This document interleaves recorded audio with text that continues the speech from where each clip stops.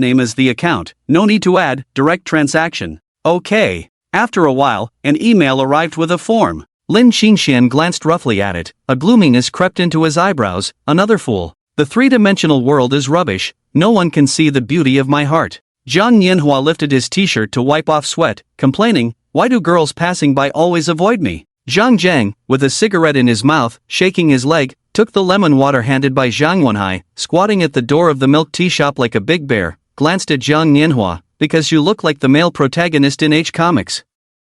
Zhang Nianhua, holding a cup of lemon water, rarely having free time, he decided to go to the internet cafe for a team-building activity. What do you think Li Chen is doing today, crying in bed? Hard to imagine, but it seems quite possible. Zhang Wenhai grinned, I had more contact with him when we were kids, so I really can't guess his emotional reactions. Check the location and that's it. Zhang Nianhua used his phone to pull up the program he had written himself. The three of them leaned in to look at the location. Oh, it's less than a kilometer away, just near Yintai. Damn, why is he walking around the perimeter of Yintai in circles? It looks like there are several circles in the path. What is this guy up to? Should we go snipe him? Let's go, let's go. Kagogo, Li Chen wouldn't go shopping alone, he must have gone to suck up to her again. Zhang Jiang was very interested. But the location is on the road. Phone locations are not very accurate to begin with. At this moment, a ride-hailing car stopped by the roadside. The door opened, and a pair of beautiful legs like sheep fat peeked out from the car, stepping on a pair of sandals, revealing delicate toes.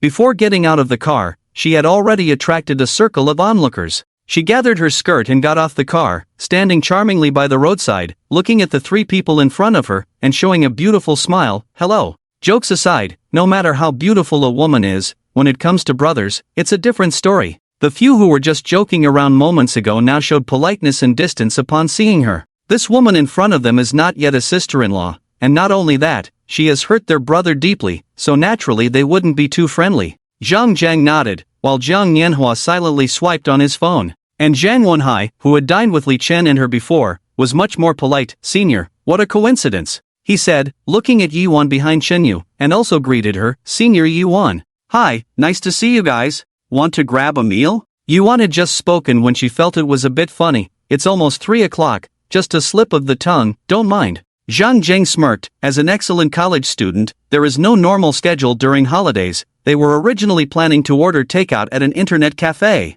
We are really going to eat. Zhang Wenhai smiled awkwardly. Let's leave it at that, we'll go first. Are you going to eat at Intai? Chen Yu asked. Zhang Wenhai was a bit puzzled. Wasn't she supposed to meet Li Chen? That would be so much fun. The three buddies all had the same idea and their eyes lit up. Ah, yes. Zhang Zheng, changing his previous distance, quickly took over the conversation. Are you two seniors also going to Intai? Then let's go together. Chen Yu said casually. Where's Li Chen? Didn't he come with you guys? No. Don't know where he went. Heard he went home. He was crying and video chatting with us yesterday. Don't know what happened. Sigh. This made Chen Yu feel guilty. She couldn't help but think of Li Chen's coldness towards her last night, and his lonely figure walking on the street, making her heart ache inexpressibly. Zhang Zheng smirked. As a fan of pure love anime, he understood this kind of plot very well. Regret it, go chase after the husband at the crematorium, hee hee. Can't forgive within 3 episodes, senior, you go have a stomachache. Ha ha ha ha ha ha ha ha ha ha ha ha ha ha ha. The three urgently formed a group, united in will. Adding fuel to the fire, they teased and teased Chen Yu until she treated them to a meal before turning on the air conditioning. They could enjoy a meal and help Li Chen indirectly, so the mood of the group was very good. Oldly, no need to thank us. On the other side, the business car had been circling around Intai City for several rounds. The young lady's discomfort was finally relieved, and the car stopped by the roadside. The head of the bodyguard team, dressed in a black suit on a hot day, got out of the car first and opened the door. Zhang Zheng stood on the wind curtain and fanned his collar. These rich people, really good at pretending. Before he finished speaking, 2 ladies got out of the car first. Auntie. Zhang Nianhua rolled his eyes. You want to take a shortcut? Zhang Wenhai carefully examined and patted Zhang Nianhua's head. Stop talking nonsense. Are you crazy? Zhang Nianhua rubbed his sore head. That's Li Chen's real mom. Idiot. Zhang Nianhua. Ha? Morningson, who was folding the umbrella, was stunned and blurted out subconsciously, with surprise, really? Which one? The one with the scarf. Li's mother also noticed Zhang Wenhai, said something to Jiang Luan, and walked straight towards the group. Godmother. Zhang Wenhai scratched his head and greeted her. You little rascal, why don't you come home to play? Li's mother affectionately patted Zhang Wenhai's shoulder. When you're free, come home for a meal. You look thinner. No, Zhang Wenhai waved his hands repeatedly. Auntie, I'm not thin. I eat big fish and meat every day. I'll come to see you in a few days. You. Li's mother looked at the other people. These are all Li Chen's classmates, right? Hello, I'm Li Chen's mother. Several aunties made Li's mother smile. Hey, come home to play when you're free. You're welcome anytime. Li's mother and Morningson exchanged a glance and were amazed by the beautiful daughter. At the same time, they felt somewhat familiar. Right, she's the girl from the movie, which means. Sensing her shy and slightly pleasing expression, Li's mother's mouth involuntarily curved up. Good son. Bullshit. Didn't he say she didn't want to talk anymore, and now this girl is like this? Is this reasonable? Is this reasonable? Is this reasonable? In the car behind her, her son is still flirting with GMO. Li's mother was speechless. There was no way to explain this. Morningson observed Li's mother's changing expressions, and it was hard not to misunderstand. She suddenly felt nervous and said, Auntie, I have some misunderstandings with Li Chen. Can I come to your house to explain to him? Indeed. Li's mother, confirmed, felt embarrassed enough to wear out the soles of her shoes and vaguely said, At this moment, a girl holding a gardenia flower, who had been crying bitterly and listening to Nettie's Cloud until dawn last night, and dreaming of calling Morningson, was led down from the car by Mr. Li. Except for Morningson, whose view was blocked by Li's mother, the others all saw. Although, in reality, GMO refused to let go and was sitting inside, which led to this situation. But in the eyes of the audience, holding hands, a handsome man and a beautiful woman, the girl stubbornly refused to let go, and Mr.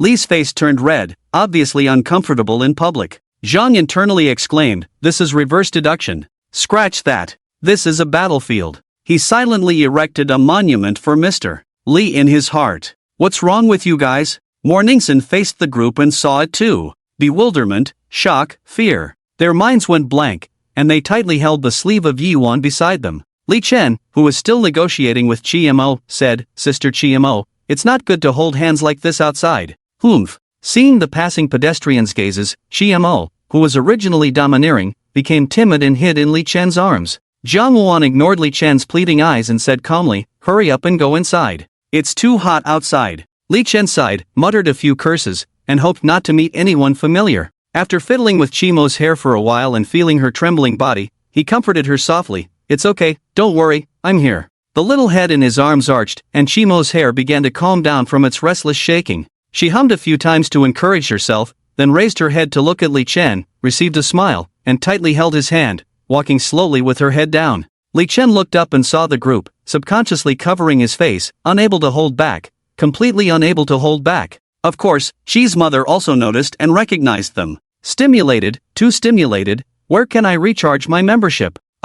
Wait, my daughter is in crisis. How can I be so excited? She had lived for so many years and had never encountered such a dramatic situation. But unexpectedly, Shen Yu approached them with a smile. Li Chen, what a coincidence, she greeted, waving her hand and standing in front of Li Chen, gently tucking her hair behind her ear. This is my friend. Chi Mo, upon hearing the familiar voice, looked up at Shen Yu in confusion. Suddenly, she understood. This was the enemy. Her mind raced, unsure of what to do. Shen Yu chuckled, your mother explained everything to me just now. This time, I won't make any wild guesses about you. She looked at Chi Mo with a flawless smile. What's your name, little sister? For some reason, Chi Mo's initial panic disappeared, her expression changing to one of determination. Jiang Luan noticed her daughter seemed to be glowing. With a touch of her father's domineering spirit, Chi Mo handed her mother her phone.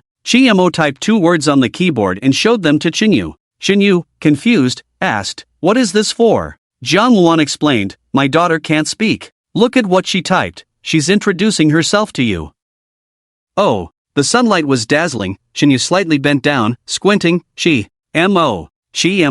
A memory was triggered in her mind, and she finally recognized Jiang Luan, exclaiming, you are Aunt Jiang? And this is the little sister Mo from back then. Long time no see, little fish. You've grown more beautiful, Jiang Luan said, pointing at Li Chen. You may not know, but the boy who saved you back then is now Li Chen. Shen Yu stood still, the youthful boy in front of her merging with the young man before her, explaining her initial attraction to Li Chen.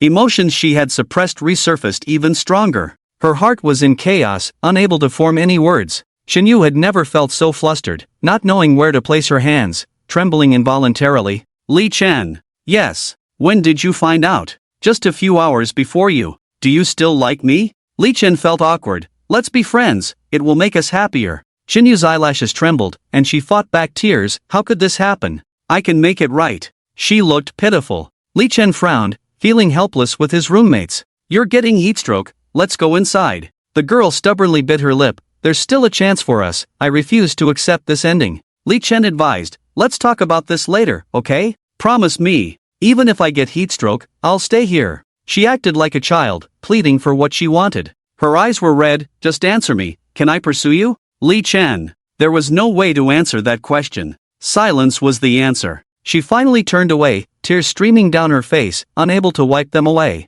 The tears fell to the ground, leaving a mark that was quickly absorbed by the tiles. Wan, take me home. After saying goodbye to the 3 troublemakers and her mother, she left in a hurry. Li Chen knew they must have exaggerated things. The crowd dispersed. The incident of social death for the parties involved is just a lively event for bystanders. Walking into the mall, 2 mothers formed one team, while Li Chen and Chi Mo formed another team. Li's mother was in a good mood. Normally, the 2 men at home didn't like shopping, and they felt a bit less interesting to go shopping with Li Kiki and her mother. But today, there was a feeling of shopping with a mother-in-law and daughter-in-law, which was very fresh. Jiang Luan recalled the time when she first got together with Chi Wanli. At that time, Chi Wanli was still a small boss, and the young couple were really busy. Later, when she was pregnant, her husband didn't want her to work too hard, so he always sent her home first. When she didn't feel like cooking alone, she would come to places like this to eat noodles or a bowl of rice. The most common complaint was about how bosses of the same age didn't treat people well.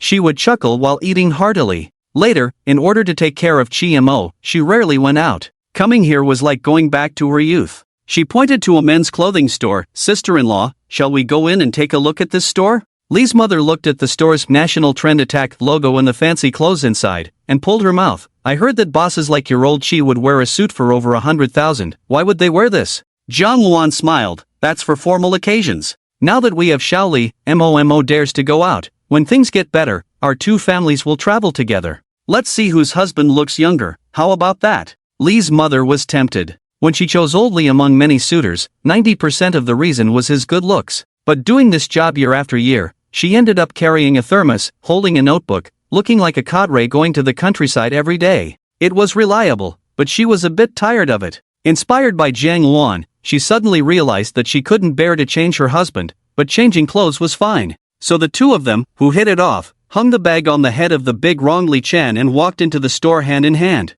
On the other side, Li Chen sat with Mo on a bench for a break. Mo was obviously uncomfortable, hanging her head and looking listless. When someone passed by or heard conversations nearby, she would shiver all over.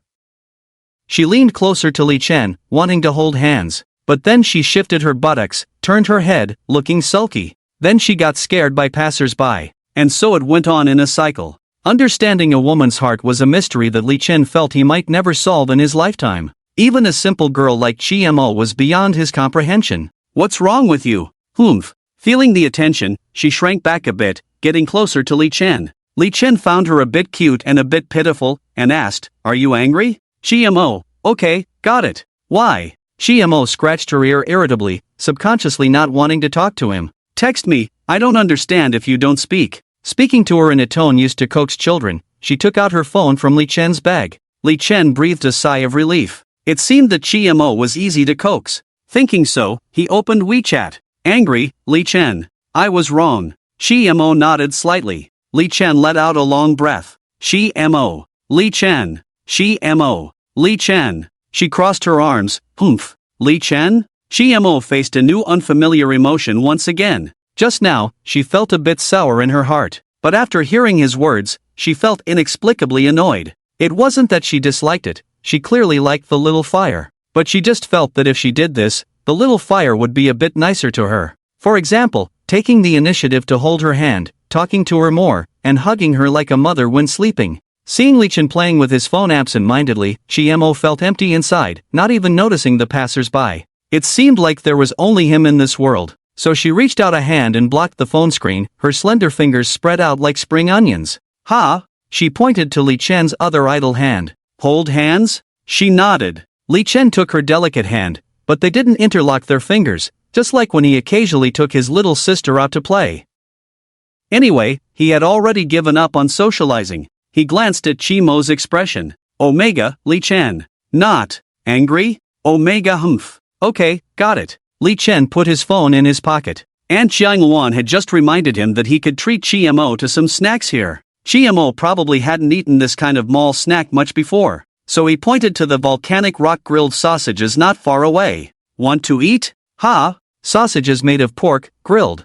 Mo felt quite happy sitting here, because that person with the fluffy white hat looked terrifying when smiling. She didn't really want to go, but seeing Li Chen subconsciously swallow his saliva, she nodded. With permission granted, Li Chen held Mo's hand and walked towards the kindly uncle. Mo still kept her head down, walking slowly, hiding behind Li Chen. One hand holding his, the other grabbing his waist. Until they received 2 grilled sausages and sat back down, she gently patted her chest, taking a deep breath. Li Chen handed her one, then chewed on his vigorously. Mo imitated Li Chen, taking a bite. But clearly, her technique was not skilled enough, and she got burned, dropping the sausage on the ground. She had taken such a big risk to buy it, her beloved treasure that she hadn't even tasted yet. Tears welled up in her eyes. If she cried, it wouldn't be good. He quickly said, "Don't cry, I'll buy you another one."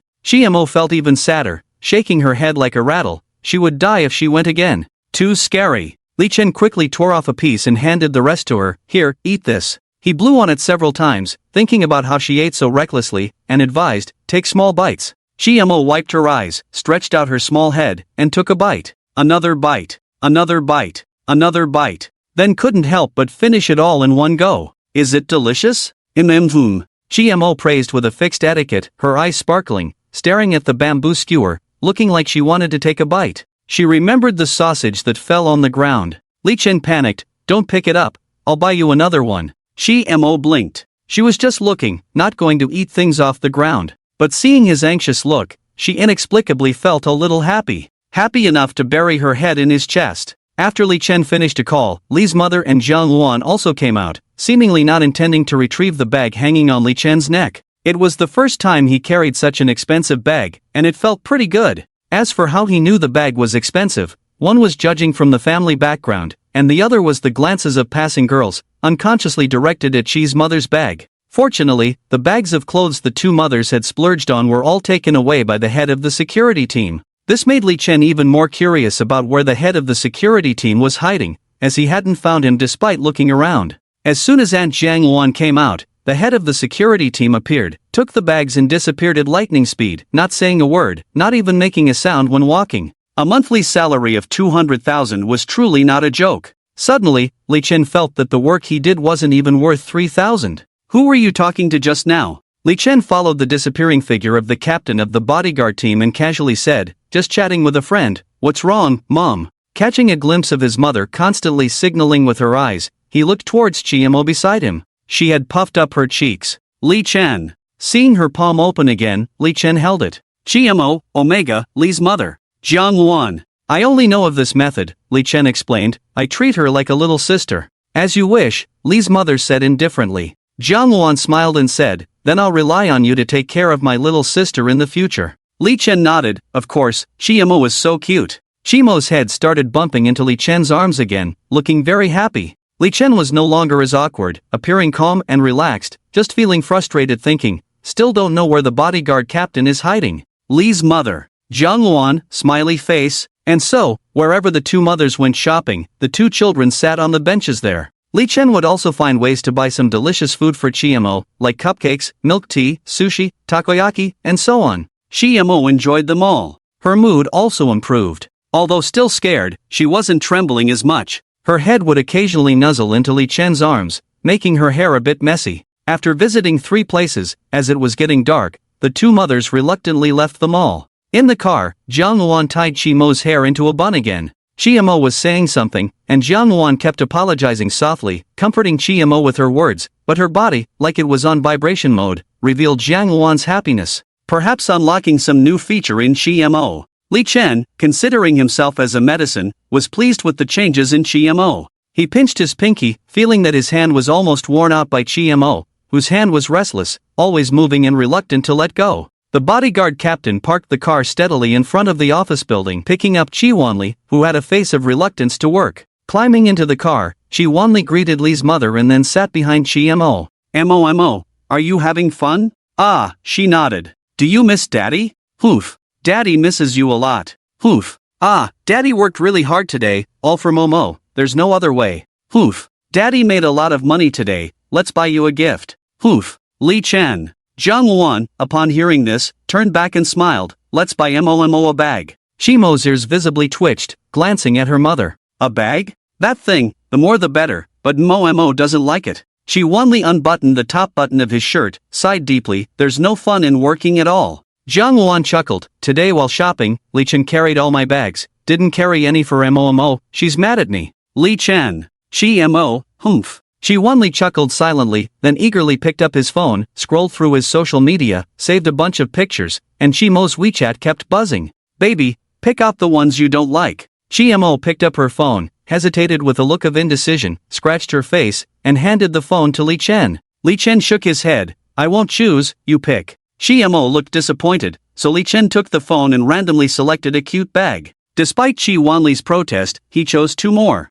Chi Wanli was very dissatisfied. Too cheap, they don't even add up to 100,000, choose again. The others don't match Chimo's style. Chi Wanli shrugged and said, don't try to save money for me. If you buy too cheaply, they will look down on my daughter. With your heartless attitude, who would look down on your family? Li Chen silently criticized in his heart, pretending not to hear. Jiang Luan clapped her hands and said, right, let's go to the store tomorrow to buy school supplies for Momo. She will start school soon. Li Chen looked a bit embarrassed and said, Auntie, I wanted to talk about something. Don't be so polite, just speak your mind in the future. Can you not let Chiemo go to school with me for a while, wait for some time? Of course, I'm not unwilling, it's just my personal issue. Jiang Luan nodded, sure, handle your own matters first. But try to spend more time with Momo when you're free. I'll try. Jiang Luan didn't say anything more after hearing that. Chi Wanli looked up at the road and saw the car heading straight to the hotel, reminding, hey, aren't we picking up Laoli? Li's mother explained, he had to work overtime, couldn't make it. Chi Wanli finally realized, it's to maintain organizational discipline, my oversight. Next time, come to my house for a meal. Li's mother sighed, didn't make any more excuses, I shouldn't have come in the first place, but Lali asked me not to mind, to accompany for a meal. Jiang Luan felt guilty, sister-in-law, sorry for the trouble. You helped us so much, and now you have to take care of our feelings. Oh, don't say that. It's my son who can help, it's his blessing. Momo is so well behaved, how can that be considered trouble? Hey, is this what you're talking about? The skill of shifting blame is really skillful. Li Chen rolled his eyes. Entered a private restaurant. She wanly ordered a few dishes, handed the menu. Li's mother politely, Li Chen took over, casually ordered 2 dishes. When the dishes arrived, Jiang Luan tied a bib for Mo, helplessly saying, my daughter eats with great force, no matter how I teach her, it's no use.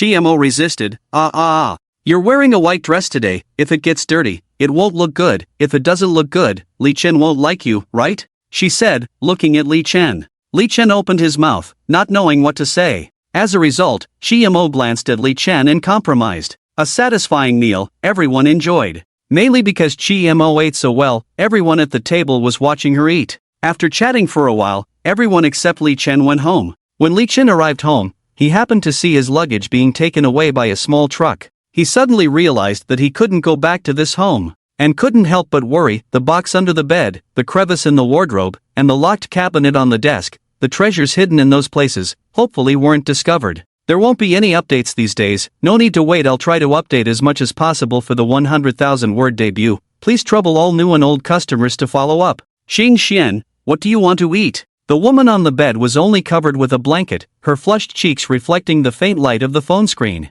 Lin Xingxian put on his pants, casually turned on the light, and said coldly, anything. Nye Qian squinted at the light. She looked a bit aggrieved, wrapped in a blanket, passed through the open bedroom door, barefoot towards the bathroom. When she walked out of the bedroom rubbing her hair, there were already 5 cigarette butts in the ashtray on the coffee table. Her eyes softened. Xingxian, what's wrong with you? Lin Xingxian frowned. I remember telling you, my affairs, you should mind less. Nye Qian sat beside him with lowered eyes. Seeing her hesitant look, Lin Xingxian sneered, how much? Nye Qian shook her head, my father's surgery costs are enough, I don't want money. Then why come here, addicted to selling? Nye Qian's body stiffened, a hint of water shimmered in her eyes, then she lowered her head again. Lin Xingxian played with the lighter in his hand, have you been lighting up too much, giving you the wrong idea? Or should I introduce you to some clients? Xingxian, why do you have to degrade me like this? I'm just trying to help my dad with his illness. If I didn't need money urgently, I wouldn't do this. So you want to climb up the ladder? Nye Qian remained silent, pinching her fingertips, tears falling. Finally, she raised her head, wiped away the tears, stood up, her voice low and hoarse, I'll leave. She stood up, walked towards the entrance, bumped her toe against the coffee table, feeling the pain, but didn't stop. Putting on high heels, she emptied her bag, put everything into a plastic bag. Here's your bag back, I'll repay the money you lent me. Silence filled the villa. Only the sound of heels hitting the marble steps echoed. Lin Xingxian sat on the rattan chair on the balcony, watching Nye Qian's limping figure leaving, his eyes deep. Come back. She turned back, a hint of surprise on her stubborn face, quickly concealed, turning cold. I've sold everything. What does young Master Lin want from me? He crossed his arms, looking down at her. Since you borrowed money from me, I will charge you interest. I will repay every penny. It's not that easy. Help me with something. After that, you can leave if you want. She turned back to the villa, gritting her teeth, standing in front of Lin Xingxian. Young Master Lin, what are your orders? Lin Xingxian tilted his head. I want you to falsely accuse someone of rape. Nye Qian's face showed uncontrollable disappointment, turned her head, tears welling up again. I won't do such a thing for you. You have such integrity, why climb into my bed for money? She wiped her tears. Yes, I have no integrity. I didn't borrow money from the bank, had to borrow from you, and climb into your bed. I'm just a cheap woman, a whore. Are you satisfied now? Lin Xingxuan's face remained dark, but a hint of something different flashed in his eyes. He licked his upper lip. If you want to be with me, you have to do this. He stood up, his voice hoarse. Do you know how money is made, and how power is gained? Agree, and you can stay. Disagree, you can leave. I won't look for you again. I won't ask for the money back. The bag was a gift for you. You can lose it if you want. Nye Qian was somewhat dazed, forgot to wipe her tears, her eyes red, staring straight at Lin Xingxian. He unexpectedly saw a hint of pity in Nye Qian's eyes, heard her murmur unconsciously, Xingxian, it's so tiring to live like this. Lin Xingxian couldn't help but chuckle, took out a cigarette from the pack and lit it. In this house, if you're not like me, you can only kneel for a lifetime. Leave, this place is not suitable for you. What if I'm willing? Nie Qian choked up, but her tone was firm. Lin Qingxuan's pupils darkened, frowned. Do you understand what I'm saying? I'm willing to be with you, even if I have to kneel with you in the end, I'm willing. Poof. Lin Qingxian coldly snorted, but the hand holding the cigarette finally trembled uncontrollably. Once it starts, there's no end. If you regret it, you won't be able to escape. I won't regret it. I won't marry you, I will choose a trophy wife who can help my career, at most, you'll be a mistress. Nie Qian lowered her head, whispered, can we have our own child? Lin Qingxian extinguished the cigarette but crossed his arms. Are you out of your mind? Yes, I am. I like you. So what? Lin Qingxian stood up, picked up the car keys. You have one night to think about it, leave if you regret. He left as if fleeing. Nie Qian stood on the balcony, watching Lin Qingxuan's black sports car speed away. A mocking smile appeared on her lips. She sent a message to someone, false accusation of rape. Xinyu, look at what you've done. Chen's mother angrily threw down her phone. Look at yourself, you've been recorded by someone, what's so good about that man? Xinyu felt guilty, lowered his head and quietly ate without retorting. Thinking back, it was indeed embarrassing. Chen Kong furrowed his brows, not understanding why his wife had just served food to their daughter and now had this expression. What's the rush? Did she commit murder or arson? See for yourself. Chen Kong took the phone away and played the video, watched for a while and then turned it off. The child has grown up, it's her own business, let's not interfere. Oh, I can't control her, who do you think I am doing this for? It's too embarrassing. What if this gets out? Chen Kong took a bite of food. This is an invasion of privacy, I will contact someone to delete it. Xinyu breathed a sigh of relief. Thank you, Dad. Chen's mother snorted coldly and sat back down. Oh, I'm the only bad person here. Mom, do you know who he is? Xinyu asked cautiously. Even if he's the emperor, it's none of my business, I can't control your affairs. Chen Kong raised an eyebrow. Don't be sarcastic, speak properly. Oh, you're in a hurry, it's all because of you. I've been saying we should intervene, I can tell that boy is not a good person, but you don't listen. Xinyu blushed. Mom knows too? I've known for a long time, he already has a girlfriend now, why are you so eager? Shen's mother was furious. You can't live without him? Xinyu could only lower his head. He's the one who saved your daughter over 10 years ago. Chen's mother's eyes twitched. Really? Chen Kong nodded. Yes. Then you should thank him properly. Is this appropriate? Even if he saved 100 lives, it doesn't mean he can have you. Shen's mother took a sip of water to calm down. Mom, that's not his girlfriend, there's a reason for it. What reason? Is she his sister? I've never seen his sister sticking so close to her brother. Chen Kong frowned. She's from the Qi family, her daughter's illness, you know about it. Shen's mother thought for a moment, the one who was almost killed and couldn't speak later. Yes, she has a relapse every year. Maybe this year she had no choice but to find Li Chen. Xinyu put down his chopsticks. Dad, if you knew earlier, why didn't you tell me? Well, you're mad at me. He quickly finished the last bit of rice, drank the water in the cup, hurriedly picked up his coat from the back of the chair. I'm going to the police station, keep the door for me tonight. Dad, don't leave. Xinyu grabbed his clothes. I really have something to do. I made an appointment. Ask your mom if you don't believe me. You must know Li Chan's father. Yes, he invited me today. Oh, can I come with you? It's for work. Is it appropriate for you to come? Chen Kong sighed. We'll meet privately next time, and I'll take you then. Then you should go quickly. Facing Chen's mother's murderous gaze, Xinyu quickly cleared the table. Bodyguards were coming in and out carrying luggage. Li Chen couldn't understand what his own mother was thinking. She even had the furniture in his room packed up and taken away by the Qi family. He could only watch in silence as each item was moved into the room next to Qi Mo's. It couldn't even be called the next room, as the two rooms had already been connected. He went downstairs. Auntie, didn't my bed come over? Jiang Luan was applying face cream to Qi Mo, who had just finished bathing, and turned back. Yes, aren't you going home? A new bed has been ordered from abroad. It will take a few more days to arrive. Li Chen rubbed his forehead. How much do you want me to sleep in the same bed as your daughter? The maid who was cleaning the room came down the stairs. Jiang Luan greeted her. Aunt Wu, is everything packed up? Aunt Wu nodded. Yes.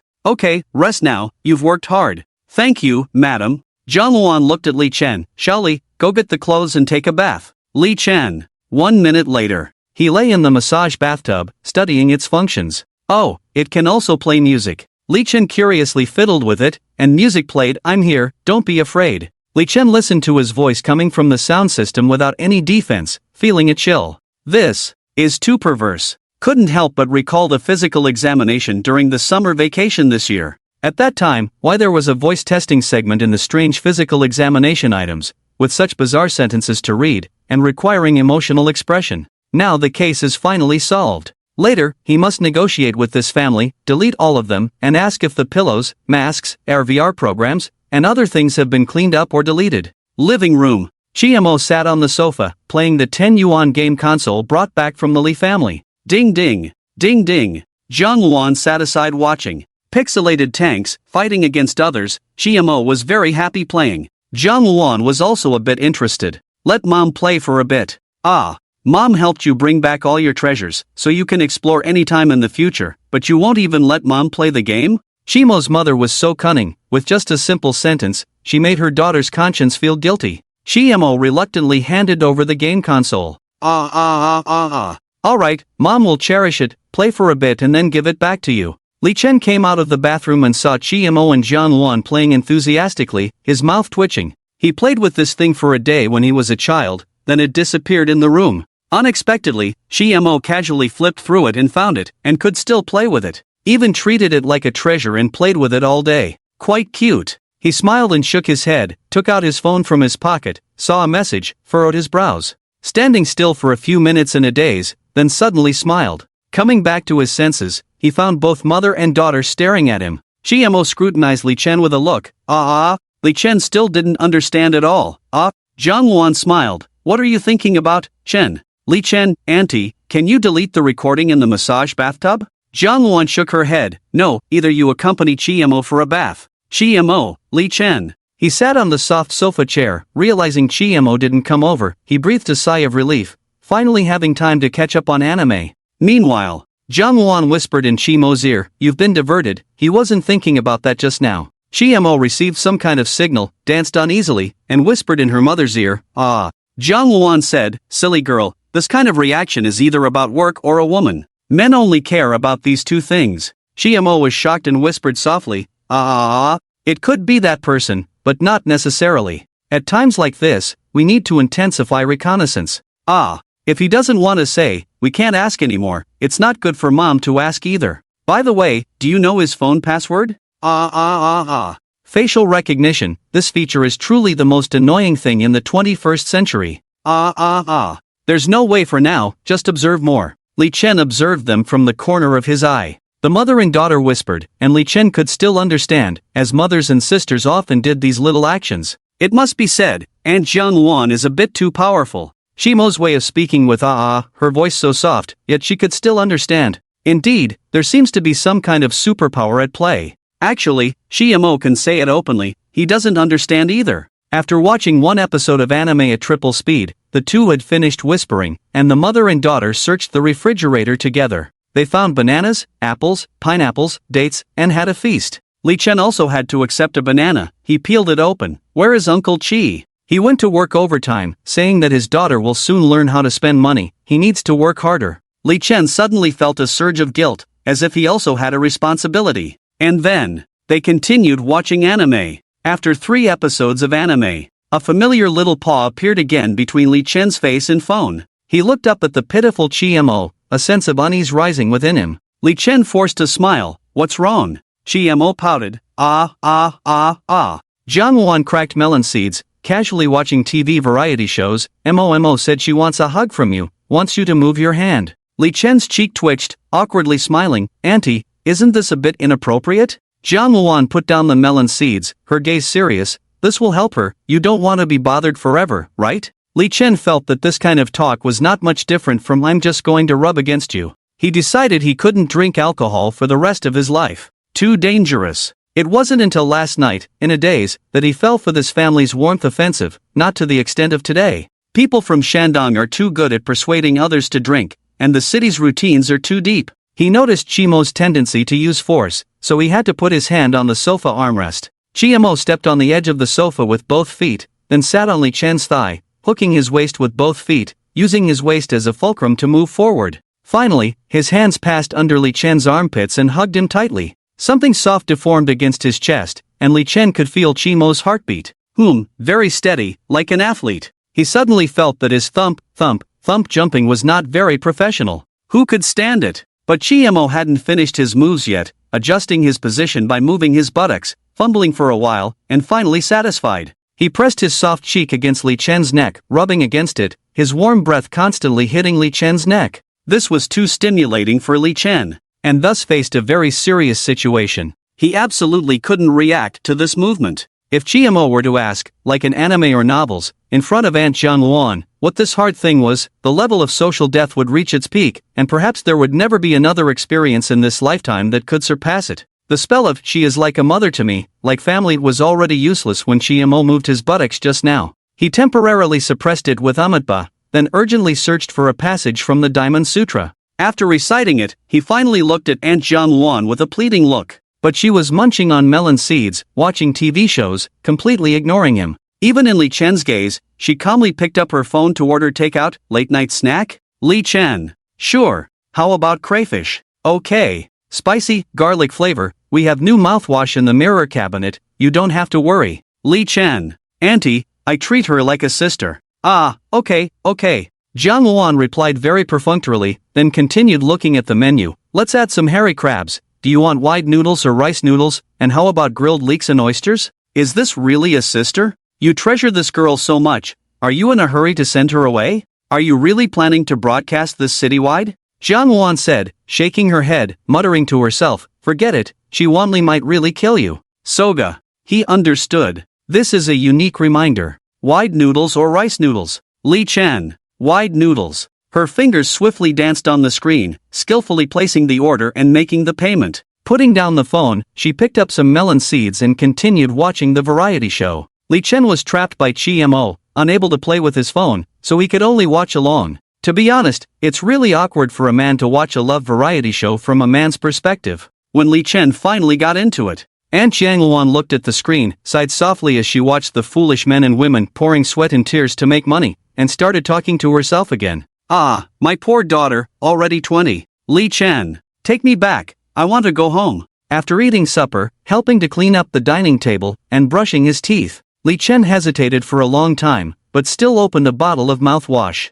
Walking out of the bathroom, there was no one on the first floor, the villa area was very quiet, you could even hear the sound of the security captain's phone at the door, probably enjoying the art of dance. Li Chen walked out of the gate, the security captain glanced at him, took the cigarette but from his mouth, flicked off the ash, and said coldly, when I was young, I captured more than a dozen Asans at the border, 7th Dan in Aikido, 3rd Dan in Judo, 9th Dan in Sanda. What are you talking about? Let's see you run for 2 minutes first. Li Chen's cheek twitched, I didn't plan to run, I just wanted to ask if there are any blankets downstairs, I'll sleep on the sofa before the bed arrives. Then you might as well try running, the women in this house are more difficult than me. He sighed softly, looked at Li Chen with resentment, took out his phone and opened a certain app, sliding the screen with one hand while watching the dancing girl on the phone. Now I have an additional KPI assessment, I have to read at least 10,000 words of a certain app article for 2 hours a day, and I have to learn how the butler in it speaks. A resolute middle-aged man, looking humiliated, our young lady hasn't been this happy for a long time, you are the first man she brought home, please, sir, don't leave the young lady.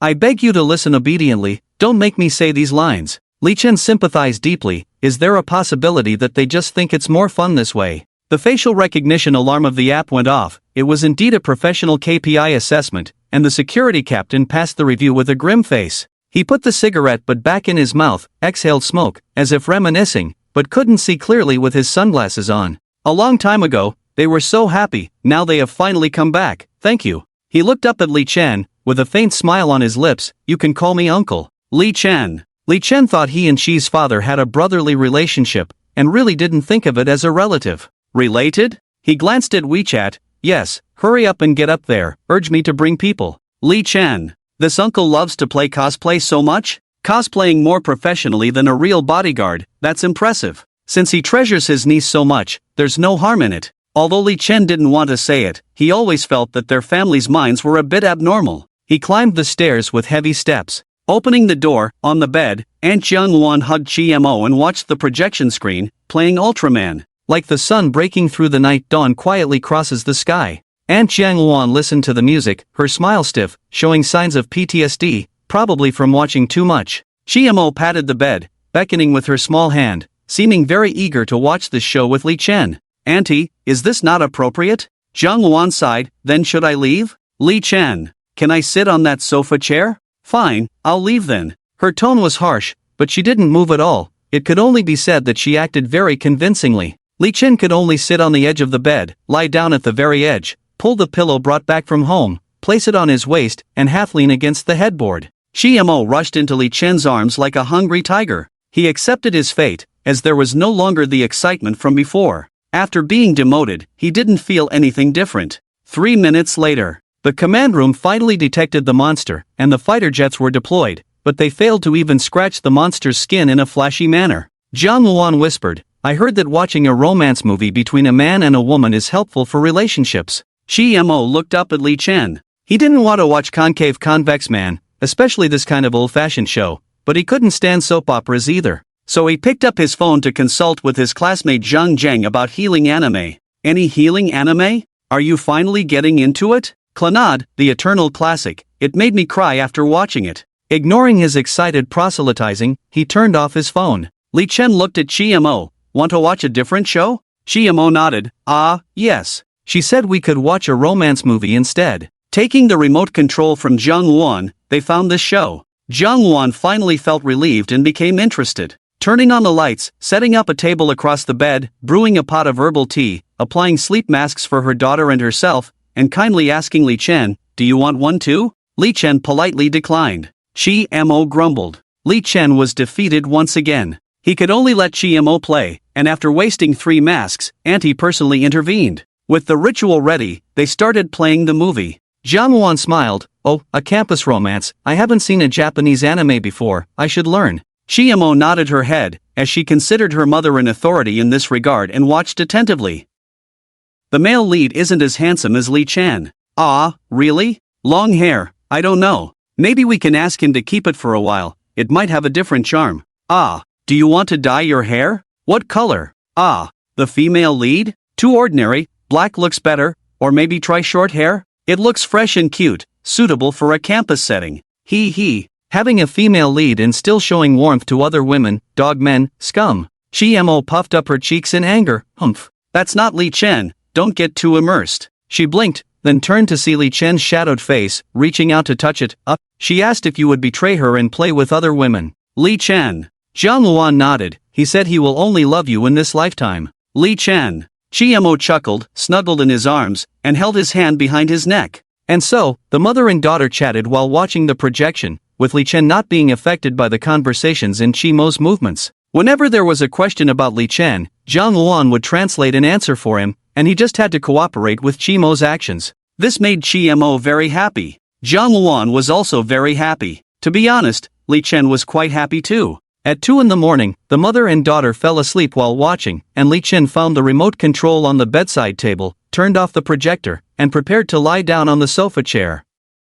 But the two of them were tossing and turning in bed, their sleeping positions exaggerated, and Li Chen was afraid Shimo would fall off. He leaned against the edge of the bed as a guardrail. Finally, just as Li Chen was about to get off the bed due to Shimo's increasingly unruly sleeping posture, Shi's father gently opened the door. He quietly picked up Jiang Luan, gave Li Chen an apologetic look, and said, "Rest well." He hugged Jiang Luan and closed the door. Jiang Luan was awakened by the light in the corridor and saw Qi Wanli. She affectionately hugged his neck and kissed him. "Thank you, are you hungry?" After having supper, although Qi Wanli was tired, he looked very happy as he hugged his wife and walked towards their bedroom. "It was the right choice," he said. "Yes, Momo seems particularly happy today," his wife replied. Qi Wanli nodded and asked, "Did Shaoli say anything?" Jiang Luan yawned and leaned against her husband's chest. "He told me that he wants to postpone taking Chimo to school. That school is about to be dealt with, so it wouldn't make much sense to go now. They are moving so fast? It's not as optimistic as it seems, quite troublesome. I hope Shaoli will be okay. He'll be fine, you go to sleep." Qi Wanli covered her with a blanket, unbuttoned his shirt. "I'll go take a shower first." Shimo's range of activities increased, while the level of danger decreased. Li Chen quietly made his way to the sofa chair, gently lay down, and started to feel that his job was worth the 3,000 a month. Even though the commotion caused by her father taking her mother away was so loud, Shimo, who could sleep through anything, suddenly opened her eyes at this moment, turned on her phone, and looked for him in bed. Not finding him, she became anxious, sat up, and started searching the entire room. Finally spotting Li Chen on the sofa chair, her anxiety eased, and she asked softly, "Ah?" Li Chen could only reply, "I'm fine." Chiemo nodded, lay down, patted the spot next to her, and yawned. Ah. Li Chen climbed back into bed, not daring to disobey the young lady's command. He finally understood why the chief bodyguard and uncle who could handle both the hall and the kitchen found her difficult. He needed to discuss a raise with Uncle Chi. She was indeed difficult.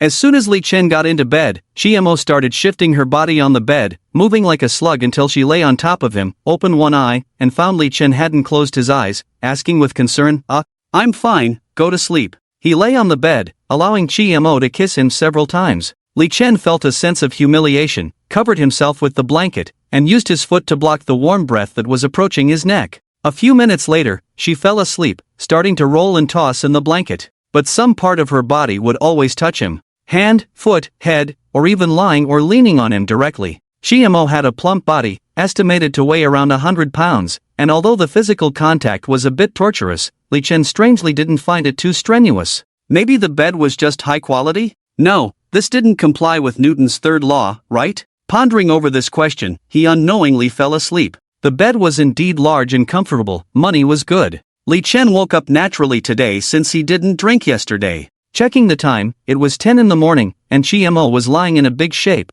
half of her body on Li Chen's thigh, deeply asleep. Li Chen sighed and for the nth time, helped her pull down the lifted nightgown, adjusted her feet, and covered her with a blanket. Wiping the drool off half of her face, he sighed again, another not-so-refreshing morning. He decided to freshen up first. But as soon as he stepped one foot off the bed, Chiemo opened one eye, grabbed him, and when he returned, she fell back asleep, not allowing any movement no matter how light. And she clearly wasn't awake. This might be one of Chiemo's superpowers, probably not allowing her pet to leave her territory. At 11:30, Li Chen sighed with his eyes open. Chiemo lay on top of him, scratching her belly without any grace. As if not satisfied, she started scratching Li Chen's waist. It was itchy, but there was nothing he could do but endure. She suddenly leaned over and farted. A few seconds later, Li Chen covered his nose. In just 2 days, he had learned many truths, and now he learned a new one: fairy farts are also smelly. Chiemo was awakened by her own fart, finally opening her eyes together. She covered her mouth and nose, looking confused as if she hadn't woken up. Ha! Li Chen shook his head. It wasn't me. She shyly scratched her head, pointing at herself. Ha? She lay on Li Chen's chest, humming and arching. Zhang Luan at the door saw the whole thing and couldn't stop laughing. After letting her daughter act coquettishly for a while, she came over to help her put on underwear and change clothes. Li Chen sat with his back turned, sighing. Didn't sleep well? Zhang Luan asked with concern. Li Chen bluntly replied, I slept well. Although Chiemo's sleeping posture is a bit bad, I didn't feel too tired. Zhang Luan said proudly, my daughter has a sleep bonus. Old Chi comes back from overtime and sleeps with her. She can sleep for 3 hours and then go to work. Li Chen. No wonder she wears a mask. Thanks to the small gifts from Gugf 1. Future gift thanks will be in this chapter to avoid affecting the reading experience.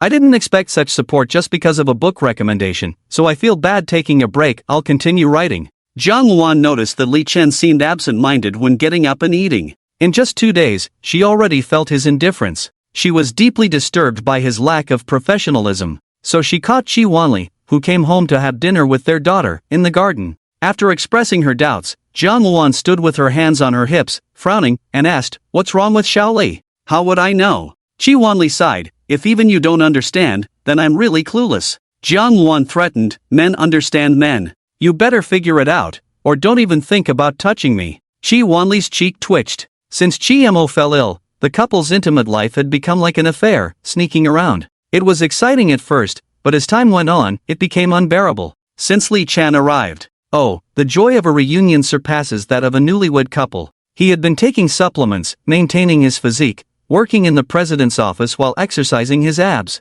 Just the second day and he's not allowed to touch her? Is this something a human would do? The implication from his wife's words seemed to suggest that Li Chen wasn't fully dedicated to their precious daughter. How adorable. Can you still be distracted, or are you even human? Her slight fondness for Li Chen was greatly reduced. He pushed his wife on the swing, seriously considering this issue. After thinking for a while, he decided to sacrifice his daughter for his own happiness. What if I let him touch her? Zhang Luan was speechless. Almost having a heart attack from anger, she said, Are you an idiot? This is not about touching or not touching, you big fool. He simply doesn't love Momo. He treats her like a sister. If he had any intentions, we would have noticed it when he closed the door at night and kissed her. Although Momo was very close to Li Chen, if he were to touch her first, she would still be shy and reserved. Today was so normal, she was sticking to him, but there was no progress at all. How is that possible? Shi Wanli was shocked. My daughter is loved by everyone. He choked up, realizing something, and suddenly put on a mask of pain.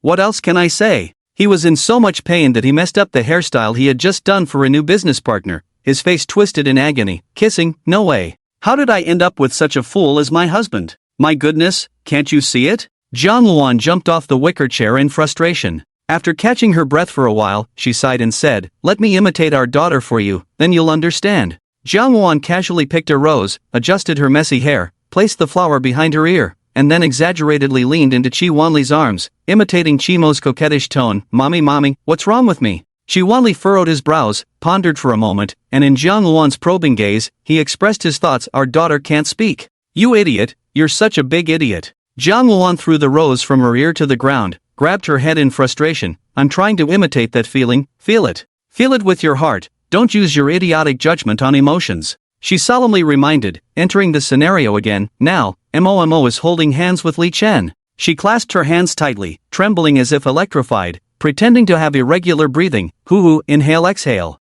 Holding her chest, she spoke in a strained tone. "Mom, my heart feels so uncomfortable, am I sick?" After the imitation, she returned to her usual tone. "You know?" Qi Wanli looked dazed, then after a long while, his mouth twitched, and he rubbed his face vigorously. "My daughter is in love already? No way, you teach her, she can't be like this, she can't get married, she has to be my daughter forever." He raised a finger, emphasizing seriously, "Momo can only be close to daddy." Jiang Luan, idiot. Even the bodyguard captain smoking in the corner couldn't bear it. Qi Wanli is really sick. Why did I become sworn brothers with him in the first place and introduce my sister to him? Damn. Jiang Luan pressed her temples, feeling helpless towards Qi Wanli. She emphasized, "Have you forgotten what the psychologist said? Our daughter is destined to marry Li Chen in this lifetime. And Li Chen is such a good kid, he's so handsome like a celestial being, he's pursuing her actively, not even saying a word. This kind of person is definitely loyal, and he's full of justice, strong in abilities. You said it yourself last night, in business, he's at least on par with you, and in politics, he won't be weaker than the Morning Bureau." Qi Wanli finally came to his senses. This kid has no intention of marrying my daughter? You finally understand, it's not easy. Jiang Luan sat back on the swing, gesturing for Qi Wanli to get to work quickly. The swing gently swayed, and Jiang Luan sighed. Now it's confirmed how important Li Chen is, more than we imagined. The key is, he not only talks the talk, but he truly treats Momo as a sister. Just like last night, no reaction at all. I thought Momo would ask me about something hard, but alas, what happened last night? Qi Wanli was very nervous. "It's nothing. It's not important anymore." She waved her hand. Originally, when Qi Mo got close to him, he would blush or something, but unexpectedly, he became immune so quickly. Qi Wanli rubbed his chin, a cold light flashing in his eyes. He got tired of it so quickly? Jiang Luan was too lazy to argue. He treats her like a sister. No matter how Qi Mo acts, he just smiles and tolerates it. There's no love at all. Getting tired of it is something that happens in a romantic relationship, but in Li Chen's eyes, it's more like family love. There might be conflicts with a sister, but how could he get tired of a real sister? In Qi Wanli's view, if his daughter touches Li Chen, it's a big win for the brat. If Li Chen dares to touch his daughter, it's like looking for death in a pit. If his daughter likes Li Chen, it's his good fortune. If Li Chen doesn't like his daughter, it's underestimating her. As a dad, Qi Wanli's double standards towards his son-in-law are professional. Therefore, he was very angry, and finding that he couldn't get angry at Li Chen, he became even more furious. Jiang Luan sighed again. "My daughter can't have a normal relationship. She only knows how to get close to the person she likes." At first, being so intimate led Li Chen to turn his palpitations into affection, so as not to suppress his feelings, and also led to the current situation of the two children. When the girl grows up and wants to kiss, Li Chen will play dumb. Then the girl cries. What will you do? You won't say, "Oh, the girl won't have any men in the future, she can only stick with her dad." Would you really be happy then? In fact, Qi Wanli wanted to nod, but facing Jiang Luan's murderous gaze, he swallowed his saliva. Are we trying to change Li Chen's mindset now? Yes, from a man's perspective. Tell me, what kind of boys like him like? Qi Wanli crossed his arms. Objectively speaking, Momo's appearance, figure, and family background are all top-notch. Most boys would directly approach her, but the problem lies with Li Chen. He probably has issues. Jiang Luan nodded solemnly, apparently agreeing. Although it's a bit impolite, Momo is so cute, and excellent, and cute. Li Chen hasn't fallen in love at first sight. There must be a problem. He shouldn't dislike Momo completely. Last night he even covered Momo with a blanket. Jiang Luan sighed. I told you, he sees Momo as a little sister. Even when Mo farts on him, he happily lets her act coquettish. Hee, my daughter is so cute. Jiang Luan, just tell me what to do. It's okay, he has something on his mind. Once the school matters are settled, he won't be so distracted. Right now, Momo doesn't hold a high position in his heart. It's just a matter of time. Li Chen is a child with ambition. He won't focus solely on girls until he has established his career. We can only wait. As he gets used to being around Momo, and suddenly she's not there, he'll feel lonely. He can't escape from Momo's poem. Jiang Luan's eyes lit up. I see, we need a scene from a chasing wife funeral. I'm familiar with that. Alright, go to work. She waved her hand. Oh, about what you said earlier. I think we also need some space between us. Let's call a truce today. Chi Wanli. Since there's no need to go to school for now, Jiang Luan cancelled the shopping trip for the day and stayed at home to play. Someone brought a chessboard and Li Chen and Mo played chess. Li Chen was teaching Mo the rules of Gomoku. He actually quite liked playing chess, especially Go. Although he hadn't formally studied it, he was a seasoned player, hovering between the second and third ranks on an online Go platform called Wild Fox. As for Mo, it's better to just play Gomoku with her, let her win a few rounds and be happy. Jiang Luan brought a cup of tea to Li Chen and casually pinched Mo's face. Mo, just playing chess isn't very interesting, is it? The excited Mo didn't understand. She tilted her head, dissatisfied with her mother's words, and retorted, Oh, Mo, do you want to bet on something? Mo's small face showed great confusion. Huh? The loser has to agree to a condition set by the winner. It seems quite fun. Li Chen said expressionlessly, Auntie, she just made a sound. Jiang Luan chuckled, don't worry about those details. Mo had already caught on, her competitive spirit burning, looking serious. Mo, Li Chen noticed her hand reaching out again, probably to hold hands, and he nonchalantly nodded. The Diamond Sutra is truly a classic Buddhist scripture, with extraordinary effects. He had no more distractions, only a heart to help others cross. Mo was humming to herself to boost her morale. Li Chen's attention had shifted to the heavy chess pedestal, estimating that it was most likely made of good quality fir wood, meticulously maintained over time, with some imprints of chess pieces on the 19 layers, making it an antique that had witnessed many battles. The chess basket woven with rattan was made of Yunnan Yangtze, known as a national treasure, a set of equipment that no chess enthusiast could resist its charm. It's a pity, how happy it would be to be defeated. Well, Li Chen could be happy soon, or rather Mo could be happier.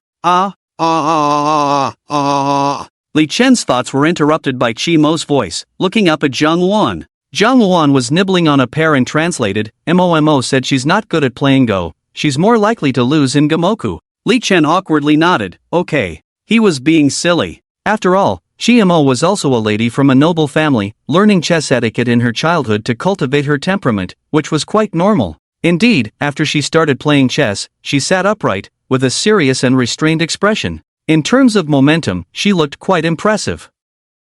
Her movements were also very graceful, her snow-white hands fluttering like butterflies, tapping on the chessboard, making a crisp sound. Auntie, does she play often? Jiang Luan shook her head. She learned when she was young, hasn't played in over 10 years. Jiang Luan gave Li Chen a meaningful look, indicating that he should let her win. Li Chen naturally understood and placed his piece on the board as well. During the opening phase, they both played some standard moves without much thought. Even professional players didn't differ much during this phase. However, Mo was familiar with old chess manuals, a bit out of touch with the AI era. Li Chen's research was not deep, his level was limited, but he could still see some clues, many of which were now obsolete or considered common moves. But this didn't mean Mo's level was low, at least her memory was outstanding. It was the first time Li Chen had seen her so serious, it would be impolite not to play well with her. In the end, in a total of 361 moves of Go, the serious Li Chen was defeated by Mo, who let him win by over 100 moves. Jiang Luan didn't quite understand. Seeing Li Chen resign, she asked, Who won? Who won? Li Chen. Mo won. Jiang Luan blinked. You let her win on purpose, didn't you? No, I did my best, but Mo started letting me win in the middle. Li Chen's mouth twitched. There was a big dragon that was already dead, and Mo wanted to make it alive. Li Chen couldn't bear to kill it. Mo intentionally pointed at it, making him even more embarrassed, knowing that even if he made it alive, he would still lose by half a point. Mo seemed to sense that Li Chen was not very skilled in the middle game, so she started letting him win. Otherwise, apart from the corners, he wouldn't be able to save any of his stones. He was not someone who couldn't accept defeat, emphasizing, Mo is really good, even without a professional level, she's at least a 5 or 6 dan player. Mo shyly touched her bun head, hee. Jiang Luan's statement didn't seem like a lie, Mo was indeed very, very smart. Even after not playing for over 10 years, she still had this level of skill, at least she had an exceptional memory. And in Go, it's not enough to just have an exceptional memory, you need to train to maintain your skills. If Li Chen didn't play for a week, his level would drop significantly. Jiang Luan clapped her hands, not caring about such matters. It was normal for her daughter to be smart, she was more interested in the bet. Mo, what are your conditions for winning? She extended a hand, flipping it like she did in the car yesterday, and winked at her mother. Li Chen picked up his tea and took a sip. Interlocking their fingers, just like yesterday, they held hands all the way. It's okay, it doesn't matter, just a small gesture, taking the money. Jiang Luan began to translate. Mo wants Li Chen to kiss you on the face. She then pointed at Mo's nose. Mo is such a little troublemaker, so greedy. Mo looked puzzled and blurted out, huh? Li Chen sprayed tea on the ground, quickly stopped, and said, Auntie, she didn't mean that. Mo's little baby reacted faster, her eyes twinkling, nodding repeatedly, raising a finger, and earnestly explaining, yes. Jiang Luan also looked serious, nodding repeatedly, seeming very fair. She said she meant that. Li Chen. Jiang Luan sighed, if you don't want to, forget it. Mo is sensible and won't make things difficult for you. Mo lowered her head, rubbing the ribbon around her waist in a dejected manner. Li Chen fell into contemplation. If there were no hallucinations, he probably just touched her face. Why did he feel like he had done something terribly wrong? Across from him, Mo slumped on the wicker chair. She seemed to have lost her soul, leaving only a cute shell. Auntie, is Mo okay? Li Chen asked nervously. Jiang Luan casually picked up the teacup, gave a reassuring look, took a sip of tea, and said calmly, let's not disturb her for now, let her feel it with her heart. Li Chen. After a long time. She involuntarily made a coquettish sound, finally regaining her senses. She covered the kissed area with her hands, feeling numbness spreading from her cheeks to her whole body, her restless legs shaking. Breathing heavily, she squinted, opened her eyes, scratched her legs, scratched her face. After a while, she finally returned to her original silly Mo. She looked up at Li Chen, waved weakly, and with great effort, said, Jiang Luan was stunned. Mo, I didn't misjudge you, you are really greedy. Li Chen was curious, what did Mo say? One more time. Ha? Jiang Luan blushed for her daughter and repeated, embarrassed, she said for you to do it again. Li Chen. Jiang Luan shook her finger and answered for Li Chen, no. It's a deal. So, Mo swiftly collected the black and white pieces into the chess basket and requested another game. At the same time, chess player Mo and referee Jiang Luan had a serious negotiation. Mo showed 5 fingers, hoping to win the next game and get 5 kisses. However, referee Jiang Luan, upholding the principles of fairness, unity, and love, used the fable of the snake that swallowed an elephant to educate the stubborn Mo. She also comforted her with the idea that winning a few more games would be the same. Jiang Luan was starting to get a little scared. She decided not to introduce any new playstyles to Mo for the time being. If she went too far, Li Chen might end up disliking being around her, which would not be worth it. Of course, they continued playing chess. So, in the afternoon, the left cheek, right cheek, and forehead were kissed twice. Simply touching her face, Li Chen no longer had any psychological barriers. The power of habit was truly terrifying. In Li Chen's understanding, Mo's sleeping habits were so poor that she might even kiss him while asleep. Well, that didn't really count as anything. Oh well, the day was over, and they probably wouldn't see each other for a long time. When they met again, there would definitely be a new bed. It was getting dark, time for dinner, and she still wanted to play. Aunt Jiang Luan secretly said something to her, and Mo reluctantly went to eat. Li Chen felt relieved.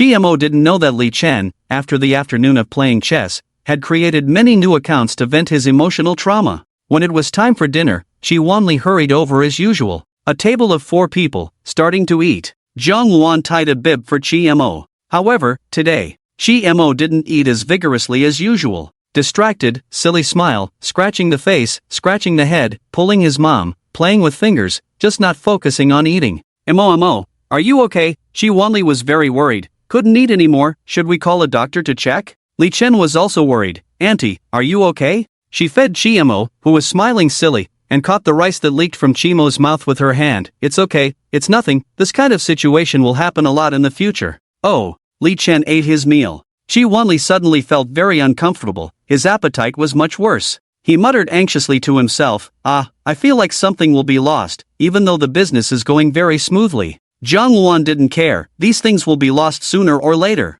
Chi Wanli. What do you mean? Zhang Luan, it's nothing. After eating, it was the enjoyable bathing session. Li Chen lay sadly in the bathtub, thinking he could give up his hobby of playing Go. He deliberately soaked for a while longer, washing away today's fatigue and humiliation, and walked out of the bathroom feeling refreshed. Are you going back to school tomorrow? Zhang Luan handed him a glass of chilled fruit juice. Li Chen nodded, yes. Mo held up his cup, looking at his mom. Mo can't go with you. Li Chen smiled and clinked glasses with her. Cheers. However, Mo didn't feel as low as expected. After clinking glasses, she still drank the juice very boldly. Then she looked at Li Chen eagerly. Li Chen had to finish his drink in one go.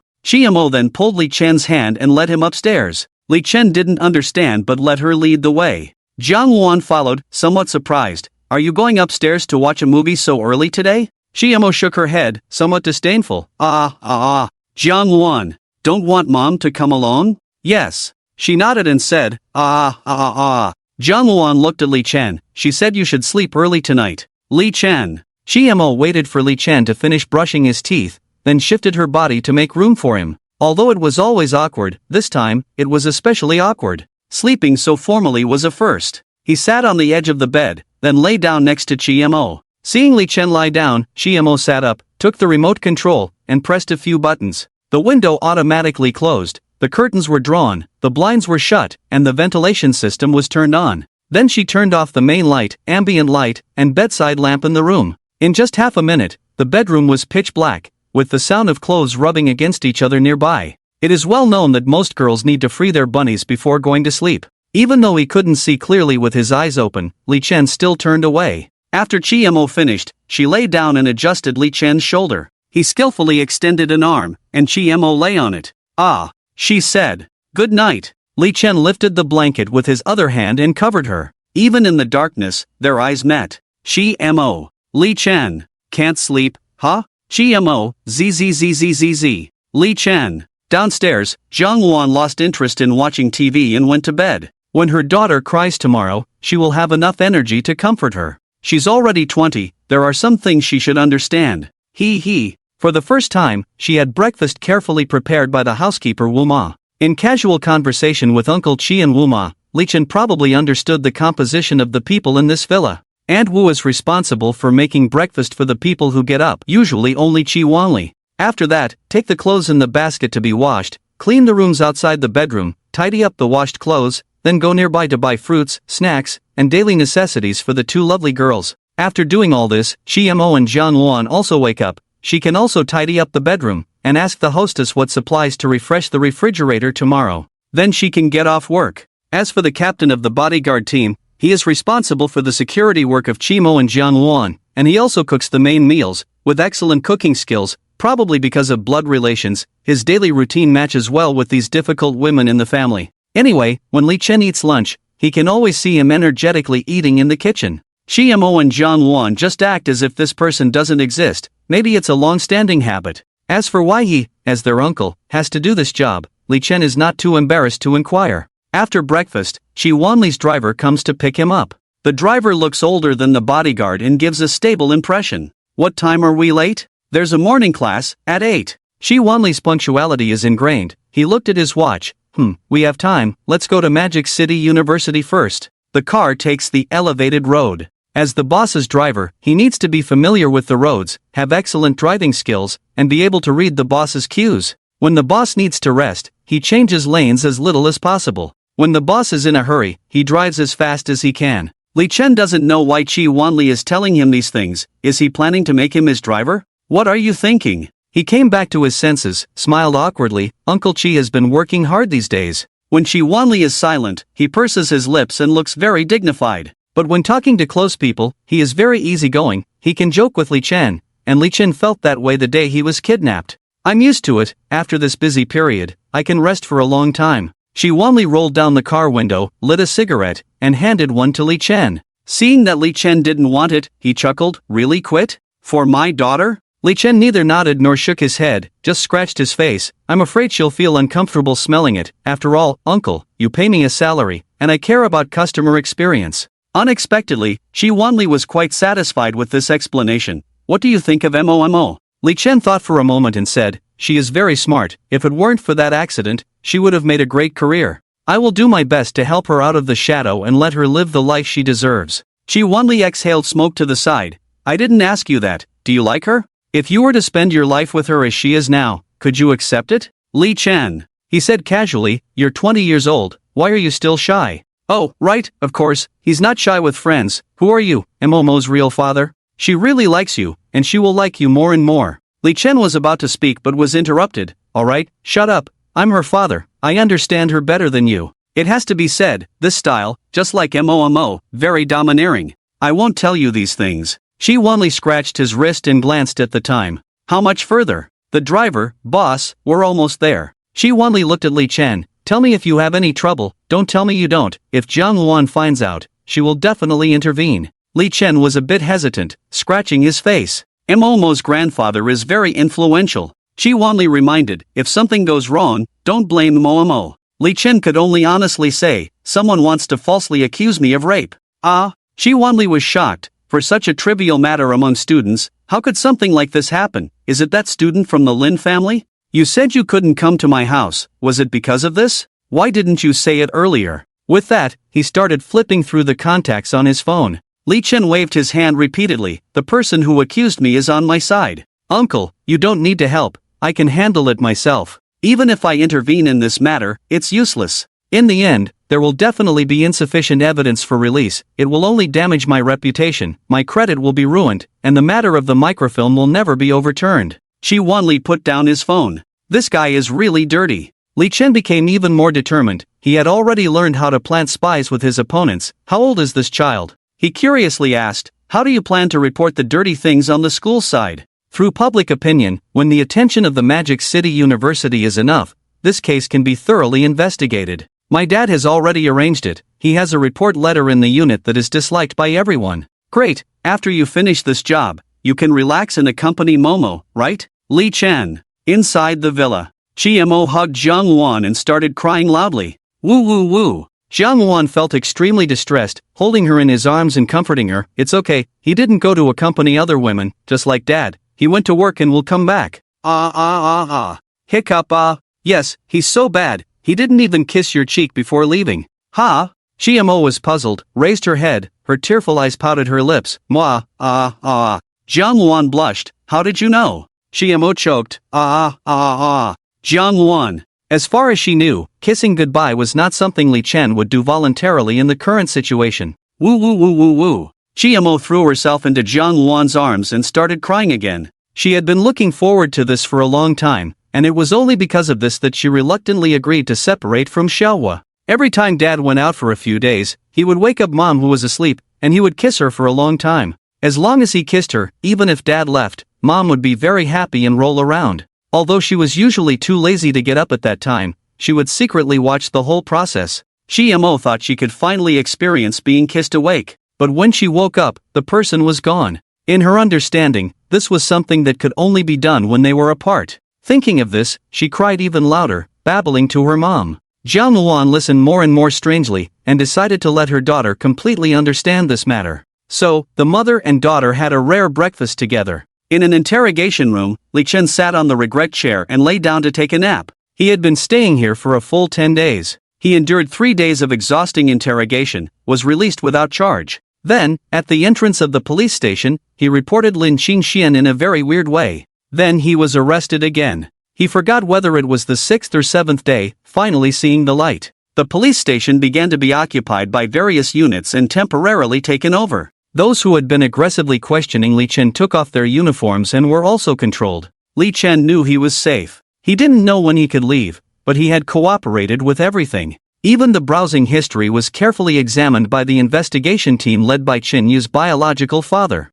Li Chen was also criticized and educated for browsing inappropriate websites. He said it was accidental, but no one believed him. although he did it intentionally accidentally. But the feeling of being suspected by the police comrades was really uncomfortable, especially when I learned that every webpage I browsed in the past year would be viewed by the intern Miss. Every time we met, I couldn't look her in the eye. Squeak bang! The iron gate opened and closed again. Li Chen looked up, frowned, rubbed his eyes, and saw the intern Miss on the opposite side with a faint smile on her lips. If I am guilty, let the law judge. Right. It's in progress. I have good news for you. She held a file bag, sitting upright. Li Chen frowned. You got back together with your boyfriend? How did you know? I heard it in the pantry. The miss blushed and covered her face. Yes. Okay, congratulations, let's have a meal when you're free. Alright, go out, let me sleep a bit more. The guesthouse in the bureau is too noisy. I couldn't sleep well. The miss. Li Chen. She looked back at the file bag, sighed. You, a cunning criminal, shouldn't let your guard down. I am officially informing you that all charges against you have been investigated and found unsubstantiated. She twirled her pen. Congratulations, you can go home now. If needed, we still hope for your cooperation in the investigation. Li Chen breathed a sigh of relief. Then, felt even more tired. He slumped in regret on the chair. Can I ask about the progress of the case? The miss shook her head. No. Did Lin Qingshan get caught? The miss shook her head. No comment. So, he wasn't caught. Li Chen sighed. Why do you always try to trick me? It's so impolite. After all, I'm also doing this job. Change your shift. It's not suitable for you. So, can you tell me now? No, the miss chuckled. Don't get caught by me, that's all. Thanks for the kind words. He lay back nonchalantly. You should have informed my family to pick me up. I don't want to be surrounded. I did. These unscrupulous media, she said, fiercely tapping the pen. After all, the Lin family is in the media industry, which must have caused them a lot of trouble in handling the case. But Li Chen didn't care at all. When he was falsely accused of rape, he was already scolded badly. By the way, can I have my phone back? Until the case is closed, that's important evidence, but I can return the SIM card to you. That's fine, so I don't have to reapply. When leaving the police station, he received special attention. The criminal investigation, economic investigation, and duty investigation teams all sent representatives to see him off warmly, shaking hands with Li Chen to bid farewell. Young man, you've worked hard. Not hard, not hard. Work harder in your studies and contribute to the country. Definitely, definitely. Come visit our home when you have time, my daughter has mentioned it many times. Li Chen, you're welcome, you're welcome. Chen Kong. Li Chen. You're too polite, uncle, come to my house when you're free. Chen Kong, alright, I'm quite busy these days, let Chen Yu represent me. I forgot, I have something to do these days, I'll contact her later. Chen Kong. Sneaking out from the back door, Li Chen shivered. 10 days had passed, and he hadn't left the house at all. He didn't expect it to be so cold outside. Autumn had already arrived. Parked on the side of the road was a familiar Santana, with a more familiar mother and daughter standing beside it. Li Chen shivered, hugging his arms, sniffed. Mom, do you have any clothes? I'm freezing. Li's mother brushed off the dust, helplessly said, your clothes are all at the Chi family's, where else would they be at home? Li Chen. Get in the car first, I'll turn on the air conditioning for you. Your aunt has sent a car over, you can wait in the car for a while. Li Chen rubbed his forehead. Aren't you here to pick me up? The supermarket over here is having a sale. I finished shopping and just received a call, so I informed your aunt for you. But your aunt said there's traffic, so I waited for a while. Li Chen. Why are you looking at me like that? There's no place for you to stay at home anymore. Long-lost Li Keka didn't know when she had cut her long hair short, wearing a purple sweater, with her hands in the sweater pockets. She opened the other side of the car door, sat next to Li Chen, and greeted him without much warmth. Long time no see. Yeah, the last time we met was the last time. Li's mother. What's going on with you two? Li Keka flicked her short hair and said coldly, this is our unique way of communication between siblings. Honestly, adolescent syndrome is really hard to deal with. There's no way around it, she's his own sister after all. He searched through the bulging shopping bag and took out a bag of cheese sticks. Can I open this? No need to ask me, help yourself. Li Chen tore open the packaging, put it in his mouth, and mumbled, can you adapt to junior high school? Tisk, Li Keka chuckled, do you even need to ask? Made any friends? She looked up at the ceiling at a 45-degree angle. A lofty soul doesn't need constraints. Li Chen twitched his mouth. Not even one? Oof. Li Keka sneered coldly. Really, sometimes even he couldn't stand Li Keka's way of speaking. It's impossible to force classmates to unite in friendship.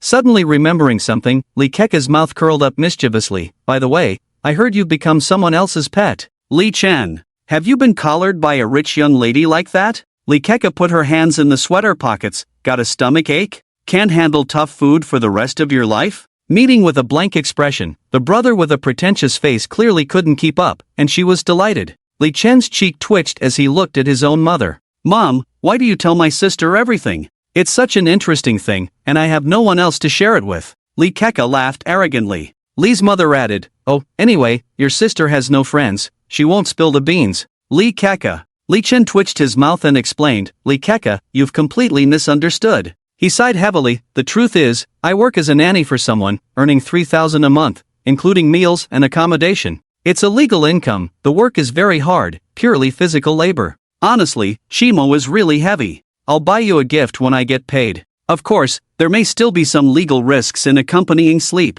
but how could this matter possibly get out? Lee Keka flicked her short hair and saw through it in one sentence, stop pretending. Just now when Mom said Aunt Chi came to pick you up, you looked like a hypocrite. Really greasy. Li Chen. Before Jiang Wan received the message, she was taking care of Chiemo. Chiemo, wearing dinosaur pajamas, lay weakly on the big bed. Jiang Wan held a glass, tugging at the dinosaur tail. Have some hot water. Chiemo raised her head, her once unruly hair now lifeless, becoming just ordinary hair. She sat up, leaning against Li Chen's pillow, took the glass of water. She sipped it slowly. Her face looked even paler due to her discomfort. She took a few sips and handed the glass back to her mother, weakly saying, ah.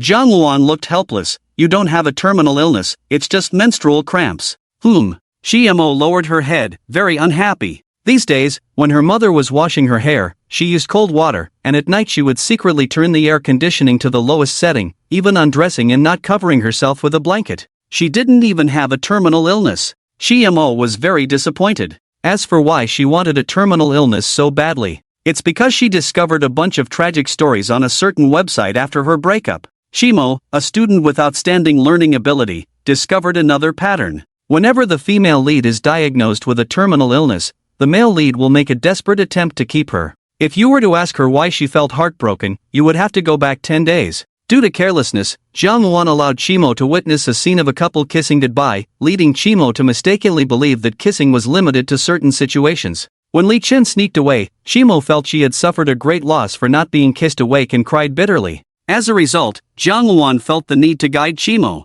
So, on that day, in the garden, Jiang Wan opened the curtain on Chimo's first garden enlightenment. The rare early rising mother and daughter sat in the garden pavilion, having morning tea with teddy bear cookies and Wangzai milk. Comforted by her mother, Chimo wiped away her tears but still felt like an abandoned kitten, resentfully sticking 2 teddy bear cookies together and making kissing sounds. She then put them in her mouth and chewed fiercely. The unfaithful man had let her down. Unforgivable unless he kisses her awake next time. Jiang Wan, watching Chimo's charming appearance, wished she could take a photo but had nowhere to display it. Love requires more than just cuteness and a pure teenage heart. After some thought, Jiang Wan came up with an idea. She wiped the cookie crumbs off Chimo's chin and explained that kissing is something that 2 people who love each other can do anytime, anywhere, not just when parting. Shocked, Chimo urgently asked why he didn't kiss her. Because you haven't met the prerequisites yet. Although reluctant, Jiang Wan sighed and said, but, kissing is something that 2 people who love each other can do.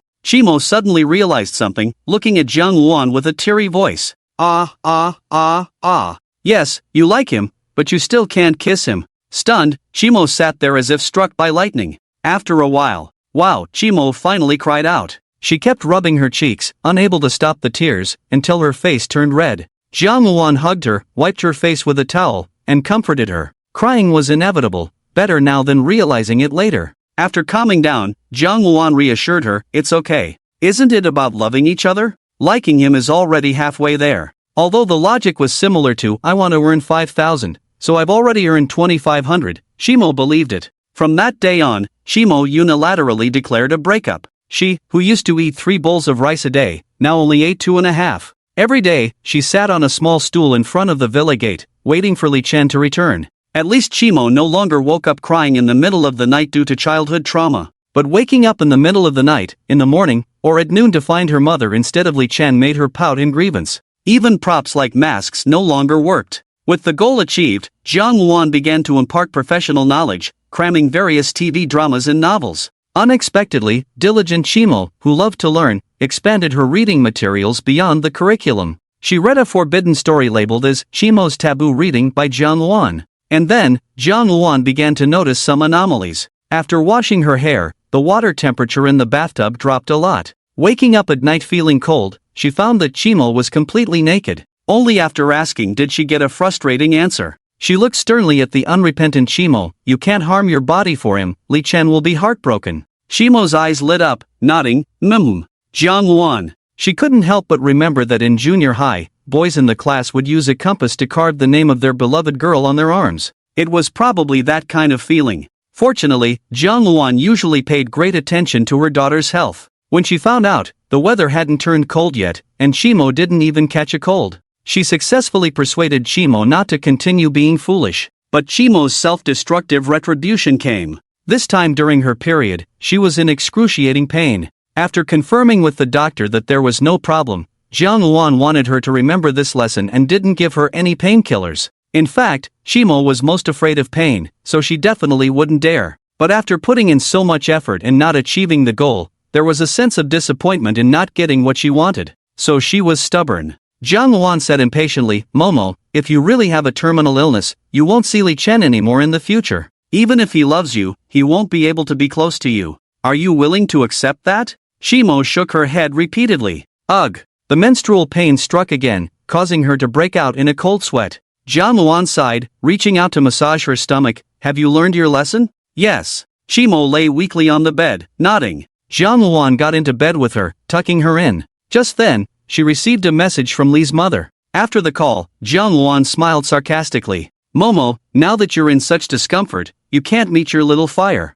Chimo's dumbfounded expression perked up. Ha? Yes, he's going home. And so, the Godzilla in bed resurrected. Chimo threw off the covers and started putting on socks and shoes. The tail of her dinosaur pajamas swayed like a drum. A black Maybach parked behind the Santana. A graceful and elegant young woman got out of the car, followed by a little dinosaur. The young woman approached the car and smiled. Sister-in-law, long time no see. I'm here to pick up Li Chen. Li's mother smiled upon seeing Jiang Luan, looking around but not seeing the cutie, feeling a bit disappointed. Hey, where's Chimo? Jiang Luan awkwardly pointed to the back seat. On Li Chen's knee, a dinosaur was already lying. Chimo's movement allowed her to make eye contact with Li Kiki. The radar of her dumbfounded expression reacted, though not intensely. Chimo was still very cautious. Jiang Luan knew what her daughter was thinking, coughed twice, and reminded her, Momo, this is Li Chen's sister. Chimo, Omega. This move left even the experienced Li Kiki speechless. What is this? So cute.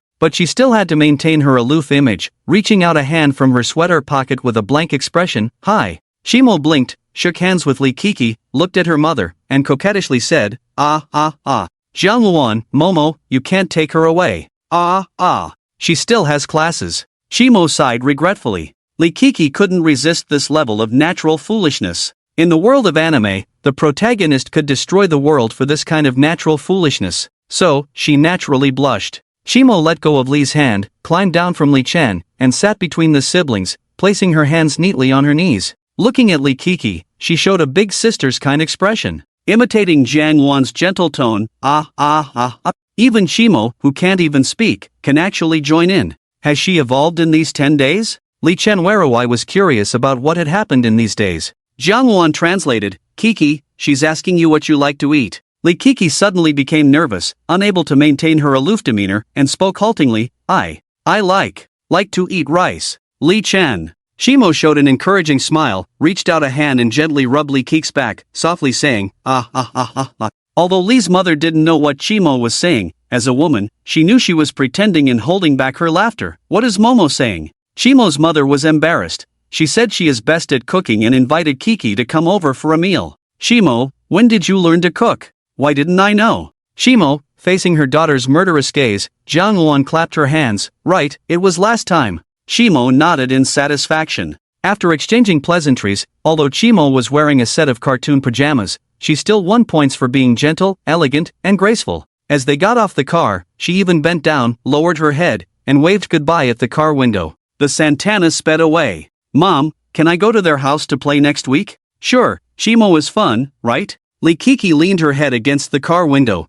She saw a beautiful woman on the street waving her hand, trying to catch up with the car, and quickly reminded, Mom, that person seems to be calling you just now. Li's mother glanced at the rearview mirror and stopped the car. In the Maybach, Li Chen held Shimo in a princess carry position. She leaned on Li Chen's shoulder, and one hand rubbed his chin. Although the police station could also shave, the quality of disposable razors was a bit poor, and the stubble was not shaved clean. Then, Shimo accidentally touched Li Chen's chin and got pricked. She got addicted. In the driver's seat. How was it at the police station? Li Chen smiled, quite happy. How was the food? Hard to describe. Li Chen sighed heavily. What do you want to eat? I'll make it for you. Anything is fine. You focus on driving. Jiang Luan closed the window connecting to the driver's seat and chatted endlessly. Shimo had progressed to using her face to rub the stubble on Li Chen's chin. It felt a bit strange, yet exciting. Gradually immersed, unable to extricate herself. Jiang Luan looked at Shimo. Is your stomachache gone? Shimo, she was indulging in the joy of rubbing against the stubble, completely unaware. Jiang Luan. Li Chen, who hadn't touched Shimo for a long time, blushed as she rubbed against him, and couldn't help but worry. What's wrong with Momo? Jiang Luan shrugged, acting, she's having menstrual cramps. Oh, Li Chen felt a bit embarrassed. He suddenly remembered something and suggested, there's a soup restaurant on the east side of Jiangwo Road, their motherwort chicken soup is very effective. Jiang Luan smiled, very satisfied that her daughter was being cared for. Shimo won a big victory. I didn't expect you to know about this. Wuma was just looking at the clay pot. Suddenly, there was a moment of silence. Only the rustling rubbing sound remained. Jiang Luan. Li Chen. He. By the way, how did you know? Li Chen's eyes wandered, speaking vaguely, I bought it for a friend before. Oh, Jiang Luan casually cracked open some melon seeds, tell me more. Li Chen. Hey, I was joking, you don't have to be so nervous. There must be something, the timing is not right, I'll ask slowly later. Jiang Luan thought so. The car shuttled through the traffic and returned to the villa area where Li Chen had been away for 10 days. While in the car, rubbing her face was no longer satisfying Chimo. She had taken off her shoes and socks, apparently planning to rub her feet. Jiang Luan finally stopped her, it's too dirty. Li Chen breathed a sigh of relief, but also felt a little disappointed. Then he heard her say, at least wash them. Li Chen. Chimo reluctantly put on her socks, opened her arms, and asked Li Chen to carry her out of the car. Due to uncontrollable factors, Chimo felt regretful that she couldn't be carried like a koala.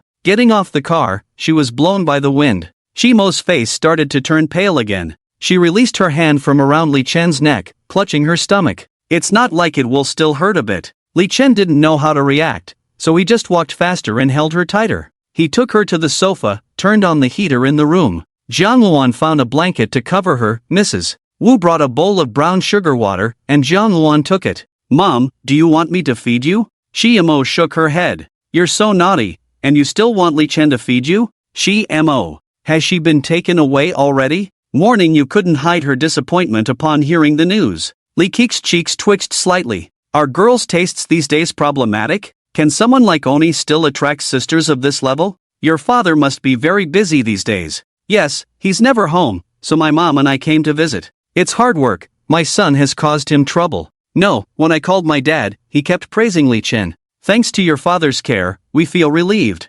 No, my dad is too old-fashioned, he can only help a little in life. That's good enough, can he still bend the law for personal gain? Li's mother smiled warmly, when it's convenient for your family, I'll take Li Chen to visit and thank you in person. No need. She looked at Li Kiki in the back seat. Hello, you're Li Chen's sister, right? What's your name? Li Kiki looked timid. Li Kiki. Sister is so cute, let's exchange WeChat. Li Kiki hesitated, I don't have a phone, but my brother promised to buy me one, and I can only play on weekends. Morning you smiled brightly, your brother is really good to you. Li Kiki. What nonsense is this woman talking about? This is the hush money she fought for herself. But, after contacting this sister, she seemed to be able to find more leverage on her brother. Mom, add sister's number, and I'll add one when I have a phone. Li's mother is an enlightened parent, as long as it's not excessive, she won't interfere with the child's personal matters. She picked up her phone and added Morning You as a friend. Morning You bid farewell contentedly. The car drove off again. Li Kiki put her hands in her pockets, her sharp eyes seemed to see through everything, and her eyes flashed, is my brother too timing? Yes, do you want to ruin your brother's plans? Li's mother found it somewhat amusing. Li Kiki flicked her bangs, her clever brain taking the lead, this sister's father seems quite powerful, and that girl named Imo is very wealthy. Stepping on two boats like this could be life-threatening. Li's mother was once again caught off guard by Li Kik's cunning perspective. Your brother is not that kind of person. Hard to say. Li's mother. Li Kiki coaxed, Mom, think about it, this sister is as beautiful as a celestial being, giving off that first love feeling. Chimo is soft and easily evokes a protective instinct. Since my brother has never been in love, he's easily tempted by sisters like her, and often has a sense of justice for no reason, which could also be appealing to MOMO. Tisk tsk, too many peach blossoms blooming. Next, Li Keka imitated Li Chen's tone in a strange manner. I just made a mistake that every man would make. I just fell in love with two people at the same time, what's wrong with that? She portrayed the scumbag vividly. Li's mother listened, and felt it made sense. She was successfully fooled, so what should we do? We are a decent family. Leave it to me, I'll be the liaison. Let me play with my phone after school, I promise to only chat. Li's mother nodded, okay, but keep an eye on it. This family will fall apart sooner or later without me. Chimo's pain came in waves. After drinking half a bowl of brown sugar water, it felt much better. Li Chen packed a few clothes and planned to take a shower first. The conditions at the police station were poor, so he could only rinse casually. He casually picked up a razor from the desk. Buzz. Ah! Chimo, who was following behind, was full of resistance, raising his hands in protest like a protesting crowd. Li Chen helplessly put it down. Jiang Luan crossed her arms, leaning against the doorframe, a bit curious, is it really that good? Chimo nodded vigorously, Afraid that Jiang Luan wouldn't believe, he gestured in the air, Then he cupped his face. Jiang Luan was a bit envious, perhaps because he was young and his beard wasn't very thick. Unlike Chi Wanli, who could wake her up in the middle of the night without shaving, time really waits for no one.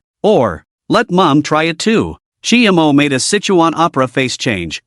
Mom was just joking. Chimo looked at Jiang Luan suspiciously. You're even wary of Mom? Mom is so good to you, she even personally helps you catch men. Li Chen. Chimo relaxed his guard a bit. Li Chen took out a hoodie from the bottom of the closet, which Mrs. Wu had thoughtfully washed, so he could wear it directly. Chimo followed behind, pulling Li Chen's sleeve, playing a game console while going downstairs. They entered the bathroom. Chimo brought a chair and sat at the bathroom door waiting. Dinner time arrived. Today, Chi Wanli did not come home for dinner, as it was said that the business tycoons were all targeting the Lin family's industry, trying to get a piece of the pie. Chi Wanli had not come home for dinner for 3 days because of this. Li Chen had a hearty meal. It was really delicious. And watching Chimo eat, it was truly appetizing. An hour later, Jiang Luan, who had finished showering, applied face cream, lotion, and essence. Chimo, beside her, followed suit with skincare products. The two were like two peas in a pod. Jiang Luan noticed Li Chen subconsciously patting his pocket and picked up his phone to send a voice message. Go buy a phone. She put down the phone, patting her face while complaining, why are you still polite to your family? Nowadays, you can't do anything without a phone. Li Chen awkwardly scratched his face, I'll transfer the money to you later. Deduct it from your salary. Jiang Luan was happy for him to owe more. He didn't say much, just thanked her and agreed. Jiang Luan changed channels with the remote control, seemingly dissatisfied with the programs, and finally settled on the news broadcast as background music while reading a novel. At the same time, she chatted casually with Li Chen. How have these days been? Pretty good, not as difficult as I imagined. Especially in the last few days inside, apart from not being able to go out, it's basically free. I read some case novels, watched the news broadcast, and so on. Li Chen absent-mindedly replied. Because Chimo started rubbing his chin with his face again, feeling that his chin had rubbed off a lot of Chimo's skincare products. This wave of beard received unprecedented care. After showering, Chimo smelled particularly fragrant, even wrapped in thick pajamas, the scent was still noticeable. After a while of rubbing, Chimo, feeling a bit bored, left Li Chen's embrace. She kicked off her slippers, sat on the sofa, lay down, and then lifted a white and tender Jiao. Jiang Luan quickly stopped her. No. Chimo sat down with a look of regret, turned around, and lay desolately on Li Chen's thigh. She remembered the conversation with Jiang Luan in the garden a long time ago. Since her mother stopped her, this kind of thing should only be done by those who love each other. But it was still halfway there, and her mood suddenly turned bad. Especially low. She rolled half a circle, tucked her head into Li Chen's belly, and started sobbing. Li Chen, what's wrong? Jiang Luan knew what was going on with her daughter, but didn't explain. Menstruation, unstable emotions. Oh, the head of the bodyguard team brought the phone at this time. Jiang Luan took it, looked at the price tag, and was very dissatisfied. Are you serious? The head of the bodyguard team. He said sarcastically, "Boss lady, there are diamonds in it, one phone costs 10 years of work." He. It seemed like he had accumulated a lot of grievances. Li Chen. Zhang Wan's thoughts were exposed, and she argued cunningly, "How could I be that kind of person? I meant, why didn't you buy a phone case in tempered glass?" The head of the bodyguard team remained expressionless. "You can buy another one if it breaks." Zhang Wan muttered, "What kind of talk is this? Xiaoli doesn't earn money easily, she mo is so heavy now, even her farts stink." She mo. Li Chen took a look and thought, good, 5 months salary. After fiddling with it, she started to activate the new phone. Li Chen noticed that Mo, who knows when, had sat up again, looking curious. "What's wrong?" Mo shook her head. Li Chen raised the phone, face recognition. Mo leaned in again. "Should I record one for you too?" Mo nodded. Li Chen handed over the phone. As soon as the signal was received, the phone vibrated, receiving various messages and missed calls. Most likely the number had been leaked, so Li Chen quickly set it to only accept contacts from the address book. She deleted the harassing messages with one click. Then she selected and downloaded the commonly used apps. Mo took out her phone from her pajama pocket, fiddled with it, and handed it to Li Chen. "What's wrong?" Li Chen, puzzled, took the phone and was surprised by the interface. "Do you want me to record one on your phone too?" Mo raised her chin. Li Chen did as she was told, as long as she could please her. After recording, she handed it back. Mo leaned her head on Li Chen's shoulder, holding the phone, looking happy, almost bubbling with pink bubbles. Li Chen stole a glance at the silly smiling Mo. Learned something new again. Just crying a moment ago, and now laughing, her emotions really fluctuated. "Auntie, I'll reply to a message." Li Chen stood up. Mo wanted to follow, but was once again stopped by her mother's gaze, making her unhappy again. She lay on the sofa, humming and playing Tetris on her game console. Li Chen sat on the dining chair, looking through them one by one. At the top was her mother's WeChat, with more than 10 voice messages. She listened to them one by one, all trivial matters, as if she had asked everything. She sent a voice message to report her safety, told her mother what she had eaten today, that she had taken a bath, and would sleep soon. At this time, her mother was probably doing laundry, so she didn't reply. Scrolling down, there were some classmates she had never talked to. Most of them started with curses, then sent apologies and supportive messages. Pretending not to see the curses, she thanked them, deleted the chat records. Those who didn't apologize were directly blocked. She opened the dormitory group chat. "Li Chen, I'm odd now. Contact me about work tomorrow. No time for drinking. Not going. Zhang, if you can't drink, sit at the kids' table. Zhang Wan, hi, everything okay? Li Chen, yeah, it's no longer my concern. Zhang Manhwa, got a new phone? Why can't I locate you? Li Chen, are you still a person?" He cashed out on various short video platforms, totaling about 20,000. In a month, missing updates for 2 weeks, this income is within the normal range. He posted screenshots in the group, and Zhang Wenhao also sent out the report that had been prepared long ago. Moreover, most of Li Chen's time last month was spent on microfilms, and according to the KPI split, he could only get 3,000. However, he usually saves money, with savings of about 20,000. If nothing unexpected happens, he will have enough to pay his tuition next year, and he can also give out big red envelopes on Mother's Day, Children's Day, and Father's Day. The economic situation is very good, if you don't count the new phone. Zhang Zhang, who has the highest income, immediately sent a 66 yuan red envelope. Zhang, honestly, according to our rules, you should have a welcoming drink,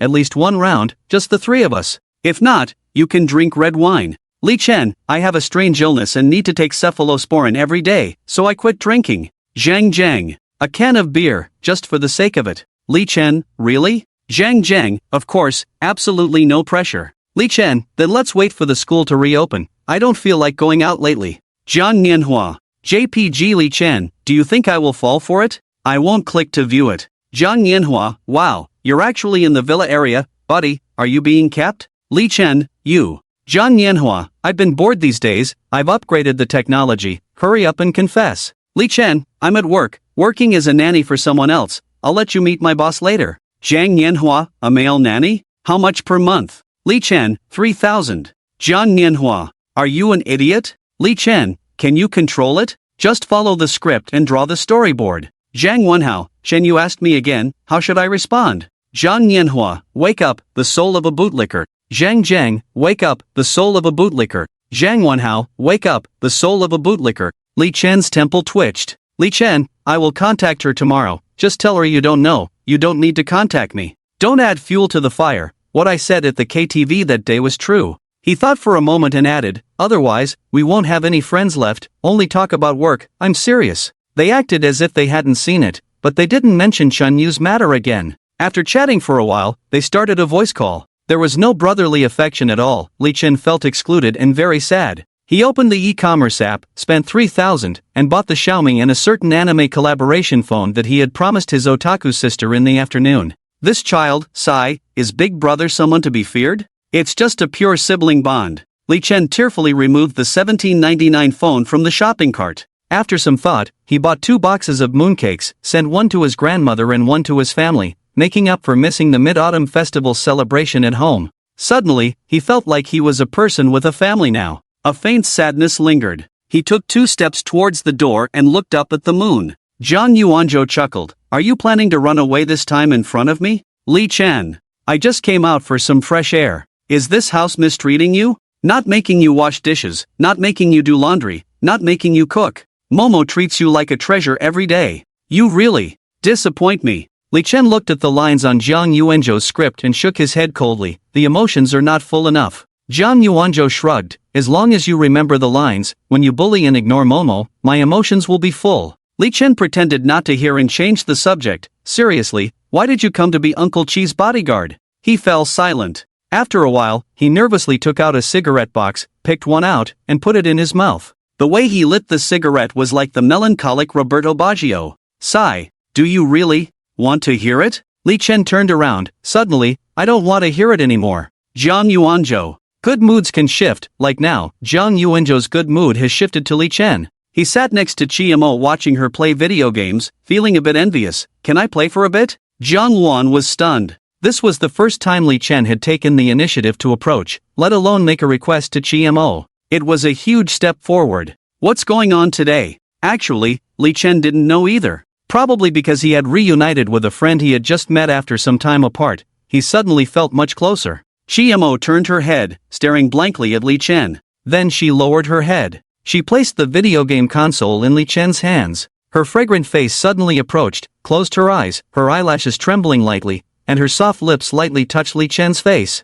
then quickly pulled back. Her face gradually turned red. She stepped on the marble floor, panicked, and ran towards her mother. But because she wasn't wearing shoes, she stubbed her toe on the coffee table. She cried out loud. Really, her emotions were very unstable. After confirming there were no fractures, Zhang Luan helped Chiemo up. She didn't cry too much and was soon comforted by Zhang Luan with a peach. Chiemo nibbled on the peach, occasionally using her other hand to touch her injured toe, looking a bit concerned. Don't you need to apply medicine? She's not a 3-year-old, Zhang Luan smiled. She'll be fine by tomorrow. Chiemo focused on eating the peach, seeming to really enjoy it. Noticing Li Chen's gaze, she looked at the peach in her hand. She handed it to Li Chen. Ah? He shook his head. You eat, I'm not hungry. He picked up the video game and played for a while, feeling bored, and yawned. If you're tired, go to sleep, Zhang Luan reminded. Li Chen was indeed tired. Blushing, he smiled, then I'll go to sleep first. Chiemo quickly got off the sofa and followed him.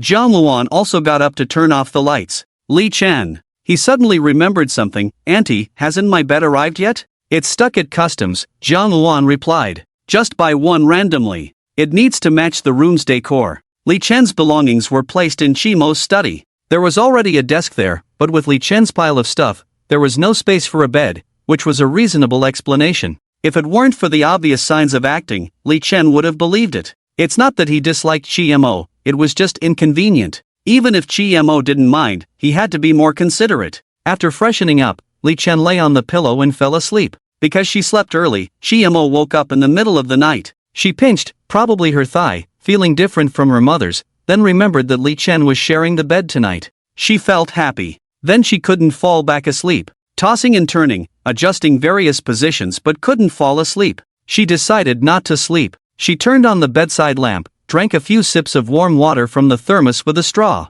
Feeling comfortable, she raised her head with 2 pillows, turned to the side, and began observing Li Chen's sleep. Li Chen's sleep was very regular. He slept the same way he woke up, very disciplined. There wasn't even the slightest snoring, although his chest rose and fell regularly. But Chiemo was a bit worried. She reached out to feel his breath with her finger. Feeling the warm breath on her finger, Chiemo felt relieved. Looking down, his t-shirt lifted, revealing a section of his abdominal muscles. Although Lee Chen exercised, it was just running and some daily physical training. I didn't deliberately train my abs, but if I tighten them, I can still feel them. Chimo reached out and poked, feeling a bit strange, different from her soft belly. After observing that Lee Chen was not disturbed, she boldly placed her entire hand on it. She touched it and had a new experience. After playing for a while and feeling a bit tired, she yawned. She planned to turn off the bedside lamp and continue sleeping. She reached out to feel his breathing, nodded in satisfaction, and turned off the light. The room fell into complete darkness.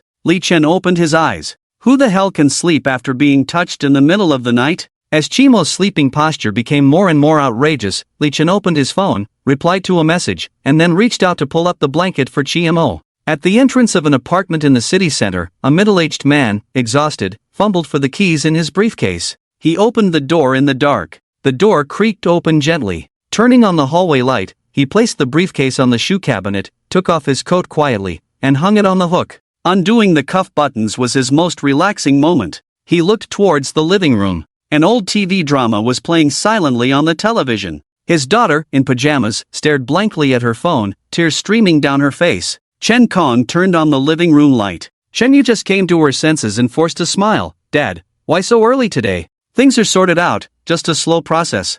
I wouldn't leave until they felt comfortable leaving, so I came back. You've worked hard. She stood up. Let me make you a bowl of noodles. Chen Kong took a few steps closer, reached out to wipe the corner of Chen Yu's eye. Chen Yu just realized she had been crying. She raised her hand in a panic, explaining, I was just sleepy and yawning. You don't have to tell Dad if you don't want to, after all, you've grown up. He lowered his hand, rolled up his sleeves, and spoke gently as usual. Dad will make you a midnight snack, you can cry a little longer. Chen Yu bit her lip, blinked her eyes, and finally let the tears flow. She fell into her father's arms and cried silently. Chen Kong said nothing, just stroked her hair. The father and daughter sat at the dining table. Chen Yu had no appetite, just watching her father eat. After he finished, Chen Yu's emotions calmed down a bit. Dad, have I committed an unforgivable sin? Dad doesn't really understand matters of the heart. Chen Kong placed the bowl in the sink, washed his hands, and went to the hallway to take off his coat and put it on his daughter. You've been together for a year, you should understand better than me.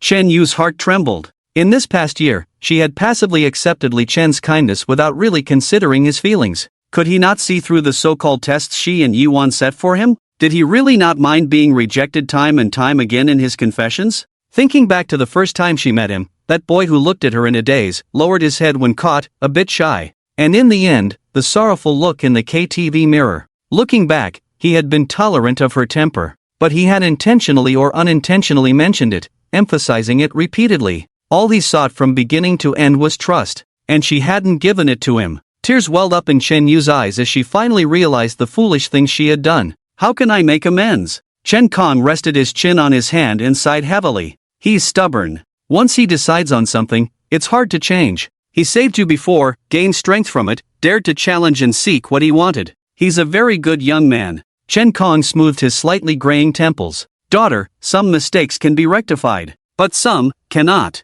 I have talked with his father. Because of his past experiences, he hates being doubted by others the most, especially by the ones he loves. On the table, drops of tears from Chen Yu. But he has never said a harsh word.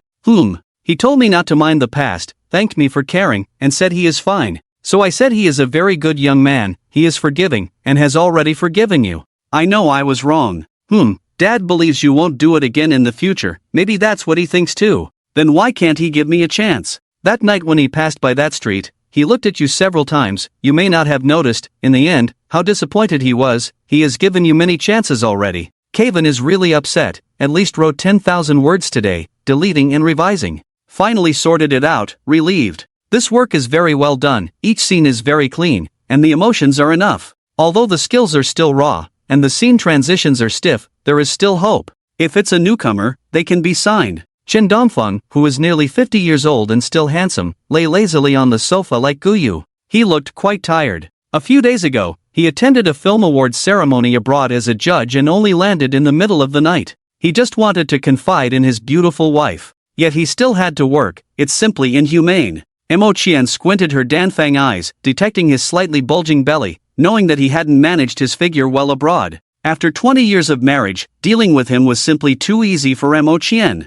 Spending money to trend the hashtag greasy movie emperor hashtag. When the fans in the fan group climb the walls, he will cry and show off his salad. It can also help promote the new movie that is about to start filming. Chin Dongfeng didn't know what kind of misfortune he was about to face, he just wanted to satisfy his lust. Don't mess around, Shishir is at home. Mo Qian pushed away his wandering hands, picked up the remote control and replayed it, getting to the point. This microfilm is not bad, it's someone we know. Guess who? Someone we know? Chen Dongfeng raised his eyebrows, pondered for a moment, and couldn't figure it out. Mo Qian didn't bother to keep him guessing. Li Chen, remember this name? Sounds familiar. Chen Dongfeng rubbed his temples. Suddenly remembered, he sat up and nodded repeatedly. Oh, him. There's nothing more to say, let's sign him quickly. Mo Qian spread her hands. He's still in college. You haven't been following the news abroad. He has done something big these days. Chen Dongfeng, interested, picked up his phone and searched. This kid is really good, quite resourceful.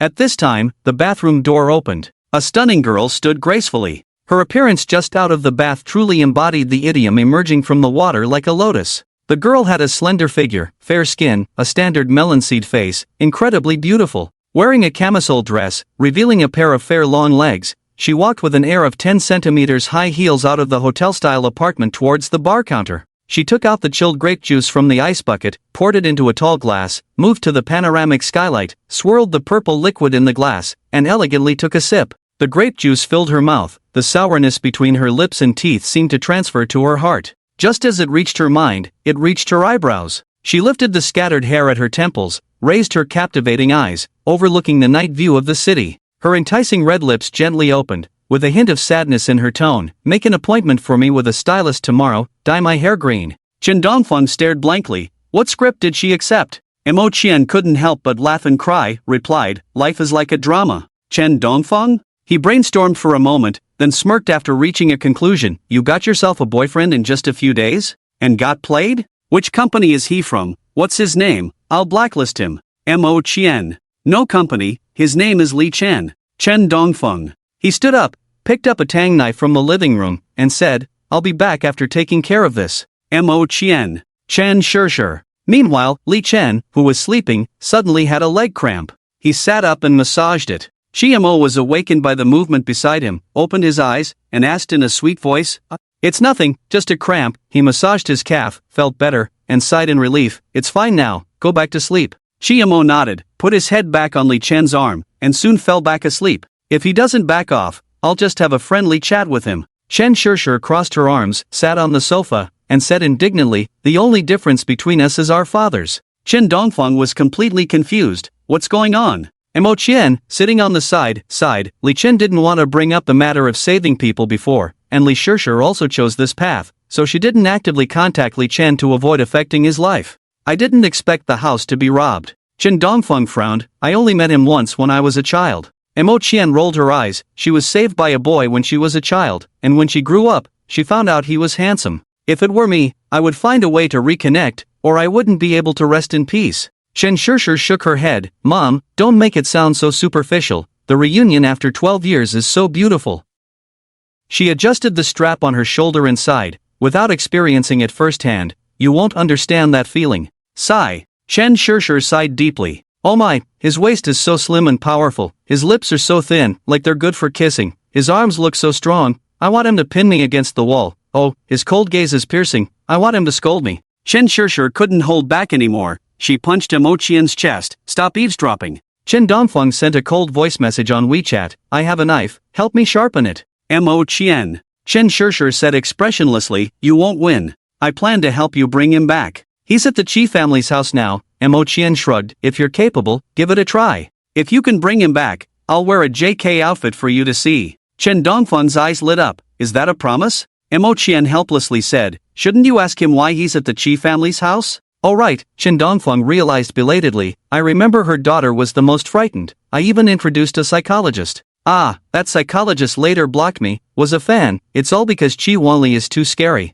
Mo Qian nodded. A few days ago when discussing the acquisition of the Lin family's business with Qi Wanli, he slipped up. Li Chen is now with Qi Mo, claiming to be treating her, but it's almost like becoming a son-in-law. I also heard that Qi Wanli has some leverage over him. Chen Shishir pouted. TSK, such underhanded tactics. We'll rely on our abilities. Shusher is so beautiful, won't he be captivated? Besides, he's making movies now, he's also in our industry, if all else fails, we can make a move. Mo Chen. Well, your methods are truly above board. Chen Shusher looked interested, took a sip of juice, blinked, and asked, so what's the plan? Chen Dongfeng put down the knife and spoke confidently, his movie is nominated, I'll go as a presenter at the award ceremony. 80% of them are having a banquet to let him understand my position in this industry, and he can't wait to come over. Sign the contract first, then find a notebook casually, let Shusher be the protagonist. Discuss the script, communicate the plot, directly hashtag new rising star sneaking into a certain hotel late at night hashtag,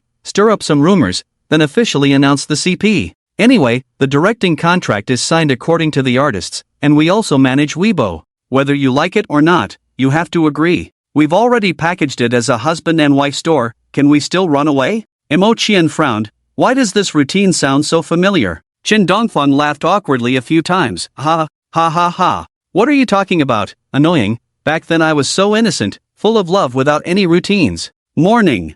Mo resurrected in full blood. He got rid of his cotton clothes and put on his beloved little dress. Full of energy, he put on his pants and socks. When they went downstairs together, they happened to see Chi Wanli looking like he was at death's door. Zhang Wan was covering his dark circles. Don't want to go to work, losing money is losing money. Losing money is more painful than killing you, can you bear it? I don't want to work anymore, I just want to play with my daughter every day, but I completely distrust those professional managers. Psych at this time, Mo went downstairs, waved his hand, like an old cadre going to the countryside. Chi Wanli immediately came alive, raised his head and chest. Good morning, my dear daughter, daddy is going to work again, give daddy a kiss.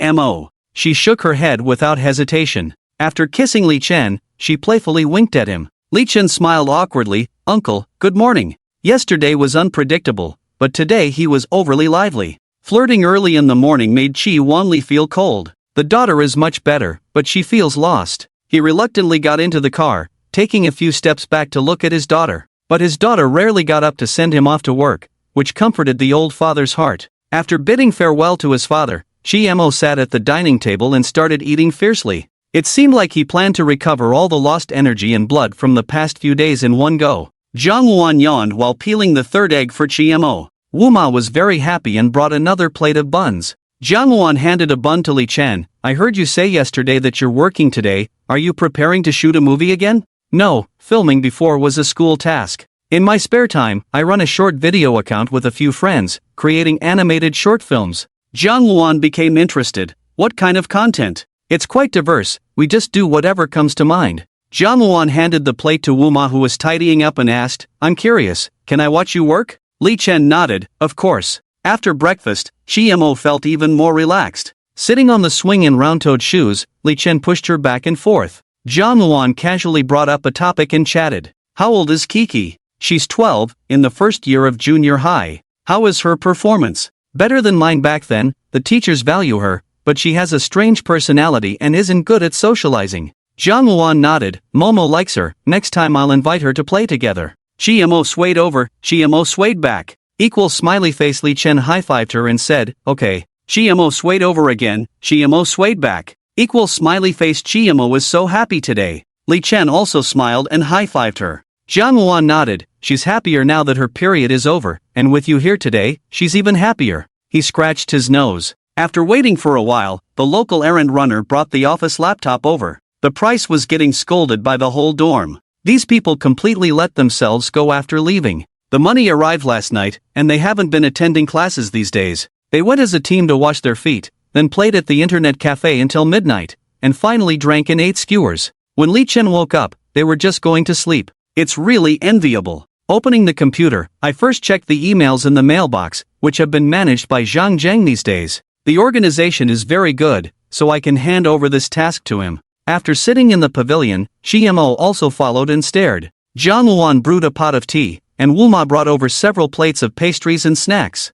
What is this? Zhang Wan curiously pointed to a picture that looked like a child's doodle, with some annotations on it. These are all scattered little ideas that I jot down when I have inspiration. Put these things together, then spend time polishing the plot until it becomes a complete story, and the script is basically done. After all, it's just a 2 to 3 minute short film. Sometimes 100 words are enough, at most 2 to 300 words. Drawing storyboards is more difficult. Expressing with images is completely different from using words. But it's all very tedious work. Jiang Luan didn't find it boring. She hasn't worked for a long time. She has given up a lot for her daughter. Chimo swung her legs, not even looking at the computer screen, just propping her chin and watching Li Chen work seriously. Today went particularly smoothly. Perhaps reading case reports at the police station every day has greatly benefited her in describing scenes professionally. After sharing the files in the group, they were still asleep, so Li Chen closed the computer. On the other side, the mother and daughter had a fierce conflict over the lunch menu. Chimo's little hand crawled on the table, as if imitating some kind of insect. She even licked her lips, looking greedy. Looking up at her mother, she made a request. No, Jiang Luan shook her head. We're not having crab today. Chimo pitifully extended a finger, negotiating with Jiang Luan. Jiang Luan frowned. It's because you didn't cover yourself with a blanket last night. No means no. If I say you're not well, then you're not well. If you're stubborn, I won't let you eat anymore. Jiang Luan doesn't spoil her in this kind of situation at all. Chimo scratched her face and looked at Li Chen. She shook her rough eyebrows restlessly, put her hand on Li Chen's shoulder, and sighed, alas. Li Chen was helpless. Just listen to your mom. Chimo sighed again. Wait until you feel better before eating. Li Chen could only advise her. Chimo's hand was placed on the table, imitating the movements of a crab crawling, sighing repeatedly. It's time for dinner over there. Walking to the villa's entrance, Chimo sniffed and instantly felt better. She grabbed Li Chen's hand and ran to the dining table. Jiang Luan happened to bring out a plate of golden crabs. Chimo drooled. Are you trying to steal Li Chen's portion too? Chimo. The dishes weren't ready yet. Jiang Luan was also cooking today, seemingly preparing a feast. Unwilling to accept it, Chimo followed into the kitchen and argued with her mother. Someone called, and after checking the number, he walked to the villa's entrance to answer. Hello. We've moved back to the city. The job your father introduced to my dad suits him very well. He won't show favoritism. It must be that your father is suitable for this profession. By the way, how is your mother? She's much better, doesn't need to stay in the hospital anymore. That's good. There was a moment of silence. Hello, are you still there?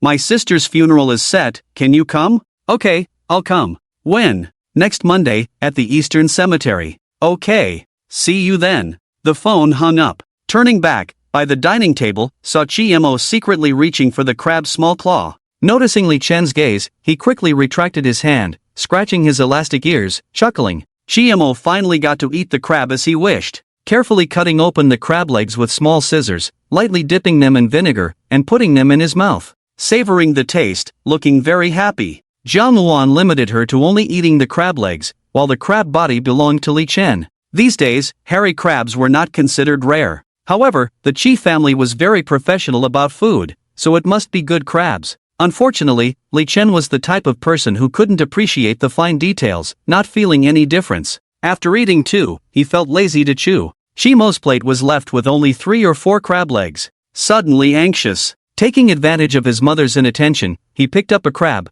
broke off the legs and claws, and put the body in his plate. Li Chen. In this way, he ate 5 crabs. In the end, the shells on his plate piled up high. Jiang Luan blinked. You and Chimo get along well, both love eating crabs. Yeah, it's okay. Let's cook a few more tonight. Chimo agreed very much, nodding silently. Li Chen couldn't bear it anymore. If he continued eating, he would have to eat porridge for the rest of his life, so he quickly stopped. Eating more will upset my stomach. Chimo, unexpectedly, Xiao Huahua betrayed him. Jiang Luan discovered the mystery from Chimo's actions and Li Chen's reaction, and the case was solved. Chimo was judged and sentenced to drink ginger soup. She argued for a moment, but the judge didn't buy it, and the appeal was rejected. Under the threat of no more crabs in the future, she reluctantly took a sip. Then, you spit out the powdery tongue. Jiang Luan, expressionless, don't pretend. When do you ever vomit after eating? Chimo took 2 sips, really didn't want to drink, and pushed it to Li Chen. Looking at his mother's displeased expression, she explained and pointed to the shells on his plate, wanting to imply that Li Chen needed the ginger soup more. Jiang Luan knew she disliked it, didn't force her, but also didn't let her off easily, then take another sip. Just as she said that, the phone rang. Chimo revealed a mysterious smile. Jiang Luan knew exactly what Chimo was up to, so she didn't answer the phone, hands on her hips. I'm watching you drink. Chimo furrowed her brows. Hurry up, drink it all at once. After a few seconds of stalemate, Shimo's brows twitched, and under Jiang Luan's gaze, she really took a big sip. "You can drink it, stop pretending, you child," she scolded, picked up the phone, and walked towards the door. In the instant Jiang Luan turned around, Shimo pouted, spitting out the ginger soup in her mouth like a dragon spitting water. Then she pushed the bowl to Li Chen. "Shimo, Li Chen." Zhang Yuanzhou, who was eating in the kitchen, saw the whole thing, came over to collect the bowls and chopsticks, patted Li Chen's shoulder. A married man must be prepared to be a garbage disposal. "Li Chen."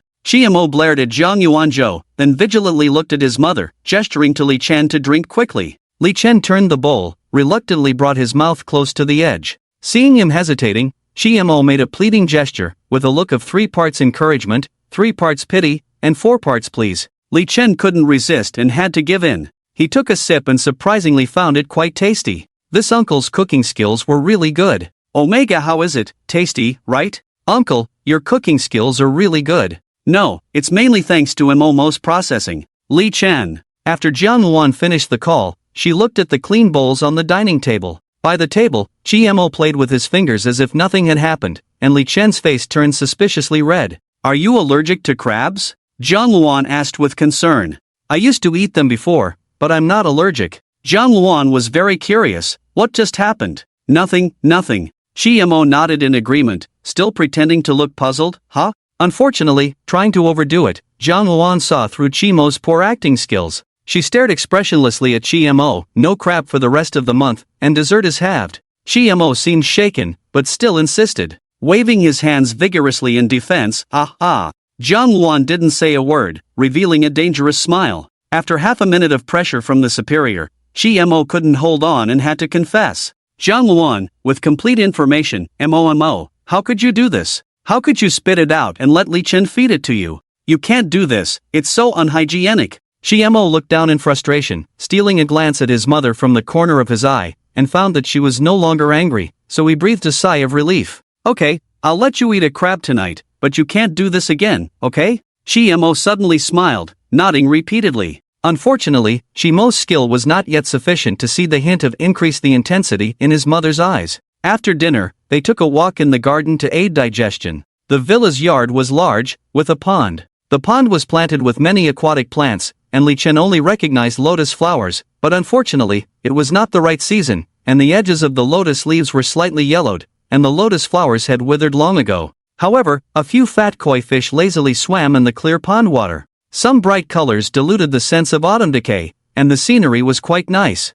Mo skillfully grabbed a handful of bait from the bag and sat with Li Chen by the pond. It seemed like she was going to perform a special skill. She opened her palm and played with the bait with her fingers, counting out 3 grains very stingily, and scattered them into the pond. The koi fish smelled the food and began to compete for it, causing the pond water to boil as if it were a spectacle. Li Chen bent down with interest to watch.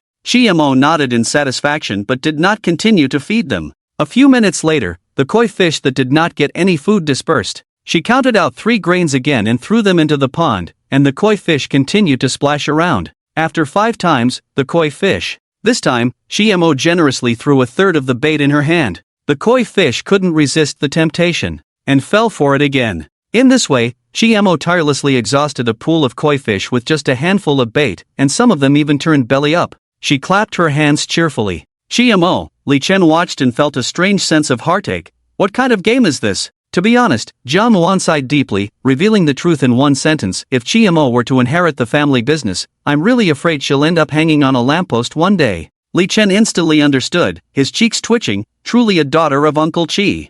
Jiang Luan touched her forehead. "Your Uncle Qi isn't as ruthless as her." He forced a few dry laughs, recalling the fear of being controlled by the boss when doing summer jobs. Suppressing the heartache, he said, "These koi fish are really resilient." Jiang Luan shook her head. "The koi fish in the pond need to be replaced every 2 years. The ones removed act like they have anorexia, they won't eat bait and can only be sent to the company cafeteria." Li Chen felt like he saw his own life in those koi fish. Mo stood proudly with her hands on her hips, puffing out her little belly.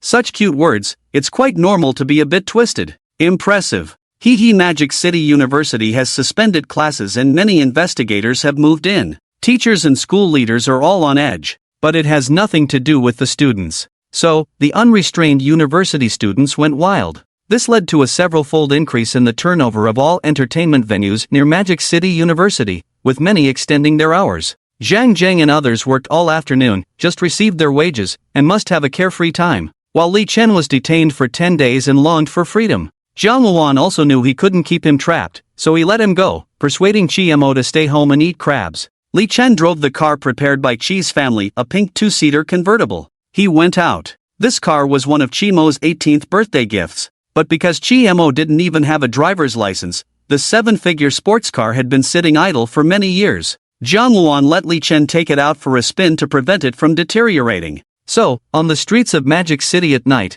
amidst the continuous flow of traffic, a man with a tough appearance, standing at 1.8 meters tall, was driving a pink sports car with cat ears, stopped at a traffic light. The 4-door Jeep next to him rolled down its window. A bald man with a fierce look on the vehicle, a socialite looking down on him. He struggled to hold back his laughter. "How much did you buy it for?" Li Chen replied expressionlessly, "It was a prize." "Well, you're really lucky." He picked up his phone, took a picture and checked the price. His smile froze. 6 million? His expression changed immediately. This young man looked so dignified, indeed a person of taste. Li Chen. This piece of junk couldn't even stretch his legs, and it's worth so much money? With almost zero driving experience, he relied solely on his courage to hit the road, but unfortunately, his courage wasn't prepared for a 7-figure shock.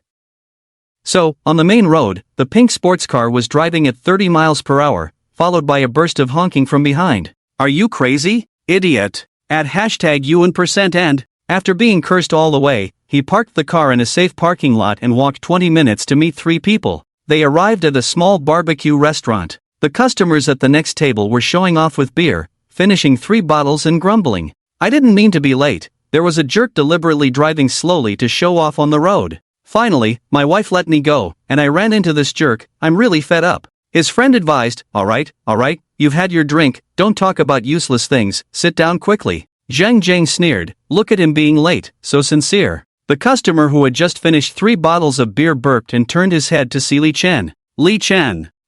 He was stunned for a moment, scratched his head, very embarrassed. Ha, what a coincidence. Just now, this guy was cursing dirty words, but Li Chen didn't do anything wrong himself, so there was nothing to say. "Now that you all know I drove here, you can't drink anymore, right?" Zhang Zheng pointed to a row of designated drivers waiting for business not far away. "I'll pay for you. Just 1 can of beer, and you need a designated driver? Are you so rich that you're in a hurry?" Li Chen shrugged helplessly. Zhang Ninhua and Zhang Wenhai revealed a mysterious smile. Together, they lifted a beer can the size of a gas cylinder from the ground. Li Chen. The elementary school students at the next table were having a meal together. Big Brother raised a toast with a group of friends from school, and upon seeing this scene, he sneered coldly, "Humph, it's nothing." "Everyone." Li Chen looked at the patrolling police officers and waved, "Police officers, come over here for a moment." Elementary school student. A group of drinkers enjoyed the wailing of the elementary school students, reveling in drinking and having fun.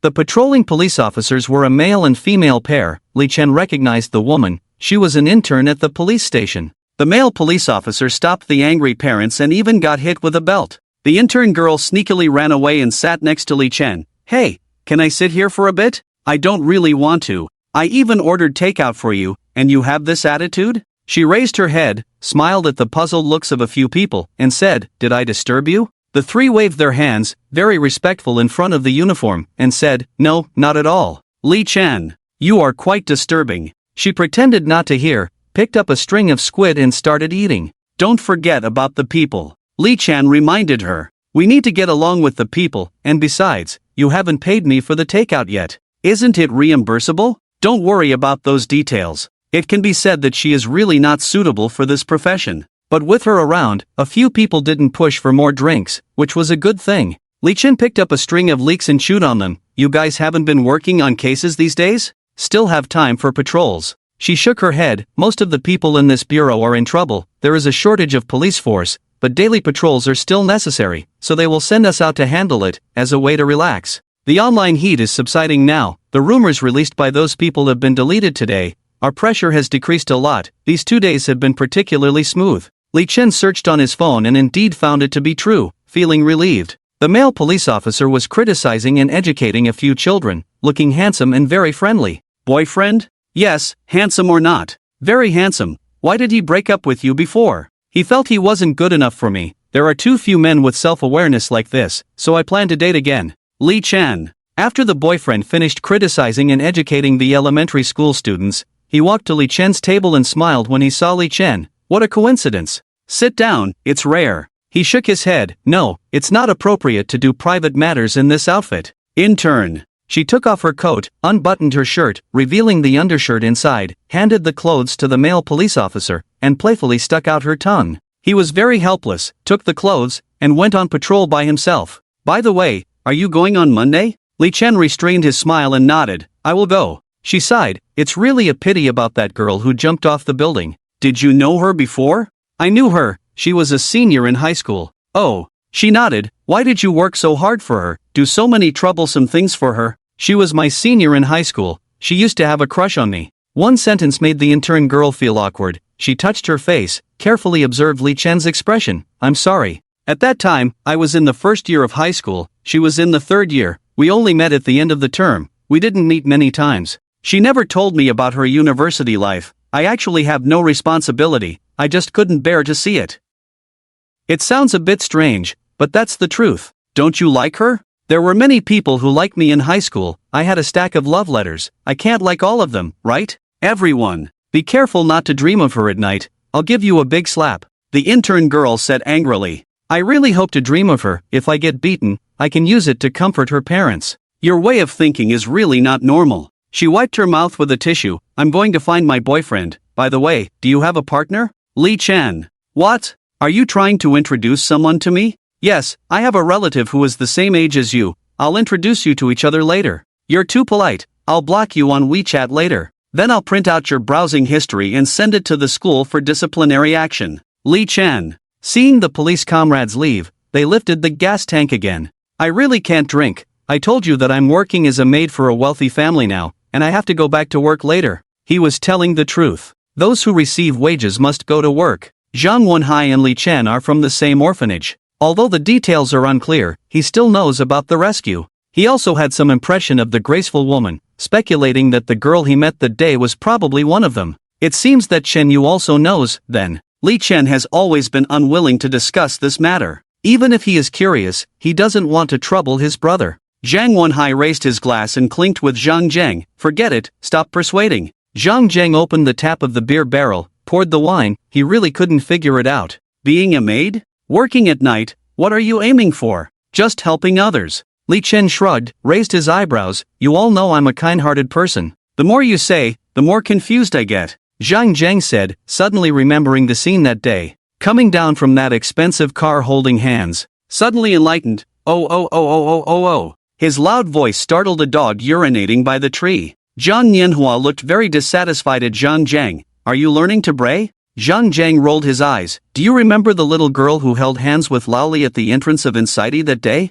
It's been more than 10 days, and a lot has happened these days. Memories are a bit fuzzy. Zhang Nianhua rubbed his chin and began to recall. The little girl? After a brainstorming session. Oh. The curious drinkers at the next table looked over. This table is really extravagant. They even learned to bray. Zhang Wenhai, like an old mother, helped them out and apologized to the disturbed customers. Sorry.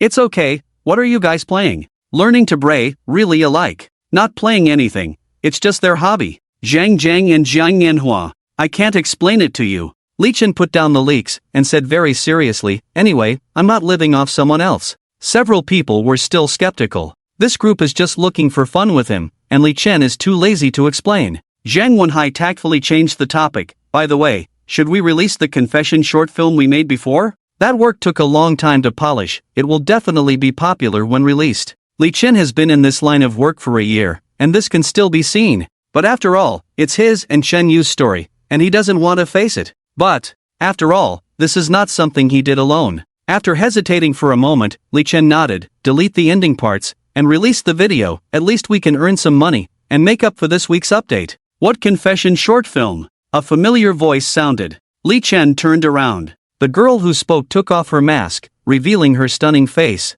Sorry, I overheard your conversation. Chen Yu was wearing sportswear, with a slight sweat on her forehead. Yiwan, also dressed similarly, came out of the convenience store holding 2 bottles of mineral water, looking surprised. Li Chen tugged at the corner of his mouth, greeted them. What a coincidence. Yeah, Chen, you didn't expect to run into him. Can we eat together? Li Chen turned back to continue his battle with the leaks, facing away from her, waved his hand as if to a friend. Sit, sit. Zhang Zhang shifted his butt, brought 2 chairs over, and let the 2 girls sit down. Chen Yu sat next to Li Chen. Zhang Wenhai pushed the menu over. Order whatever you want, Li Chen is treating today. Li Chen. Chen Yu cautiously glanced at Li Chen, seeing that he didn't react much. Her emotions were complicated, and she forced a smile. Then I won't be polite. Li Chen is entangled with leaks, muttering, don't be polite. Zhang Yanhua raised his eyelids. Is this guy really not planning to lick anymore? Or is he using advanced techniques, playing hard to get? He took out his earphones from his pocket, turned on the anime. Not his business, trashy posers, all can die.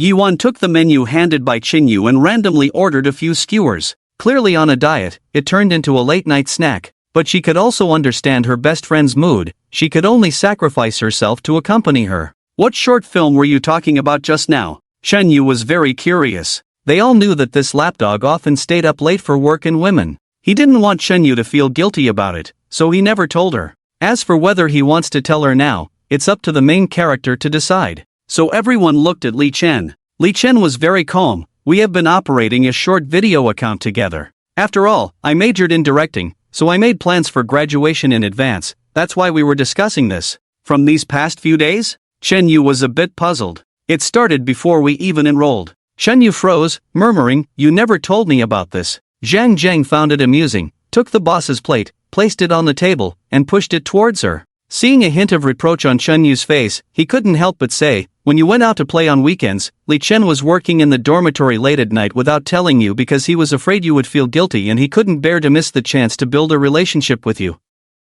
It's been a year, haven't you noticed how tired Li Chen was back then? Haven't you cared about him? At that time, he often yawned, and Shen Yu noticed it and asked him about it. But he said it was because he was excited to have a date with her the next day. At that time, Shen Yu felt quite sweet. Now thinking back, she realized that she never really cared about him, only focused on her own happiness. Guilt, only guilt, like drowning in water. Her delicate body beside her couldn't help but tremble uncontrollably. So, that confession video was prepared for me, right? Originally, you were planning to show it to me in the restaurant, but because of my attitude, you gave up. Li Chen fell silent, finally nodded. He glanced at Zhang Zhang. What are you looking at, wise man? If you don't say anything, how would others know what you did? Are you really planning to bring out some relics to burn? He took a big sip of wine, slammed it on the table, looked at Shen Yu. Are you pretending that nothing happened? Or, shut up. Li Chen slammed the table. Zhang Zhang swallowed his saliva, snorted, but didn't say anything more.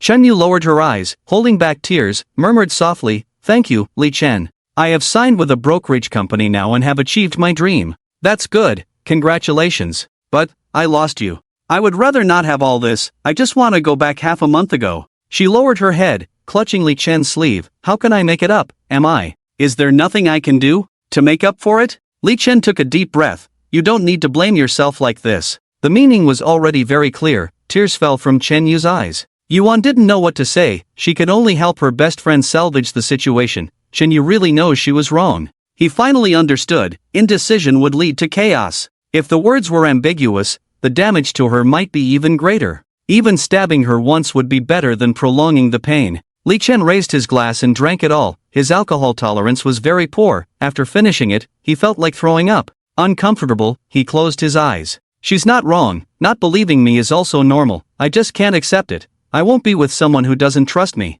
He looked expressionless at the tearful Chen Yu. I was too naive. I take back what I said that day. We can't be friends. Astonishment, surprise, daze, and tears. Various expressions appeared on their faces. Of course, except for Zhang Yanhua, who was immersed in watching anime. Sorry for dampening your mood. Wenhai, cover for me, I'm heading back first. He hurriedly walked towards a designated driver. Sitting on the electric scooter, his figure quickly disappeared into the hustle and bustle. Barbecue is really impossible to eat, so they switched to a quiet cafe. Zhang Zhang regretted it. He should have just drank honestly. Why did he have to say those words? Where's Nianhua? Zhang Wenhai didn't see him and furrowed his brows. He sneaked into the subway halfway. He's probably almost home now. Zhang Wenhai. In the private room, 4 people sat facing each other. Chen Yu sobbed. Yuan comforted softly. Zhang Wenhai felt extremely awkward, not knowing what to say. Zhang Zheng had watched 1,000 episodes of pure love anime, but still couldn't find a way to deal with the current situation. Really, reality is much more complicated than anime.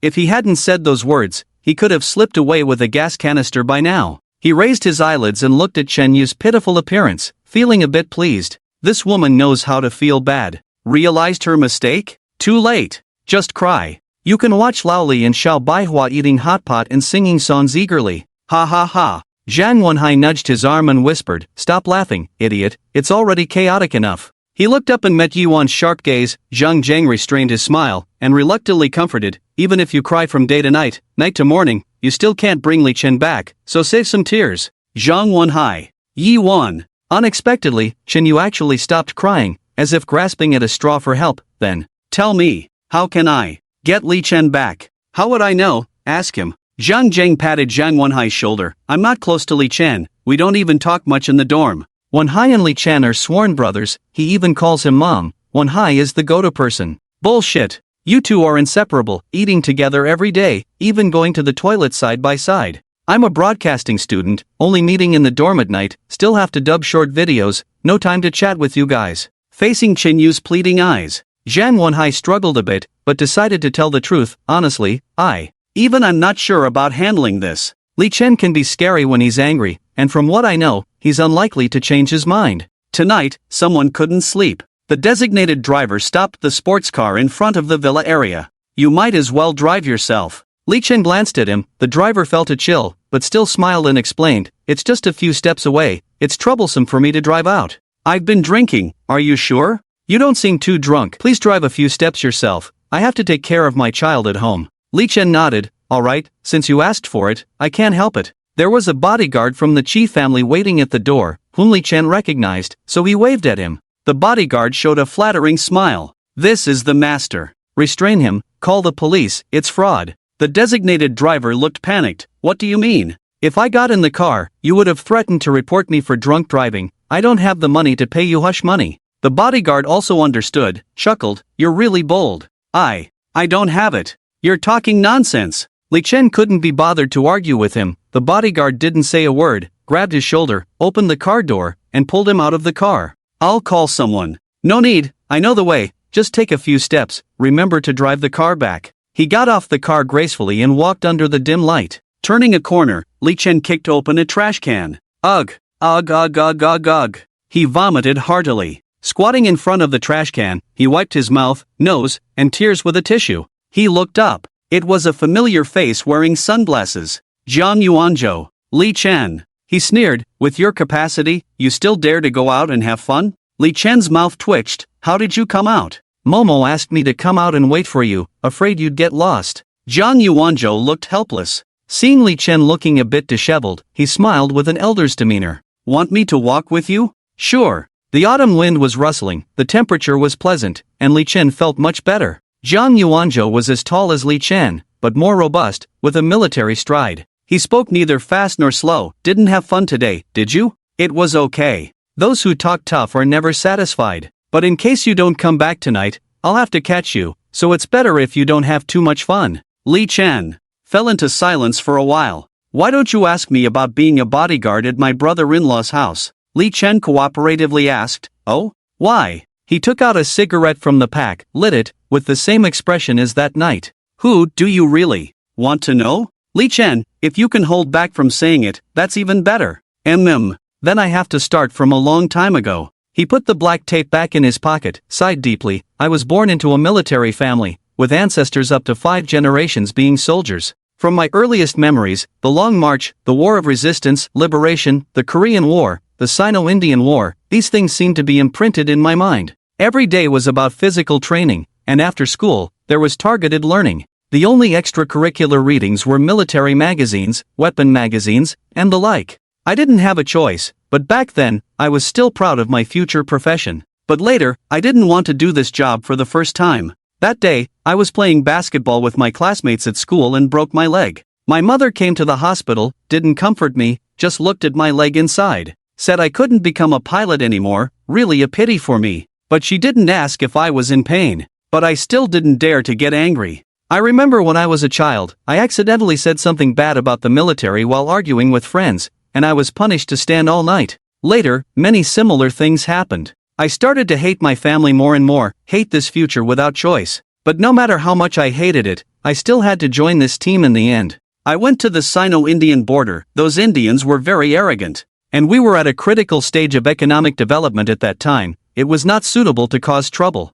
Orders were to endure. Conflicts should not escalate. Even if we were beaten, we couldn't fight back. At the most extreme, there was even a time when the sentries were shot at. But I wasn't afraid at all. I was even looking forward to it. If I died, would my parents be sad for me? Looking back now, it was really naive. In short, I often volunteered to stand guard at that time. Whenever someone approached, I would fight back as hard as I could as long as I wasn't killed. The commander on the other side remembered me. I was looking forward to the day when I would be shot. I really wasn't afraid at all. Anyway, that was my fate. I had no expectations for the future because I was always by my father's side, knowing how boring his life was. After enduring for 5 years, I finally waited for that day. In that moment, I seemed to see the expression on my parents' faces as they opened my curse-filled and accusatory suicide note, wondering what kind of wonderful expression it would be. But Asan, the so-called top marksman, was really disappointing. Despite being only 150 meters away, he only managed to blow off a small piece of skull. He was truly useless. But it turned out to be a blessing in disguise. Under the condition of upholding the family's honor, I gained my freedom. When I woke up, it was the first time I saw my mother cry, and my father gave up his work to come see me. Later, I found out that they had learned about my actions from the authorities, guessed that I was seeking death, and saw my suicide note. At that time, I didn't want to talk to them. After recovering from my injuries, I retired as a disabled veteran. After being discharged, I never returned home again. They would occasionally call me, but I rarely answered, and even if I did, I never listened to what they had to say. During that time, I was truly happy, with plenty of compensation money to spend however I pleased. It wasn't until I met Chi Wanli that I realized how cruel society could be. This scoundrel cheated me out of my compensation money as startup capital, and even took away my sister. He fleeced me completely. When they got married, I had a long talk with my parents. Even now, we haven't reconciled. But as they say, there's no point in holding grudges against family. I have no talent for business and don't want to strive in that direction. I can only live as a bodyguard, just having a job. You know about the GMO incident, and I take responsibility for it. But GMO is really cute, and I'm willing to spend a lifetime making it up to her like a dog. Li Chen. No wonder he doesn't seem quite normal, turns out he's had a head injury. Li Chen helplessly shrugged. Based on my experience as a director, apart from the part where my skull was blown off, the rest of my life experiences are not dramatic enough to make a movie. Zhang Yuanzhou stubbed out his cigarette on the trash can. You're not very likable, kid. I wasn't born to be liked by others. But thank you, I feel much better now. Zhang Yuanzhou smiled. Got dumped by a woman? Pretty much. He sighed and looked at Zhang Yuanzhou. Have you been in love before? I've had some relationships, yeah, a few. They all ended when it came to marriage. Those girls said I was not ambitious, low-paid, and came from a poor family. Were you testing them? Zhang Yuanzhou shook his head. Not entirely. I wasn't very ambitious either. If they couldn't accept that, then it wasn't meant to be. Chimo's grandparents retired a long time ago and now farm in the countryside. Although I have a monthly salary of 200,000, I don't have much to spend. When I wanted to find a stepmother for Chimo, I made some preparations to empathize with most people of the same age. I mortgaged this villa with the saved money, with a monthly payment of 195,000. What about you? How many girlfriends have you had? Li Chen shrugged. Not even one. Zhang Yuanzhou looked at him in shock. Really? Absolutely, but I pursued a girl, chased her for a whole year, and just ended it tonight. Got dumped? Yeah, the day you guys came to arrest me was the day I got dumped. That's quite a coincidence, hee hee. Oh. This voice was very familiar to Li Chen. Zhang Yuanzhou also remembered the scene he saw when he got off the car. It's the girl you met at the mall entrance the day we went to your house? Yes. She regretted dumping you suddenly, but you weren't willing to forgive her.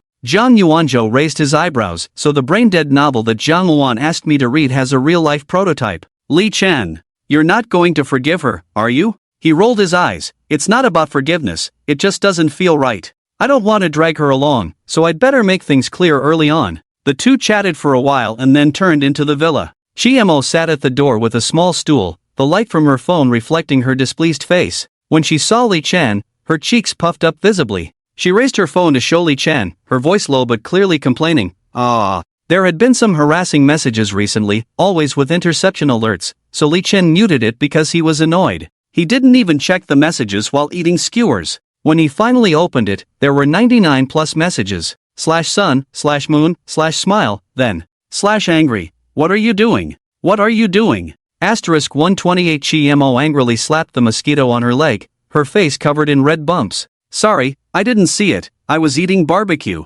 Chi-mo licked her lips, looking at his empty hands. Chi-mo, She was very angry, feeling betrayed. Li Chen wanted to seek help from Jiang Yuanzhou, but he had already entered the villa. I'll order takeout for you. Humph. I'll bring it next time. Humph. She stood up, picked up the stool, turned around, and the twin ponytails made a smack sound. But she stood there, unmoving. She stretched out her small hand. Let me take you home. Chi-mo responded with a and let him take the stool, holding his hand. Are you cold? She shook her head and scratched her leg. Did the mosquitoes bite you? Does it itch a lot? She held Li Chen's hand with one hand, scratching with the other. Stop scratching, it will scar if you scratch too much. She obediently stopped scratching, but her expression showed that she was still concerned. Holding Li Chen's hand, she ran into the house. You're back. Jiang Luan looked at the bumps on her daughter's face, opened the coffee table, took out a bottle of ointment, and handed it to Li Chen. She waited for you to be bitten, so it's up to you to handle it. After saying that, Jiang Luan stared at the TV program. It was a palace intrigue drama. It was just reaching its climax, with several concubines already kneeling on the ground and fighting. Jiang Luan didn't want to miss it. Chi-mo took off her shoes, eagerly searching her waist, and soon revealed her fair legs under her socks. The red mosquito bites were particularly eye-catching. Li Chen took the ointment, opened it, and applied a little on his fingertip. He sat directly beside her. Chi-mo shifted her buttocks, placing her thighs on his lap, urging, First apply the ointment to stop the itching, then rub it a bit to make it disappear. Jiang Luan explained considerately, watching the exciting plot of the palace intrigue drama. Li Chen gently applied the ointment to one of the mosquito bites, the cool ointment making Chi-mo shiver. She simply sat on Li Chen's lap, arms around his neck, face against his neck. In Li Chen's slightly tipsy state, he became more focused, and the contact with Chi-mo had become somewhat familiar, without any strange feelings. The ointment was really effective, visibly reducing the mosquito bites as soon as they were rubbed. It was kind of fun, but he didn't notice. As his hands moved freely, Chi-mo's breathing became heavier, and her body grew hotter. He was solely focused on the scientific experiment, not even realizing that Chi-mo had gone limp and was leaning against him. When the last mosquito bite was treated, Li Chen looked at her flushed face. He hadn't even reacted at this point. He was just annoyed that his face was too red and he couldn't find the mosquito bite. This ointment was so magical that just rubbing it could make the swollen mosquito bite disappear. He even wanted to go to the garden to feed the mosquitoes and experiment again. So he clumsily touched his smooth and delicate face like an idiot, trying to find the mosquito bite. It wasn't until Chi-mo made a soft moan that he was brought back to reality. Jiang Luan also heard it, watching Li Chen touch Chi-mo's face, looking at Li Chen with a shocked expression. Li Chen. Jiang Luan. He lowered his head in shock. Is she catching a cold? Is she getting a fever so quickly? Hurry up and put on socks. Jiang Luan. With that, Li Chen picked up the socks on the sofa and was about to put them on Chi-mo. Engrossed in the palace drama, Jiang Luan only now noticed the strange blush on Li Chen's face, looking at him with a smile that wasn't a smile, as if treating a child, clumsily helping Chi-mo put on the socks. Have you been drinking? Li Chen stuffed Chi-mo's chubby foot into the sock. Well, not much, just 2 bottles of beer. I had a designated driver bring the car back, didn't crash. Oh. Jiang Luan found it somewhat amusing, as if playing a game of truth or dare. Momo waited for you at the door for a long time, what do you think? Don't let her wait in the future, it's so pitiful to be bitten by mosquitoes, leaving scars on her white legs wouldn't look good. Jiang Luan probably understood Li Chen's current state. He reached out and pressed the pause button on the TV. Palace dramas weren't as stimulating as playing truth or dare with a son-in-law. Jiang Luan suppressed his excitement and asked in as casual a tone as possible, is there anything inconvenient about living in our house? Eating well every day, sleeping well, being able to watch movies with face masks, and getting paid. It does feel a bit inconvenient, but Momo is so cute. Her parents helped my friend find a home. I must help her return to normal and try to get used to it. Jiang Luan pursed her lips, his words were quite dense, and she guessed right, he had been holding back before. Li Chen unabashedly pinched Chi-mo's small legs, continuing to put on the socks, occasionally rubbing through the socks,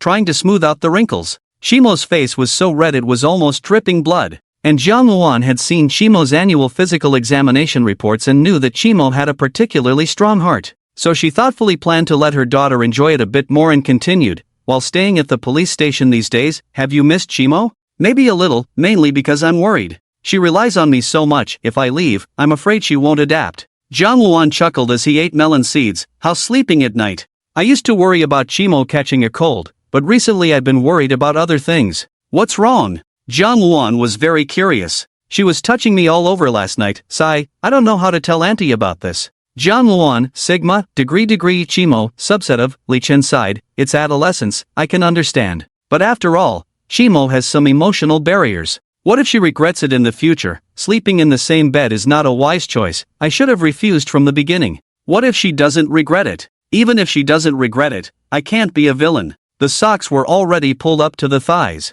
Jiang Luan felt time was running out and asked the most crucial question, "Do you like Chimo?" But Li Chen's final action of pulling up the socks was very smooth, helping Chimo stand on the sofa, pulling up the socks to her waist in one go. Li Chen looked up and saw Jiang Luan's face full of regret. Chimo swayed, he quickly hugged her. He finally woke up from the self-hypnosis caused by focusing on the mosquito bite. Li Chen. Jiang Luan, so experienced, put down the melon seeds and picked up the remote control. She turned on the TV and continued watching palace intrigue drama as if nothing had happened. Li Chen lowered his head, his face blushing like peach blossoms in spring. His breathing was still heavy. Zhang Yuanzhou had been holding the sobering soup for 5 or 6 minutes. He timely handed the soup to Li Chen, saying, "Drink it. I told you, with your capacity, don't go out and party in the future." Li Chen took the sobering soup in a daze, finished it, and placed it on the coffee table. Li Chen was a man who could bravely face reality. So, he gently placed Chimo on the sofa, stood up,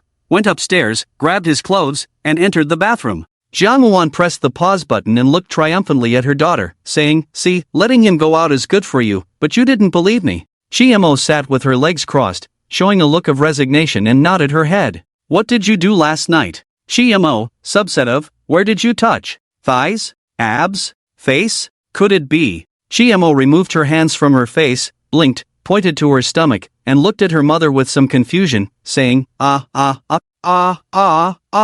Oh." Jiang Luan smiled mysteriously, "You're still too young, you'll understand these things when you grow up." Chimo, the next afternoon. Inside an air raid shelter in the suburbs of the Magic City. Nie Qian came out of the bathroom and was about to blow dry her hair when she saw Lin Qingxian on the phone, so she put down the hairdryer. After more than 10 days, he had grown stubble, looked disheveled, and his expensive shirt was half open. His once full upper body now looked quite shriveled and thinner, but the air of hostility around him had intensified. He used a fork to eat instant noodles while talking on the phone, occasionally responding. Looking up at Nie Qian coming out of the bathroom, he showed a rare gentleness in his eyes. He pushed the remaining half bucket of noodles towards her. Nie Qian clipped up her wet hair with a hairpin and started eating in small bites. Lin Qingxian reached out to move the wet hair stuck to her cheek, took the phone off his shoulder, crossed his legs, and continued the conversation. It was unclear what was said on the other end of the call. His eyes suddenly turned dark and cold, like a venomous snake awakening after a long winter of hunger. "Now you want to send someone to pick me up. Why? Want to silence me?" Lin Qingxian sneered, "If I die, can you cover up all those dirty deeds?" Nie Qian knew that Lin Qingxian was talking to someone from the Lin family at a fixed time every day. It was agreed that today everything would be arranged for him to leave the country. But now it was the deadline. Either the situation was not optimistic, or it was the final showdown. Whichever it was, she would soon be free. "Stop talking nonsense, is everything arranged?" Lin Qingxian was very impatient, tapping his pinky finger on the receiver. "Arrange for me to leave the country, or I'll turn myself in. I might not be executed, but many of you will die, you can try." A few minutes later, he got a satisfactory answer. After discussing some conditions to ensure his well-being after leaving the country, he hung up the phone. Standing up, he started buttoning up his shirt, asking her, "Are you coming with me?" He spoke to her without looking at her. Although he seemed indifferent, his fingers trembled and he couldn't button the last one. Nie Qian reached out to help him, smiling gently, "Of course, I'll go with you." Lin Qingxian held her hand, "Good." He opened a safe behind a picture frame and took out some things. Lin Qingxian had a gun in his hand, along with the belongings he brought in a hurry to the suburban air raid shelter. He handed Nie Qian her bag. "Why do you have this?" Nie Qian looked somewhat frightened at the dark gun barrel. Lin Qingxian tucked it behind his waist. "This is the last resort. Don't worry, no matter what, You will be fine. He gestured for her to take the bag. I'll check the surveillance, you tidy up at home. At the mention of home, Lin Qingxian inexplicably trembled. Suddenly, he felt it was not an escape, but a journey to a beautiful place. Nie Qian took the bag and pointed to the thing in his hand. Can you not bring that thing? Lin Qingxian removed his hand from the gun handle and smiled. It's on safety, don't worry, it won't go off. Just cautious of accidents. She nodded, didn't insist further, and walked towards the bedroom. Lin Qingxian watched her back, his eyes gentle, then turned and left the narrow room. Inside the police station, Luo Yanran was drinking milk tea, eating stinky tofu, and staring at the computer screen. Among the busy and flustered people, she was doing the lightest work. The young man opposite her, who was busy writing case records, felt jealous eyes on him and leaned over to whisper, "At least pretend a little." Luo Yanran picked up a piece of stinky tofu and stuffed it into his mouth, and he instinctively started chewing. How does it taste?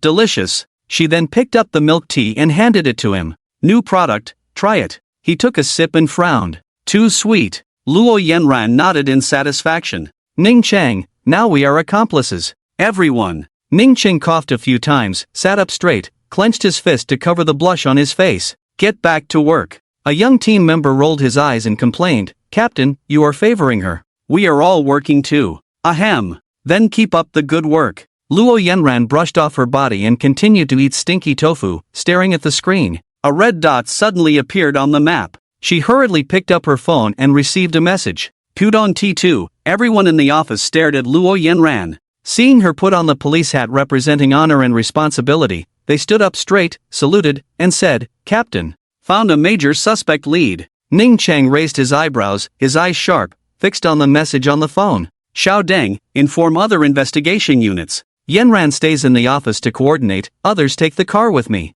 Seeing Luo Yanran about to argue, Ning Cheng frowned and said first, obey orders. You are just an intern now, not capable of handling this task. Luo Yanran knew she shouldn't go, not because she was afraid, but mainly because she lacked experience and could easily mess things up in such a case. She just wanted to hear Ning Cheng say that. Really handsome. The team filed out in an orderly and swift manner, their actions quick and serious. She naturally didn't continue to slack off, as coordinating was also a very important responsibility. Synchronizing the location information to Ning Cheng's phone, they found that the vehicle had left the highway and entered the airport. It was impossible to arrange interception within a few minutes. Luo Yanran's heart suddenly felt uneasy. Then, she received another message confirming her unease. Has a gun. Her pupils contracted, and she quickly opened the internal communication channel. Badge number, current intelligence update, suspect is armed. Badge number, current intelligence update, suspect is armed. Badge number, current intelligence update, suspect is armed. After repeating 3 times, amidst the squeaking sound of electricity, the reply came sternly, continue to stay in touch, please contact the airport and other units to prepare for emergencies as soon as possible to avoid civilian casualties. Understood. Even if she was worried, responsibility came first. If negligence led to failure to protect the lives and property of the people due to a bad temper, Ning Cheng would truly be disappointed in her, and she would be disappointed in herself. Having dealt with so many major cases, handling this small situation would surely be no problem. Praying silently in her heart, she picked up the landline phone to start contacting according to the procedure. She glanced out the window from time to time. Vehicles drove out of the yard one by one. Faces, young and old, resolute as they headed to their positions. She began to feel more composed. Lin Qingxian wore a mask over his face, still cautious with a pair of round-framed glasses perched on his nose. Nie Qian was the same, now looking anxious. She didn't know how Lin Qingxian managed to get the gun through 2 security checks. The two were sitting in a corner near the boarding gate. Lin Qingxian went to the restroom midway, and now the gun was tucked at his waist. Lin Qingxian waited very cautiously for the riot police to patrol the farthest area before going to the restroom. Nie Qian had no time to communicate with the police here, but she couldn't let Lin Qingxian escape like this. What would all her humiliation over the past year amount to? She thought about snatching it herself, but Lin Qingxian was extremely vigilant, making the chances of success too low. And looking at Lin Qingxian's cautious posture, it seemed like the safety was also unlocked. Wait a little longer. If the police didn't arrive in the last 10 minutes before boarding, she would have to do it. Chang, you can rest soon, she silently recited in her mind. After a while, the synthesized voice from the broadcast station informed passengers that the flight would take off in 30 minutes. When the ding alert sounded, both of them tensed up suddenly, holding hands tightly and then letting go simultaneously. Lin Qingxian looked at Nie Qian and smiled, too nervous. She nodded. It's okay, it will be over soon. Nie Qian's peripheral vision caught a young janitor. Although skilled, his appearance and age clearly didn't match the job. She looked away, pinching Lin Qingxuan's fingers to divert his attention. Can we come back? He whispered, wait for the wind to pass, change your appearance, settle as a foreigner. People in the country are too obsessed with foreign things. A man passed by, and Lin Qingxian stopped talking, his hand slowly moving towards his back. Nie Qian's heart pounded. Fortunately, there was no anomaly. As the man passed, he relaxed again. The man turned a corner, adjusting his earpiece. Surveillance complete, suspect is very alert, assault is not feasible. Ning Cheng felt annoyed. Stop ticket checking, evacuate everyone except at gate 13, be discreet. How is the sniper's position search going? No side positions, frontal shooting has over 95% chance of collateral damage. Cancel the sniper, be ready for a strong attack when evacuation is complete. Call for medical personnel to be on standby. Time passed by, near gate 13 was a small supermarket with a considerable flow of people. But in just over 10 minutes, the number of people decreased, and the density of staff increased. Nie Qian tried to find a topic to chat with Lin Qingxian, but he eventually noticed something was amiss. His gaze gradually darkened. Nie Qian felt like she was in an ice cave, only able to pray in her heart. When a mother and daughter passed by, Nie Qian didn't have time to stop them. Lin Qingxian snatched the daughter from her mother's hands, tightly pinched her neck, and pressed her onto the cold stainless steel chair. Bang! The sound of glass breaking followed. He squatted down, hiding behind the stainless steel chair. The dark gun barrel was pressed against the back of the little girl's head. At this moment, how could he not understand? All the vague doubts were confirmed. The voice was hoarse and resentful. Shanxian, why did you betray me? The noisy, chaotic, wailing, and crying voices of the police maintaining order echoed in the airport terminal. Lin Qingxian did not threaten other hostages, just aimed the gun at the little girl, questioning the girl sitting next to him. Lin Qingxian. Nie Qian reached out to gently comfort the girl crying on the chair. Turn yourself in, don't make me look down on you. Bloodshot eyes gradually filled with blood. Why did you do this? Nie Qian showed a ridiculous expression. Lin Qingxuan's white teeth bit his lip. It's all fake, you can't understand me either? Understand? Claire's parents are like my own parents, she's like my own sister. You killed my sister and still want me to understand you? There is no greater sorrow than a dead heart, and Lin Qingxuan's remaining warmth died now, his pale lips stained with crimson blood flowing between his teeth. So you were plotting against me from the beginning, contacting those bitches a year ago was you? Bitches? Ha ha. Scum is scum, but that wasn't me. It was Li Chen then. A sinister and jealous expression intertwined on Lin Qingxuan's face. You want the police to call him over? To protect the informant, they would never let Li Chen come to his death. Give up on that idea. His expression became more ferocious. What's so good about him? Nie Qian continued to comfort the little girl, frowning. Release this child first, haven't you heard enough people? The crowd at the airport had already been evacuated rapidly, leaving only police officers holding riot shields and loaded guns. Where is the negotiator? A middle-aged man with white temples put down his earpiece and raised his hand. Hello, comrade. Our situation has been handled, the suspect now has 2 hostages, a 7-year-old girl is under real threat. Do you understand the case background? He nodded, speaking quickly but very clearly. I've reviewed the case on the way here, I've been waiting for a while, and I've heard part of the conversation between the hostages and the suspect through your equipment. My suggestion is if conditions permit, shoot directly. Ning Chang. I'll provide a psychological analysis later, you're not responsible. The conclusion is, there's a high probability he will shoot, not necessarily at whom. The girl on the field now is more effective than me. Ning Chang scratched his head, he's hiding behind the little girl now. The negotiator nodded decisively, then I'll go. He quickly got ready. He raised a megaphone, behind the riot shield, and spoke in the softest tone possible. Mr. Lin, hello, I'm a police representative, hoping to. Bang! A burst of fire sprayed out, leaving a bullet hole on the riot shield. Stop talking. If you don't want your hostages to die, don't bother me. The negotiator put down the megaphone, looking at Ning Chang. It seems the pre-analysis of the psychological team was very accurate. Ning Chang. He sighed, turned to his 2 colleagues beside him. Get the technicians to check the terrain map, and find a side angle. Ask the airport manager for assistance, find more positions, and routes for covert movement. If the sniper goes over, the danger level is too high. With a gun, I'll go, you guys get ready too. Understood. X2 The scorching hot barrel pressed against the back of the little girl's head. The little girl, who had been somewhat calmed down by reassurance, now started crying and struggling again due to physical pain. Lin Qingxuan's eyes were bloodshot, his actions became more forceful, almost breaking her neck.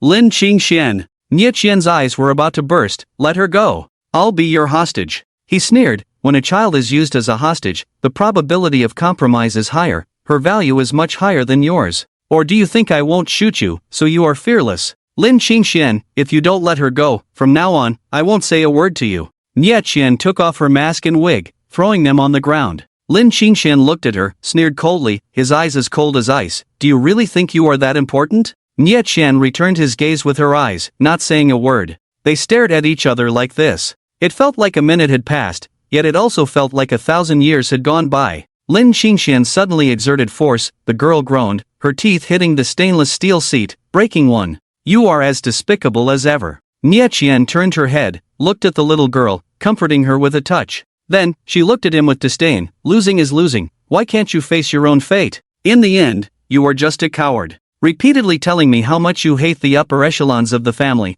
calling them beasts in human clothing, yet you don't have the courage to confront them. Bullying the weak with means even more beastly than theirs, just to become their bargaining chip. Is this your ideal? Saying it in noble words can deceive yourself? At this point, at least let me have some respect for you. Nie Qian's words were sincere, trying to provoke him to successfully change the situation for the little girl. In the silent airport lounge, Lin Qingxuan's crazy and unrestrained laughter began to echo. He laughed so hard that he almost couldn't catch his breath. So, this is the old cliché of good triumphing over evil. He gasped a few breaths, his face showing a fierce expression. All right, very good. He said sternly, then I'll give you this opportunity. I will let this girl go, and I will surrender, but you have to die. Nie Qian achieved her goal and nodded without hesitation. Okay, let her go. Lin Qingxian aimed the gun at her, lifted the girl by the back of her collar, and placed her on the clean and cold tiled floor behind the stainless steel chair. Nie Qian ignored the gun barrel, turned around and knelt on the stainless steel chair, reached out to touch the girl's hair, pointing forward. Those police uncles will protect you. Encouraged, she wiped her face and ran unsteadily towards the wall of people. Nie Qian stiffened. Lin Qingxian embraced her from behind. He hid his head behind her and spoke in a voice that only the two of them could hear. I'll keep my word to you, this gun won't be aimed at you. But please, give me some time, okay? After I finish, I will give you all the evidence of the Lin family. Nie Qian looked at the girl's back, silent for a while, and finally nodded gently. Lin Qingxian breathed a sigh of relief, showing a look of relief. His tone was no longer harsh, but extremely gentle. You are right, I am just trash. I regret falling in love with you. Those things I desperately sought in the past are not important at all. He sighed. Alas, it's a pity that time cannot be turned back. You saved this girl, and you will be able to live as a hero in the future, while I will receive the punishment I deserve. Lin Qingxian fumbled in his pocket, and Nie Qian felt her finger being gripped by something ice cold. I picked up a piece of scrap iron, spent a long time polishing an iron ring on an old lathe in the air raid shelter, originally intended to give it to you on the plane. You are really amazing, even I was deceived by you. I understand, if I hadn't done those things, you would have genuinely sympathized with me, and we would really be together, not like now. But, don't you have even a little bit of genuine liking for me? Nie Qian watched as the little girl was held by a police officer. Medical staff began to check her injuries. She felt relieved. She turned around. The expression on her face was as if she had heard the funniest joke in the world. She gritted her teeth. Every time, I feel nauseous. It's impossible for me to be with someone like you. If it weren't for revenge, I would rather die. Lin Qingxian closed his eyes in pain. So when you look at me with admiration, who do you think of? Can you tell me the answer? Cheng Cheng has a younger brother. She clenched her fist, then loosened it, leaving only hatred in her eyes. If it weren't for you, he would have gone to college with me, and he, Cheng Cheng, and I would have been very happy at school. Since you destroyed my happiness, don't say such things again, it's really disgusting. Nie Qian secretly peeled off the metal ring from her index finger. The metal ring hit the stainless steel seat, making a crisp sound, and rolled towards the distance on the ground. Lin Qingxian tried to reach it with his foot but couldn't. His pale lips trembled slightly, murmuring, Nie Qian. That's my last little wish. His eyes were filled with paranoia. His originally somewhat weak heart was now filled with distorted possessiveness. Why don't you want to save me? Tell me, will you wait for me forever? Tell me. He forcefully pressed the gun barrel against Nie Qian's forehead. She looked indifferent and coldly snorted, "Trash is trash, go ahead and shoot, do you think I care?" Just to give yourself a psychological crutch, you think of using these words to seduce me. Even now, you're still thinking of your own interests. If you truly love someone, shouldn't you let go if it will hold her back? If you truly repent and don't want to kill, why bring a gun? It's ridiculous. I love Zhao Yangshi, but I'm tainted now. Whether I die or live, I won't hold him back. I'm much better than you. Even covered in mud, she was full of pride, raising her chin high. "You're not worthy of me." "Shut up! Shut up! Shut up!" He pulled the trigger, fiercely saying, "Do you still want evidence?" Nie Qian shook her head. "You've wanted to kill the Lin family for a long time, you must have been prepared. Go ahead and shoot, so you can be executed by firing squad. It's better than sitting in prison for over a decade and then discuss others." Lin Qingxian completely collapsed, wailing mixed with roaring, as if he would pull the trigger in the next instant. Several snipers hiding behind riot shields raised and then lowered their guns. Several senior police officers made calming gestures behind the shields, looking anxious. Meanwhile, Nie Qian's lips curled slightly. She died peacefully, with an extremely calm heart. She had completely defeated Lin Qingxian. "Chang, I won." "Oh." Nie Qian proudly and confidently closed her eyes in peace. All the noise disappeared at that moment. Nie Qian wanted to freeze the last moment in the happiest time. Unfortunately, it couldn't be as she wished. At times like this, it really was involuntary. The first thing that came to mind was her 5-year-old self.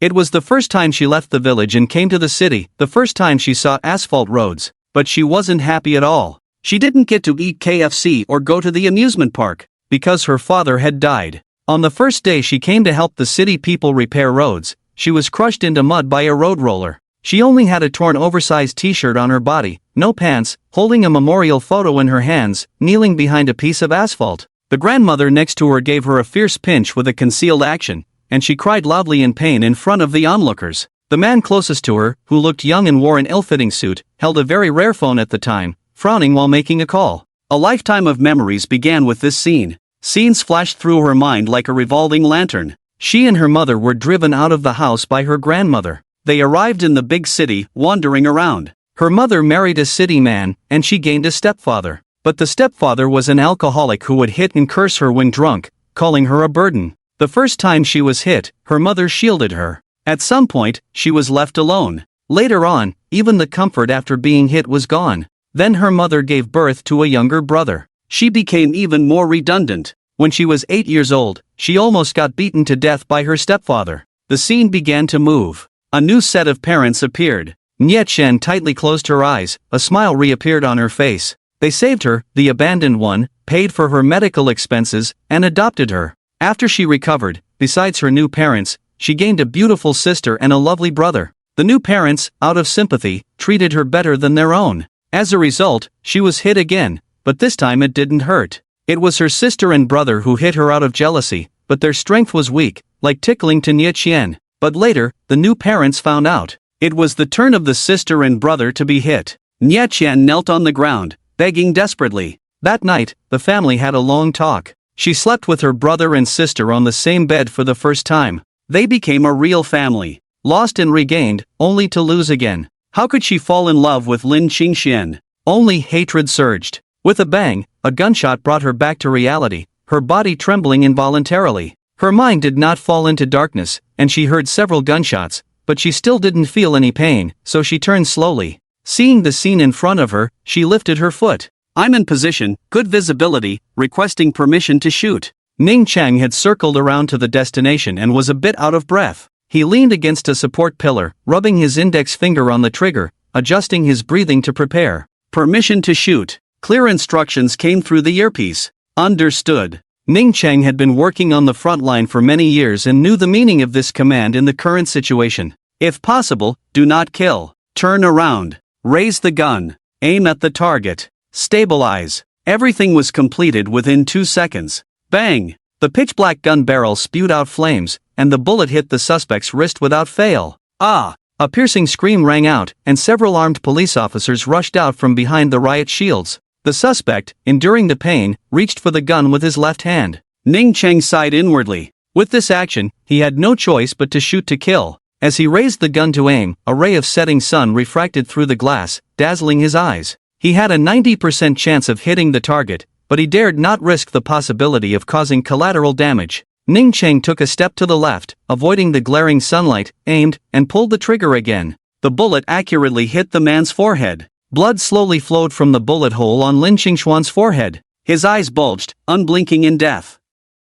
But with his last strength, he pulled the trigger. A bullet pierced through Ning Cheng's arm. Ning Cheng couldn't help but grunt, covering the wound. Then, a burst of gunfire erupted like popping beans. Lin Qingxian got what he deserved, riddled with bullets. Team leader! Ning team! A group of people rushed over. Ning Cheng instantly regained his composure from the pain. The bullet had passed through his body, causing muscle tissue damage to his forearm. Looking at the extremely tragic scene of Lin Qingxian on the scene, even about to be whipped, Ning Cheng hurriedly said, "I'm fine." Quickly stopped the hostages from destroying the scene. The girl, with tears in her eyes, was viciously kicking Lin Qingxuan's body. Upon hearing Ning Cheng's voice, she stopped. She took out a bank card from her bag and threw it on him. Then she started kicking again. The crowd. The first person to arrive was a female police officer. She ran to Nie Chen, then tightly hugged her upper body. As for the lower body, sorry, she was powerless. Anyway, it was already damaged. Those with law enforcement recorders turned their backs neatly, looking at Ning Cheng with concern. Ning Cheng. 10 seconds later, Chen Kong, who replaced the command, ran over. The female police officer timely took Nie Chen away. Medical personnel also arrived and bandaged Ning Cheng's arm wound. Chen Kong looked at the scene, covering his forehead, gritting his teeth. While the medical staff bandaged him, Ning Cheng explained his actions and sighed, "Shen Bureau, sorry, there was no other way at the time. Your judgment was completely correct. What annoys me is..." He looked around at his subordinates with wandering eyes. "What were you thinking? How do you explain to the inspector when the suspect is beaten like this? Moreover, the ground is so smooth. What if there is a ricochet and someone gets accidentally shot? Report, we didn't have a clear view just now. Didn't know that the suspect had been shot dead by team leader Ning. Report, we are all top marksmen, guaranteeing hits on the body, bullets won't ricochet. If you don't believe it, you'll see later. I judged that the tiles under his body are intact." Chen Kong rubbed his forehead vigorously and waved his hand. All right, quickly cooperate with the airport staff to restore order." Everyone started to get busy. Chen Kong also had to deal with the aftermath. As he was about to leave, he suddenly turned back and glanced at Ning Cheng, frowning. "Where is your bulletproof vest? I only found out about the gun when I left, didn't have time to get it. Couldn't you have borrowed one from someone?" The situation was tense at the time, really couldn't. Besides, I was shot in the arm, wearing it wouldn't have helped. Chen Kang's face twitched. "So it's all my fault?" Ning Cheng quickly tried to make amends. "I'll write a self-criticism." "Write what? Just consider it a commendation." Chen Kong turned away. "Go with the doctor to get an x-ray, if it's okay, go back directly. Oh, and repeat what you said about wearing it wouldn't have helped to your girlfriend, so you'll remember it in the future." Ning Cheng. The next morning. By the pillow, a melodious children's song rang out. I'm by the roadside found a penny. Li Chen was already awake. Today was the day of Zhao Qingqing's funeral. He sought his contact, sat up from the bed. "Hey, Dad. The weather has cooled down recently, remember to wear more clothes." "Okay, you too. Is there something?" "I need you to go to the city hall this morning. There are some things I need to explain to you. I'm not very clear about the specifics." "Case closed?" "Yes, it's closed. The city will send a car to pick you up. You'll be there soon." "Okay." Beside him, GMO opened one eye when the phone rang, saw Li Chen putting on his coat, then opened the other eye. "I'm going out now." They had already greeted each other yesterday, so GMO yawned, turned over, and continued sleeping. A red flag car stopped at the door, the window rolled down, Chen Kong waved to him and handed him a bag of buns. "Have some." Li Chen took the bag, ate a few bites of the buns. The car drove on the street. The villa was located in the suburbs, and this road was not congested. Li Chen secretly observed Chen Kong, who was smoking to refresh himself. He looked tired, but his mood seemed good. Was Lin Qingxian arrested? Li Chen couldn't help but ask. Chen Kong shook his head. Li Chen frowned. Chen Kong said, he was shot dead. Li Chen frowned again. What about Nie Chen? She's safe and sound. A smile began to spread from the corners of Li Chen's mouth to his whole face, and he raised his thumb. Great. Chen Kong smiled wryly. It's nothing. Li Chen then awkwardly shrank his head. At the city hall, they were led into an office. Sitting by the desk was a friendly middle-aged man. Holding a pen, he pointed to the sofa. Didn't get enough sleep? I slept late yesterday. He obediently sat down. Young people should also take care of their health, go to bed and get up early. Yes. He took the teacup and said thank you. The middle-aged man's face softened. Your father said you don't need commendation, but I think we should ask you about it. Li Chen sighed and put down the teacup. This is unfair. Those women suffered, and I got rewarded for it. It will also affect my study life, it's unnecessary. He smiled. Then we respect your wishes. We won't make a big deal out of it, but you will still receive the deserved reward. Okay, as long as it's not publicized. Li Chen breathed a sigh of relief. There is one more thing I need to inform you about. Yes, go ahead. This case needs to be kept confidential. Li Chen's good mood instantly disappeared. He furrowed his brows, gritted his teeth, but ultimately held back his anger. Is it because of certain industry giants, smearing them would cause losses?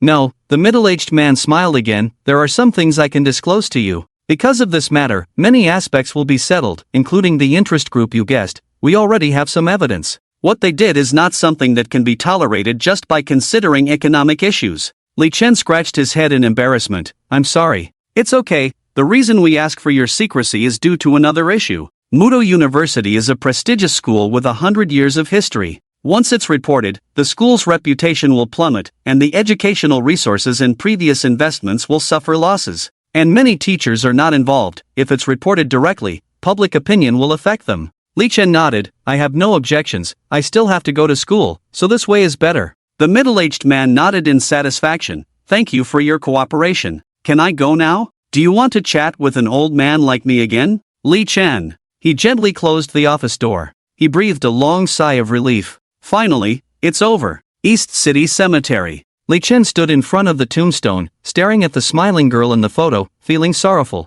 He stood silently for a minute, then bowed, placed flowers in front of the tombstone, and walked towards Zhao Qingqing's family. The elderly couple looked very thin. Nie Qian and Zhao Yangxi stood on either side. Uncle, aunt, my condolences. You suffered for Qingqing's sake. Mr. Zhao looked grateful. The government gave me a reward. It's worth it. Li Chen tried to sound casual. Who would risk so much for such a small reward? Mrs. Zhao held his hand. Thank you. Amidst the greetings, the investigating team and local staff also arrived, bringing flowers to mourn the deceased and comfort the family. Li Chen consciously stepped back. Zhao Yangxi accompanied Li Chen in conversation. Aunt looks much better than a few days ago. After returning to the family in Mudo, she cried for a while and then recovered. But she still cries at home, but it's getting better day by day. Li Chen nodded. That's good. He looked at Li Chen and smiled. At that time, my sister often mentioned you. When she was happy, she said you were handsome, but when she was upset, she said you were as thin as a stick.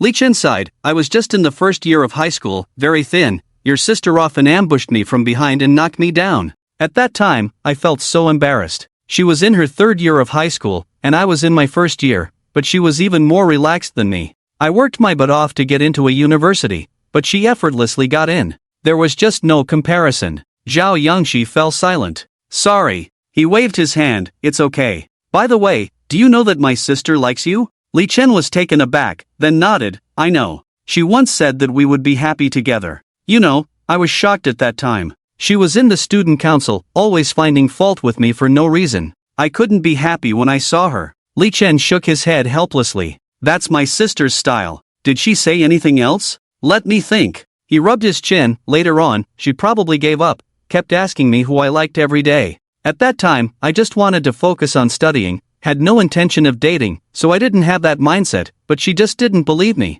After Li Chen mentioned Zhao Chengcheng, Zhao's parents stopped paying attention to others and listened intently. The others were also very understanding and didn't speak further. Li Chen began to recall past memories intently, unaware that everyone was listening. She said if you like a girl, you should boldly pursue her, not peep at her like I did. Actually, she always wore the student council armband to find fault with me. When I saw her, I would glare at her. Anything else? She said she had period cramps and told me that motherwort chicken soup was effective, asked me to learn how to cook it. As memories became clearer, Li Chen began to speak non-stop. One day, it rained, and I didn't have an umbrella. The rain wasn't heavy, I could have just run back to the dorm, but your sister insisted on sharing the umbrella with me. Sharing an umbrella was fine, but she said shoes would get wet on rainy days, asked me to carry her, but that day she was wearing rain boots. She realized it later than me, got frustrated and threw her boots into the drain, then asked me to carry her barefoot. It was so embarrassing that I decided to take off my shoes for her to wear.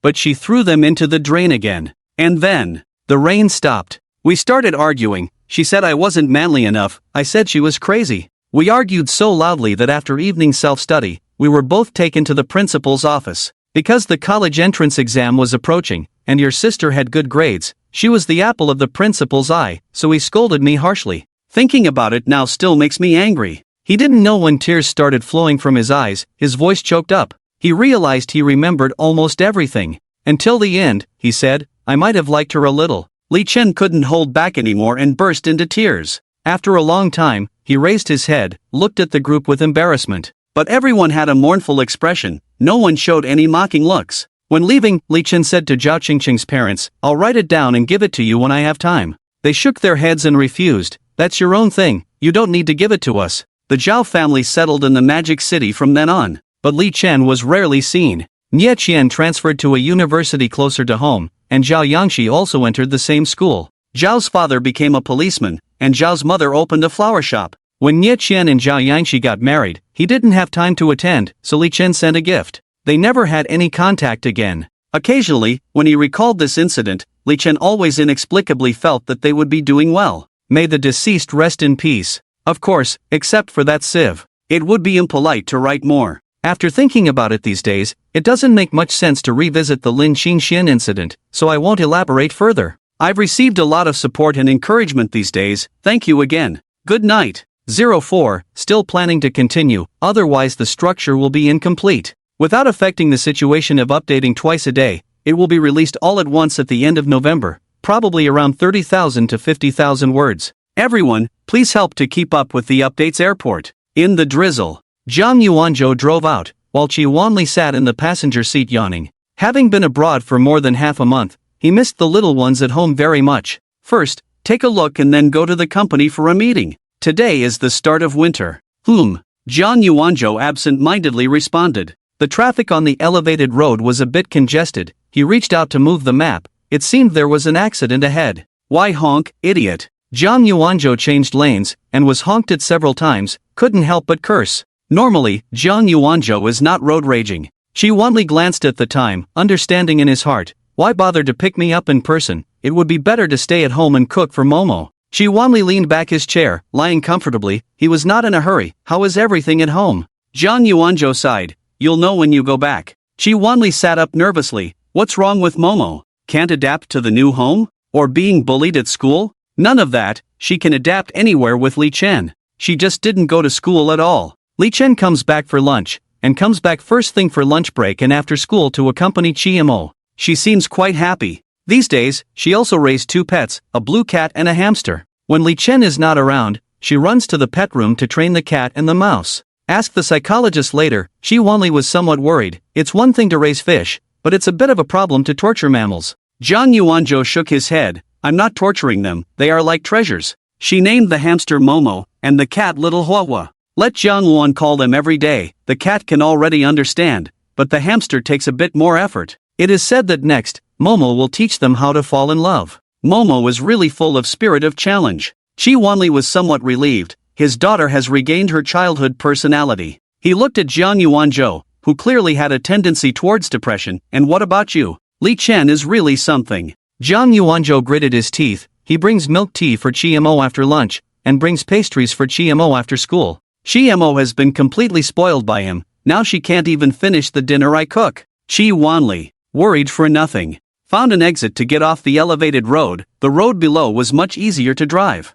In no time, they arrived near the campus of Modu University. 2 streets away from the campus, there is a branch of the Huangpu River. This property is located on a long and narrow plot of land, with dozens of villas built along the river, and high-rise apartments in the back row.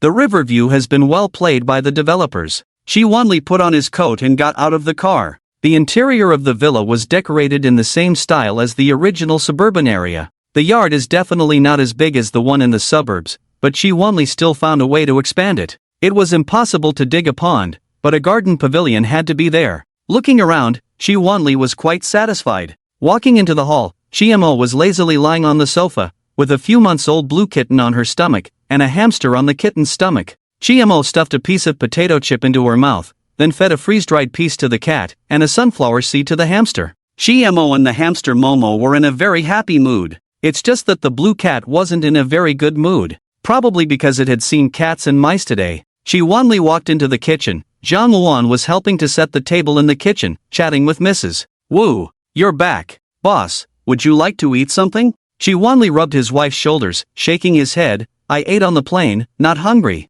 Zhang Luan, seeing him, looked worried. She pulled him out of the kitchen. What's wrong? Look at Momo's condition. Chi Wanli, is there a problem? I don't see any changes. Chi Mo turned his head and saw Chi Wanli, reaching out. Hi. Hi. Chi Wanli also reached out to greet him, about to sit down, planning to see if he could get closer to his daughter today. But Zhang Luan stopped him. Look again. A few minutes later, Chi Mo picked up the cola and drank it, burping. Continued watching TV. Zhang Luan looked at Chi Wanli. Do you understand now? Chi Wanli was puzzled. Isn't it okay for adults to drink a little soda? Alright, come with me. The couple entered the pavilion. Chi Wanli lit a cigarette, played with the flint on the lighter, looked at the rain curtain outside the pavilion, with a guilty look on his face. Wife, you've been working hard these days.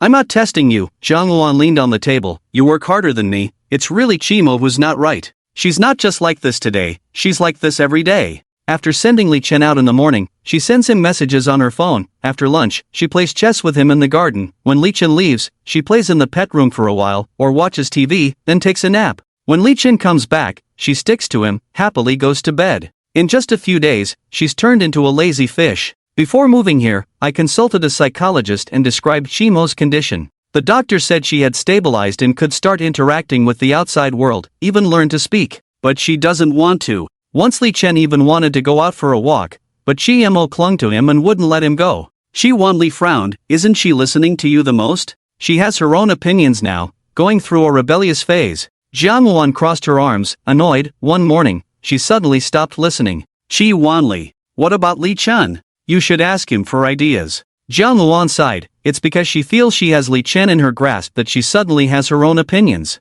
After the previous dust settled, Li Chen's willpower plummeted, and Chimo can get away with anything by acting cute. Chimo now thinks she can kiss Li Chen just by herself. Zhang Luan cracked melon seeds, sarcastically, impressive, relying on herself, not needing mom. She sighed repeatedly. I can't even enter her room now. If it weren't for Li Chen insisting on bathing, I would be completely useless. Chi Wanli furrowed his brow. This situation is very serious. Persuade Li Chen to hold on. Zhang Luan rolled her eyes. That's not the issue. Li Chen would never do that. It's Chimo thinking she's found the key. After watching a few TV dramas, now she can act pitiful and cry, and then give me a grimace. It annoys me. She's more annoying now than when she was a child. Yesterday, I ordered a separate bed, moved into Chimo's room, let them sleep separately, to discipline Chimo. That's what she did. Li Chen couldn't hold on for a minute. Chi Wanli envied. Can you find a way for Momo to act cute with me too? Zhang Luan looked serious. Do you think this is a good thing?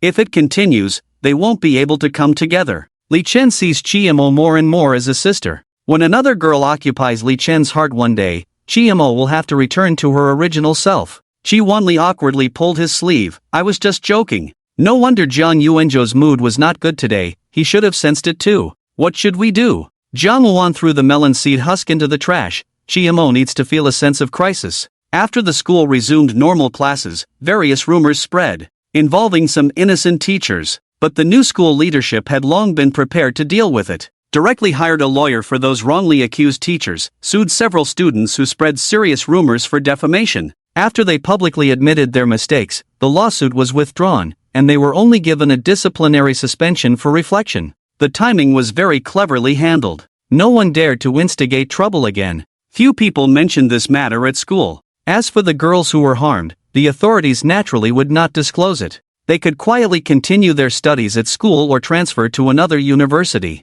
Even Li Chen didn't know everything, but he knew that everyone received compensation in the 8 figures from the Lin family. What happened next was interesting. After the Lin family spent this money, the authorities, at their wits' end, produced evidence provided by Lin Qingxian. It is said that the person in charge of the Lin family was driven to a mental breakdown by the authorities' actions and directly exploded in anger. As the investigation progressed, the entertainment industry was shaken every day, and half of this month's hit dramas were taken off the air. Everyone enjoyed watching the show. Li Chen would give daily likes to Luo Yanran, who was going crazy in his circle of friends. But in the afternoon, there would be several photos of Ning Chang wrapped in bandages, carrying lunchboxes, bubble tea, and the like. Comments like Ning team cooked and brought it over, so hardworking, today's shrimp were peeled, too troublesome for Ning team, the bubble tea only has 3/4 of sugar, Ning team is strict, and so on.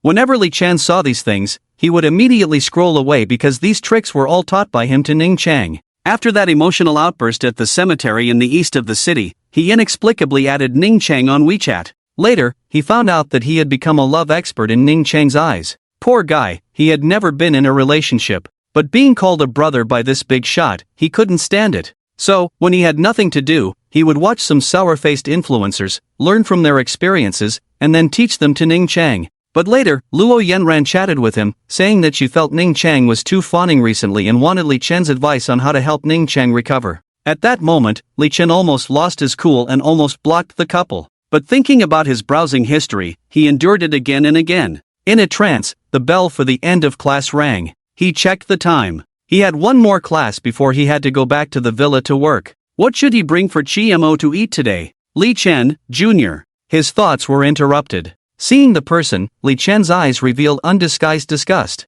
Bad luck. This was one of the people he had filmed a micro-movie with before, and also one of Lin Qingxuan's lackeys. Everyone else had been caught except for him. But this seasoned lackey surprisingly had no involvement in those matters. However, Li Chen had no good feelings towards him and coldly asked, "What's up? Lin Qingxian got arrested?" "I don't know. Go ask the police station yourself." The bespectacled man frowned and said, "You don't need to look at me like that. I'm also thinking about my own future. I don't know about his affairs." "What affairs?" He looked coldly at the bespectacled man. "I didn't tell you about this." The bespectacled man looked around and said, "Regarding the nomination for the award, I think we also have a share, so I'm here to discuss with you on behalf of others." Li Chen couldn't help but sneer. The school, under the guise of the film being nominated for an award, highly praised Li Chen, and an official representative came to speak. After receiving a film award, they praised Li Chen's character for 10 minutes, and Li Chen naturally understood the implications, not to mention the 100,000 yuan prize money and the title of Outstanding College Student. Ultimately, this reward had little to do with the micro-movie, but there was no way to explain it. The 100,000 yuan had already been donated to impoverished mountain areas, and if necessary, he would take money out of his own pocket to help them. However, for this slacker to come over as a negotiation representative was completely absurd. "What have you done to come asking for money?" The bespectacled man was very dissatisfied. "Since the good reputation is all yours, the money should be given to those of us who worked hard, right?" "No, I remember the movies seem to be supported by the student union. They can't ask me for money, that's the school's task. You are not the student union, so tell me specifically what you did. Why are you so unreasonable?" He suddenly raised his voice. The classmates in the class all looked at Li Chen. "Do you have a mental problem?" Zhang Jiang, who was sitting on the side, took off his headphones. When he saw the bespectacled man, his infatuated smile disappeared, evolving from pure love to fierce battle. Frowning, "Are you sick?" The fear of being dominated at the KTV that day reappeared in the bespectacled man's body. He stood up, smiled awkwardly a few times, and ran away dejectedly. "What's wrong?" "Nothing, you're right, he's sick." It's much less trouble being in the same class as Zhang Jiang. A few days ago, there were more people asking around, but as soon as Zhang Jiang spoke, they all ran away. His ability to attract boyfriends is really off the charts. Li Chen sighed, "It's a loss for all the girls in the school that you're not dating." Zhang Jiang suddenly became shy. Li Chen felt a chill. "Actually, I'm pursuing a girl now." "Still pursuing, you really?" After Li Chen realized, he was stunned. "Who? Yi Si. Isn't she the one whose recommendation for graduate study was replaced by someone else from your hometown?" "Yeah, it's been re-evaluated now, so it should be fine." Zhang Jiang looked shy, holding his face in his hands. "Based on my experience of watching anime, I'm not far from success now." Li Chen gave him a thumbs up, impressive. "Of course." Zhang Jiang proudly picked up his phone, checked the messages, and immediately looked dejected. "Cece hasn't replied to my message for 10 minutes. Am I being too clingy to her, Sai?" Li Chen leaned over, but Zhang Jiang pushed him away without hesitation. "What are you looking at?" He pulled the screen and saw a message, saying, "Hey, Zhang Yanhua is finally out. He said he'll treat us tonight and even booked an esports room." The program for Nye Qian's location was made by Zhang Yanhua. Because it was designed very cleverly, it caught Chen Kang's attention. Li Chen introduced this business to Zhang Yanhua. It is said that the price is very considerable. The program is ready-made, and it has been revised several times to track Li Chen's bootlicker path. Now it can be used with just a few modifications. But because of suspected confidentiality, The procedures are very cumbersome, and you have to go to many places. So it took half a month. TSK tisk, 200,000, he's really making a fortune. Zhang Zhang looked at it, but his smile froze. What's wrong? Li Chen asked. Zhang Nianhua said he's dropping out of school. I won't be back tonight. Okay, no problem. You must have something important to do, I'll hang up first. Zhang Luan hung up the phone and looked at Chi Mo with a kind smile. Mo, Li Chen has something tonight and won't be back. Chi Mo, she picked up her phone. Upset, I'm sorry, I really have something tonight. Chi Mo, Zhang Luan watched from behind, her smile becoming more pronounced. You don't think you can call him back with just one expression, do you? Chi Mo sighed. Zhang Luan yawned. Oh, I'm a bit tired. Take a bath early tonight and go to bed. Oh, I forgot to bring Li Chen's pillow over. Can Mo sleep alone? Chi Mo's expression stiffened. She slowly turned her head. Facing her mother's teasing eyes, her rebellious heart was aroused. Unable to hold back, she snorted. Zhang Luan laughed. It looks like it's possible. Chi Mo. Sit down, let's eat first. Zhang Nianhua warmly greeted the few people. The charcoal fire was burning vigorously, and the meat was sizzling with oil. Rare to have a barbecue, but it's a farewell dinner. Zhang Nianhua served meat and poured wine for a few people. In the past, he used to watch anime by himself, happily taking away the grilled meat others made, never doing these things. Zhang Zhang held his wine glass. I don't drink at farewell dinners. Zhang Nianhua's chubby face showed a sad expression. Even if you sentence me, you should give me a chance to defend myself. I finally poured a glass of wine. Even if we break up, you should give me this face. Zhang Zhang still frowned but let go of his hand. Zhang Wenhai has always been easy to talk to, always smiling. When it came to Li Chen, he also held his wine glass. Don't get me wrong, I simply can't drink. Zhang Wenhai pulled his hand away. Zhang Zhang couldn't help but laugh. Pour him a drink. Zhang Nianhua felt relieved, his smile becoming more pronounced. Everyone relaxed. It was like nothing was wrong, just coming out to indulge a bit. After a meal, they were all a little tipsy. The four of them took a taxi to the esports hotel, bought peanuts, melon seeds, and a few beers for the next round. Unfortunately, Li Chen was not feeling well and was already lying in bed. Damn it, he always messes up, so boring. Zhang Nianhua took off his jacket, sat on the carpet, and smoked. Li Chen rolled his eyes. I told you I can't drink. How can there be someone who can't drink in this world, and it's not even alcohol allergy? Zhang Zhang complained. Zhang Wenhai, seeing his discomfort, handed him a hangover pill. I don't think he's drunk. Maybe just has a bad stomach. Li Chen took the pill and turned over. Is your luggage ready? Are you planning to leave tomorrow? The atmosphere suddenly became a bit silent. Everyone looked at Zhang Nianhua, who picked up a beer can and flicked the ash. Yes. After dropping out of school, what are you going to do? You have to tell us. Zhang Wenhai sighed. Well, besides drawing short video graphics, I occasionally draw other things, telling you it's for money, but actually deceiving you. Zhang Nianhua frowned. I'm working with a few friends online to develop a game, but it's really hard to do it out of love. They plan to finish it hastily, go online directly to make money, but I have been unwilling. Now with this money, I can support them to continue. I am confident that we will create a hit game. It may be a bit impulsive, but I have been thinking for a long time and can't suppress this impulse. If I don't finish it, I will regret it for the rest of my life. I have always had weak willpower, so I have closed off all retreats. I plan to go all in this time. Even if I lose, I will accept being a loser. I'm really sorry, find someone else to work with. Li Chen chuckled. No wonder you can create such a creepy tracking software. You did a good job of keeping it secret. Zhang Zhang sighed. You should have told us earlier. I thought you were sick and dying, so you kept it from us to avoid hurting our feelings. Zhang Nianhua sighed. You should watch fewer romantic anime. You, at the beginning, didn't you recommend it to me? How would I know you would be so obsessed and only watch one type? Zhang Nianhua suddenly teared up, turned his head and wiped his eyes. I thought you would break off our friendship. Zhang Zhang shrugged. Since you are so determined, breaking off the friendship,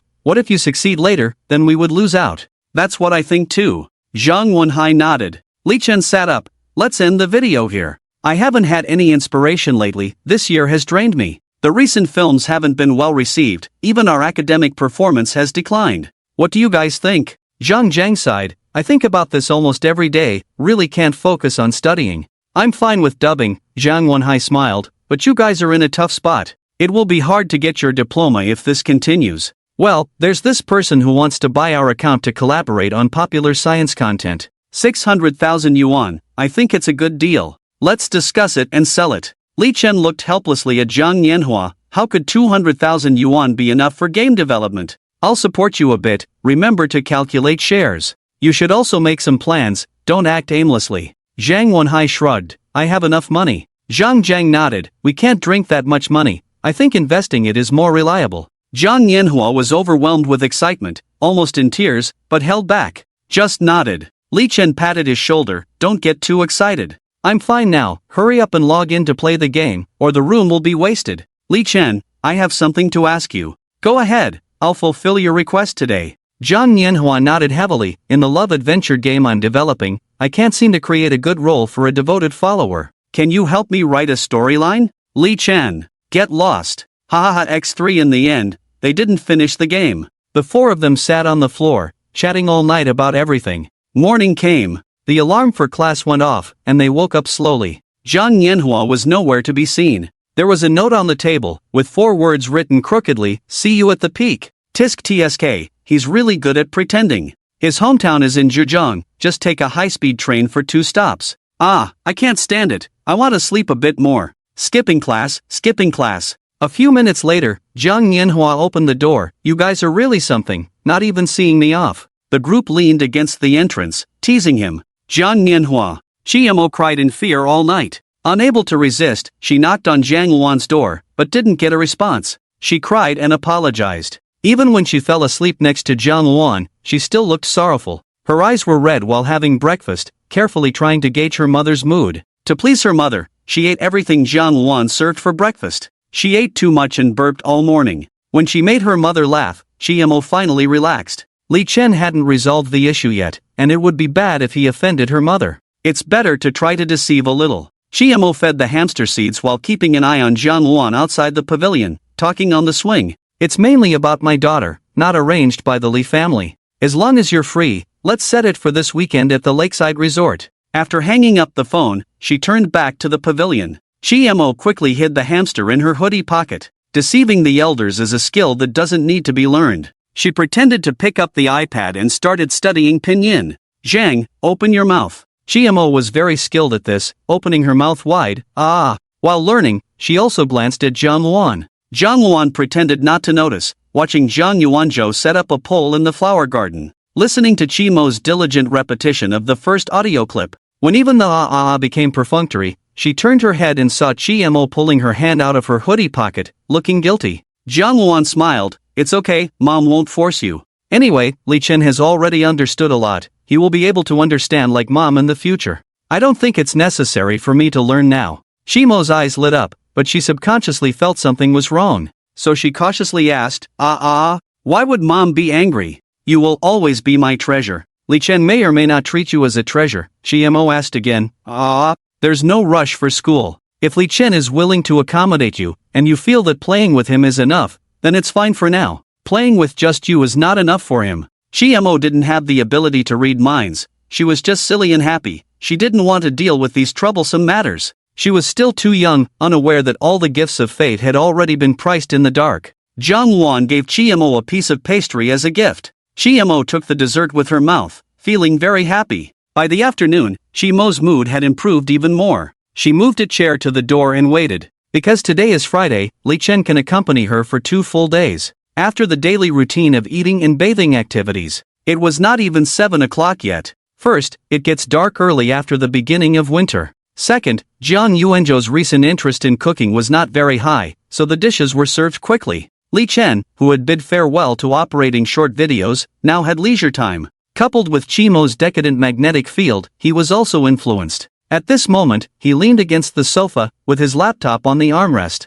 He opened a software to register a small account to play chess online. Feeling a bit unsatisfied, he opened another window to watch anime. Finally, he opened another window to play Plants vs. Zombies. He could be considered a contemporary time management master. He learned this from Zhang Yanhua, to entertain himself as much as possible in limited time. This point was very helpful for his future time allocation. Chiemo lay on Li Chen, but after a while, she felt bored, so she reached out and scratched his arm. What's wrong? She didn't know what she wanted to do, hesitated for a moment, then shook her head. Li Chen refocused his attention on the computer. Chiemo touched her face, showing a hint of confusion. Subconsciously, she hugged Li Chen tightly and rubbed her face against his chin. Li Chen put the computer on the coffee table. Helplessly, he rubbed her head. What do you want to play? Only then did she smile and show a happy expression. Jiang Luan, sitting opposite them, didn't even need to look. Just by listening to Li Chen's words, she knew what was happening.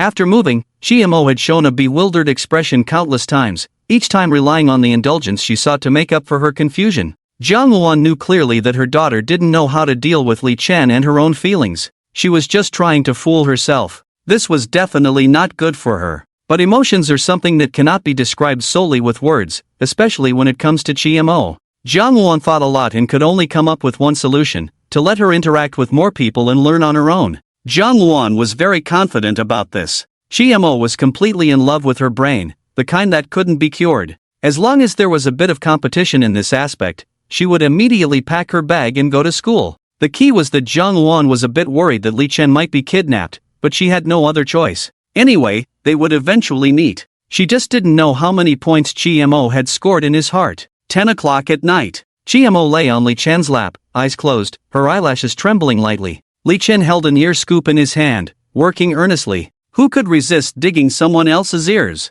It's just that the sounds Chiemo made were a bit strange. Jiang Luan had no expectations at all. Li Chen didn't drink today, it was just that Chiemo's ears were more sensitive. Unexpectedly, after a while of digging, Li Chen's face turned red. He looked up at Jiang Luan's gaze, his face turning even redder. Jiang Luan felt happy. It seemed like the score was quite high. Li Chen put down the ear scoop. He also let go of the hand that was holding Chiemo's earlobe. Auntie, why don't you do it? Jiang Luan picked up the remote control. You continue. The Pond Road patted his thigh dissatisfiedly, urging him aloud, but it sounded more like acting cute. Li Chen could only continue working with a red face and a pounding heart. Cleaned out his ears. The Pond Road smacked her lips contentedly, rolled over, and dozed off on the spot. Educated yesterday, didn't sleep well. Besides, falling asleep could get carried upstairs by Showa. She had to hurry up and fall asleep. Jiang Luan took the opportunity to lower the volume of the TV and asked Li Chen, do you have anything to do tomorrow? I have nothing to do these days. I don't even make videos anymore. I'm very free now. Well, it's good not to do anything. You look strangely tired these days, riding the electric donkey home to accompany the Pond Road at noon, not even taking a nap. Li Chen smiled. I'm not used to taking naps. Then let's go out together tomorrow. The weather looks good, and your Uncle Chi doesn't work. The Pond Road hasn't been out these days, and it's time to get some fresh air. Okay. By the way, there may be other people there, you don't mind, right? It's okay. Li Chen waved his hand. Jiang Luan nodded and looked at the Pond Road, who was tossing and turning and couldn't fall asleep. Sighing in her heart, don't blame Mom, who told you to be rebellious first. The family gathered early in the morning. Even Wuma, the bodyguards, and others brought their families on the bus. Chi Wanli also took this opportunity to organize a collective team building for the company employees. A row of tour buses on the overpass was quite spectacular. On the Maybach, Chi Wanli sat in the co-pilot seat, chatting with Zhang Yuanzhou. The Pond Road chatted with the cat and hamster. Jiang Luan chatted with Li Chen across the Pond Road. Everyone was having a great time. Where are we going? Jiang Luan was very excited. Xiaocang Mountain, a 4-level scenic spot in the city, should be arriving soon. Every year your uncle's company team building, he will go once. But we won't play with the people from the company this time, we've booked a resort separately. Having lived in the Magic City for 20 years, I only know of an amusement park and a wildlife park, haven't been to other places. Me too, Jiang Luan glanced at the Pond Road. I'll leave it to you to plan our outings in the future. I'll do my best. Zhang Yuanzhou, holding the steering wheel, couldn't listen anymore. What's the use of your best efforts? Bring back less food, I can make pancakes too. Shut up. Jiang Luan rolled her eyes. Can you make that street food flavor? Zhang Yuanzhou, are you praising me? Jiang Luan. Happy Zhang Yuanzhou hummed a tune and safely brought the family to the parking lot. This time, Jiang Luan also gave the family's nanny and bodyguards a day off.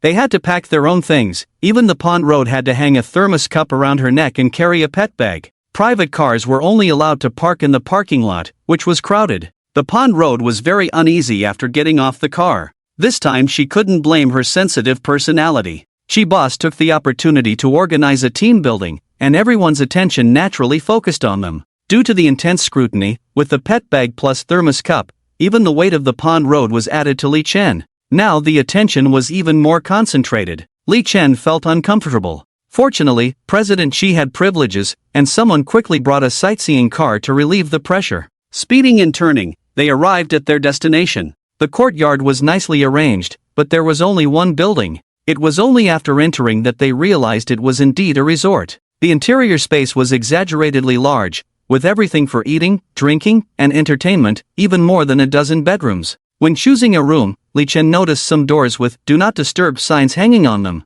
Are there other people here? Jiang Yuan nodded. Yes. The pond road needs more interaction with others, so I invited those families to come here to play together. You can also take this opportunity to get to know them. Although vague, Li Chen instantly understood. Apart from childhood experiences, he had no other interactions with the Qi family in the past. It must be the same experience as Qi Mo. Realizing this, his expression suddenly became somewhat strange. Are you unhappy? If I had known earlier, I would have told you in advance. I wanted to surprise you. I'm not unhappy, just feeling a bit strange. What's so strange about it? Jiang Yuanzhou joked. Are you worried that someone will have to marry you? Not really. Li Chen shrugged. After choosing a bedroom, they went to the third floor to meet guests. Seeing strangers, Qi Mo became nervous again. A middle-aged man who looked quite refined stood up to greet them, first greeted the couple, and then warmly waved to Qi Mo.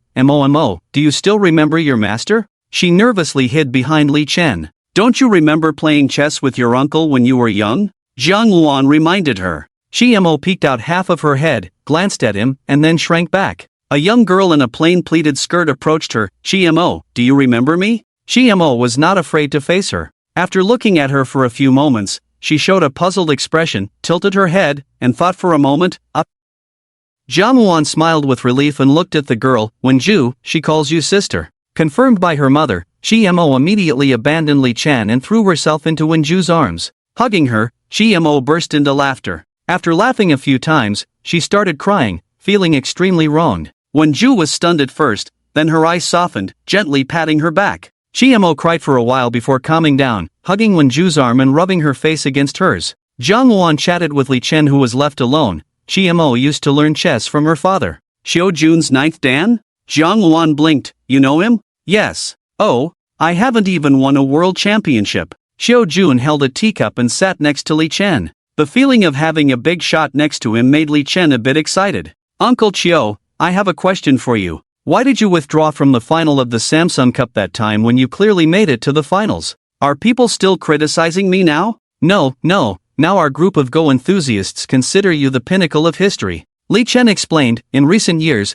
everyone likes to run scores with old game records. Your game in the quarterfinals of the Samsung Cup is considered a historical masterpiece, with an 89% match with AI. Xiao Jun smiled. Do you like playing Go? Li Chen scratched his head shyly. It's more of a hobby. My Go skills are very poor. I like to create new accounts and play with beginners. Oh, then we have something in common. I also like to mix in with newbies in competitions. Li Chen. Zhang Luan noticed in the corner of the hall and stood up. I'll go chat with your wife. I didn't notice earlier. I'm really sorry. Okay, but we're already divorced. She's not my wife anymore. I'm sorry. It's okay, I should apologize. I came uninvited, otherwise Wen Fong wouldn't have been so uncomfortable. A hint of sadness flashed in his eyes as he looked at Li Chen. There's a chessboard over there, let's have a game. It's a great honor to play a guiding game with you, truly a once-in-a-lifetime opportunity. Li Chen flattered. I never play guiding games, I always aim to win. Haven't you played chess with Mo before? Li Chen suddenly didn't feel like playing anymore.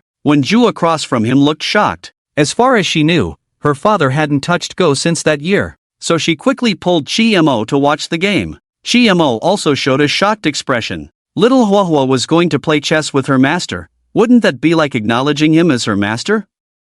This won't do. Under the extreme destruction of Qi Mo, the game became Li Chen and Qi Mo. For Li Chen, it didn't make much difference, it was all the same to him. This level is a place for dining and entertainment. There is an open kitchen with a restaurant, both Chinese and Western styles, and even a bar for mixing drinks. There are no service personnel, but there is the versatile Jiang Yuanzhou, not afraid of not being used. Besides dining, there are billiards tables, ping pong tables, and even bowling facilities, almost all indoor sports and entertainment. On one side is a floor-to-ceiling glass balcony, curved, with a very wide view. Just this piece of glass is probably quite valuable, but the scenery is really good. Especially watching the boats queuing on the lake opposite, and the crowd of people on the steps of Shaotsong Mountain like ants, can improve the mood a lot. It was a great relief for Li Chen to be tortured by Qi Mo and Xiao Jun in turn. Wenju did not torture him. He played a guiding game very seriously with him, and Li Chen was very happy. Under Wenju's indulgence, he only lost by half a point.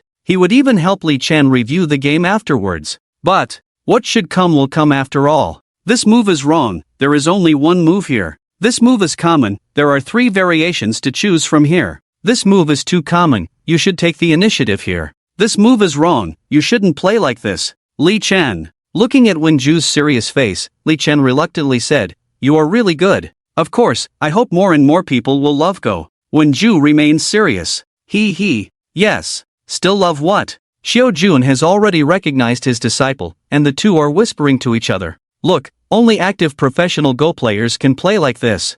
Mo crossed his arms and nodded in approval. They wanted to play another round. Li Chen firmly disagreed, so Mo and Wenju started a game. Wenju gave Mo 3 stones. Each layout had its own merits, and the fight was very intense. When it came to the endgame, Mo finally couldn't hold on and started to collapse. But her mood was not affected, with her eyebrows slightly furrowed, looking serious. Xiao Jun, seeing Mo's posture, sighed inexplicably, "It's really a pity." "Yes, just a little bit more." Li Chen, holding the lid of the Go basket, also lamented for Mo. Xiao Jun shook his head. "It's a pity that Mo didn't pursue a professional path. She could have become the world champion as a woman. That would have been historic. Has no one done that in history?" Li Chen really hadn't checked this point. He shook his head. "No, male and female Go players have always been distinct."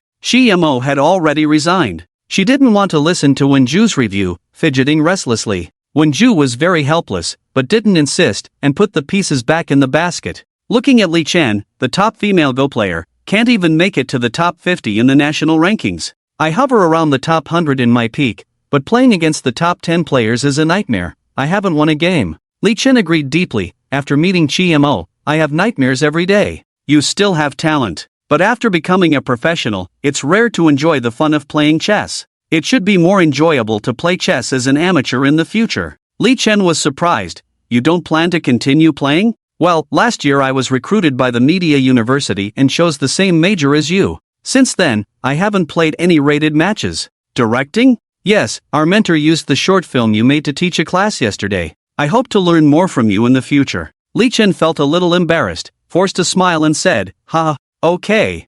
Mo watched as Wenju and Li Chen chatted happily, then started to cause trouble by getting off the chair and jumping into his arms. Wenju was slightly surprised. He then rubbed Mo's head and gave Li Chen a warning look. "Treat Mo well." Li Chen. Soon, the Chen family also arrived. Chen Shishir was dressed in a wide-sleeved chest-high hanfu, with delicate makeup and a touch of blush on her forehead. She was very excited to go out and observe. People were divided into 3 groups, the mother's group, the father's group, and the group of young people. Chi Wanli and Xiao Juanji were in the way, and Chen Shishir politely greeted them, "Hello, uncles." Then she went straight to her target. Chen Dongfang was wearing ripped jeans and a wide-brimmed straw hat, without any makeup to look younger. "Hey, Boss Chi, Boss Chiu." Chi Wanli smirked. "Oh, isn't this Chen the actor? Such a busy man." Xiao Juanji didn't interact much with Chen Dongfang usually, just nodded in greeting. But Chen Dongfang was very familiar. "Old Xiao, not busy with business?" After retiring, Xiao Juanji joined the real estate industry with Chi Wanli's support, catching the wave.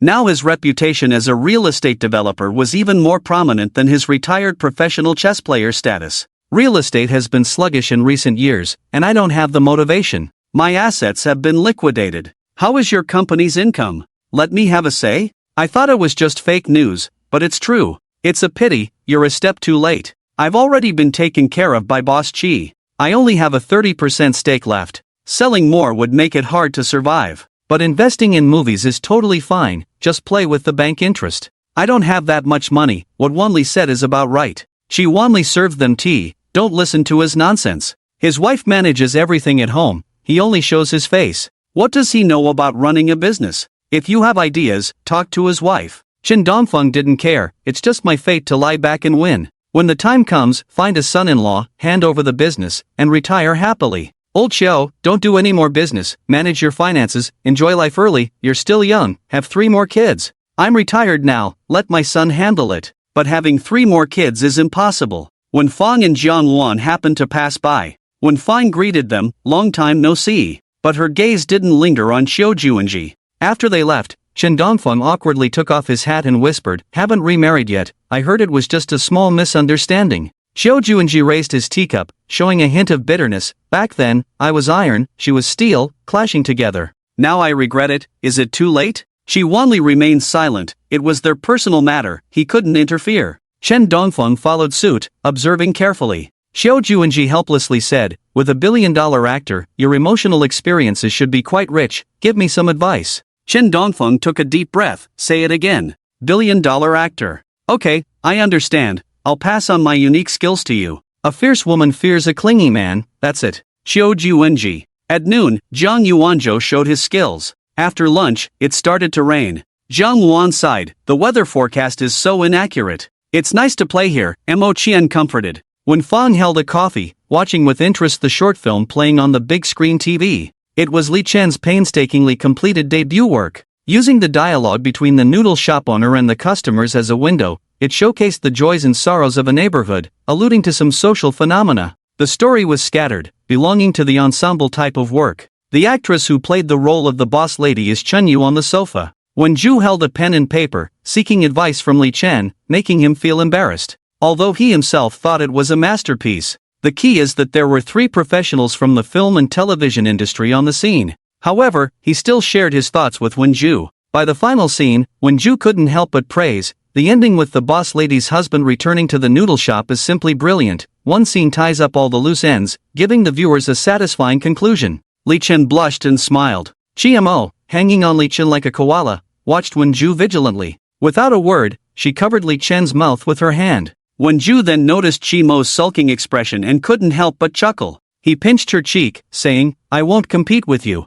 Mo frowned, half believing. Zhang Luan placed a tray of drinks on the coffee table and handed them to the group, saying, "Non-alcoholic cocktails, give them a try." "Thank you, Auntie." X3. Li Chen had never tasted such a drink. After a sip, he raised his eyebrows, tasting like alcohol but without alcohol, tailor-made for himself. He had to learn how to make it, to deceive drunkards in the future. The rain outside was neither heavy nor light, but it continued to fall. Climbing a mountain on a rainy day was too foolish, so the group continued watching TV. They chose a drama starring Chen Dongfeng. Xiao Juanji asked, "Isn't Chen Zhu coming today?" "He's very busy now," Shi Wanli sighed, "and after all, he holds that position. Being with us businessmen will surely attract attention, otherwise, the Li couple could have invited him." Xiao Juanji nodded. "People like Chen Zhu and the Li couple, who are so upright, are rare in my experience." Glancing at the TV, everyone was engrossed. The fathers went to drink tea and smoke. People of this age always have endless stories.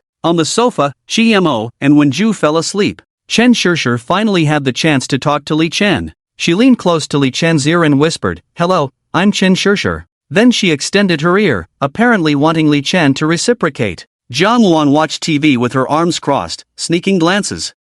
She's skilled. Look, the silly girl is drooling on his shoulder, unaware of being deceived. But Li Chen took out his phone without looking away. Chen Shishir regretfully added Li Chen on WeChat, opened his profile, and saw a family photo, nodding to herself. Clearly a family man, just as she imagined. She tapped on the virtual keyboard. "Are you not dating Mo's sister?" Li Chen was stunned. "Are people in the entertainment industry so direct?" He replied truthfully, "No, there are some reasons for this situation." Chen Shishir, "I've heard about it, but Mo's sister is so cute. Aren't you tempted?" Li Chen. Chen Shishir, "Sorry, I'm just curious, I love shipping CP." Li Chen, "Ha, Chen Shishir, you go to Magic City University, right? I plan to study there too. I'll be your senior in the future. Shake hands, Li Chen, there are vacancies in the faculty at Magic City University now. We'll have to audit classes at the neighboring Media University soon. I suggest you choose Media University directly. When Zhu is there, she's a nice person." Chen Shishir, "Oh, if only I had known earlier. I've already enrolled, don't want to trouble my family further. Besides, my mom bought a house next to Uncle Chi, so it's a bit far from Media University. I'm afraid I'll have to rely on you, hope you don't mind."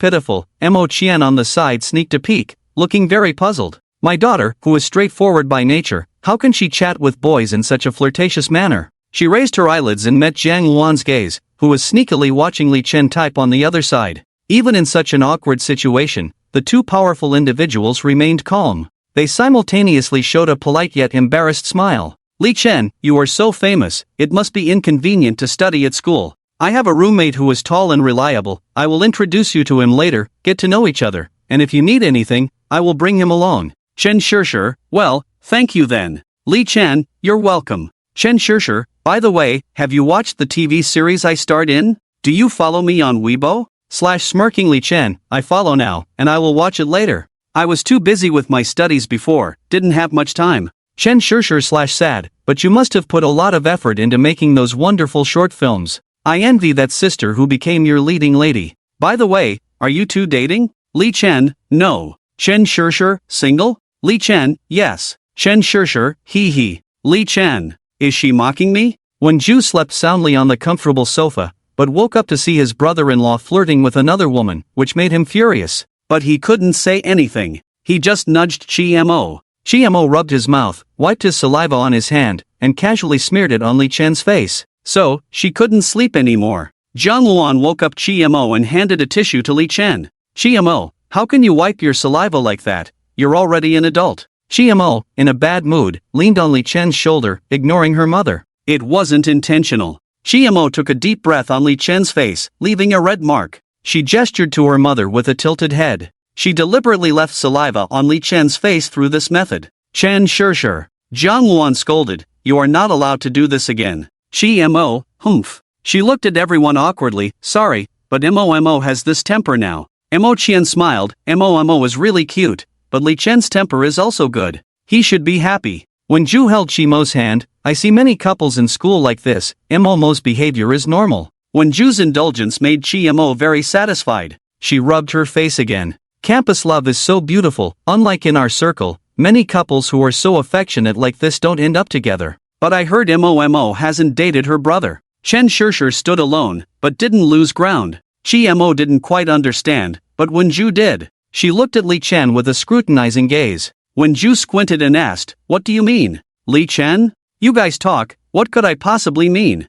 Chi-Mo frowned, although she didn't understand, she felt that Wenju was bullying Li Chen, so she stood up to protect her good friend. But this move left Wenju at a loss. Mo, I was helping you. Chi-Mo was stubborn, she couldn't bully Li Chen. Wenju, she shivered. Subconsciously, she looked at Wen Fong sitting by the window. Unexpectedly, her usually serious mother couldn't hold back and said, you haven't even dated, stop meddling in others' affairs. After saying that, Wen Fong couldn't help but burst into laughter. The air was filled with a cheerful atmosphere. The women burst into laughter, except for Chi-Mo. Chi-Mo, _ Zhang Luan saw the good atmosphere and invited everyone to play board games. Li Chen refused, found a corner to sit in, and casually picked up a popular science magazine to read. After a while, someone approached. He looked up and saw Wenju's mother, so he put down the magazine and greeted her as auntie. Well, hello, as if just to say hello. After she sat down, she didn't say much. She just stared at the lake view in the rain, and Li Chen also relaxed and continued reading the magazine.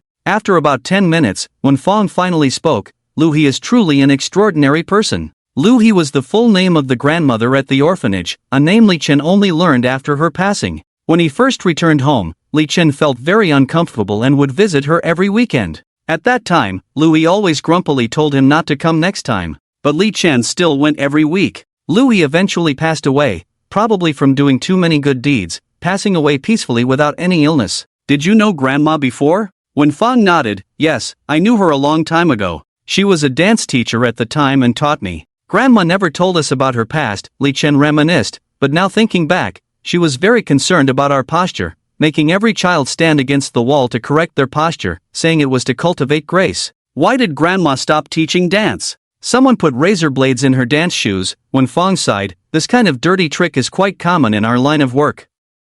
The competition is fierce, the training intensity is high, and there is little focus on students' mental health. But Lu teacher was different. The razor blades in her shoes were placed there by her husband. Her husband destroyed Lu teacher's career by putting the razor blades in her shoes to clear the way for his mistress. This incident caused a big stir, affecting a diplomatic performance. The higher-ups paid close attention and sent people to investigate. But Lu teacher actively concealed the matter, and even recommended her husband's mistress to participate in the performance. Later, I heard that Lu teacher was not well off. When she was young, she could dance because of her in-laws' support. She did this to repay their kindness. I only reunited with her when Wenju was kidnapped. When Fong smiled, such an indifferent woman, yet a group of children can make her feel sentimental. but she does look truly happy. Li Chen looked at the lake view outside the window and sighed. Grandma Lu is the best person in the world. Seeing that the atmosphere was about right, Wen Fong looked at Li Chen and said, I want to ask you for a favor. Please go ahead. He put away his reminiscing expression and listened attentively.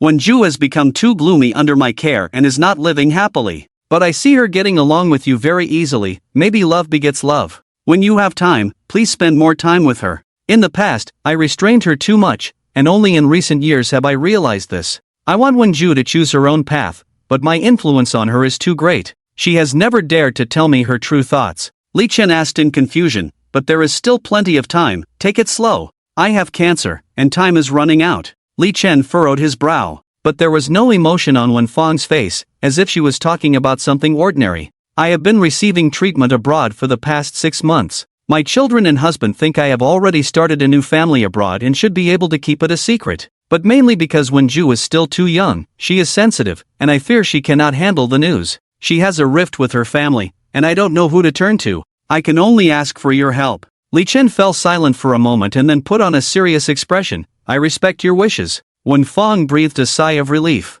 He continued, but, I'm sorry. In her shocked expression, Li Chen suddenly shouted, Uncle Chiu, your wife is sick. Wen Fong? What's going on? Xiao Jun hurriedly ran over with a group of people behind him. Li Chen stepped back behind everyone, and said she has cancer and is receiving treatment abroad. She was afraid that Wen Ju would be heartbroken, so she pretended to start a family abroad. Wen Fong gritted her teeth, Li Chen, you bastard. She pushed Xiao Jun aside, don't stop me, I have to beat him up. She never expected that Li Chen was the 6th child. Xiao Jun held her tightly. Wife, you have forgiven me long ago, right? I will accompany you for treatment, and you will definitely get better. Wen Fong's chest heaved with anger. Stop talking nonsense, quickly bring this jerk to me. Wen Ju, with tears in his eyes, threw himself into her arms. Mom. The whole family burst into tears. The trip was ruined. Except for Xiao Jun's family, everyone else had dinner at the Qi family's house. Sigh, sigh, sigh. Sitting together, they began to sigh.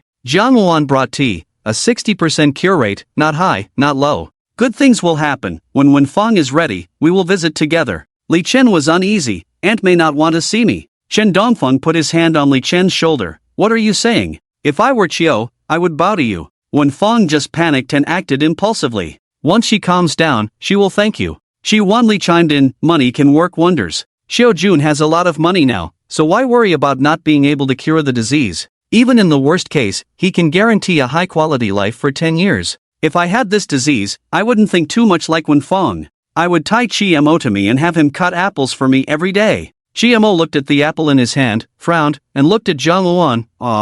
Mom will teach you how to cut it later. Chi-Mo nodded. Shi Wanli felt relieved and started planning to fake a cold when he had time. Shen Dongfeng, with his legs crossed on the sofa, scrolling through Weibo, suddenly said, by the way, your movie awards ceremony is in a few days. Li Chen was stunned, then realized he was talking to himself. Yes, I also received the notification. Shen Dongfeng, engrossed in the comments on his Weibo, distractedly said, the preliminary review is almost over. The jury consists of 19 people, 12 have chosen your film, the others are still voting. The final review should be a sure thing. How much is the prize money? Chen Dongfeng shook his head. There is no prize money. Will they reimburse for travel and accommodation? Chen Dongfeng's cheek twitched slightly. They should. That's good. Are you short of money? Help me take care of Sure, and I'll pay you a salary. I'm not short of money, just asking. Besides, this film wasn't made by me alone. Going to school together is just a coincidence. No need for a salary. Chen Dongfeng wasn't one to be overly polite. Jokingly said, alright, if you really need money, figure out a way to trick some, that's how I've been living. Li Chen. Chen Sure blushed, Dad, stop talking nonsense. Chi-Mo felt uneasy upon hearing this. She immediately discussed the issue of pocket money with her mother. Jiang Luan, munching on melon seeds, glanced at her, study pinyin seriously for an hour, and I'll give you 5 yuan. Chi-Mo held out both hands, clearly indicating she wanted 10 yuan. Jiang Luan readily agreed. But you have to take a test every day. Chi-Mo hesitated for a moment, nodded, and then threw a flirtatious look at Li Chen. Jiang Luan was in a very good mood. With competition, she would strive harder. Mo Qian witnessed this scene and almost choked on her tea. This wealthy family spent 5 figures on a hairpin. The result was bought for 10 yuan. This girl is too easy to deceive. Cough, cough, cough. Your family is really thrifty. Jiang Luan sighed. It's not about being thrifty, it's just that I don't dare to let her touch too much money. It would be bad if she had to inherit the family business in the future.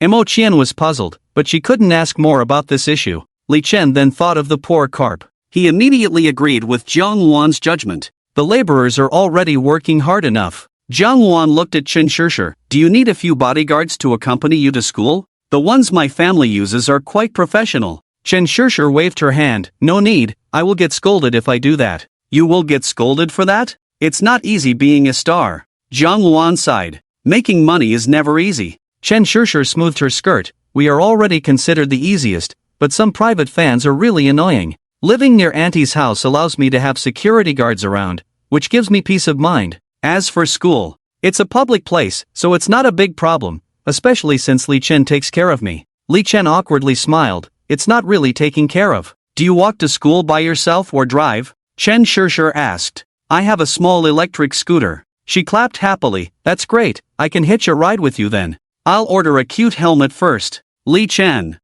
Mo. They chatted for a while. The Chen family went to rest in the neighboring villa. Shi Wanli had to deal with a conflict between the company's employees and tourists during team building, which caused a hot topic and required urgent handling. With a big family business, there was no way around it. Shi Mo was in a bad mood because her dog of a man was flirting with someone else. After everyone left, she argued with Jiang Wan.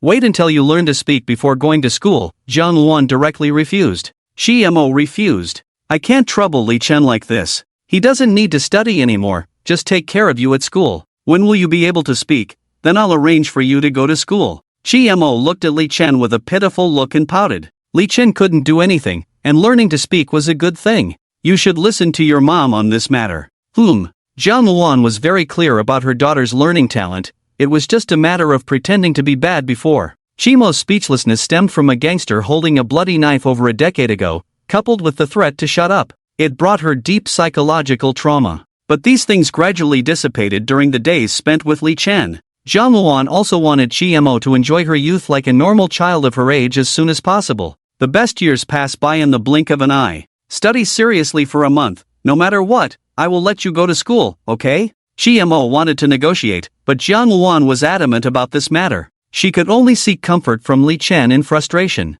In the neighboring villa, Chen Dongfeng personally adjusted the live broadcast equipment for his daughter. Are you really planning to retire? The momentum is so good now. If there is a suitable script, you can also take a break from school to film. The live broadcast announcing the retirement was about to begin. At this moment, Mo Qian wanted to remind her daughter one last time. I don't have your father's good attitude. The gossip in the circle is too exhausting. I want to take a break. Anyway, if I fail to make a comeback, will the resources at home still support me? That's true. Mo Qian found a clean face mask, tore open the packaging. Shall I do your makeup for you? No need, it's just a live broadcast. Since you are announcing your retirement, there should be some sense of ceremony. Okay, I'll listen to the senior. You. Mo Qian affectionately tapped her daughter's forehead. Chen Shishir stuck out her tongue, smiled playfully, brushed up her bangs, and enjoyed her mother's professional service. Today meeting with Li Chen, how do you feel? How should I put it? She tilted her head, feels a bit strange.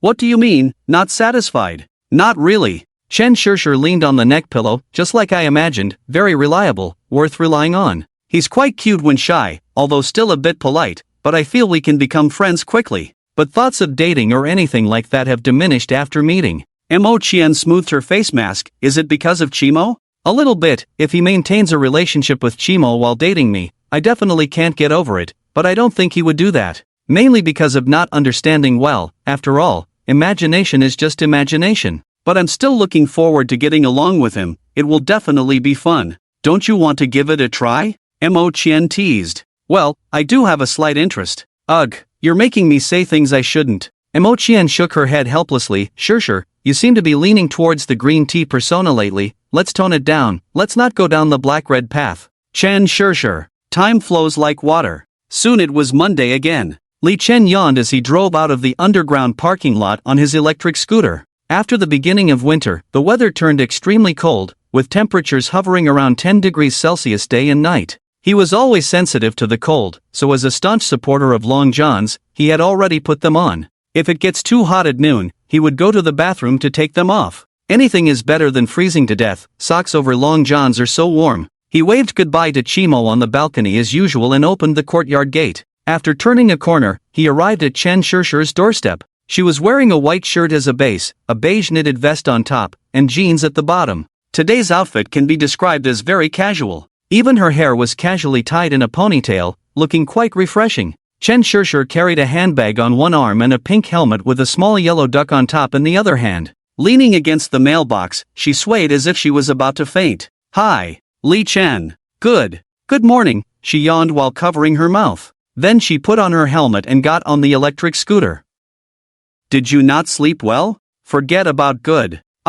She covered her mouth again. "I didn't sleep at all. I hope today's schedule goes quickly. I need to catch up on sleep." I have good news for you. I can skip a grade and study in the same major as you." With that, the helmet hit Li Chen's back, and Chen Shishir reached out to rub it. "Sorry about that," Li Chen said helplessly. "Hang in there. Falling asleep is very dangerous." Along the way, Li Chen's back was hit countless times, and they safely arrived at the school. After parking the electric scooter, Chen Shishir held onto Li Chen's sleeve and walked towards the teaching building. "Let me take you to the academic affairs office first. Do you want to wash your face?" Chen Shishir was already half asleep. "Forget it. Just take me to a place where I can sleep. We can do the paperwork later. Let me rest first." Li Chen took out his phone to check the class schedule. They had a class in the big lecture hall in the morning, so she could blend in. He agreed. Unexpectedly, as soon as Chen Shishir appeared, she attracted everyone's attention. Even before the class started, the classroom became noisy. Is Li Chen changing his target?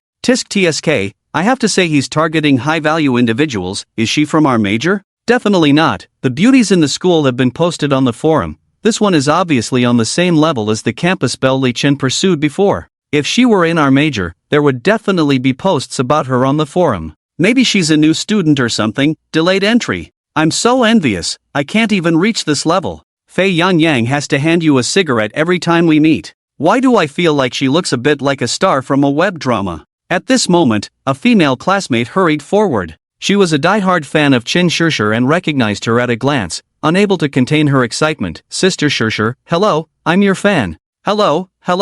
She was a bit confused and subconsciously reached out her hand. The female classmate held her hand. "Sister Shishir, why are you here for school?" "For Li Chen." The female classmate's eyes widened as she looked at Li Chen, who was sweating profusely. Oh, damn. Gradually, other students also recognized Chen Shishir. The crowd began to gather around. "Wow, a living star." She said she was retiring from the entertainment industry to go back to school during a live broadcast the day before yesterday. "I didn't expect it to be our school. We're so lucky. Sister Shishir, can you give me an autograph? Make way, let me through." The situation was getting out of control. The instigator Chen Shishir started urging Li Chen. "I'm so tired, I need to rest, take me away quickly." Li Chen sighed and had to use his summoning skills. "Zhang, help!" Half a minute later, Zhang pushed through the crowd and rescued the two. Chen Shishir lay on the table, sleeping soundly. Li Chen took off his jacket and covered her head because many people were taking photos.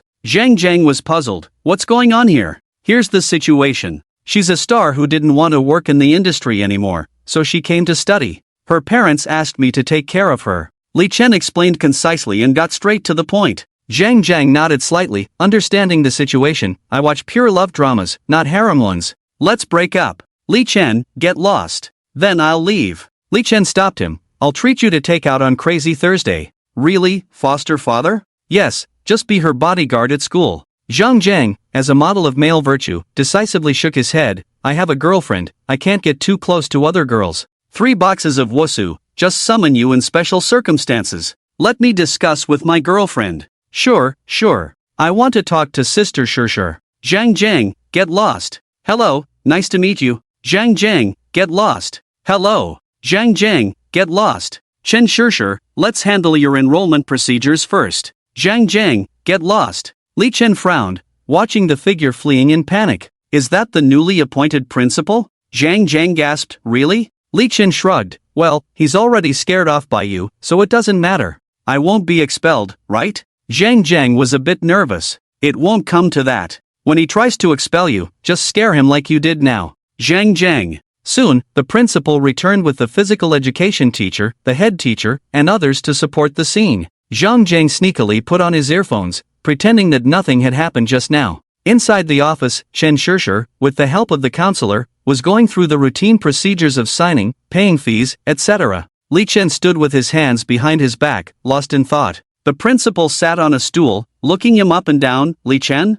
Yes, principal. Sit down, I didn't call you here to stand, just to chat. The principal moved a stool. Do you feel any changes in the school compared to the past? Li Chen took the stool, pondered the meaning of his words, and then said, rest assured, I won't report trivial matters. Report if necessary. The principal waved his hand. I didn't mean that, just casual chat. Li Chen. Silence fell for a while. The principal pursed his lips and said, the weather is really nice today. Yes, it seems like it's going to rain again. The timely ringing of the phone relieved the awkwardness between them. Hello, what's wrong? After listening for a while, his expression became serious. Stop thinking about it, call the police. He hung up the phone, furrowed his brow, and nodded to Li Chen. I'm leaving first. Okay. Li Chen sat next to the counselor. They worked together to organize files. The counselor, a female teacher surnamed Zhang, was very enthusiastic. Whenever students needed help, she would even personally drive them somewhere. She knew more about issues like student loans and grants for impoverished students than the staff. Therefore, she got along well with the students in the class. She glanced at Li Chen and asked, did you pass the makeup exam? Of course, I passed. Tisk tsk, you passed for sure, what a pity. If you had failed, you wouldn't have a chance at the scholarship this year. I can't get a first or second class scholarship anyway, just the 500 for outstanding students, which I can only use for the meal card. You're so confident, saving that could feed you in the cafeteria for a month. Jiang, the teacher, lamented his situation. Li Chen didn't feel regretful at all. The cafeteria food is too terrible. That's true, Jiang agreed, but I heard that the person in charge has changed, so we'll soon have normal meals. Li Chen raised an eyebrow. The new principal seems pretty good. I think so too. Finally, I was named an outstanding counselor this year. Jiang had been diligent and deserved the recognition long ago. How much is the bonus? Li Chen asked curiously. Jiang pursed her lips. It's an extra 500 per month. After deducting the mortgage, that's an additional 500 for living expenses, and my son can join another interest class. You're lucky. Chen Shishir found it all very interesting. University life was indeed full of surprises. After filling out another form, she handed it to Jiang. Jiang glanced at it and furrowed her brow, then picked it up again. Teacher, what's wrong? You listed Li Chen as the guardian. What's the use of contacting him? Chen Shishir was puzzled. Is that not okay? It's not that it's not okay. University students are fully capable of handling their own affairs. Guardians are just for emergencies. It's better to list parents for reliability. As Jiang was explaining, the phone rang, and she answered it absent-mindedly. After a few acknowledgments, her expression turned grim. She hung up the phone and looked at Chen Shishir. Some of your fans want to enter the school gate and are causing a scene. They are quite emotional. We have sent the police to negotiate. The school is afraid of potential disputes and needs you to make a statement. Chen Shishir's face darkened. I'll go over now. I suggest you not go in person. More people will come just to see you, disrupting the teaching order. Jiang pondered for a moment. Just post a message on your social media account. Chen Shishir nodded, quickly edited a Weibo post on her phone, and showed it to Jiang. Is this okay? Jiang, being a media professional, had good judgment in this area. She glanced at it and found the wording appropriate, nodding, thank you. After Chen Shishir posted it, Jiang made a call to give further instructions. Chen Shishir looked apologetic. I had told them before not to disrupt the campus order, but it seems to have had no effect. It's okay. It's not your fault if you didn't provoke the issue. The school won't be biased. Students are just students. As long as you cooperate with handling the situation, it's enough.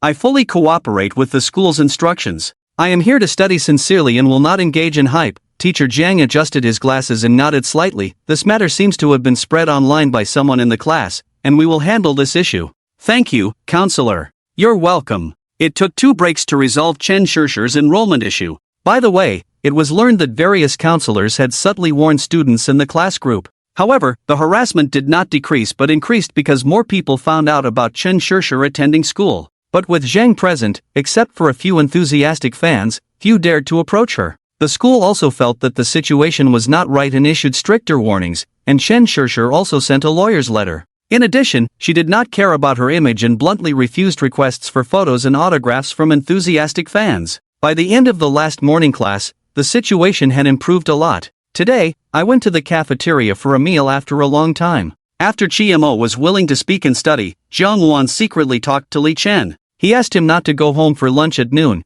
to accompany Qin Shishir to get familiar with the campus. Secondly, to stimulate Chiemo to try to learn to speak as much as possible within a month. Ideally, Chiemo would be enrolled in school after a month. After she adapted, Jiang Wan could focus on work. Li Chen had felt Chiemo's attachment since the first day, but he also hoped that Chiemo would get back on track as soon as possible. There was no reason not to cooperate with Jiang Wan's arrangements, so he was bombarded with WeChat messages. It should be Jiang Wan's notice. Just after class, Li Chen glanced at his phone and received over 99 messages. Not coming back for lunch. /upset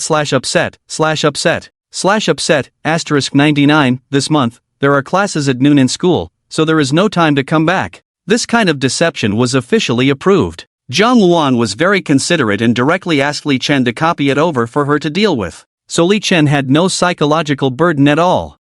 Crying, there is no way, learn to speak as soon as possible, I look forward to going to school with you soon. Chiemo, who received the message, smiled foolishly with a spoon for dry food in her mouth. She replied with a determined expression and ate her food fiercely. Jiang Wan casually put his phone in his pocket, propped his cheek, and tricked Chiemo with Li Chen, one by one. You, should I go or not? Yi Wan hesitated as she touched the movie ticket in her pocket. A cold wind blew by, and Chen Yu tightened her coat. If you like him, then go. Zhang Wenhai is a good person. But he refused to help me. Ask Li Chen for help. Since the breakup between Chen Li and Yi Wan often accompanied her to relax. But Chen Yu was still unhappy, with no improvement. After the school resumed teaching, Li Chen did not stay in the dormitory and did not eat in the cafeteria for lunch. Even the occasional chance encounters were gone. He even blocked Chen Yu's contact information. He didn't reply to the messages she sent, which were marked as read. Yuan noticed a trash can ahead and pulled Chen Yu back from her reverie. Be careful, you almost bumped into it. Chen Yu snapped out of it, sorry. Yuan sighed, cheer up a bit. Well, Yuan, don't let my affairs affect your judgment of Zhang Wenhai. If I miss out because of me, it will make me feel worse. I will consider it carefully. Yuan didn't want to upset Chen Yu and changed the subject. How did your conversation with Li Chen's sister go? The phone vibrated, and Yuan picked it up to check the message. His sister is very cute and has been comforting me. Chen Yu smiled, then turned melancholic, but, she told me. Once Li Chen's mother misunderstood him, and he didn't call her mom for half a year. Wan, the truth is I'm not unable to find a chance to interact with Li Chen, I just don't dare. Yuan scrolled through the messages, her expression becoming somewhat complicated. What's wrong? Chen Yu curiously asked. Yuan hesitated for a moment, cautiously said, there's a celebrity named Qin Shishir who came to the school, you know her, right? A touch of bitterness appeared on Chen Yu's lips. Is she with Li Chen now? Did you see the news? No, I guessed. Do you remember I told you that Li Chen saved me when we were kids, along with a few other girls? The girl in the white dress in front of Yin Tai that day was one of them. Are you saying, she is too? So I'm the least qualified person to get close to him. Yuan was shocked for a moment, immediately comforted. Li Chen is not the kind of person who easily falls for someone. I know. So, I never deserved this kind of affection from the beginning, right? The cafeteria had a long line. Chen Shishir lightly tapped the stainless steel tray with her fingers. After waking up, she belatedly put on her mask, but it was not very effective. However, Chen Shishir was used to being stared at and did not feel awkward. Now, she was more interested in the school cafeteria, asking Li Chen, is the cafeteria food really that bad? Li Chen pondered for a moment and described, it's not to the point of being inedible, it's just bland without any anticipation. The key is that the chef's innovation in dishes is too advanced, ordinary people can't appreciate his art. He felt a bit strange as he said, why is the cafeteria queue so long today? Zhang Zheng explained, the cafeteria is changing management tomorrow, closing at night, they say this is the last meal, everyone is coming to check in. Pure had some issues. If it weren't for accompanying Chen Shishir to the cafeteria, he would rather go to the Shaw County snack bar for lunch. Chen Shishir nodded slightly, feeling fortunate, luckily we made it. Li Chen. Near the window, Li Chen looked around and found that today's dishes were quite normal. Probably on the last day of business, the chef was in a bad mood and did not do any innovation. The three got their food and found a seat. Chen Shishir took a bite and put on a pained expression, it's worse than boxed meals. Zhang Zheng didn't pick up his chopsticks, sitting upright, his eyes fixed on a petite girl with short hair, waving when she approached. Cece, come over here. The short-haired girl blushed, holding her tray, sat down cautiously next to Zhang Zheng. Hi, senior. Li Chen greeted very familiarly. They had been meeting frequently these days. Hello, she raised her head, frowned. Oh, Li Chen. Li Chen. Chen Shishir politely extended her hand. I'm Li Chen's good friend. Nice to meet you. Hello. Yi Si's face turned red again. Chen Shishir looked at the burly Zhang Jiang, suddenly feeling sorry for Yi Si. Senior, you've worked hard. Don't judge Zhang Jiang by his appearance, he's actually quite gentle. Li Chen stuffed a piece of braised pork into his mouth and muttered. Yi Si. You've lost weight, eat more. I haven't lost weight. You researchers use a lot of brainpower, eat more to replenish. We don't use much brainpower, it's all repetitive experiments. Passing a piece of meat back and forth. Yi Si's family conditions were not good, even in the cafeteria, she was very frugal and rarely ordered meat dishes. Zhang Jiang knew she was sensitive, so he couldn't give her money directly, so every time they ate together in the cafeteria, he would give her a piece of meat. Previously, Li Chen had heard Zhang Wenhai vividly describe this scene. Now seeing it with his own eyes, it was indeed true. Forcing dog food into her mouth. Chen Shishir had a look of embarrassment, staring straight with chopsticks in hand. Zhang Jiang, have you found a girlfriend yet? Let's go for the 698 seafood buffet. Li Chen chuckled. Li Chen, stop bullying Zhang Jiang. Yi Si felt normal only when she saw Li Chen, looking socially anxious around others. Li Chen guessed it was due to his protective husband attribute. He was willing to play the bad guy for Zhang Jiang. It's actually quite fun. Zhang Jiang finally managed to put meat in Yi Si's bowl, scratching the back of his head shyly. It's okay, I should treat you.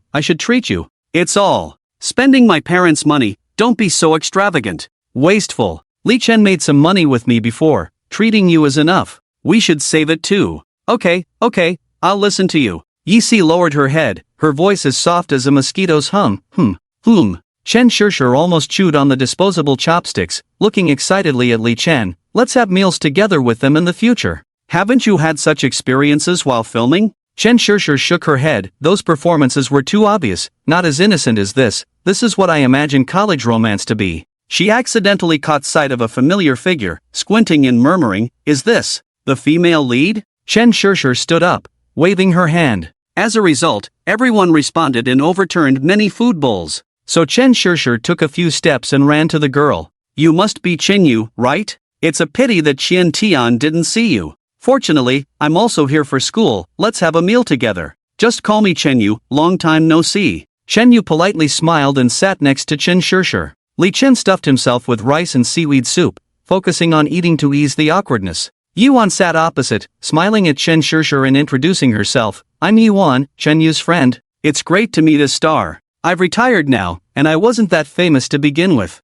Chen Shishir modestly waved her hand. If we talk about fame, it's more about me benefiting from Li Chen's popularity and meeting new friends like you. After a long exchange of meaningless pleasantries, like a diplomatic meeting, they finally relaxed. Li Chen finished his meal. Zhang Jiang ate even faster, finishing another serving. The two could only look at each other. Li Chen sighed. Unfortunately, Zhang Jiang was already captivated by a woman. Otherwise, he could have taken him away. Alas, Yi Si was eating too slowly. Soon, Zhang Wenhai also arrived. It's so lively. And so, Chen Shishir made new friends again. This was how Chen Shishir's welcome party started in the cafeteria. Chen Shishir was closest to Chenyu, having gone through hardships together in childhood. They were now holding hands. Yu, the short film you acted in, the landlady's performance was excellent, completely embodying the character. Chenyu felt the same way about her, and they naturally became close. I'm just an amateur, not as good as you say. Honestly, I never flatter my friends. The emotions in your last scene were so rich, something I can't achieve. Chen Shishir praised her endlessly. I just immersed myself in the situation, not the character. Chenyu talked about acting, feeling better. There's a great acting teacher coming to school for a public class soon. If you're interested, I can help you reserve a spot. Yes, definitely. Chen Shishir agreed eagerly. He continued, I remember that there must be a target when immersing oneself in a situation. Who did you imagine as your opponent? I'm a little curious. The crowd. Chen Shishir's smile froze, slightly lowered her head, unable to conceal a touch of sadness. From the indifferent gazes of the crowd, Chen Shishir confirmed that it was Li Chen. Chen Shishir could tell that something unpleasant must have happened between them. Did they break up? She really didn't know they had a past relationship, otherwise she wouldn't have mentioned it. During the dormitory party, Li Chen said he didn't have a girlfriend. Chen Shishir thought their relationship was just that of good friends. Now she was completely embarrassed. Ha ha. Ha, oh, the weather is really nice today. Chen Shishir's eyes wandered. While Li Chen propped his cheek, staring at the ceiling, his toes were almost poking through his socks. Zhang Wenhai timely intervened. Zhang Jiang, when are you treating us? You found a girlfriend, so let's go for the 698 seafood buffet. Yi si. I need to save money, so I'll treat you to a meal at Shaxian. Zhang Jiang readily agreed. Zhang Wenhai smirked. From now on, we'll drink at Shaxian. Zhang Jiang indignantly said, how can you falsely accuse me? When did I voluntarily drink? It's always you dragging me along. Zhang Wenhai suddenly realized the situation and decided to take the blame. But noticing Yuan's slight frown, he quickly corrected himself. You're mistaken, it's Li Chen. At this point, Li Chen furrowed his brows. It had only been a month since he left the dorm, and these two were already so happy together. And they still called him a lapdog. But now he had caught both of them in a compromising situation. Ah, yes. I won't drink anymore in the future, okay? He looked at Yuan, feeling a possibility of becoming relatives, and suddenly felt more familiar, raising his eyebrows. I'll supervise for you, don't worry. I definitely won't be a third wheel. Yuan's mouth twitched slightly. Okay, are you dating Zhang Wenhai now? Li Chen raised his eyebrows. Why didn't I see any official announcement on your moments? Did you block me? Yuan chuckled. You still check my moments. Yes, I blocked you because you didn't reply to my messages first. Li Chen. I was busy and forgot. Okay, I'm informing you now. Tomorrow night, we'll go watch a movie as a group, my treat. Tomorrow night, I have to take a train to attend an award ceremony. Yuan, the day after tomorrow. The day after tomorrow is the award ceremony. I'll be staying at a hotel tomorrow. Today. I can't make it today. The day after tomorrow. Li Chen decisively agreed. Okay, unblock me. I want a screenshot and send it to my mom. Yuan. Zhang Wenhai blushed rarely. I haven't agreed yet. Don't tell my godmother. Yuan also blushed shyly. Li Chen looked suspiciously at the two. Are you sure you're not dating? No. Really? Li Chen felt disappointed, sighed. You got me all excited for nothing. I agreed, okay? Yuan asserted, trying to cover her embarrassment with a strong front. Li Chen widened his eyes, then couldn't help but burst into laughter, nodding repeatedly. Okay. Yuan snorted and turned her head. As part of the entourage, shouldn't you prepare something, like decorations with balloons and ribbons? Of course. Li Chen seemed even more excited than Zhang Wenhai. Elbow, let's go for bubble tea, my treat. Inside the bubble tea shop, Li Chen's fingers tapped on the phone screen, leaving a trail of shadows. Soon, Zhang Wenhai received a call. Yuan said irritably, you big mouth. Li Chen chuckled, buy a pair of firecrackers. Yuan, you're showing favoritism. Zhang Jiang felt very displeased at being ignored. Do you want firecrackers or not? Zhang Jiang. Chen Shishir hugged Chen Yu's arm, looking like she was excited. Yu, college is so much fun. Chen Yu forced a smile. Chen Shishir realized belatedly. Sorry. She shook her head. It's okay. Chen Yu noticed Chen Shishir's hesitant look and whispered to her. It's not what you think. You don't have to worry about me. Chen Shishir hesitated. Can you tell me what happened? I did something unforgivable to him. She was stunned, her eyes becoming extremely complex.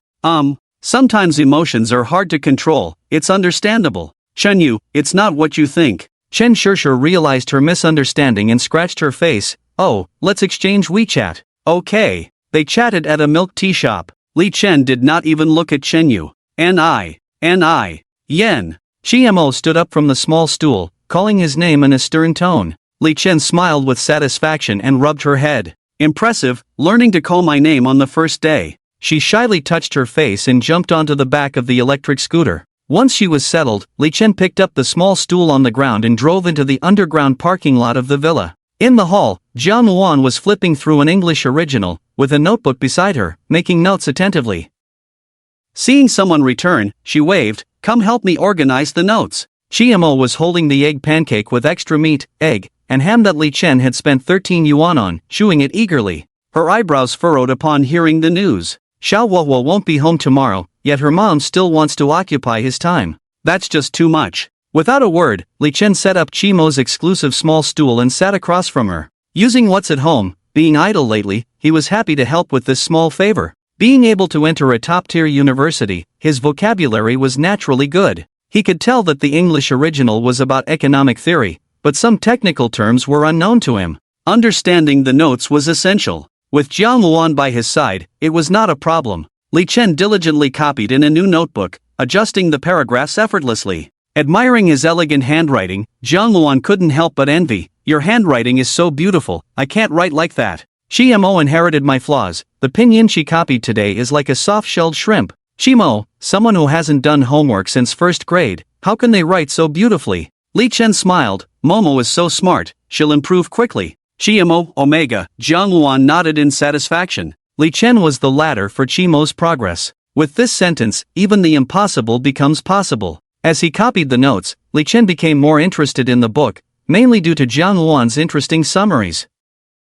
In economics, there is a rationality assumption that everyone in society seeks to maximize benefits at minimal costs, facilitating the study of economic activities. Jiang Luan used feeding fish Chimo as a metaphor, using minimal bait to make the carp work the most. She even conducted experiments and took notes. It felt like it could be expanded into a thesis for that major. Li Chen increasingly understood how much she had sacrificed for her daughter. Despite having outstanding talent, she let it be worn down for the sake of her family. He couldn't help but sigh. Auntie, rest assured, I will take care of Chimo, ensuring you can help Uncle manage the business with peace of mind. Don't burden yourself with this sense of responsibility. Jiang Luan saw through Li Chen's thoughts and couldn't help but narrow her beautiful almond eyes. Being empathized with is a pleasant thing. Raising a child is a very interesting thing. The happiness of blood connection is incomparable. But when the child grows up, you have to let go. Sometimes you are too caring for Momo, even more indulgent than me, which is not good for her. Li Chen blushed. It's okay.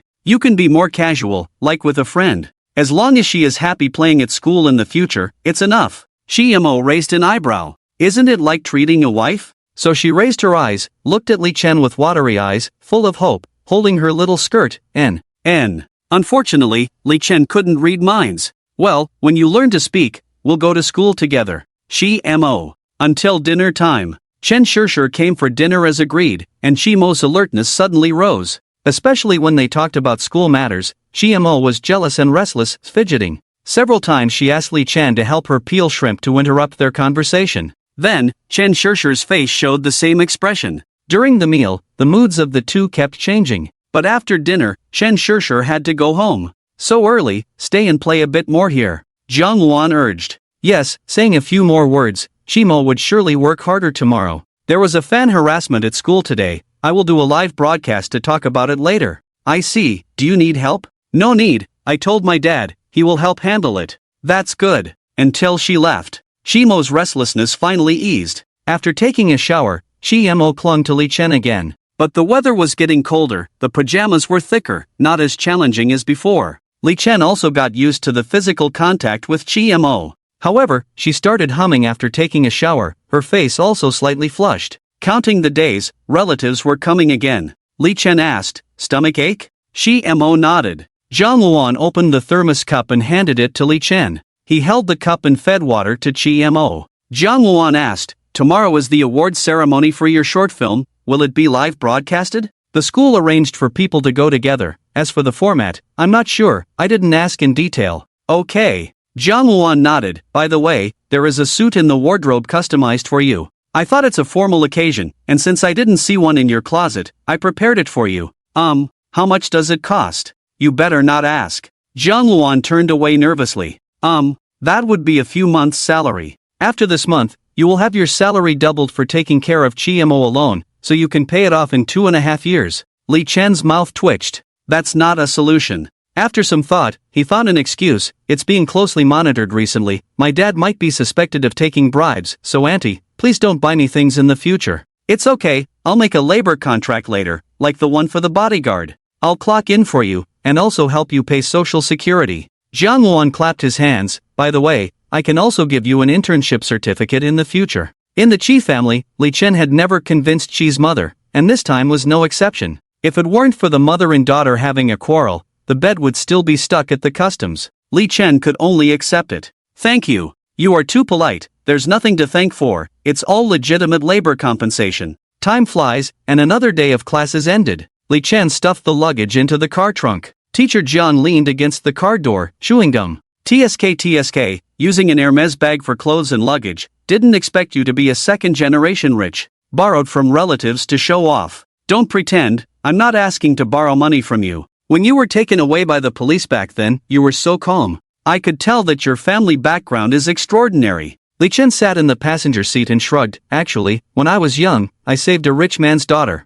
Now she wants me to take care of her child, but because she thinks I'm poor, she lent me some bags that her family didn't want to show off. Teacher Jiang fastened her seatbelt and couldn't help but smile at his words. You're really good at storytelling, as expected from a student majoring in directing. She nodded repeatedly. Impressive, you've captured the essence. With just a few words, you've outlined a complex story. The rich man's daughter was saved by the protagonist when she was young, then she married someone else and had a child, and now she's asking you to take care of the child. After a series of love and hatred, the protagonist finally realizes that the child is the result of a drunken mistake. You're truly a great teacher. What kind of script are you thinking of? Your story sounds more plausible. Stop kidding, I'm just a communication studies teacher, while you're an award-winning screenwriter. You really know how to flatter, Li Chen chuckled, jokingly. If I had flattered the leaders like this before, maybe I would have gotten promoted sooner. If it were that easy, I would have been promoted long ago. Teacher Jiang sighed helplessly, looking at the bustling crowd. There are so many people, I'm afraid to drive.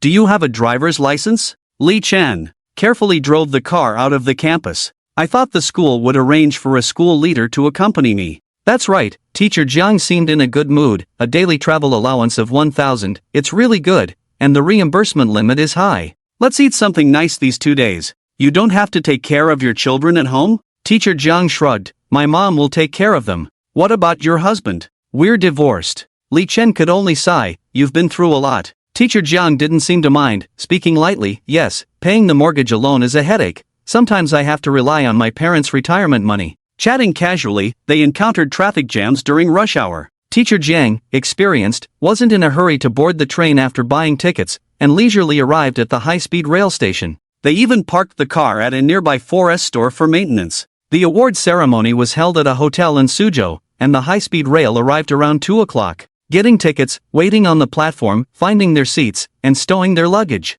By the time they departed, it was already dark outside. Let's just have boxed meals, it's too late to arrive. Okay, Li Chen stood up. I'll go buy them. Remember to get a receipt. I want braised hairtail. Li Chen nodded. At this point, many people were compromising like them. The aisle was crowded with people. Among them, there were some who lacked manners, pushing through the crowd and causing chaos in the queue. The security personnel could only advise in such situations. However, despite the pushing, there were no conflicts. Li Chen slowly made his way towards the expensive and unappetizing boxed meals along with the crowd.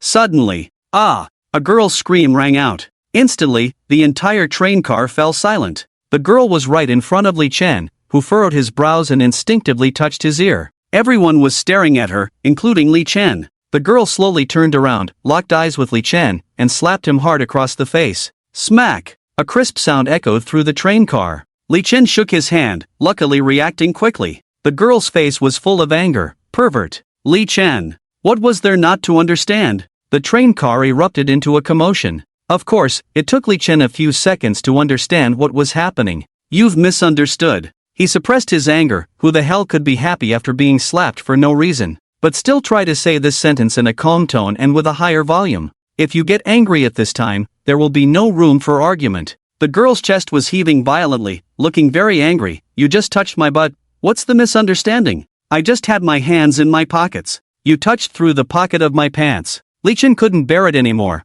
I had my hands in the pocket of my hoodie. How could I touch through the belt? Are you still trying to argue? She shouted. Do you have some serious illness? Just now you squeezed over yourself. I even gave you a seat, didn't you see? Li Chen rubbed his ear again. Shameless. The crowd on the side also began to whisper. This young man looks quite honest, didn't expect him to do such a thing. It's not necessarily what it seems, there are many young fairies these days. A girl who has the courage to say this in public, it's definitely not a misunderstanding. Tisk, she's wearing such improper pants, her underwear is showing, isn't she asking for it to be touched? The girl was wearing yoga pants, and the middle-aged man speaking was looking around. The girl turned around, slapped the table with one hand, and stared fiercely at the middle-aged man speaking. Say that again if you dare. Li Chen rolled his eyes. Damn, there are really a lot of idiots. Now his crotch is smeared with mud, it's either shit or shit. He probably will be classified with this person. Despicable men are really disgusting. It's the 21st century, don't girls have the freedom to dress?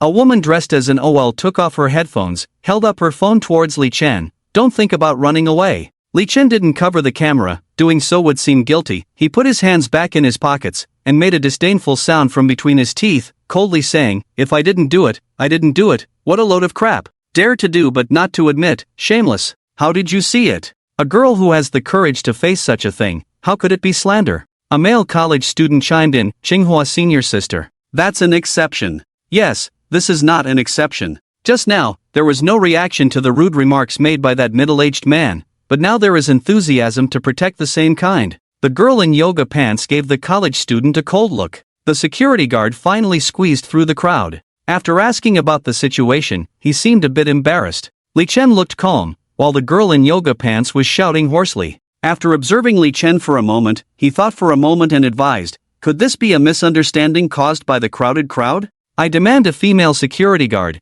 You men are all protecting each other." Li Chen glanced at the people holding up their phones. "Very well, there is a feeling of being cyberbullied. What a damn hassle. Call the police. I don't have that much time." The girl raised her head high, pointing to the ground. "You, now, immediately, kneel down and apologize to me. I didn't touch you, let the police come. Without evidence of the crowded crowd, you act so brazenly. I will seek justice myself." The girl waved her hand again. Li Chen reached out to block, but was preempted by a tall man. He was surprised to see the newcomer. "Why did you come too?" "Chiemo was worried you would be bullied, didn't expect to have such foresight." Li Chen. Zhang Yuanzhou didn't wear a suit today, he changed into a nondescript sportswear, and didn't wear sunglasses. Li Chen saw him take off his sunglasses for the first time, finally understanding where Chiemo got his thick eyebrows and big eyes from. After exchanging glances with Li Chen, he looked at the security guard and put on a serious expression. "I am his guardian, please inform the train police." The security guard was hesitant,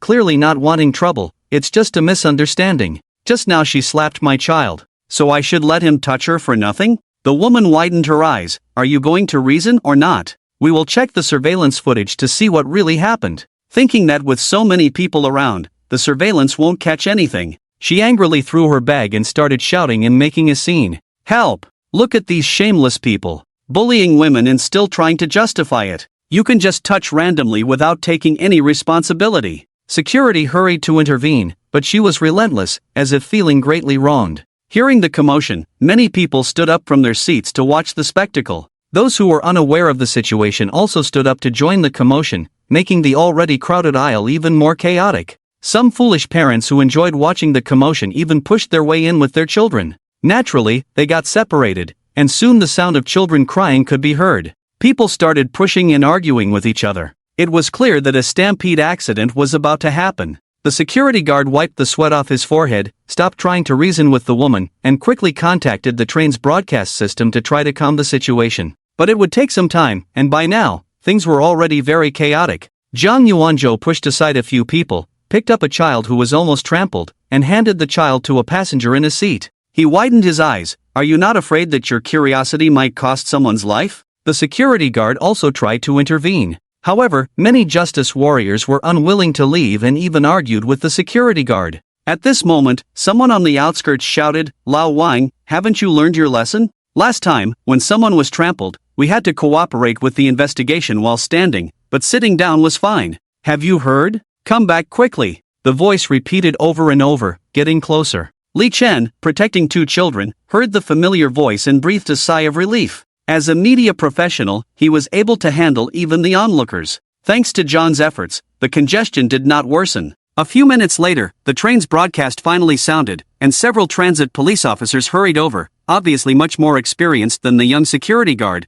and sternly warned everyone. Finally, just before the next stop, order was restored. It was only then that a mother remembered to look for her own child. Instead of comforting the child or thanking the security guard, her first words were, "What just happened? I heard someone was raped on the train. Is it true? Have they been caught?" It seemed as if she had no idea what her son had just been through. The security guard, with tears in his eyes, brought the child to the mother and helplessly said, "It's not true." "Oh, then what happened?" The security guard, exhausted, could no longer bear it and furrowed his brow. "Please watch your child in public places. If you don't want to talk, then don't." What an attitude. She complained and left the carriage with her child, still scolding the child for getting lost, as if she had done nothing wrong. The security guard sighed, wiped the sweat off his forehead, and saw that things were settling down. Two transit police officers approached the group.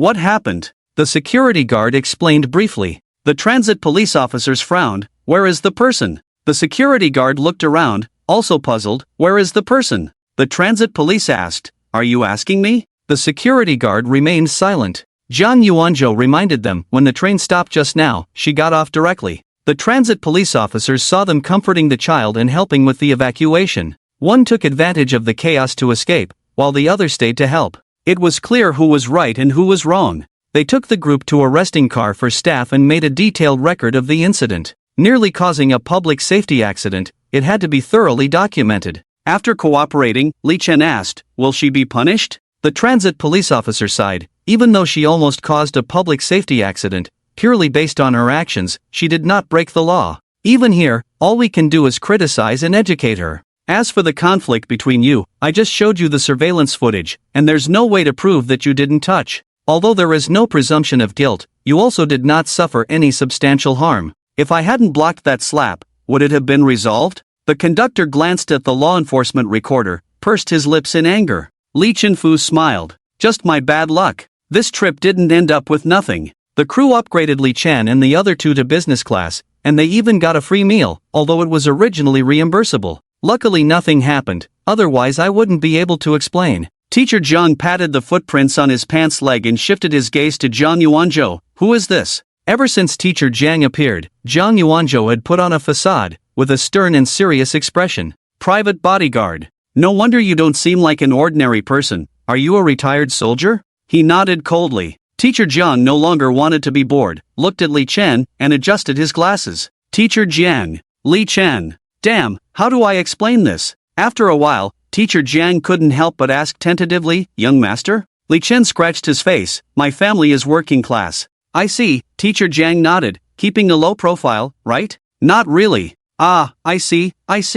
Actually, I work as a nanny for this family's children. The employers are quite satisfied with me, so they arranged for me to have a bodyguard. Teacher Jiang. The train has arrived at the station, please be careful when getting off. Having Zhang Yuanzhou around had its benefits, at least they didn't have to carry their luggage themselves. Li Chen dozed off and was still a bit groggy. I'll do it. Zhang Yuanzhou took the luggage from Teacher Jiang and looked at Li Chen. Miss, someone is looking for you. Teacher Jiang, _Li Chen. Taking out the phone from his pocket, the screen was lit up, showing a video call. It had been muted while he was sleeping. He took out his Bluetooth earphones and answered the call. Chiemo was sitting on the bed, wearing limited edition dinosaur pajamas. She looked well, holding a thermos cup and drinking water, her big eyes bright. Seemingly unconcerned about not being able to reach Li Chen for a while, she took out the straw and extended a hand. Hi.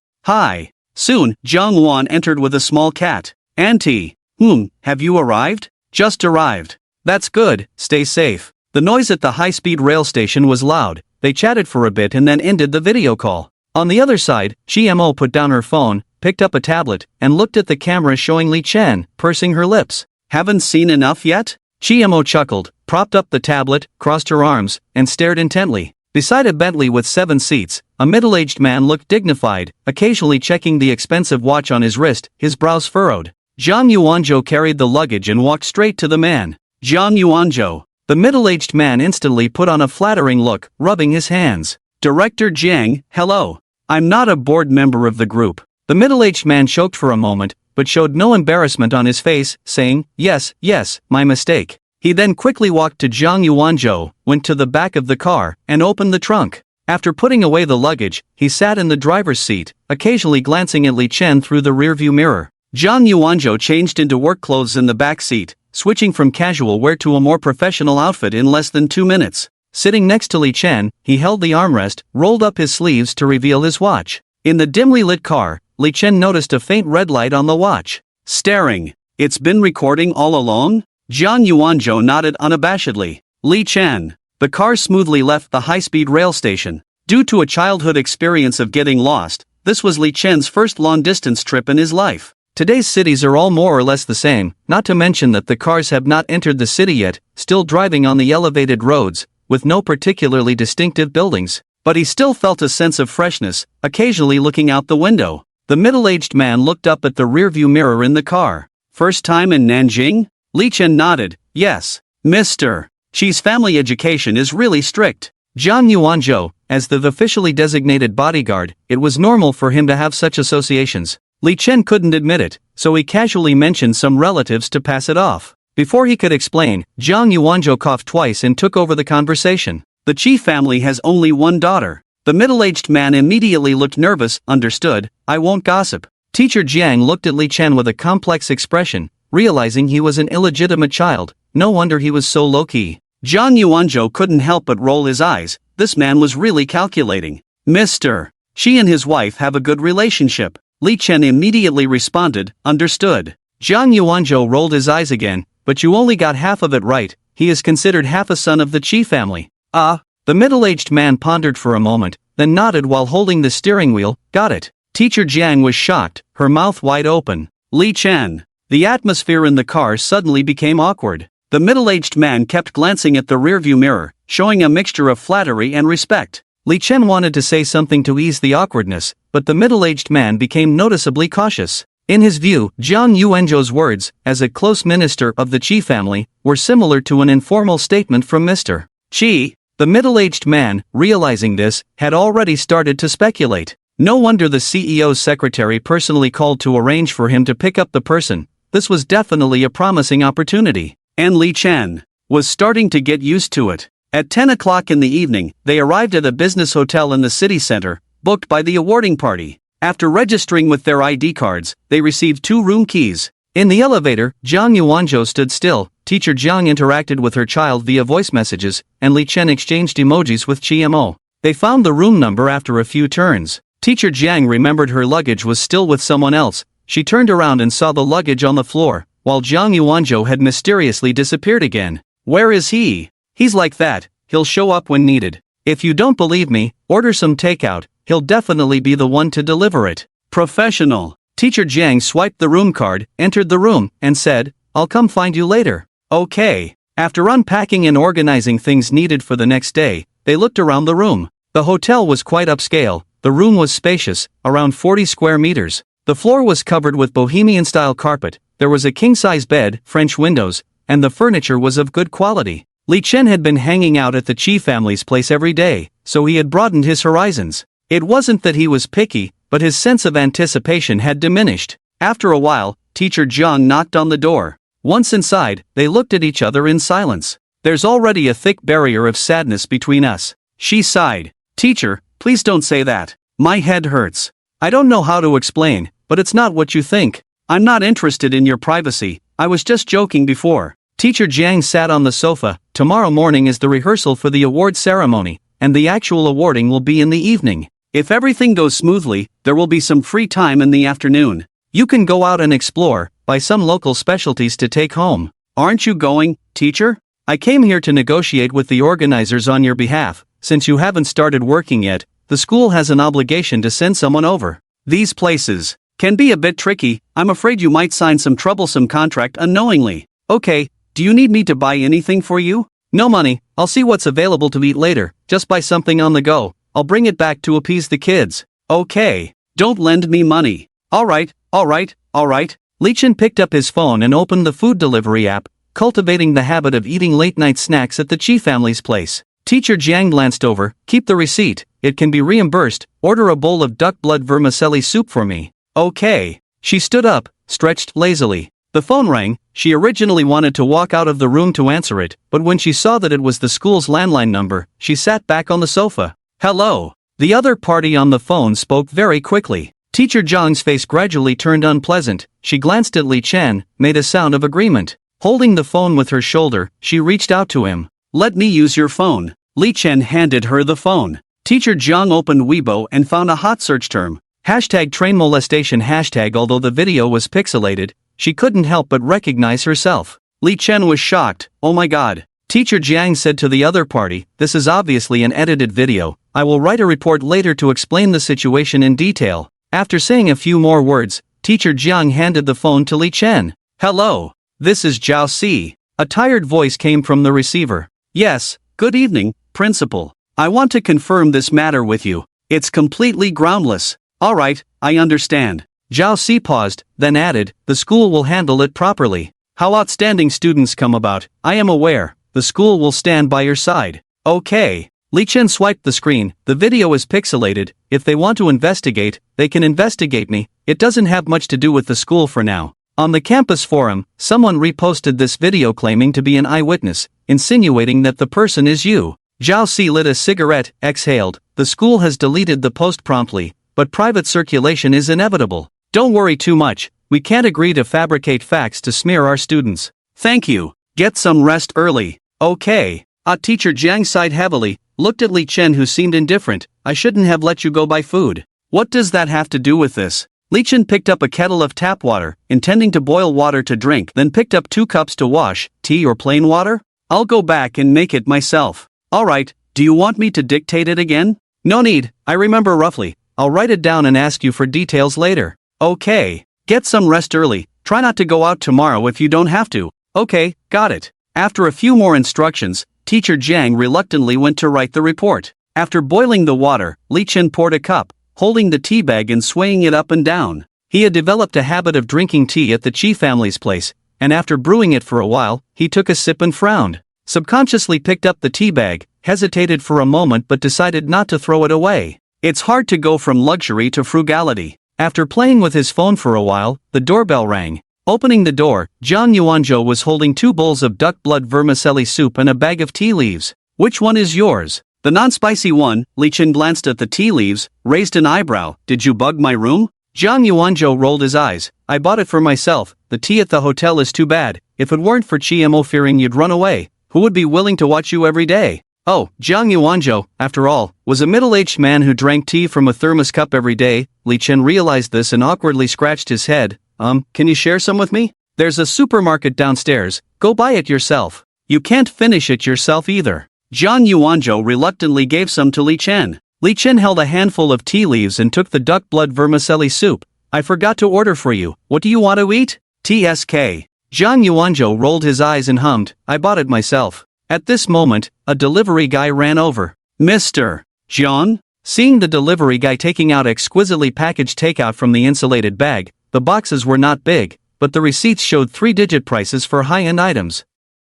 Oh, it's great to be on a business trip. Stubborn, unwilling to accept 300,000, must earn 3,000 a month. Li Chen. Beef pot stickers, chicken soup dumplings, duck oil pancakes. Li Chen decisively reached out to close the door, but Zhang Yuanzhou stopped him. My sister ordered for you, I'm just tagging along. Zhang Yuanzhou grumpily gave half to Li Chen. Auntie is really nice to me. Stop acting, we're not recording now. Li Chen. Zhang Yuanzhou went to deliver the duck blood vermicelli soup to Teacher Jiang, and seeing Li Chen still standing at the door, he asked, What's up? Did you record the previous video? Yes, why? That thing is illegal. There are plenty of ways to deal with that person. Zhang Yuanzhou obviously didn't know about the hot search topic. Li Chen vaguely said, What's the trouble? It's just a lunatic. I just asked, don't delete it, okay? In the rooms opposite, people also ordered takeout, and the delivery guy left the food at the door, rang the doorbell, and went to the next order. The door diagonally opposite opened, and a woman came out to pick up the takeout. The woman didn't notice them, took the food and closed the door. Zhang Yuanzhou squinted. Oh, what a coincidence. Li Chen smirked. The door of the opposite room also opened. It turned out to be someone they knew. Li Chen, what a coincidence. The girl had wet hair, wrapped in a bathrobe standing at the door. She then noticed Zhang Yuanzhou. Uncle. Hey. He held the takeout. Want some? The girl waved her hand. No need. Hurry back and blow dry your hair. When Zhu had a good relationship with Chi-Mo, and Zhang Yuanzhou still had a sense of seniority towards her, she then realized she came out in a bathrobe, adjusted it, picked up her takeout, and closed the door. Zhang Yuanzhou glanced at Li Chen, restrained his kindly smile, and threatened, Let me remind you, Mr. Xiu is not as gentle as he seems on the surface. Think twice before taking action. Li Chen. Closing the door, they began to taste Nanjing's specialty snacks. A sip of duck blood vermicelli soup, a bite of snacks. The room was warm with a temperature of 6 or 7 degrees. Turned on the air conditioning. Ding dong. The doorbell rang. Li Chen had just taken a few bites, put down the chopsticks, and opened the door. When Zhu wore a beige sweater, a pleated skirt and leggings from Chi-Mo's autumn-winter collection, and disposable hotel slippers. Her freshly blown hair fell casually on her shoulders, and the pleasant scent of shampoo wafted in the air. Initially, her face looked stern, but now it softened a bit, with her hair down, adding a touch of gentleness. She had changed a lot. When faced with changes at home, one could change within a few days. She stood at the door with her takeout. I ordered too much, let's eat together. Li Chen stepped aside, welcoming her in. Chimo's mom also ordered a lot for me. I wanted you to help share. Is that so? I see you didn't plan to share with me. Wenju looked at all the open takeout boxes and knew he was lying. Well, some things hadn't changed much. Li Chen awkwardly smiled, made a cup of tea, and handed it to Wenju. How's your mom? She's fine. The test results are relatively optimistic. It's in the early stages. She's abroad now. My father is with her, preparing for surgery and recovery. We'll have to wait some time to know the specifics. Good things come to good people, although very sympathetic. When Li Chen thought of the way her mother looked like she wanted to eat people, he felt a little nervous. Wenju suddenly smiled. You don't need to be so nervous. Besides, my mother, my family, including me, are very grateful to you. Is your mother still blaming me? It's the first time I've heard my mother curse someone so badly. Li Chen, don't worry about it. My mother is just like that. Wenju comforted. She told you something she didn't even tell her family, and you betrayed her. She just hates betrayal. What's wrong? It's nothing. Li Chen pushed a box of untouched sticky snacks to Wenju. This is a dessert. I don't eat sweets at night, so you have it. Wenju graciously accepted it, picked up a spoon to eat, but her hair got in the way. Do you have a hair tie? Li Chen was stunned. I have short hair. Why would I have that? When people are in a relationship, they usually wear their girlfriend's hair tie on their hand. Didn't Chimo give you one? Wenju said, tapping his forehead. Even if she did, I can't use it. Sorry, I overstepped. Don't mind me. Wenju thought for a moment, tied up her hair with a spare disposable chopstick as a hairpin. Li Chen picked up a pot sticker and chewed on it, muttering, I'm not in that kind of relationship with Chimo. Unlike Wenju's wild eating habits, Chimo was very particular about chewing slowly. I didn't have dinner, she explained, probably feeling she ate too much. Chimo can eat a lot more than you. The late-night snack my aunt bought for me must be based on her portion. Li Chen pushed the takeout towards her. Eat more, don't waste it. Speaking of Chimo, Wenju showed a sincere smile. Chimo has always loved to eat since she was a child. She was very popular in my father's chess club in the past. The few rare times she got into fights were when others ate her snacks, but she always shared with me. I bought her fried cakes and pancakes after school, and she was very protective of them. As they chatted and ate, the meal was too sumptuous. Adhering to the spirit of not wasting food, they struggled to finish the last few bites. While eating, Wenju's hair loosened a bit, so she took out the disposable chopstick and threw it in the trash. Her long hair cascaded down like a waterfall, reaching almost to her waist, slightly damp. She reached out to fiddle with her hair, looking very concerned. Didn't you blow dry it? No. Li Chen brought a hairdryer from the bathroom and politely asked, do you need help? Wenju hesitated for a moment. Is it appropriate? Then forget it. Wenju. By the time Wenju finished blow drying her hair, Li Chen had already made tea. Wenju let her hair down, elegantly picked up the teacup and took a sip, furrowing her brows. Li Chen also took a sip. When she first drank the tea bag, she found it difficult to drink, but the $14 tea leaves were indistinguishable from the tea brewed by her aunt. Indeed, the mountain pig couldn't appreciate the fine bran,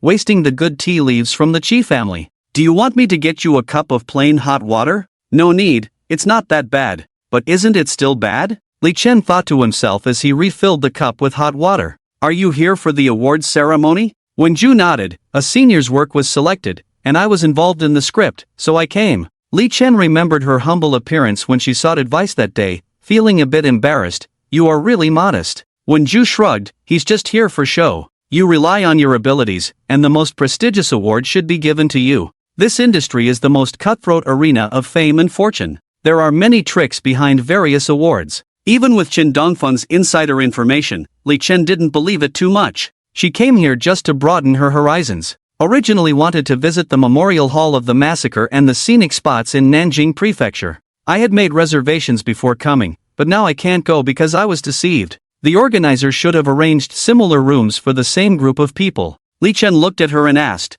do you know who lives next door to you? Wenju looked at Li Chen suspiciously. What do you want? Nothing, just looks familiar, but I can't remember who it is. She is my senior's sister, who runs a short video account and is considered an internet celebrity. I'm not sure about the specifics. Wenju looked at him and said, I can ask for her WeChat for you. Li Chen smirked. It's not that he is interested in this girl, obviously she is more interested in him. Seeing him not speaking, Wenju thought he had agreed. Chimo was much prettier than her, right? I didn't mean that. Oh, Li Chen looked at the time on his phone. It's almost midnight. Oh, are you trying to drive me away? No. Then shall we play chess together? I brought a Go set. Unable to sleep for a while, Li Chen agreed. In the corridor, there was a man standing in front of Wenju's room, dressed in a suit in the middle of the night, looking like he was about to go public. But Jiang Yuanzhou seemed to have the same cowardly appearance, even wearing sunglasses at night. Li Chen didn't find it strange. Hearing the sound of the door opening, he turned to look,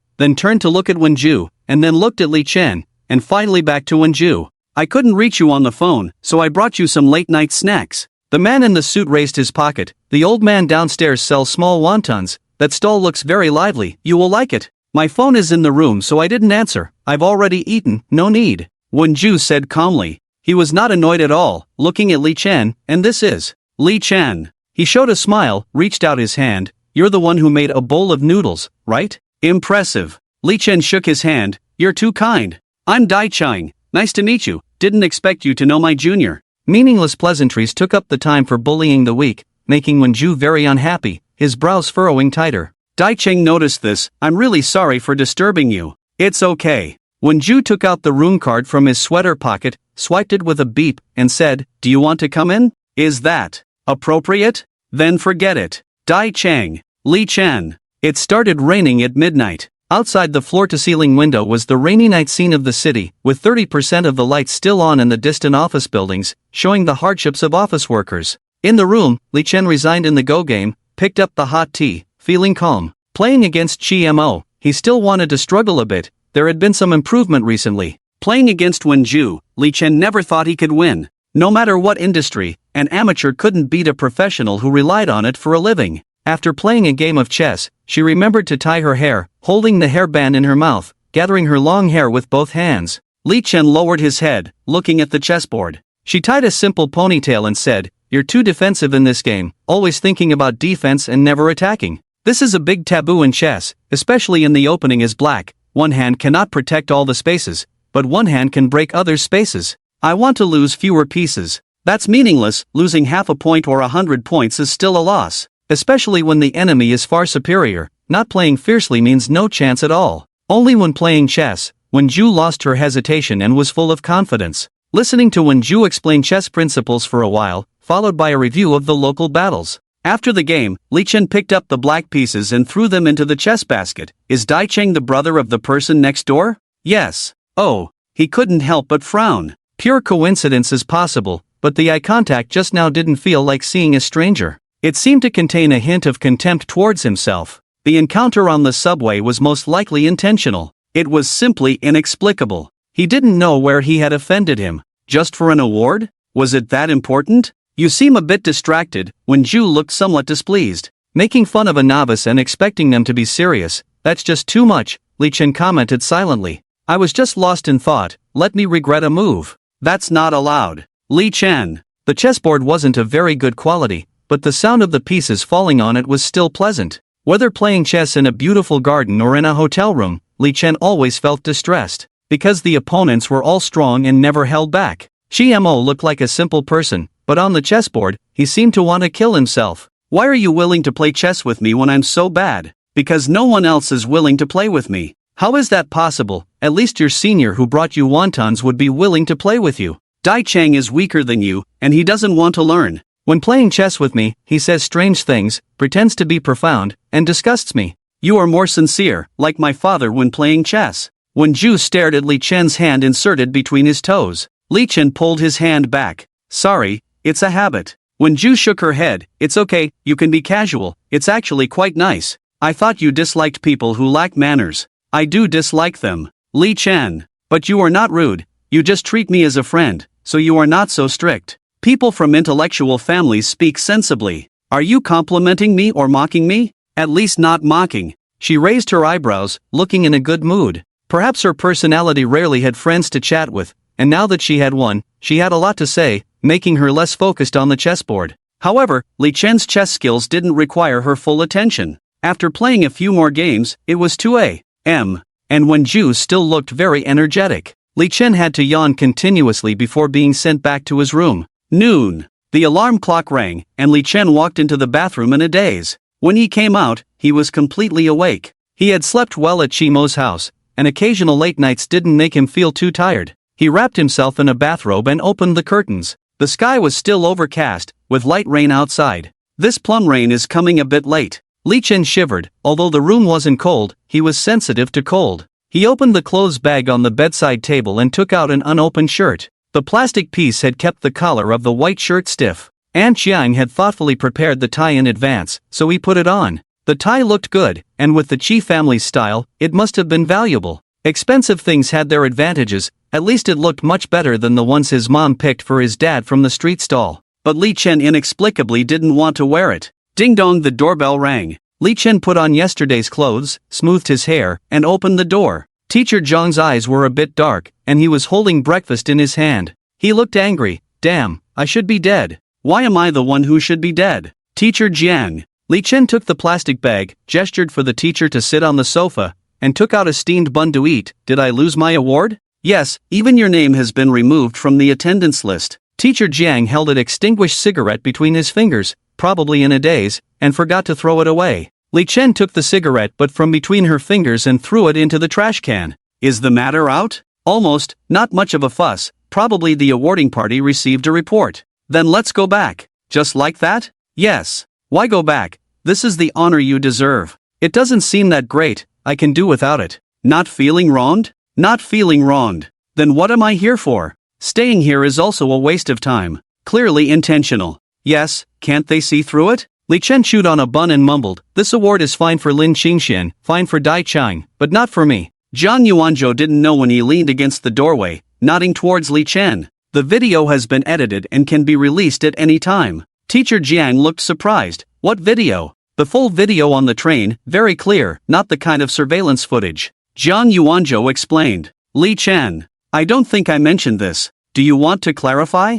I do. Zhang Yuanzhou nodded. Teacher Jiang visibly relaxed, glancing at Li Chen. If you had this, you should have told me earlier. It's not that I didn't want to tell you earlier. The key is I haven't seen it myself. I don't know if it can be used. Zhang Yuanzhou gave each of them a copy of the video. Teacher Jiang watched it almost frame by frame twice, nodding, no big issue, although the angle is a bit strange, it should be enough to prove innocence. Just need to come up with a reason for why it was filmed. Li Chen thought for a moment, just say the school required filming a documentary, the school should cooperate. Teacher Jiang approved, that's a good explanation. Is it so troublesome to prove innocence? Zhang Yuanzhou seemed indifferent. Public judgment has always been based on suspicion. Zhang Yuanzhou raised his thumb, insightful. Not really, it's the same for everyone. He closed the door casually, let me know if you need to go out. Li Chen smirked, I can take a taxi. No, you can't. Li Chen. Teacher Jiang washed her face at the sink in the room. Rubbing her hands that had been tainted by cigarette smoke for a long time with hand soap, she awkwardly said, if the child smells it, they will scold me again. Thank you. I'm used to it. Teacher Jiang sat on the sofa, massaging her neck. When do you plan to release it? Wait until the incident further escalates before releasing it, to minimize the impact. Releasing it now will only add to the suspicion. Teacher Jiang sighed heavily, having a chance to become famous is not easy. You really don't want this award? Li Chen smirked, I'm afraid they will insist on giving it to me. Trending search is a down payment, although not much for them, are they willing to give it up? Is this award valuable? It carries some reputation within the industry, but not well known among the general public. What if they want to use it to make the general public aware? Teacher Zhang frowned at first, then burst into laughter. Ha, if that's the case, they deserve it. But as she laughed, she furrowed her brows again. You offend people in this industry like this, it will be hard for you to get by. Can the school change my major? Teacher Jiang, are you serious? I don't have that talent, nor the interest to waste myself in this industry. She glanced at Li Chen. If there's a solution, why are you still in a bad mood? Can't cheer up. Go out and have some fun. I'll handle some final work with the awarding party. I'll contact you when it's done. Thank you. No trouble, serving the kids. Is it necessary to be so exaggerated? At the hotel entrance, Zhang Yuanzhou, with a cigarette in his mouth, leaned against a stone lion, looking Li Chen up and down. Have you put on your down jacket? The temperature is in single digits now. If you don't wear it now, when will you? This down jacket is expensive, 999 yuan. You should wear it more, or else it's a waste. Zhang Yuanzhou rolled his eyes. Do you know how much your suit costs? Li Chen covered his ears, avoiding hearing the number. I'm not asking you for money, why are you worried? He stubbed out the cigarette on the stone lion, threw it into the trash can, took a few steps to catch up with Li Chen. Where are you going? I'll take you there. Li Chen put his hands in his pockets and walked out of the garden casually, saying, Can I go shopping alone? Jiang Yuanzhou smiled. I can make you feel like you're shopping alone. Where do you usually hide? I'm not telling you. Where are we going? Are we driving? I plan to go to the park in the nearby neighborhood to exercise. Have your family prepare a set for you. Let's play ball. They chatted as they walked. 3 people approached them, and they recognized them from afar. Wenju, Dai Chang, and the woman who caused trouble yesterday. TSK. Jiang Yuanzhou clicked his tongue. Fate, huh? What are you clicking your tongue for? You're calling the dog. He kicked the dog away, patted his pants. I checked. This girl is called Dai Chengying. Her brother was born from her father's affair, but now she's the legitimate wife. It's really messy. The mistress's child is older than the legitimate one. Isn't there a throne to inherit? After wiping out the legitimate wife's family, the mistress's side will rise, right? You watch too many palace dramas. When Zhu and Dai Chang walked ahead, Dai Chengying followed behind, showing great respect for her older brother. She acts well. Jiang Yuanzhou nodded in agreement, whispering, It seems like she really hates you. Look at the way she looks at you. She probably wants to kill you and eat you. Li Chen. She probably hates every man equally. No. She especially hates you. Did I offend her? I'm going to buy an ice cream and watch the show. Do you want one? Get lost. Jiang Yuanzhou indeed went to the convenience store to buy ice cream, and in the blink of an eye, he couldn't find anyone. Meanwhile, Li Chen was noticed by the opposite group. When Zhu waved her hand and ran up to meet him. Have you had breakfast? Yes, have you? Li Chen looked Wen Zhu up and down. Seeing her in a knitted dress, he asked, Aren't you cold? A little. I feel much better after breakfast. I didn't know it would get colder. Seeing Li Chen loosen his scarf, Wen Zhu waved her hand. It's okay, I'm fine. What's okay? Li Chen put the scarf back in place. Wen Zhu. Actually, I'm still a bit cold. Oh, go back and put on some clothes. I forgot to bring any. Li Chen nodded towards a nearby store. Go buy some there. I don't know how to bargain. The clothes sold on the street are too expensive. Li Chen, even though Uncle Chio is rich, you still want to bargain? My dad has a lot of money in my account, but my mom doesn't let me use my dad's money. But your parents have already made up, right? When Zhu looked shocked. When did they make up? Li Chen looked shocked. What? They haven't made up yet? When Zhu frowned. What do you mean? Li Chen. My mom only agreed to treatment. Have they made up already? Let's talk about this later. Dai Chengying had already walked up close, her eyes showing undisguised disgust. Dai Chang had a pensive look. Senior Dai Chang, you met him yesterday. This is his sister, my classmate, Dai Chengying. Li Chen nodded. Yeah, I know her. Dai Chengying, tisk, scum. Wen Zhu? She was stunned for a few seconds before reacting, glanced at Dai Chengying. You said the person on the high-speed train is Li Chen? Dai Chengying restrained her expression, pouted, looking wronged. Yes. This is impossible. Really, I won't lie to you. Li Chen stared at Dai Chengying. Then why did you run away and call the police yesterday? If you don't want to admit it, what's the point of calling the police? She looked like she was about to cry, hiding behind Wen Zhu. Li Chen's cheek twitched, really good at pretending. She must be a professional actress. Wen Zhu was stunned. How do you know? Dai Chengying. Dai Chengying innocently said, there may be a misunderstanding in this. Misunderstanding what? Stop pretending. Li Chen pointed in the direction of the hotel. They just took away my room card. I have to buy breakfast myself. What do you mean? I don't know. Dai Chengying was determined to keep pretending. When Zhu frowned, does the hotel serve breakfast? Li Chen nodded. Yes, it's buffet style. I heard they give a bowl of bird's nest to each person. My counselor didn't get a breakfast voucher and got angry. Dai Chengying. Dai Chengying. Wait for me. Dai Chengying stomped her foot and left angrily. I really don't know how this concerns you. Let me find out and contact you later. I believe you are not that kind of person. If it's really a misunderstanding, I will clear your name. Li Chen raised an eyebrow. We don't have that kind of relationship. Dai Cheng looked at Li Chen and sighed softly, then looked deeply at Wen Zhu, adjusted his glasses, showed a helpless smile, and chased after Dai Chengying. Wen Zhu and Li Chen shivered at the same time. Li Chen watched his retreating figure, still able to see the swaying hem of his scarf. Just like a male lead in a Japanese idol drama. He's really good at pretending. Wen Zhu hugged himself, feeling the cold intensify from Dai Cheng's gaze. Looking around, he finally looked at the cafe across the street. It seems like they have air conditioning there. Li Chen took off his down jacket and handed it to Wen Zhu. Wrap yourself in this first. The down jacket was already long, draped over the shorter Wenju, almost touching the ground. "Aren't you cold?" Li Chen proudly lifted his sweater, revealing his thermal underwear. "It's lined." "Wenju, aren't you hot?" "A little." Even on a workday, there was still some business at the cafe in downtown Nanjing. Li Chen looked at the menu mixed with Chinese and English, feeling his heartache. Wenju was more decisive. "I'll have a Blue Mountain coffee." After ordering, he closed the menu. Li Chen followed suit. "No cake?" Wenju shook his head. "Just had breakfast." "Oh, okay." Seeing Li Chen close the menu, the waiter still stood there awkwardly, holding the paid sign, waiting for Li Chen to order. He smirked. "Latte, with sugar." The waiter pointed to a small wooden box nearby. "There are sugar cubes inside, you can add them freely." "Okay." Wenju sipped his coffee slowly, listening to Li Chen explain the situation. The cafe's vinyl record played music by Mozart, Beethoven, or some other musician, and Li Chen, playing the piano, yawned. Luckily there was coffee to keep him awake.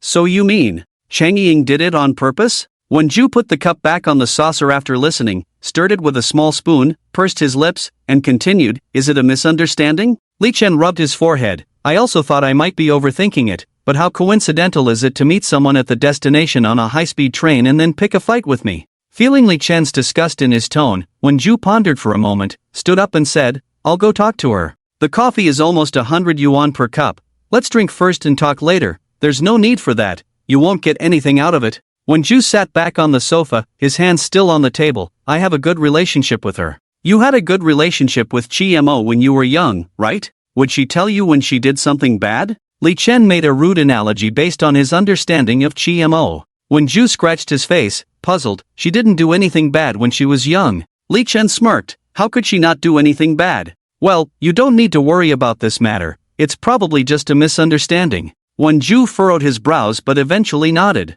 The two sat in the coffee shop for a while. Li Chen glanced at the time. "Shall we buy some special products from Nanjing for your family?" "I have no one left in my family, there's no one to give the special products to." Wenju propped his chin, pursed his pink lips, squinted slightly, and looked through the window at the camphor trees rustling on the street. "Oh, ha ha, I see." Li Chen awkwardly tapped his foot. He really had a big mouth. "How could there be no one in your family?" Li Chen looked up. A pair of deep brown, almost black pupils, with black short hair. In front of him was a young man, slightly older than himself, with deep eye bags, looking more tired than when Chi Wanli got off work. He was in a suit, even wearing a vest, much more formal than Zhang Yuanzhou, who only wore a coat and walked around with his buttons undone. He casually unbuttoned his suit, took off his jacket, and casually folded it on top of Li Chen's down jacket. "Little sister, long time no see." Wenju shook slightly, relieved.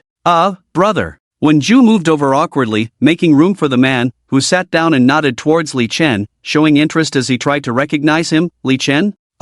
Yes, that's me. Xiao Yuanqi, Wenju's brother. I've seen your childhood photos with them, didn't expect to recognize you." Nice to meet you." Polite.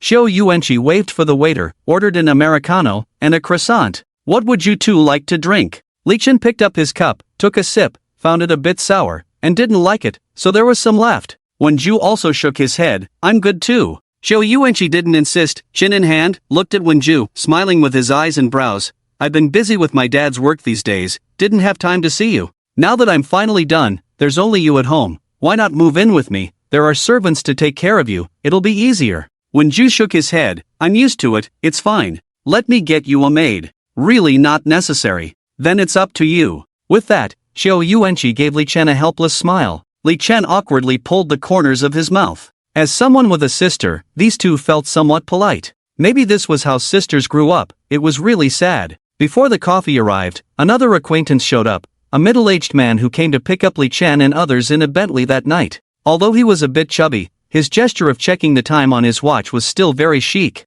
"Lao Zhao, is everything settled?" Xiao Yuanqi greeted the man. Lao Zhao nodded. "Yes, it seems there are no issues here. I just need to hand over the funds and contract documents to your secretary." Xiao Yuanqi nodded, looking at Li Chen. "If you don't mind." "No, not at all." He shifted his buttocks inward. Xiao Yuanqi called the waiter over. Lao Zhao didn't look at the menu, just ordered a cup of hot milk. "This thing is not on the menu." Li Chen took a sip of sour coffee, rolled his eyes secretly, wishing he had ordered milk instead. "This is Uncle Chi's friend. Uncle Chi invited him to help me with something." Lao Zhao wiped his hands and shook hands with Li Chen very obsequiously. I dare not, I am under General Qi. Xiao Yuanqi's eyes flashed with imperceptible jealousy, but quickly concealed it. I didn't expect you guys to know each other. Lao Zhao nodded. Yes, I went to pick him up last night. Li Chen immediately continued the second half of the sentence. Shaoli, just call me Shaoli. Li Chen really didn't know how to respond to this kind of enthusiasm due to certain special reasons. That day was just a joke. What joke? Oh, I see. It's okay, nice to meet you. Lao Zhao looked at Wenju. Did we disturb you? Xiao Yuanqi kindly explained, this is my sister. I'm sorry, I really didn't know, Miss Qiu. Wenju didn't correct him either, just shook his head, it's okay. At this point, the conversation split into two blocks. Wenju and Xiao Yuanqi talked about family matters. Lao Zhao introduced some scenic spots in Nanjing to Li Chen. After chatting for a quarter of an hour, Li Chen pretended to look at his phone and said, I need to go buy something, you guys continue chatting. Lao Zhao's eyes showed obvious reluctance. Li Chen couldn't help but twitch his cheek. Being cherished by a middle-aged man other than his own father was truly a complex experience. Wenju couldn't help but chuckle. I didn't expect Shaoli to dislike me so much. Li Chen touched his nose. No, I was about to sneeze just now. I'll go with you. Wenju stood up at the right moment. Xiao Yuanqi stood up with a smile. Little sister has grown up and can't be kept. I'll give you a ride. Where to? A blush appeared on Wenju's face. Li Chen scratched his eyebrow. Just drop us off at the nearby pedestrian street. Xiao Yuanqi looked at the middle-aged man. Lao Zhao? I know a street where locals go. The things there are not overpriced. Just find a gift shop to wrap it up. Li Chen suddenly smiled. That's great. The driver unlocked the car door, and Wenju and Li Chen got out of the car. Lao Zhao, who had been resting his eyes, opened them and said, there's a shop with a wooden sign in the alley that I know. Mentioning my name can get you a discount. Okay, thank you. Closing the door, Wenju tightened his down jacket and tiptoed through the crowd to look at the alley ahead. It seems to be over there. Shall we go to that shop first? Li Chen shook his head. I have no idea what his name is. Wenju. Unexpectedly, the boss came out of the storefront while on the phone and waved at them. Li Chen smirked. Wow, nothing escapes his notice. Zhao knows Qi Wanli longer than I do. With your little experience, you can't even compare. Behind them, Jiang Yuanzhou coolly lit a cigarette. Don't you always use invisibility when shopping? Why show up now? Wenju behaved more respectfully and called out to Uncle Jiang. You're still sensible, just like when you were a child. Jiang Yuanzhou glanced at Li Chen. I have 600 yuan left from this month's salary, just enough to buy a gift for my niece. Any objections? Li Chen, there are still 23 days left this month. I'm happy, I can always steal Qi Wanli's cigarettes. Can you stop me? As long as you're happy. In the Bentley. Lao Zhao hung up the phone, rubbing his ears with some concern. Xiao Yuanqi opened the window, lit a cigarette, and handed one to Lao Zhao. Is it otitis media? You should go to the hospital. Lao Zhao took the cigarette but declined the light. It's okay, I have fire. Can I take me to see Uncle Qi? These days he must be on a business trip, and besides work, I don't chat much with the boss. Let me give you the number of a secretary. Xiao Yuanqi exhaled a puff of smoke, which was soon blown away by the wind. It would be great if I could spend more time with you, so I could learn more. Lao Zhao smiled. Xiao, you're too polite. There will be a chance for us to work together. Xiao Yuanqi finally smiled satisfactorily. He used to work for my father all the time. It's not easy to work on my own now. I'm afraid I won't do well. Lao Zhao glanced at Xiao Yuanqi. You're doing great. At your age, I didn't know anything.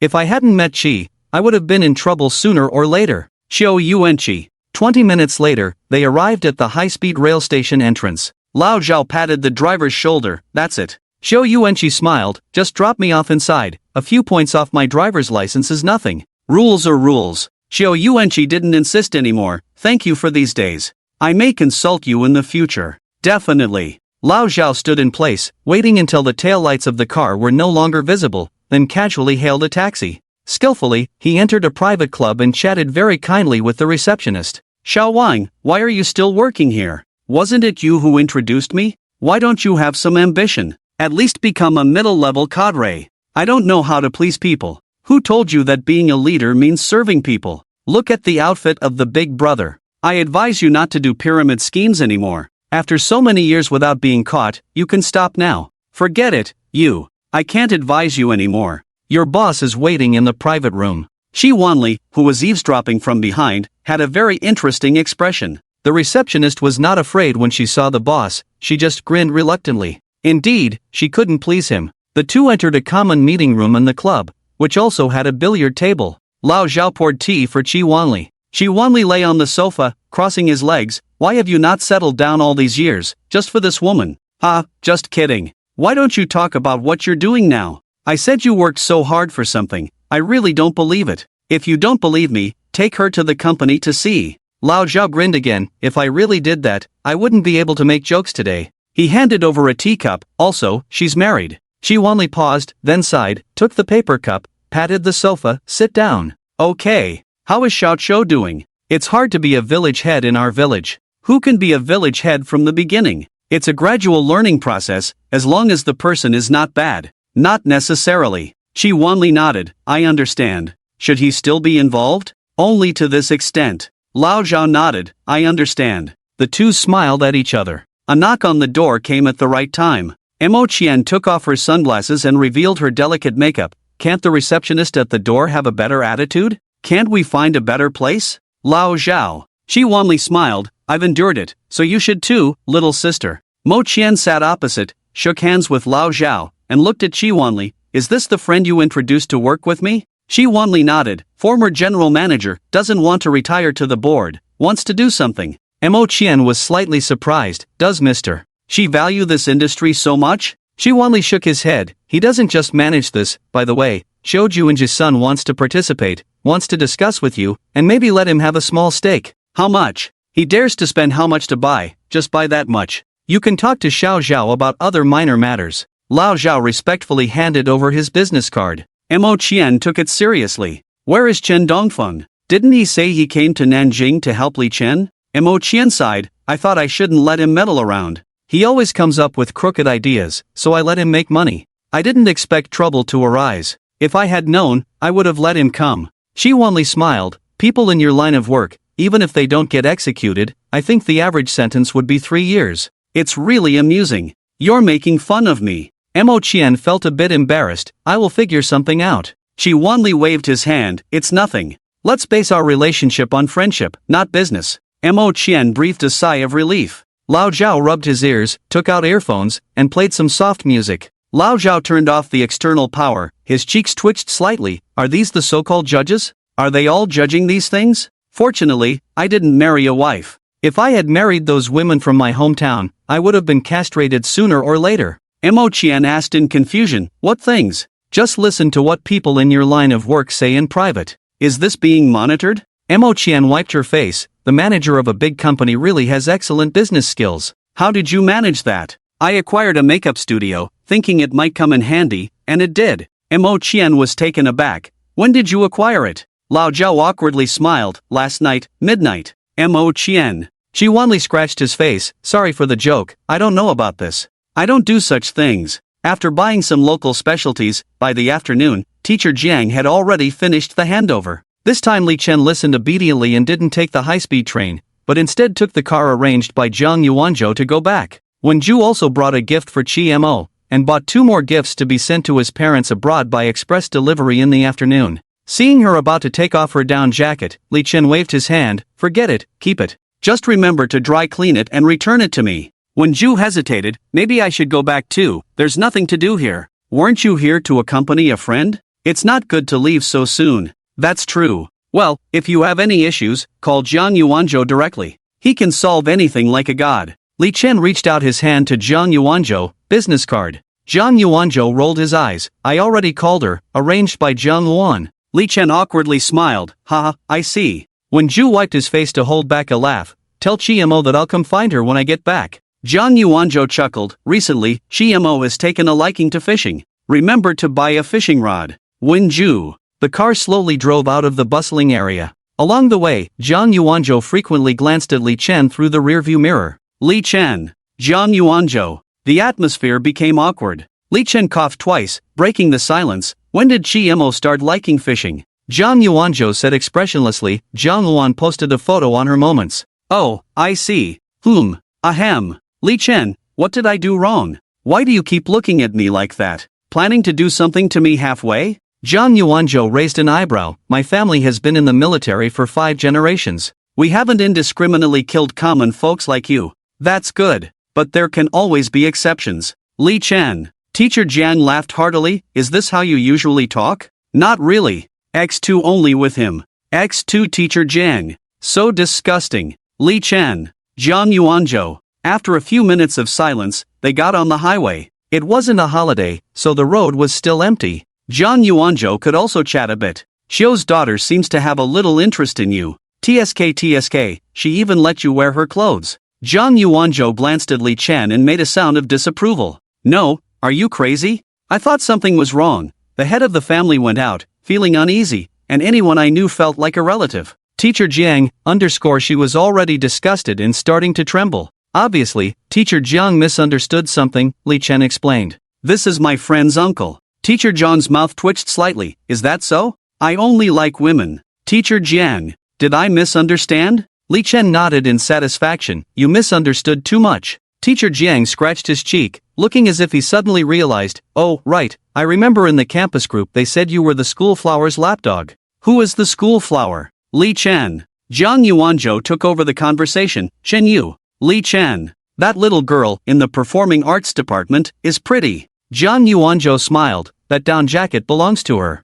Li Chen. Li Chen thought for a moment. It seemed to be true, gritted his teeth. It seems to be true. By the way, that was last winter when she went shopping with me. How did you know? In the wardrobe, there was only one jacket that wasn't hung up, and it was the down jacket that Auntie stuffed at the bottom of the cabinet. Li Chen found it strange at the time. When he was stuffing clothes into the suitcase, Auntie John's expression was extremely strange. You don't remember yourself? Everyone knows? Jiang Yuanzhou snorted coldly. Don't worry about these details. Teacher Jiang glanced at Li Chen. She didn't agree. And you plan to let other women wear this jacket to provoke her. You are indeed still a little boy, too naive. TSK, one word, innocent. Li Chen laughed heartily. Look, our directing teacher, so imaginative. Jiang Yuanzhou expressionless. I think so too. Li Chen. Jiang Yuanzhou held the steering wheel, teasing Li Chen. If Chimo knows, do you know what your fate will be? Li Chen thought of those koi in the pond, his hair standing on end. What fate? Jiang Yuanzhou smiled slightly. From what I know about her, she will probably wear that down jacket all winter. She will buy the same style for the next 3 years. Li Chen. So what? She always wears that jacket to chat with Chen Yu. Teacher Jian looked at Li Chen sympathetically. This is too harsh. Being a wealthy son-in-law is really difficult. Can she not go to school? Jiang Yuanzhou gave him a sideways glance. You are feeling guilty. You are doing it on purpose. Li Chen pulled his mouth. Really not. Either you turn back now, or I'm going back. You are indeed feeling guilty. Li Chen. Stop messing around. Then buy me a cigarette. Teacher Jiang. Li Chen. I will not yield to authority. Dusk, back home. In the yard, Jiang Yuanzhou held a cigarette in his hand, strolling leisurely in the yard, occasionally tapping it in his palm, like a victorious general. Jiang Luan curiously asked, when did you start smoking this brand of cigarettes, downgrading your consumption? Jiang Yuanzhou proudly said, Li Chen bought it for me. Jiang Luan, feeling jealous, took off her apron. He didn't bring me anything when he came back this time. When she turned around, Jiang Luan suddenly realized. Tell me, what's the secret? Jiang Yuanzhou scratched his head.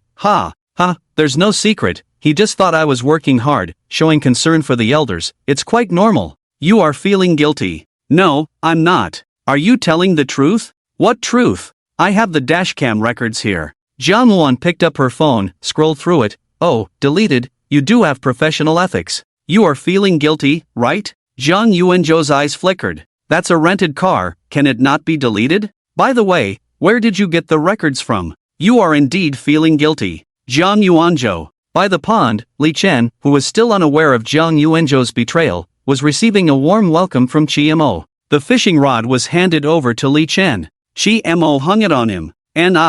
Yen. You've made great progress. He. Taking the fishing rod, the phone in the hoodie pocket started buzzing. Chi-Mo got down from Li Chen, took back the fishing rod, moved a few steps away, raised his hand to signal Li Chen, who was holding the phone, to answer the call. The caller ID showed Yi-Wan. Li Chen answered the phone. Hello. I heard Zhang Jiang say your teacher is back. Are you back too? Yes. Let's have dinner and watch a movie together tonight. I'm a bit tired today, don't feel like going. Whether you advance or retreat, it's the same. I'm not a tortoise. After a while, Li Chen sighed. Okay, I'll go. Giving a little brother some free gifts to encourage him might even speed things up. Chi-Mo drooled at the crabs on the table, picked one up and put it in Li Chen's hand, making a gesture to split it. She knew that as long as they shared the food, Li Chen wouldn't scold her. Li Chen skillfully opened the crab shell, gave half to Chiemo, placed the other half on the shell, and waited for her to finish before giving her the rest. Jiang Wan brought out a plate of stir-fried vegetables from the kitchen. Seeing Chiemo eating the crab with her head down, she said impatiently, "Don't spoil her all the time, otherwise she won't grow up." Li Chen smiled awkwardly, took the bowls and plates from Wuma and handed them to Chiemo. Jiang Wan then brought a bowl of ginger soup and placed it in front of Chiemo. Chimo's big eyes glanced at the yellow ginger soup. Feeling something was wrong, she winked at Li Chen, thinking she was being subtle. "Li Chen, Chiemo, you have to drink this bowl of ginger soup today, whether you like it or not, otherwise you'll only have this crab." "Chiemo, take a sip." Chiemo shook her head. Jiang Luan glared at her and started a countdown. 1, 2. Chiemo stuck out her tongue and took a sip, her eyebrows furrowed. Jiang Luan crossed her arms and stared at her. "Stop pretending, drink it in big gulps." After a few rounds of struggle between the two, Chiemo drank half a bowl, and Jiang Luan didn't force her anymore. "Auntie, I'm going to the city tonight. Will you come back tonight?" "I will. Chiimo's car keys are on the bookshelf, you can take it." Chiemo glanced at Li Chen, casually grabbed the hem of Li Chen's clothes as if nothing had happened. She stuffed rice into her mouth, chewed, wiped her mouth, stood up, smiled, waved goodbye to her mother. Li Chen sought help from Jiang Luan with his eyes. "Just pack some leftovers for her, don't spoil her." Jiang Luan rested her chin on her hand, looked at Chiemo. "Finish the pinyin dictation tonight. If you don't, you won't earn the 20 yuan for tonight. Christmas is coming soon, 100 yuan won't be enough to buy gifts." Chiemo struggled for 3 seconds before letting go of Li Chen's clothes, sighing. Li Chen was curious, "What gift?" Jiang Luan seemed to remember something funny, covered her mouth and chuckled. "The other day, she saw a car in my moments and planned to earn money from me to buy it for you." "A bicycle?" "Lamborghini." Li Chen. Chiemo frowned, glanced at her mother, feeling like she had been tricked. She waved her little hand, called Jiang Yuanzhou, who was squatting in the kitchen peeling rice. "What do you want to eat, Momo?" Chiemo shook her head and showed him a picture saved on her phone. Phone typing, "Christmas gift." Jiang Yuanzhou smiled slightly. "It's nothing. Your dad can buy you a new car every month to play with. If he buys you a car every day, you can still hold on for a few years. It's just that they don't have enough production to sell to you." Li Chen. Chiemo didn't have much understanding of her own dad's ability to make money. Moreover, since her uncle said so, it must not be very expensive, so she nodded in relief. Another line of text appeared on the phone. "I earn money to buy Xiaohua." Jiang Yuanzhou. Jiang Yuanzhou knew what business her mom was doing. If she spoke well, she would give her 10 yuan per hour as pocket money. And every day, she set KPIs that Chiemo couldn't achieve, not even getting the full amount. Seeing Jiang Luan making eyes at her, she resisted the urge to laugh, patted Chiemo on the shoulder, and said, "You can do it." Under Chiemo's determined gaze, Li Chen drove a pink 2-seater sports car out of the parking garage. The Chi family strictly adhered to the principle of starting dinner when it gets dark, leaving before 6 o'clock after finishing their meal. Their destination was a Haidilao hotpot restaurant in the mall, where the group was busy folding origami cranes. When they arrived, the others had already gone in. "Why are you late again this time?"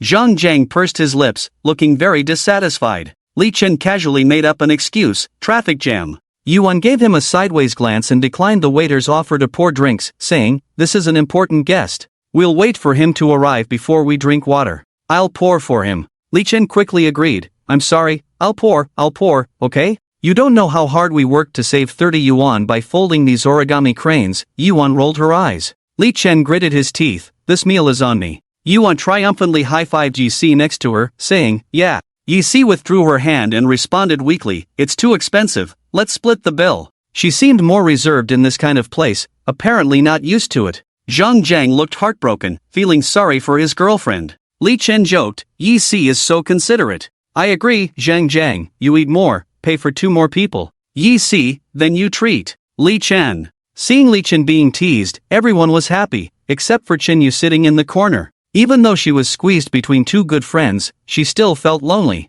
"He still hasn't looked at me." Yuan glanced at her good friend from the corner of her eye. Meanwhile, the 3 men across the table were chatting happily about something incomprehensible. "Didn't we agree that you would pour the water?" Yuan tapped the empty glass. "Right away." Li Chen picked up the water pitcher and poured for everyone. Chen Yu had been watching him all along. When the water glass was in front of her, Li Chen reached out to take it, but Chen Yu grabbed it first. Li Chen had to lean over to pour water for her. He noticed that Chen Yu had put on makeup meticulously today, with a very elaborate princess hairstyle. She must have put in a lot of effort, maybe even spent money at a salon. The white dress and shawl she was wearing today were the same ones she wore on their first dinner outing together. He remembered it so clearly because later, Yuan said that she had persuaded Chen Yu for a long time to change into sportswear that day, and even extorted several cups of milk tea from Li Chen as a result. She was really beautiful that day, and she still is today. People are the same, just a month has passed, what could have changed? But emotions are different. The wound in the heart cannot be restored. Others may be able to endure it, but Li Chen could never force himself in such matters. Chen Yu just glanced at him. Chen Yu lowered her head again. Yuan frowned, wondering when Chen Yu had become so timid. Li Chen was stubborn enough. Why wasn't he pretending today, not even considering what day it was? She reached out and lifted Chen Yu's chin. In Chen Yu's surprised expression, she spoke, Li Chen Yu did her hair today and put on makeup. She looks so pretty, did you see it? Li Chen awkwardly pulled the corners of his mouth and poured water for himself. I saw it, she looks good. Another note, there is a fan group that can be found on the personal homepage. It seems that only Android users can join now. Chen Yu felt humiliated being lifted by the chin and being perfunctory by Li Chen. A sense of humiliation filled her whole body. Tears welled up in her eyes. Yuan quickly let go of her hand, and Chen Yu covered her teary eyes with her hand. I'm going to the bathroom. The two quickly got up and moved aside, and Chen Yu left as if escaping. Ah! Several people sighed. Li Chen took a sip of water, looking as if nothing had happened, and said lightly, why isn't the food here yet? Everyone. Zhang took a deep breath. Yen, no matter how this day goes, it's over. Don't talk like my mom. Yuan kicked Zhang Wenhai under the table, hoping he would also persuade. He glanced at Yuan, frowned, then shook his head. Yuan endured and endured, but couldn't hold back, looking at Zhang Wenhai. You don't even want to say a word? This is not a problem that can be solved with just one sentence. Li Chen has his reasons. Even if it's just for my sake? Chen Yu is not yours. What do you mean? Li Chen is like a real brother to me. What do you mean? What day is it today? Li Chen felt something was wrong as he listened more. Hey, why are you arguing? Yuan's anger surged up. Today is Chen Yu's birthday, do you know that? Li Chen sighed, took another sip of water. I know. Where's the gift? Where's the attitude? Can't you at least coax her? Is coaxing effective? That's not the issue. But is what you're doing effective? It is. Yuan was so angry she couldn't speak, her face turning red. You must give me a reason today, or I'll scratch your face with my nails. She reached out, showing off her newly done nails today, with a piece of nail sticker sticking out. I don't rely on my face to eat, it doesn't matter. Yuan became even angrier, but although Li Chen joked on the surface, his tone was not so lively, and his face was dark. Not as indifferent as he initially tried to conceal, obviously he cared a lot and was also distressed. Seeing this, Yuan wasn't so angry anymore and sat back in her seat. Li Chen leaned back on the sofa, his voice hoarse. I have always believed that trust is the foundation of relationships between people. I can't accept this problem that has arisen, even if I can accept it. Chen Yu can't. Yuan said impatiently, don't say these useless things. Chen Yu is waiting for you eagerly, just to let you vent your anger? I'm not venting my anger. Li Chen rubbed his temples. Why can't you understand? She accepted it today, but what about the future? Yuan vowed, I guarantee that she will never do such a thing again in the future.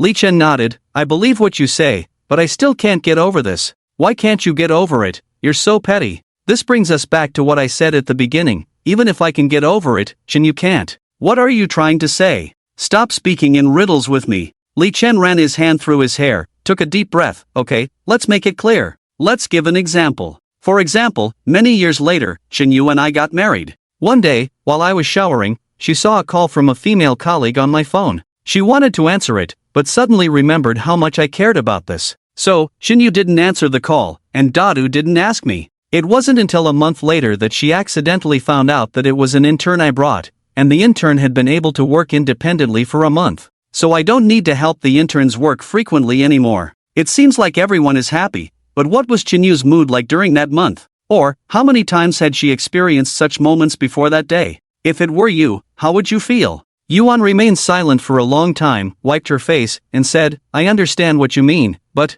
you can explain it to her by showing the call records. If I explain it to you, would you think I'm trying to cover up? Is that the only possibility? This kind of suspicion will arise 100 times, 1,000 times. Can I explain it in time every time? When she suspects, she will keep thinking about it. For Chen Yu, this is painful enough. Originally, it could have been easily explained as a joke, but because of what happened a month ago, it became a hindrance.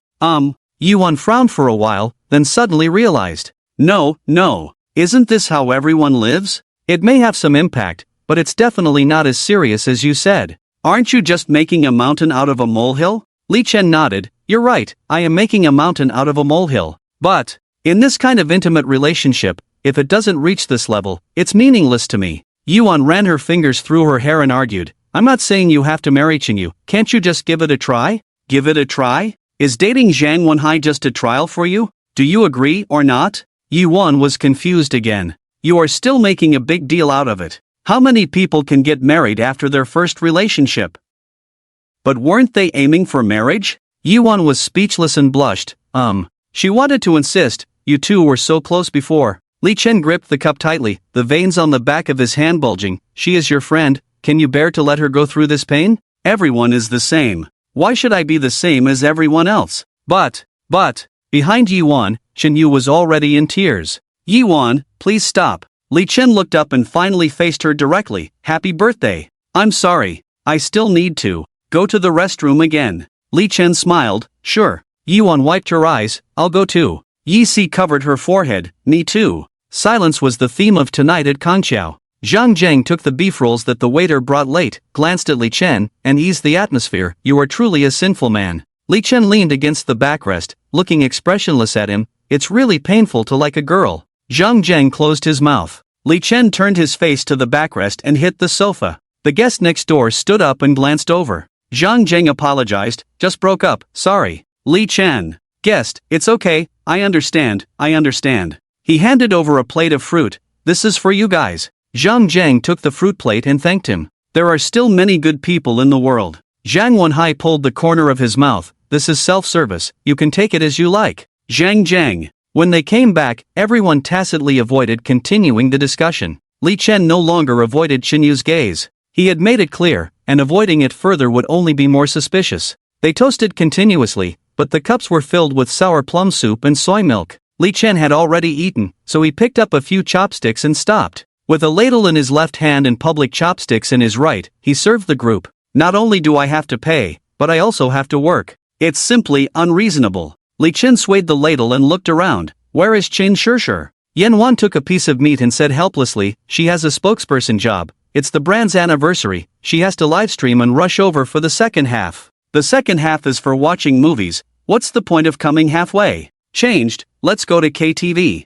Oh, for drinking? Just a little. Zhang Zheng's Shandong DNA stirred. With a girlfriend here, he didn't dare to act recklessly, but his mood clearly improved. Zhang Wenhai is in the student union, and there will be a sports meeting in the second half of the year, so he's been busy lately. After replying to messages on his phone for a while, he finally put it down. Li Chen reheated the food in his plate, saying, the student union is too busy. It's okay, there are benefits too. Zhang Wenhai asked for a towel to wipe his hands. Li Chen, you know about the campus forum incident the day before yesterday, right? Li Chen nodded. I heard, the school said they are controlling public opinion, so the impact shouldn't be too big. The students all know. They didn't know about previous incidents either. It's only been a week. It might not be that easy, Zhang Wenhai sighed. You have a 100,000 yuan bonus, someone might be envious. Li Chen rubbed his forehead hard. I really didn't expect this. Shen Yu asked with concern, do you know who is framing you? I know, but I don't know what she's planning. I'm just an ordinary person, why bother me?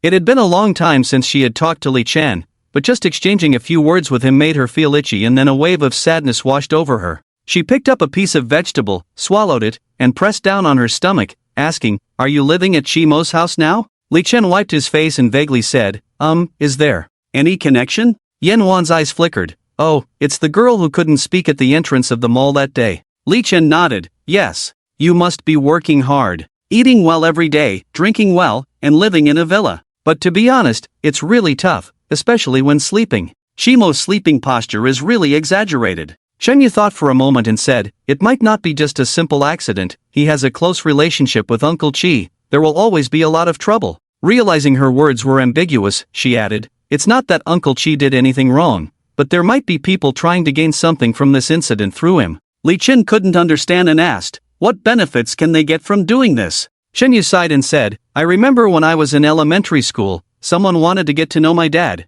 They deliberately let their child bully me, and then invited my mom for a meal when they called the parents. My mom almost fell for it that time. There are many such incidents. It's unlikely they would use you to get in touch with Uncle Chi, but it could be for other reasons. If there is a connection, it could be troublesome. Anyway, be careful. Before she could finish her sentence, an unexpected guest arrived. Wearing a black coat outside, with a visible blue collar inside, Luo Yenran patted Li Chen's shoulder. We meet again. Why don't you like my posts on social media? Come with me for a while. Just for this? Don't you know yourself? Are you joking with me or interrogating me? You're overthinking, ha ha ha. Then the laughter abruptly stopped. I have to handle it. I volunteered for this. Give me some face. At this moment, Chen Yu stood up. Hello, I'm Chen Kang's daughter. Today is my birthday, and I invited Li Chen here. Luo Yenran looked at Chen Yu and narrowed her eyes. Li Chen was nervous. She's joking. Let's go. Why are you nervous? My contact lens fell out. Help me find it. Li Chen. She put on her contact lenses, grinned, fishy. I even held you when you were a child. Chen Yu? Luo Yenran. Chen Yu was stunned, then reacted, Yenran's sister, wow, it's been so many years. Luo Yenran was even happier. I haven't even eaten since working overtime. Can I join you for a meal? Of course. She pulled up a chair and started eating. Li Chen sighed. Why is it that every time I pay, you manage to find your way here? Luo Yenran, mouth full, muttered, maybe it's fate. What's going on? Li Chen sat slumped with his hands folded on the table. Luo Yenran raised an eyebrow, looking down at him. You really don't know? Li Chen's biological father was also from this unit, and he had spent some time with Luo Yenran, not to mention that her body camera was never turned on. So, he didn't waver at all. I probably know, tell me. Someone reported that you behaved inappropriately. Indeed, I came, with Dai Chengying? You even know the name, I didn't even know. Li Chen. Luo Yenran caught the look Chen Yu threw at her. Sure enough, she misunderstood immediately, smirked at Li Chen. She explained to Chen Yu, fishy, don't worry, this guy is somewhat reliable, he's been wrongly accused. Chen Yu smiled bitterly at her, looking at Li Chen with a complicated expression. Luo Yenran poked Li Chen with her hand, whispered, scumbag, planning to string her along? Be careful, the bureau might lock you up. We'll talk about this later. Li Chen wasn't in the mood for jokes, glared at her. What do you mean by saying I'm wrongly accused? Luo Yenran went from being a bystander to feeling guilty, avoiding eye contact. I just feel that way. Li Chen smiled. You think I have a good character? TSK. Luo Yenran changed her attitude, disdainfully said, with those websites in your browsing history, you dare to talk about character. Li Chen. The deputy chief said he must detain you for a full 24 hours. He usually doesn't deal with these public security cases. Luckily, sister is on duty. It's better than having someone else come after you. Not a bad deal to have a meal with you. Li Chen picked up a piece of tripe for her. Eat more. You do have a conscience. Luo Yenran dipped it in sauce. Do you have any evidence to clear yourself? If not, it's going to be troublesome. Li Chen nodded. I do. A complete video. Luo Yenran widened her eyes. How did you get it? None of your business. Can we discuss it? Luo Yenran rubbed her hands. Seeing her pleading expression, Li Chen was very curious. What's up? She looked eager to please. Can you wait a bit before showing it? I think our deputy chief is not clean. I plan to collect evidence for a report. I really can't figure you out. Didn't expect you to be so ruthless.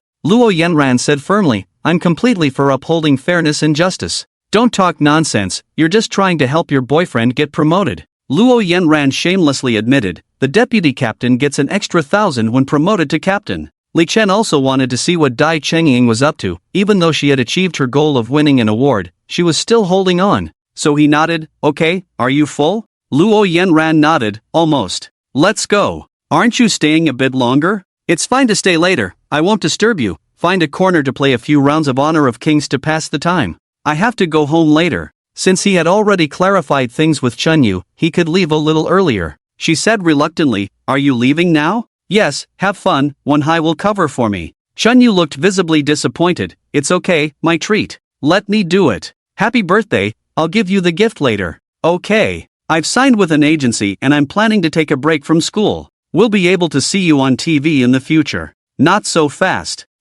Then goodbye. After the two left, it's scary how they were talking. Li Chen seems quite innocent, didn't expect him to be so scheming. Yi Si was completely silent just now. Yi Wan's side, he never showed this side before, always seems silly. These days are completely different. Zhang Wenhai explained, we grew up in an orphanage, always someone bullying you. If you don't find a way, you'll be bullied to death. He was relatively older at that time. During elementary school, Li Chen handled many things for us. He was always involved in fights. But don't worry, he will never scheme against friends. Zhang Jing patted Zhang Wenhai's shoulder. What kind of days did you all live before? Actually, it was quite fun. Zhang Wenhai chuckled. For some reason, Chen Yu started shedding tears again. At this moment, a Haiti Leo staff member came over with a happy birthday sign. Oh my god. In the underground parking lot, Luo Yanran caressed the pink sports car, looking reluctant to let go. Where did this come from? Li Chen casually replied, it was a prize from a lucky draw.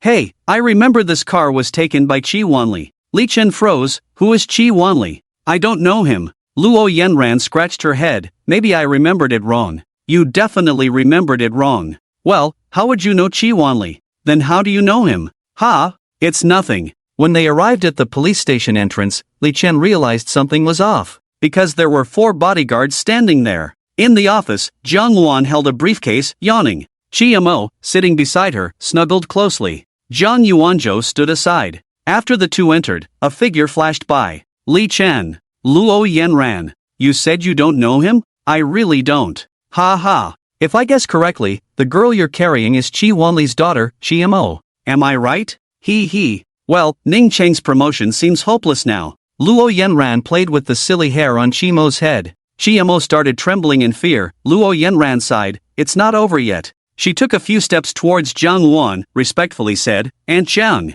Jiang Wan carefully identified her and smiled gently. Yanran, why did you come here? Just feeling bored. Jiang Wan. Li Chen sat in his seat. Qi Mo relaxed a lot, tilted her head and fell asleep, drooling. Jiang Wan patted her head, placed it on Li Chen's shoulder, gestured towards the police on the other side. It's okay, go on with your work. Luo Yanran glanced at the sweating intern and the chatty lawyer. With a determined attitude, said, it's fine, he can handle it alone, I'll catch up with you. With that lawyer around, even making a simple statement was a challenge. Jiang Luan also understood her intentions. Wait until Qi Mo sleeps soundly. Okay. After a few minutes of silence, Luo Yanran couldn't help but ask, Auntie, can I ask you a question? Go ahead. Are you Li Chen's guardian? Jiang Luan nodded. Yes, his household registration is under my name. What's wrong? Are you investigating something? No, why would I? Luo Yanran said disappointedly. Li Chen smirked. I didn't know about this. Didn't your mother tell you? I mentioned that it might cause some trouble if he's registered under my name, so it's more convenient this way. She agreed, and said you agreed too. Li Chen fell into memories. Finally remembered, it was true. He wiped his face. I remember that night when I was packing, my mom said, today you're getting married for the first time. I thought she was joking. No wonder I get along so well with your mother. Li Chen, I'll go home in a few days. Luo Yanran smiled and trembled. Go back to your mother's home? Li Chen. The phone rang. Jiang Luan answered a call, spoke for a few minutes, and then hung up. Let's make a record. Jiang Luan said to Li Chen, who was playing with his hair absent-mindedly, just tell the truth about what happened, don't be afraid. Is he scared? Last time he argued with me for a week, Luo Yanran said helplessly. You guys wronged him. If it weren't for the investigation, I would have demanded an explanation. Jiang Luan said softly but firmly. Luo Yanran shrank her neck. Auntie, don't be angry. I'm not angry with you.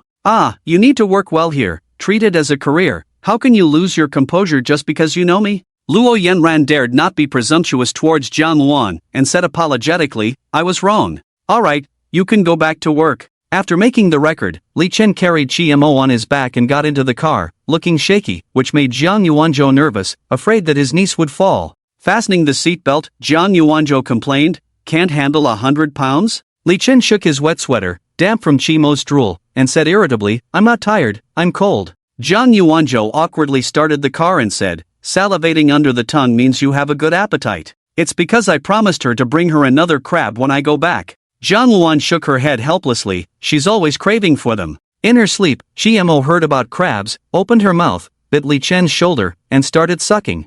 Li Chen was caught off guard and couldn't help but take a sharp breath. Jiang Luan. She reached out and pinched Qi Mo's face. Wake up, you haven't eaten yet. Qi Mo's thick eyebrows twitched restlessly, opened one eye, observed the surroundings, found herself in a very comfortable seat, reached up and pinched Li Chen's face. She closed her eyes peacefully. Jiang Luan affectionately rubbed her daughter's head. You never grow up. Mo really loves to eat crabs. Li Chen smiled. Yes, Jiang Luan looked out the window. I remember when we were at our poorest, we only had enough rice to make porridge. At that time, GMO was only 2 or 3 years old. At that age, she was very greedy and stubborn. If we didn't give her good food, she would roll on the ground. Every week there was a market in the village. I could earn some money by setting up a stall, and every time I bought 2 crabs, I would cook a pot of crab porridge just for her. 2 crabs would last her a week. GMO pretended to steal, and if caught, she would sulk. She would even sleep hugging the pressure cooker at night. She probably remembers that taste. Every time this season comes, she insists on eating crabs. Li Chen said expressionlessly, "She's nibbling on me again." Zhang Luan glanced at him. "Does it hurt?" "Not really, just a bit itchy." "Then endure it, it'll be over soon." Li Chen. Near the Huangpu River, the weather was cold and foggy. Zhang Yuanzhou slowed down the car, turned up the air conditioning a bit. After all, it was his niece's fault, he had to take care of her. With Chimo's insulation, Li Chen didn't really feel cold. Zhang Luan took out a thermos cup with Chimo's Ultraman pattern from her bag, opened it and handed it to Li Chen. "Have a drink?" "It's okay, it's just a few steps." Li Chen scratched his itchy face from the hot air blowing, apologetically said, "I'm really sorry for making you come out so late, Auntie." Zhang Luan shook her head. Being idle at home, bringing Chimo out to meet her is beneficial, and this may not necessarily be your problem. "Do you think so too?" Zhang Luan turned her head slightly, revealing a teasing smile. "Too? Who?" "Li Chen. The daughter of Chunyu?" "Li Chen. I had someone follow you, but didn't follow you into the restaurant. I remember today is Chen Yu's daughter's birthday." "Guessed it."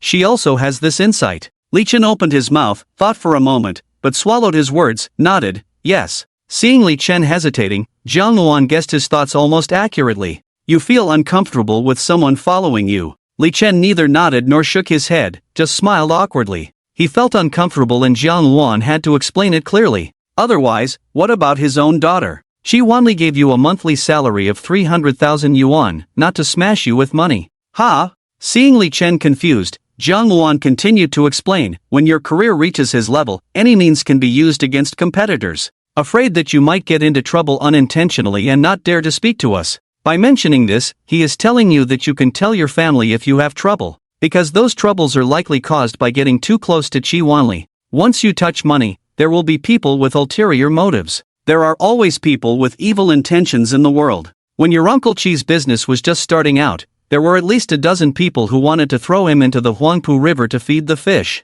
Having someone follow you is to prevent you from getting into trouble." Including the video Zhang Yuanzhou gave you, "Be careful in public places. It's too easy these days to cause trouble for someone. When you travel far in the future, try to take a car as much as possible. But don't worry too much, your Uncle Qi is not someone to be trifled with. I already have a rough idea of what's going on, and I'm handling it. That little girl will apologize to you soon. How to handle it is up to you. Sorry for the trouble." After listening to the explanation, Li Chen understood a bit, looked down at the sleeping Chimo, and smiled. "Actually, being needed by someone is quite happy. I've been wrongly accused since I was a child, so I don't feel anything. I entrust Momo to you." Zhang Luan rubbed her forehead and complained, "I used to discipline her when she was young, but your Uncle Qi always spoiled her. Now she's still the same as when she was a child, but taller than me, not afraid of me at all, really gives me a headache." Chimo was very smart. Yes, she worked hard to learn pinyin tonight. She already knows how to say ex-girlfriend.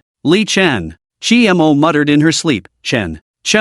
Donkey. Zhang Luan avoided Li Chen's gaze. This child, talking about donkeys. Probably craving donkey meat pancakes. Li Chen. Chunyu wore a white dress and a suit jacket. She took a few sips of wine. Even with makeup on her face, there was still a hint of blush. Holding a microphone, she sang the 12th sad love song. Singing and crying, her voice became hoarse. Breaking up should be dignified, no one should say sorry. Chen Shishir took off her sweater, loosened her mask, took off her sunglasses, and looked at Zhang Zheng. "Big guy, what's going on?" Zhang Zheng took a sip of beer. She said from now on, she wants to devote herself to her career. Chen Shishir's cheeks twitched. "Is it so heartbreaking? Has Li Chen been here?" "Yeah," Zhang Zheng sighed, then shook his head helplessly. "Back then, Li Chen also did something like this. What the hell did I do wrong?" Zhang Wenhao interjected. "I remember you were toasting him one glass after another, so happy." Zhang. "Why did he leave again?" Chen Shishir asked in confusion. "The police came knocking on the door. It's about the incident spread on the school forum." Chen Shishir frowned. "The award? Gone too." Chen Shishir sighed. "In this circle, good people can't stay." Today, one more update first. Double updates will resume tomorrow, and extra updates will be added back on the weekend. Shishir, you're here. Chen Yu rubbed his reddened eyes. I'm sorry. I should be the one apologizing for coming so late. Chen Shishir took out an exquisite gift box from her bag. I don't know what you like, so I just bought a necklace. It goes well with v-neck dresses. Remember to wear it on the red carpet in the future.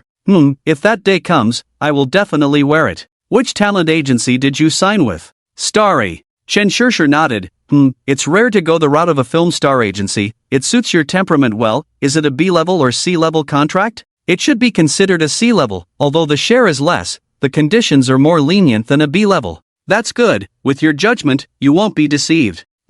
I had someone look over the contract. Chen Shishir smiled. I wish you a bright future. It's just a pity. It would be great if you could sign with my family. There's no way. My dad knows Uncle Chen. There's a suspicion of vested interests. I can't ruin my dad's hard-earned career for my own ideals. You're in a difficult situation too. I'm already happy that my dad agreed. Several hours ago, Dai Chang stood under the spotlight, taking a photo with the big shots presenting the award. For this award, he had already put in a lot of effort, but what he would gain would be even more. His father was autocratic. Even if he involved him in the company's business, he always interfered, never giving him any real power. Their family originally had an investment company in the circle. Only in recent years did they establish a talent agency to cultivate their own actors. It seemed like they had quite a few people, but in the industry, they were nothing, not even half a corner. There were hardly any actors worth mentioning, the most famous being a third-rate grassroots actor who made short videos. Now that he had won this award, his father would finally take notice of him, especially since he had secured a major collaboration project that his father had failed to secure. He never expected such benefits to come at such a low cost. Just to deal with an unknown college student, it was really a bargain. Dai Cheng almost wanted to thank the heavens. Bro, you promised me earlier, Dai Chengying said softly. Dai Cheng frowned. Don't act like a debt collector.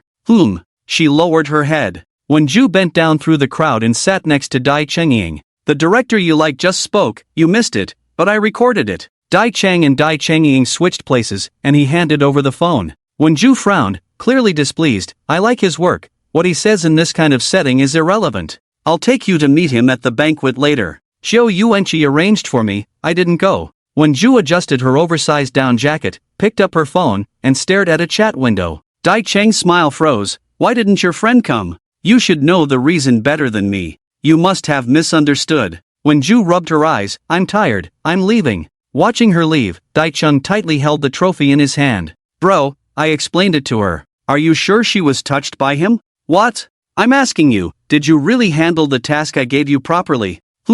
When Ju was probably just deceived by him, that Li Chen is not a good person. When Ju was very naive. I'll talk to her more. Dai Chengying explained. I want him to fall from grace immediately now. You go to the police station now. I'll contact someone. But I'll transfer the money I promised you now through someone. Okay. What's the point of wasting money on a paralyzed person? It's more beneficial to find a good family to marry into. For example, getting closer to Qiu Yuanqi. Our family can only be stable through cooperation with him.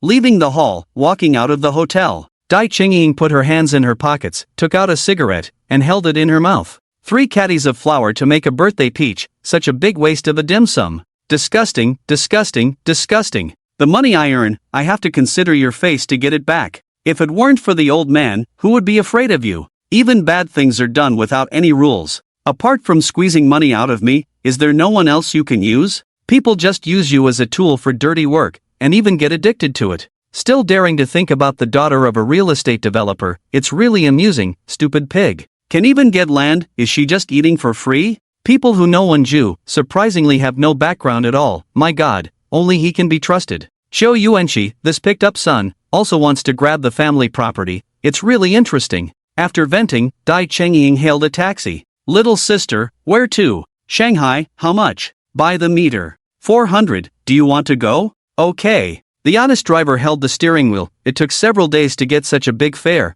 He was happy and started chatting. Young lady, be careful when going out late at night. If you run into trouble, it's not necessarily safe even in broad daylight. That's true. Are you cold? I'll turn on the air conditioning for you. Dai Chengying stretched her neck to check the battery level. Forget it, don't want to waste it. You don't need to save on electricity for me. If not, I'll go recharge at the service area. Why do you think I took a taxi? Can't guess. Dai Chengying. Alright, just drive faster. The driver took out something from the armrest, originally bought for my daughter. but it looks like it's cold to take home, have it to eat.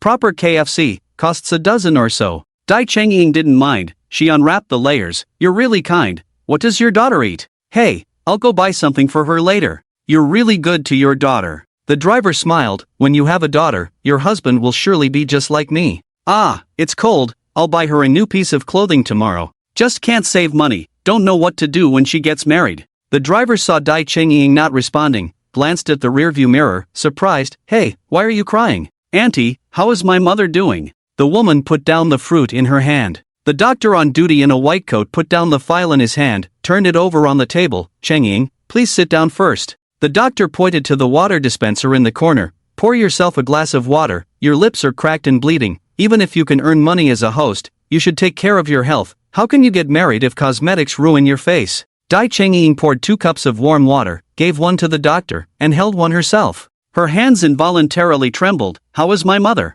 The doctor took off his glasses, avoided her intense gaze, sighed, and wiped the lenses with a tissue. Since the ICU last month, she hasn't been doing well. Now she's stable, she only has pupil reflex left. In the best case scenario, she's a vegetable with only her eyes able to move. She widened her eyes, held on for a few seconds, but tears still rolled down her face in large drops, yet she didn't reach out to wipe them, her face getting redder. Finally, unable to bear it, she slammed the paper cup heavily on the table, and roared, "You promised me that she could have surgery once her condition stabilized. I've already raised all the money." The doctor picked up the file that was almost wet on the table, placed it on the file rack on the table. Chengying, you should have been prepared for this. Dai Chengying finally came to her senses. Auntie, I'm sorry. She picked up the broken glasses on the ground and held them in her hands. I just couldn't help it. Do you know if there are better doctors? I saw in the news that even if Schumacher's condition is worse, he can still be cured abroad. I'm not doubting your skills, I just want my mom to live. How many people in the world can afford such a price? The doctor sighed. Let her leave peacefully, continuing will only torture her. You studied clinical medicine for a year, you should know this kind of pain. Auntie, I only have my mother, I can't lose her. Because my father is richer and can buy me nice clothes, so I don't want to live with my mother. Does she know? My mother is old and not attractive anymore. I feel embarrassed, so I don't want her to come to school to see me. Does she know? Every time I see her every month, I have to endure my disgust. Does she know? I want her to know that I've changed. Although her daughter hasn't become a good person, I love her very much. Will she be happy to see me 3 years from now? There are no children who can hide things from their parents in this world. The doctor handed her a cup of warm water. When I worked with your mother before, she always went to the changing room to check if you had called or messaged her. She never blamed you, so why are you torturing yourself? The words you say to her in 3 years, she can hear them, she will be at peace. The doctor gently stroked her hair. Don't do bad things for your mother, it will make her very sad. I would rather she live in sadness than leave in peace. Seeing her stubborn look, the doctor compromised. The nursing fees will remain the same, but we don't know how many times she will need to go to the ICU. However, your mother is a senior in the hospital. Everyone will take good care of her. The condition will not worsen in about 6 months. You can try to contact the hospital in the capital. There is a stem cell therapy that might help. If not, you can try traditional Chinese medicine. But in this situation, ordinary relationships won't help with the treatment. I will try my best. By the way, have the police or anyone else recently asked about your treatment? Dai Chengying clenched her fist, her nails almost embedding into her palm. I just want to know who did this to my mother. The doctor looked deeply at Dai Chengying. It's been 3 years, stop this. Those who came to me before were just asking about the condition and coordinating civil compensation. After 3 years? Hasn't the compensation already been settled? There are still some nursing fees, they have to pay every month. Maybe they didn't want to pay, so they asked the police to check. All that money is directly deposited into your mother's account. Isn't the culprit already dead? A truck driver, can his family still afford to continue compensating? The doctor avoided her gaze. She noticed the files hanging upside down on the shelf, and reached out her hand. Auntie, is that my mother's medical records? The doctor smiled. It's the hospital's duty roster. Dai Chengying picked up the paper cup and drank all the water, getting up to pour another cup. The doctor took the cup from her hand. Let me do it. While she turned around, Dai Chengying picked up the file, saw the cover page, and frowned.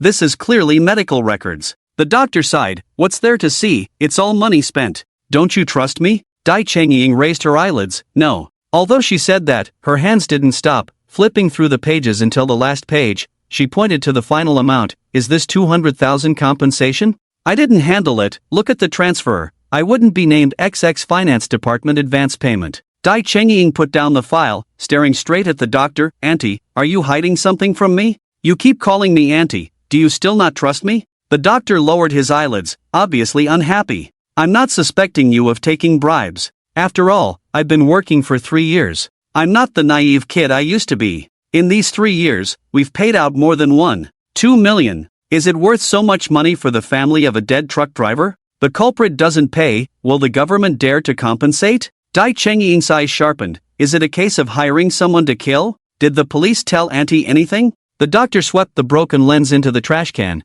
breaking off the pieces of glass on top bit by bit. Chengying, I can understand how you feel. She paused, then picked up a glass of water, sipping it slowly. Recently, the hospital has been investigating corruption, and our department was reported, so they came to check the medical records.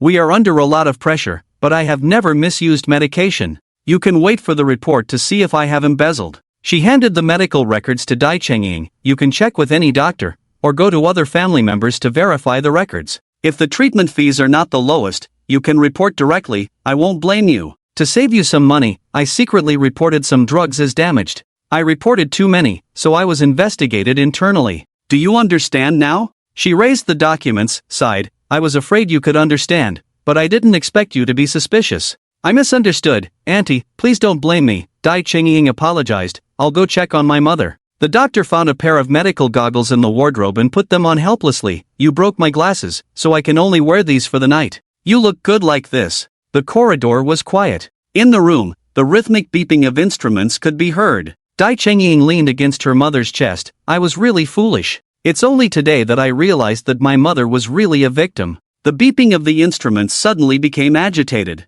Mom, I won't investigate. She nervously reassured. The instrument quickly stabilized again. She whispered some made-up recent events. Until the break of dawn, she walked out of the ward, smiling. So my foolishness is inherited from my mother. What about admiring the moon? Li Chen stood at the door, sipping cold medicine. Zhang Yuanzhou was annoyed, turned his head and said, any complaints? You really have a leisurely and elegant life. I really hope to find a job as leisurely as yours in the future. Do you think arranging security is a joke? Zhang Yuanzhou casually broke off a plum blossom branch to pick his teeth. But I've been quite free lately. Qi Wanli won't be going abroad for a short time, so I can go fishing with Qi Mo. Is it that dangerous? Not too bad, just occasionally. Most of the threats are domestic, but it's more dangerous overseas. But if things get serious domestically, it's really tricky. After all, we can't carry guns. That's true. What do you think? Are you thinking of abandoning Qi Mo? Li Chen shrugged. I'm just curious, but it feels quite exciting.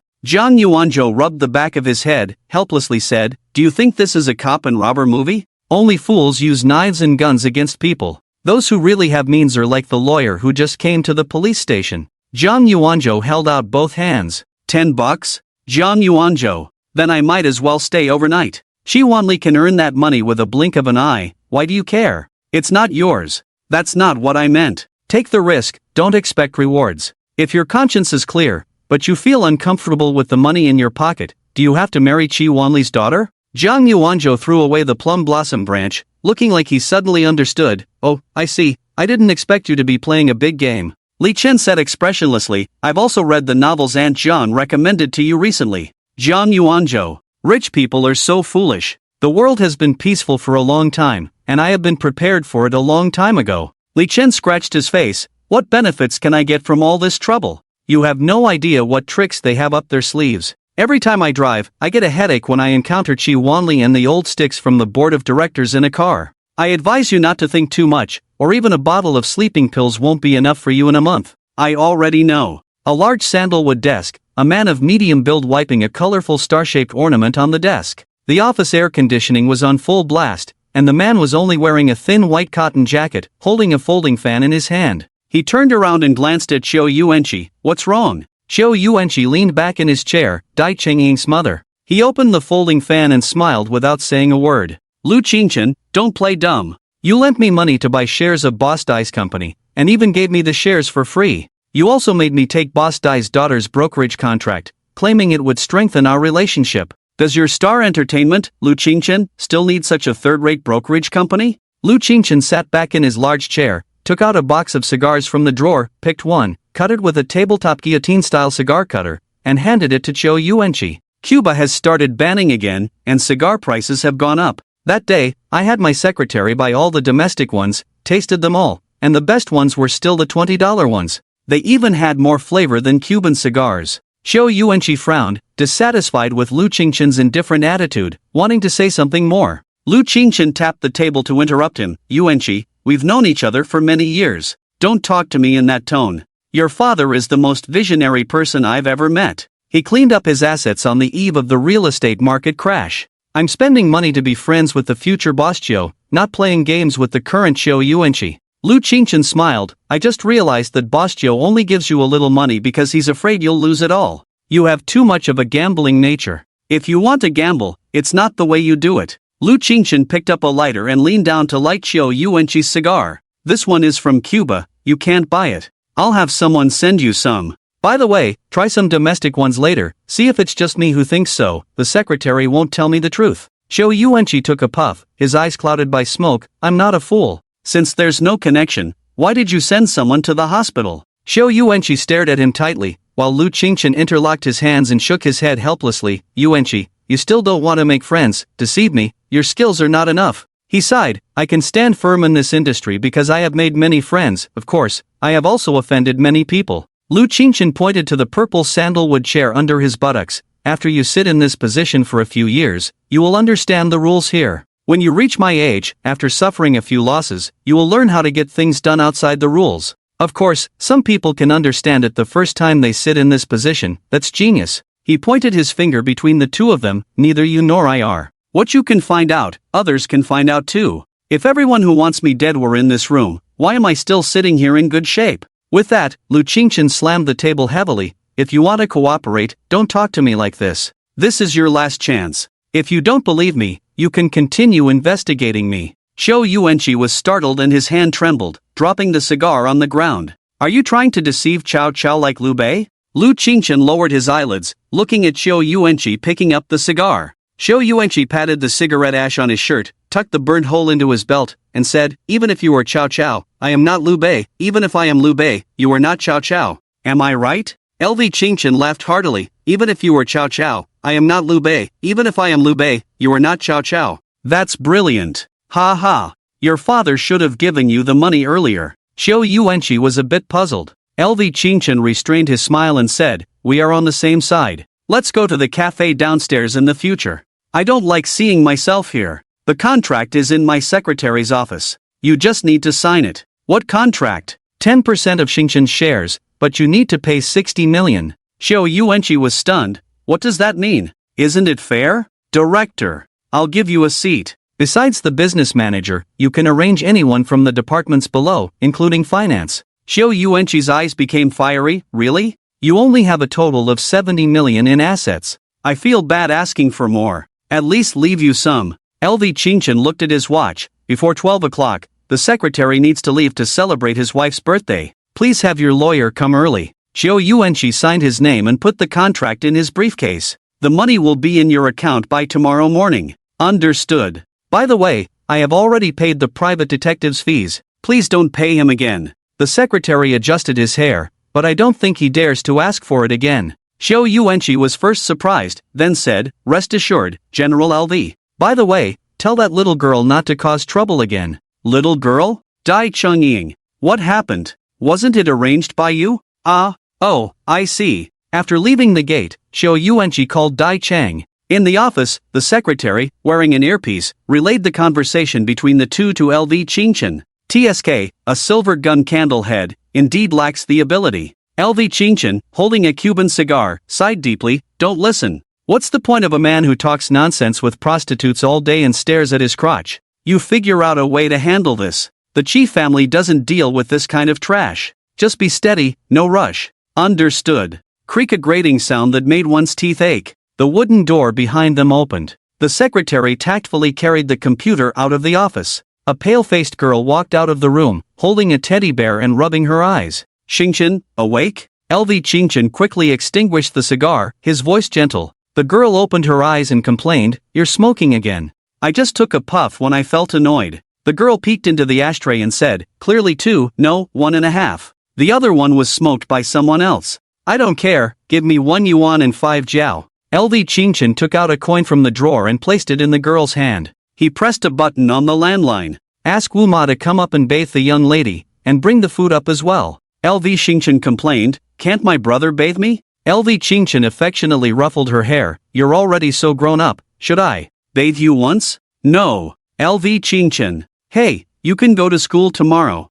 I can go to school, but I can't go out with friends at night, I have to come home. You've said it 800 times. Especially, you can't play in the bathroom, the water there is too dirty, it's bad for your health. Bathe at home. It's always Wang Ma who bathes me, it's so boring. Want me to find someone else?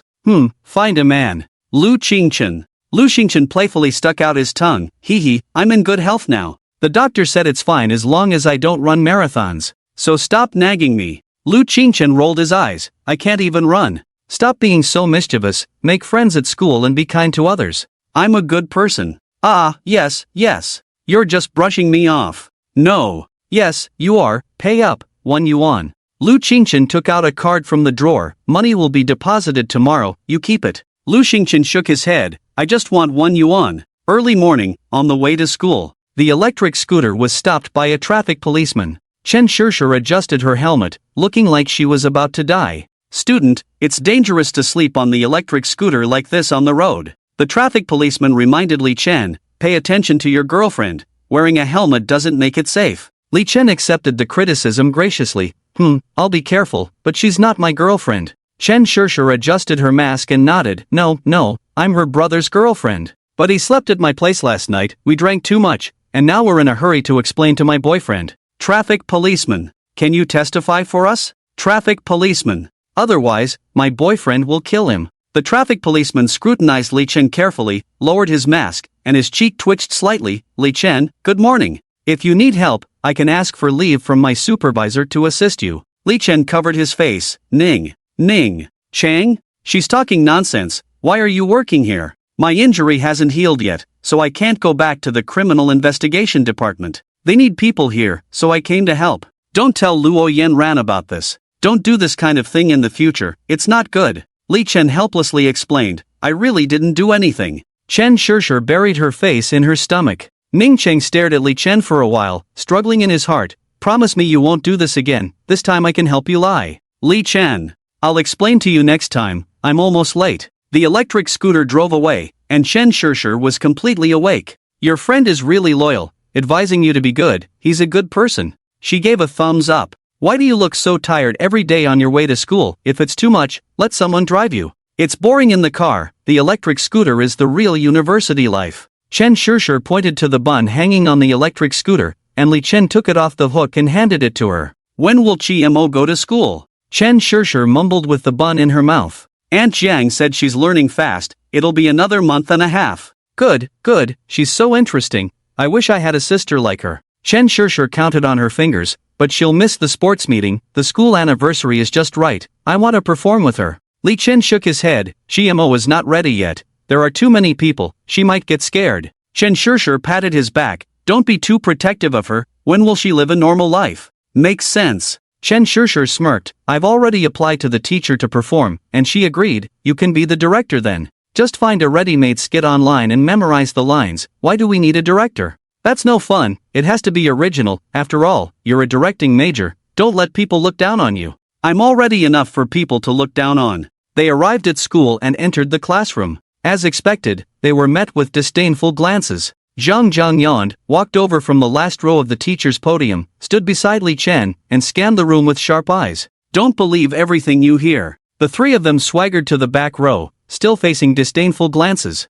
No intimidation at all, Li Chen dragged his cheek, playing happily with his phone to ease his worries. Chen Shishir raised her thumb and praised, so handsome. Zhang Zhang blushed, yesterday when I walked YC home, I scared off a stray dog, and she said the same thing about me. Li Chen rolled his eyes, who asked you? Zhang Zhang sighed, I saw on the forum that many girls have agreed to splash water on you. Just don't splash mud, and lend me your raincoat later. Chen Shishir raised her eyebrows, isn't that a bit much? Your raincoat is really awesome, not even a drop of water can get in through the collar. Li Chen took off his hat, ran his fingers through his hair, wow, not even my hair is wet, TSK, washing my face with mineral water, so extravagant. Zhang Zheng admired his optimistic spirit, elegantly lit a cigarette next to the trash can, and reminded, if we go to the cafeteria later and get splashed with vegetable soup, it will be a problem, that stuff is hot. Li Chen shrugged, squatted next to him, pulled out a wildflower, and stuck it on his head. So let's have dinner later, by then the soup will have cooled down. Why we? Zhang Zheng gave him a sideways glance, took the flower off his head, and put it on Li Chen's head. Yi Si has been busy with experiments lately, we can only meet during meals, and I have to accompany you. Li Chen took out a pack of cigarettes from his pocket and placed it on his head. Zhang Zheng took a look and saw it was a pack of Jin Yu worth 100, suppressing his love-struck mind. He quickly put it in his pocket. We're like family, no need to say much, I'll handle things for you. I'll have to cover for you sooner or later. That's thoughtful. A female classmate came over aggressively holding a bottle of mineral water. Splash! Scum! After cursing, she ran off. Li Chen wiped his face, the water flowing down his hair. Zhang Zheng smiled wryly with a cigarette in his mouth. Once you're wet, you can't smoke, what a waste. Li Chen patted his pocket and held out his hand. Stop talking nonsense, do you have tissues? It's unethical to ambush like that. Don't joke around, even the toilet paper I use is from your drawer. No wonder it runs out so fast. Don't blame me, our whole class uses yours. Li Chen. The two chatted for a while, and no one came to splash water for over 10 minutes. But the big one was coming. Across from them, a little girl struggled to carry a 5L bucket of mineral water, step by step moving towards Li Chen, her face turning red. In the end, she gave up. Tilting her head, she stared at Li Chen. Stare, Zhang Zheng. Li Chen. Little girl. Omega. Zhang Zheng. Li Chen. She doesn't think I'll lift the bucket and splash myself, does she? Li Chen expressionlessly put on his hat, then took it off again. Since he was already wet, might as well wash his hair. After pondering for a moment, Zhang Zheng said, should we order takeout? I'm so hungry. You should have said so earlier. Li Chen shook his head, took out his phone and handed it to Zhang Zheng. What do you want to eat? Spicy hot pot. Let's not choose something with soup. I'm not thinking of you, just want to warm you up. Got it. The little girl across from them, Omega, was already twitching. Seeing the two about to leave, she panicked, grabbing Li Chen's raincoat. Help me. Li Chen endured it for a moment, then another moment. Unable to hold back, he almost cried. Little girl, can you be a bit reasonable? Even if she splashed and ran, even if she didn't know the truth, it's still for fairness and justice. Your sense of fairness and justice is a bit too much, I can't fulfill that. What does that mean? I just wanted you to help me carry the water to the classroom. Why are you crying? Li Chen was stunned. Really? The little girl nodded. She took out a large pack of napkins from her hoodie pocket, struggled to open it, took out a piece of paper. Not enough, so she handed it to Li Chen. You do it yourself. Your hair is wet. After using it, help me carry the water. Li Chen took out 2 pieces of paper to wipe his hair. Remember not to buy such a large pack next time. It will be used up in 2 days. The little girl took back the napkins, stuffed them back into her hoodie pocket. Why? This is my 2 years of college experience. Zhang Zheng. Oh, I'm LV Xingchen, a first-year directing major. Oh, I'm a second-year directing major. LV Xingchen looked pleasantly surprised. Then I'll rely on you, senior, to take care of me. Li Chen picked up the water bucket. I'm Li Chen, this is Zhang Zheng, our class monitor. If you need anything, find him, he will take care of you. Zhang Zheng. LV Xingchen nodded, looked at Zhang Zheng. I see, then I'll rely on you, Senior Zhang. Zhang Zheng raised the corner of his mouth. Li Chen had already walked far away. LV Xingchen ran after him. Senior, don't take my water away.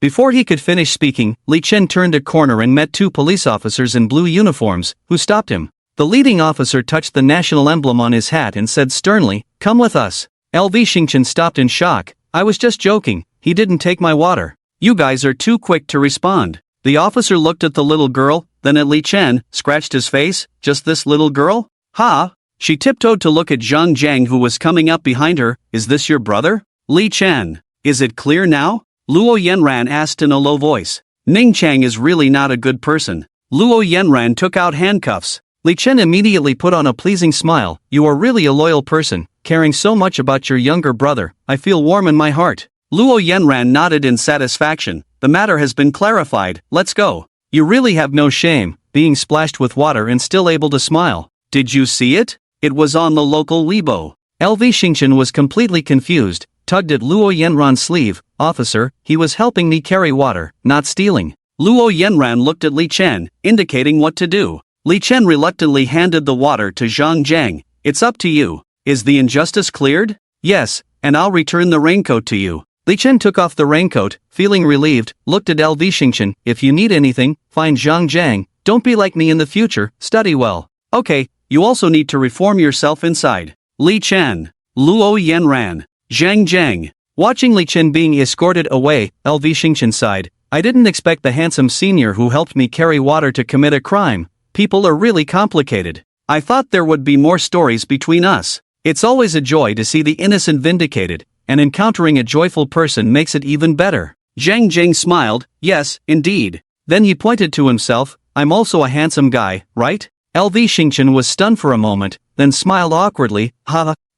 Yes, handsome, senior. Zhang Jiang could tolerate others' comments on his appearance, but it was different when it came to his buddies. I have a girlfriend, he doesn't. I see. Still no girlfriend? Do I have a chance? Zhang Jiang rubbed his chin, thought seriously for a moment, intending to win back the heart of an ignorant girl. He doesn't really like cute types, he prefers the aloof ones. He thought of Chiemo whom he had met before. It's hard to say. It's fine to talk all day, I'll give you money. LV Xingchen took out a steel coin from his pocket, thought for a moment, then put it back and exchanged it for a 50-cent coin. Zhang Jiang's heart immediately balanced, showing a relieved smile. You're giving too much. LV Xingchen. Do I really look like that kind of person? Li Chen sat in the police car eating a small bread sponsored by Luo Yanran. Luo Yanran opened a bottle of mineral water and handed it to him. You took a joke seriously. No need, I'm already full. Li Chen tore the bread and put it in his mouth. Ning Cheng doesn't seem like someone who jokes. I thought he took it seriously.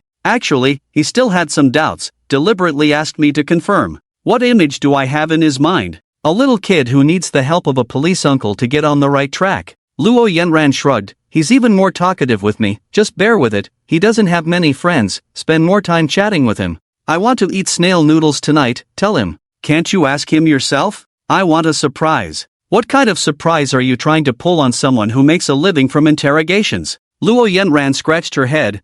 So annoying, can't hide anything. Birthday surprises and all. He sees through everything at a glance. You're working hard too. You too, wasted a lot of water in a day, right? Li Chen. Let's not continue hurting each other. Luo Yanran sighed. By the way, can you ask manager Chi not to send a lawyer? That intern doesn't want to work anymore. I finally had an intern I could boss around. Again? It's 100,000 each time. You need to distribute 5,000 flyers to earn that. Luo Yanran rolled her eyes. Solving this case for 100,000. It's not given all at once. You think it's printing money? Oh, then let him stay a bit longer. You sit first. Li Chen sat on a stainless steel chair, glanced at the tissue box on the counter, took one and continued to wipe his hair. He looked up at the news on TV for 30 minutes. Today, the police in the Magic City cracked down on a group distributing indecent small cards, arresting 2 distributors. It is reported that the group once posted 3,000 indecent cards in one night. Li Chen sighed deeply.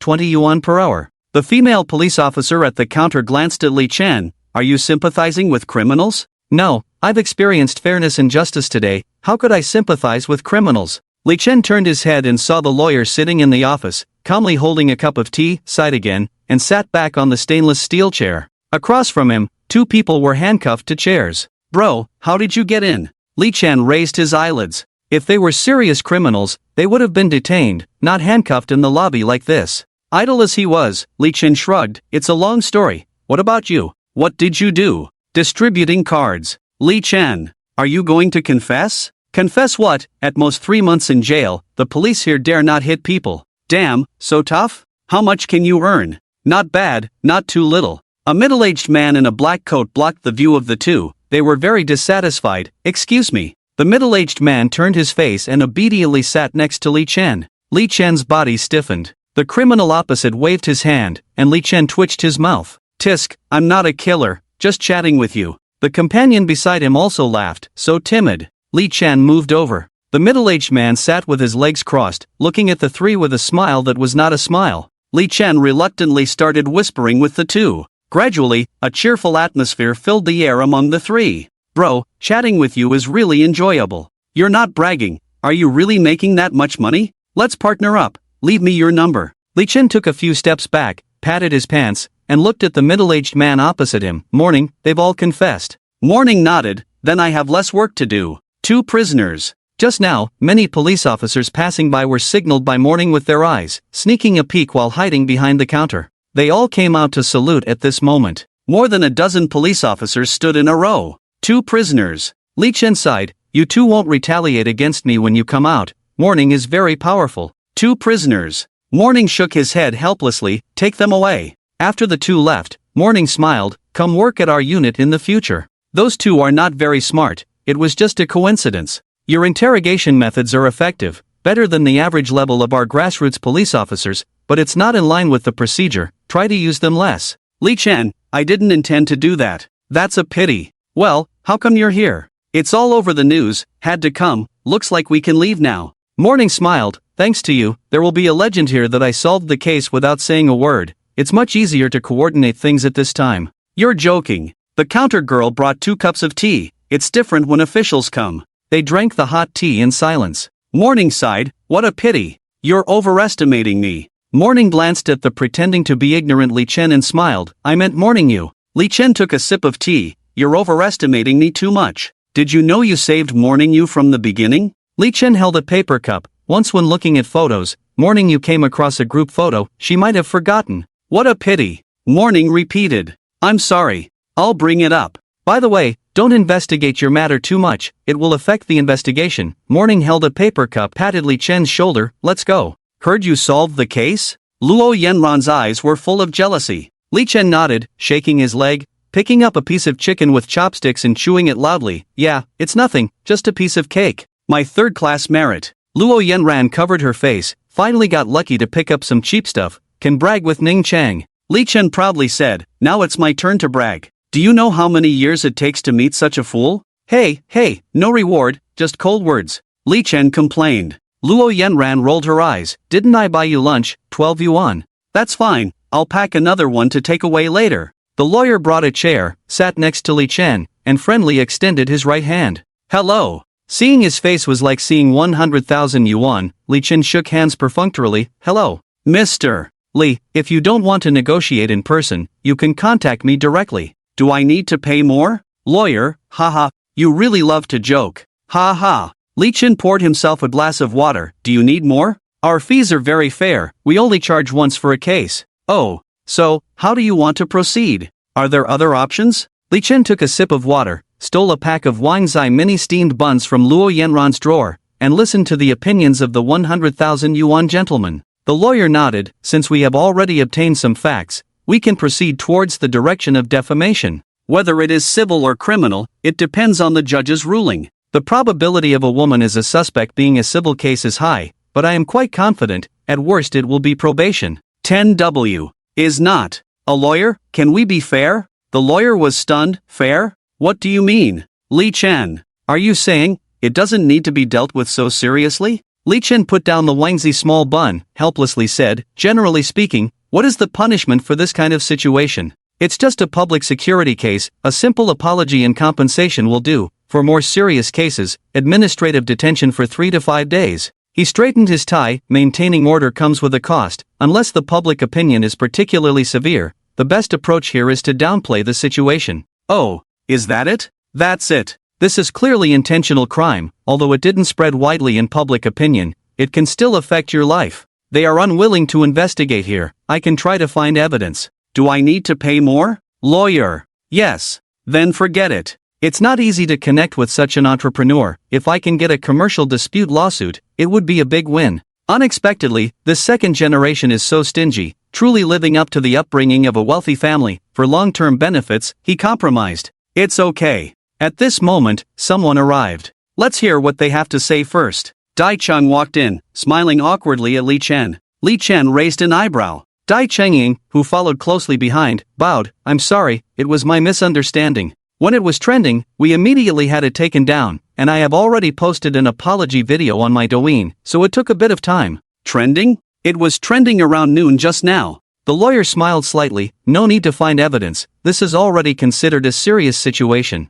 However, Li Chen frowned directly. Luo Yanran returned to the office with a small notebook, glanced at Dai Chengying. Are you the person involved? Dai Chengying looked timid, shrunk back, then lowered her head and said, yes. What's the deal with the trending? Luo Yanran put down her pen. I don't know. Luo Yenran brought a chair over, gesturing for her to sit down. Alright, what about the school forum? Dai Qingying sat up straight, hands on her knees, eyes fixed on her toes. After struggling for a moment, she raised her head and bit her lip. I thought you wouldn't handle it, so I registered a small account and posted it myself. Lawyer, Li Chen's brows furrowed tighter. Is she here to voluntarily go to jail? He won't stop her. The lawyer also happily added some hot water to Li Chen's paper cup. Luo Yenran noted down this statement in her notebook, then asked, is it because you felt someone was targeting your behavior and then misunderstood it was him? Is that the situation? Yes. Li Chen shook his head. That's impossible. If she keeps telling the truth, even if she might be criticized by others,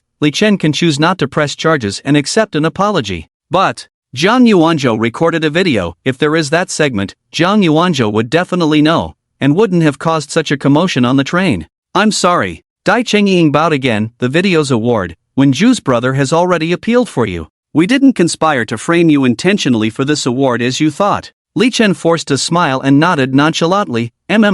Can you wait for a few minutes? Wenju will bring the evidence? Li Chen stared into her eyes. If you've planned this far, no one can help you plead your case. Dai Chengying shrank her neck. Dai Cheng stepped forward. Li Chen, my sister really knows she was wrong. You can punish her however you want. But we really didn't intentionally set you up. It's just an award. It's not that important to me.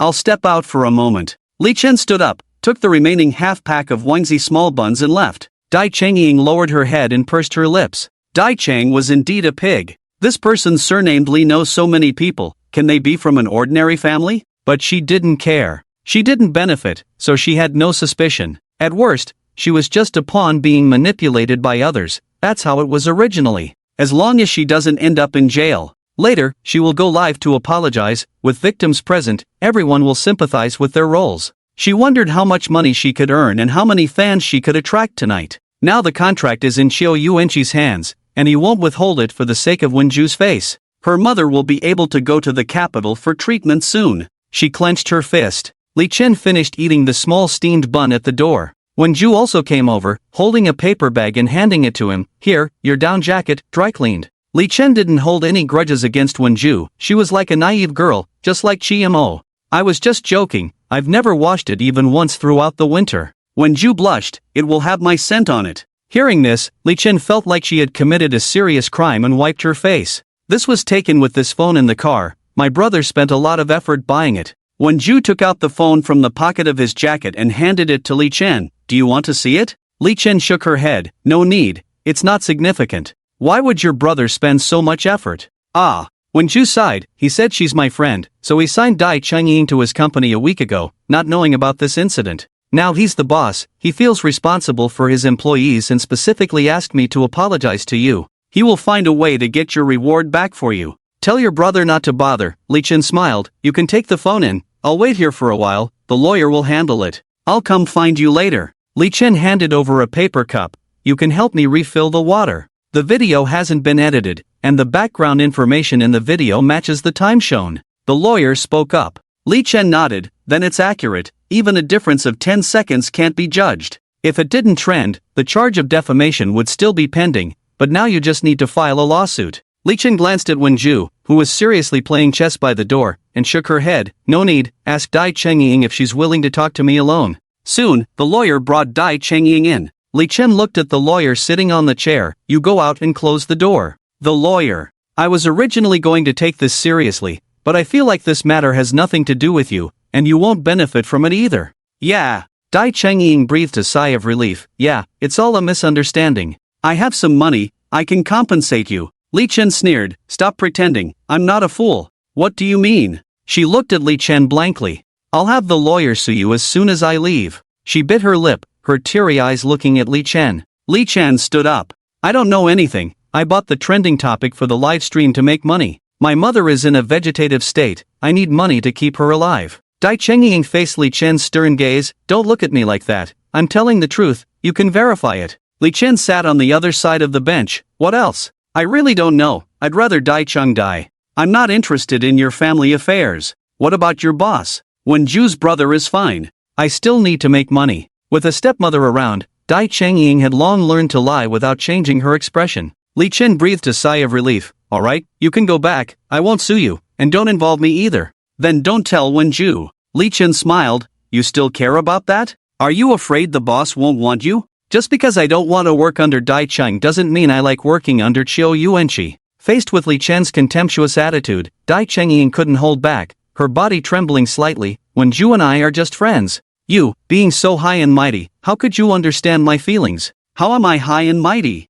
I've been splashed with water all morning and haven't cursed at you once. You're just hypocritical. Damn it, say that again. Asterisk door creaks open. Asterisk Wenju, looking excited, said, I won, this is a professional chess player. Li Chen, impressive. Dai Chengying. Then she realized she had been rude, looked at Li Chen and Dai Chengying. Are you done talking? Li Chen nodded. Go back to school, the school has already sent a notice, no need to drink water anymore. Dai Chengying lowered her head pitifully. I'm sorry. Li Chen gritted his teeth. It's okay. You didn't mean it. Wenju patted Dai Chengying's back. That's right, that's right. Dai Chengying hugged Wenju and started crying. Li Chen smirked, left the interrogation room, and coincidentally met two inmates passing a card. Hey, you two must have performed well. Two inmates. Guys, you've both been on TV, and you thought you could tough it out? You think the police station can't solve cases without your confession? So should we thank you? The police officer behind them pushed them. Stop talking. It was originally 3 to 7 years, now it's within 3 years, you should be thanking them.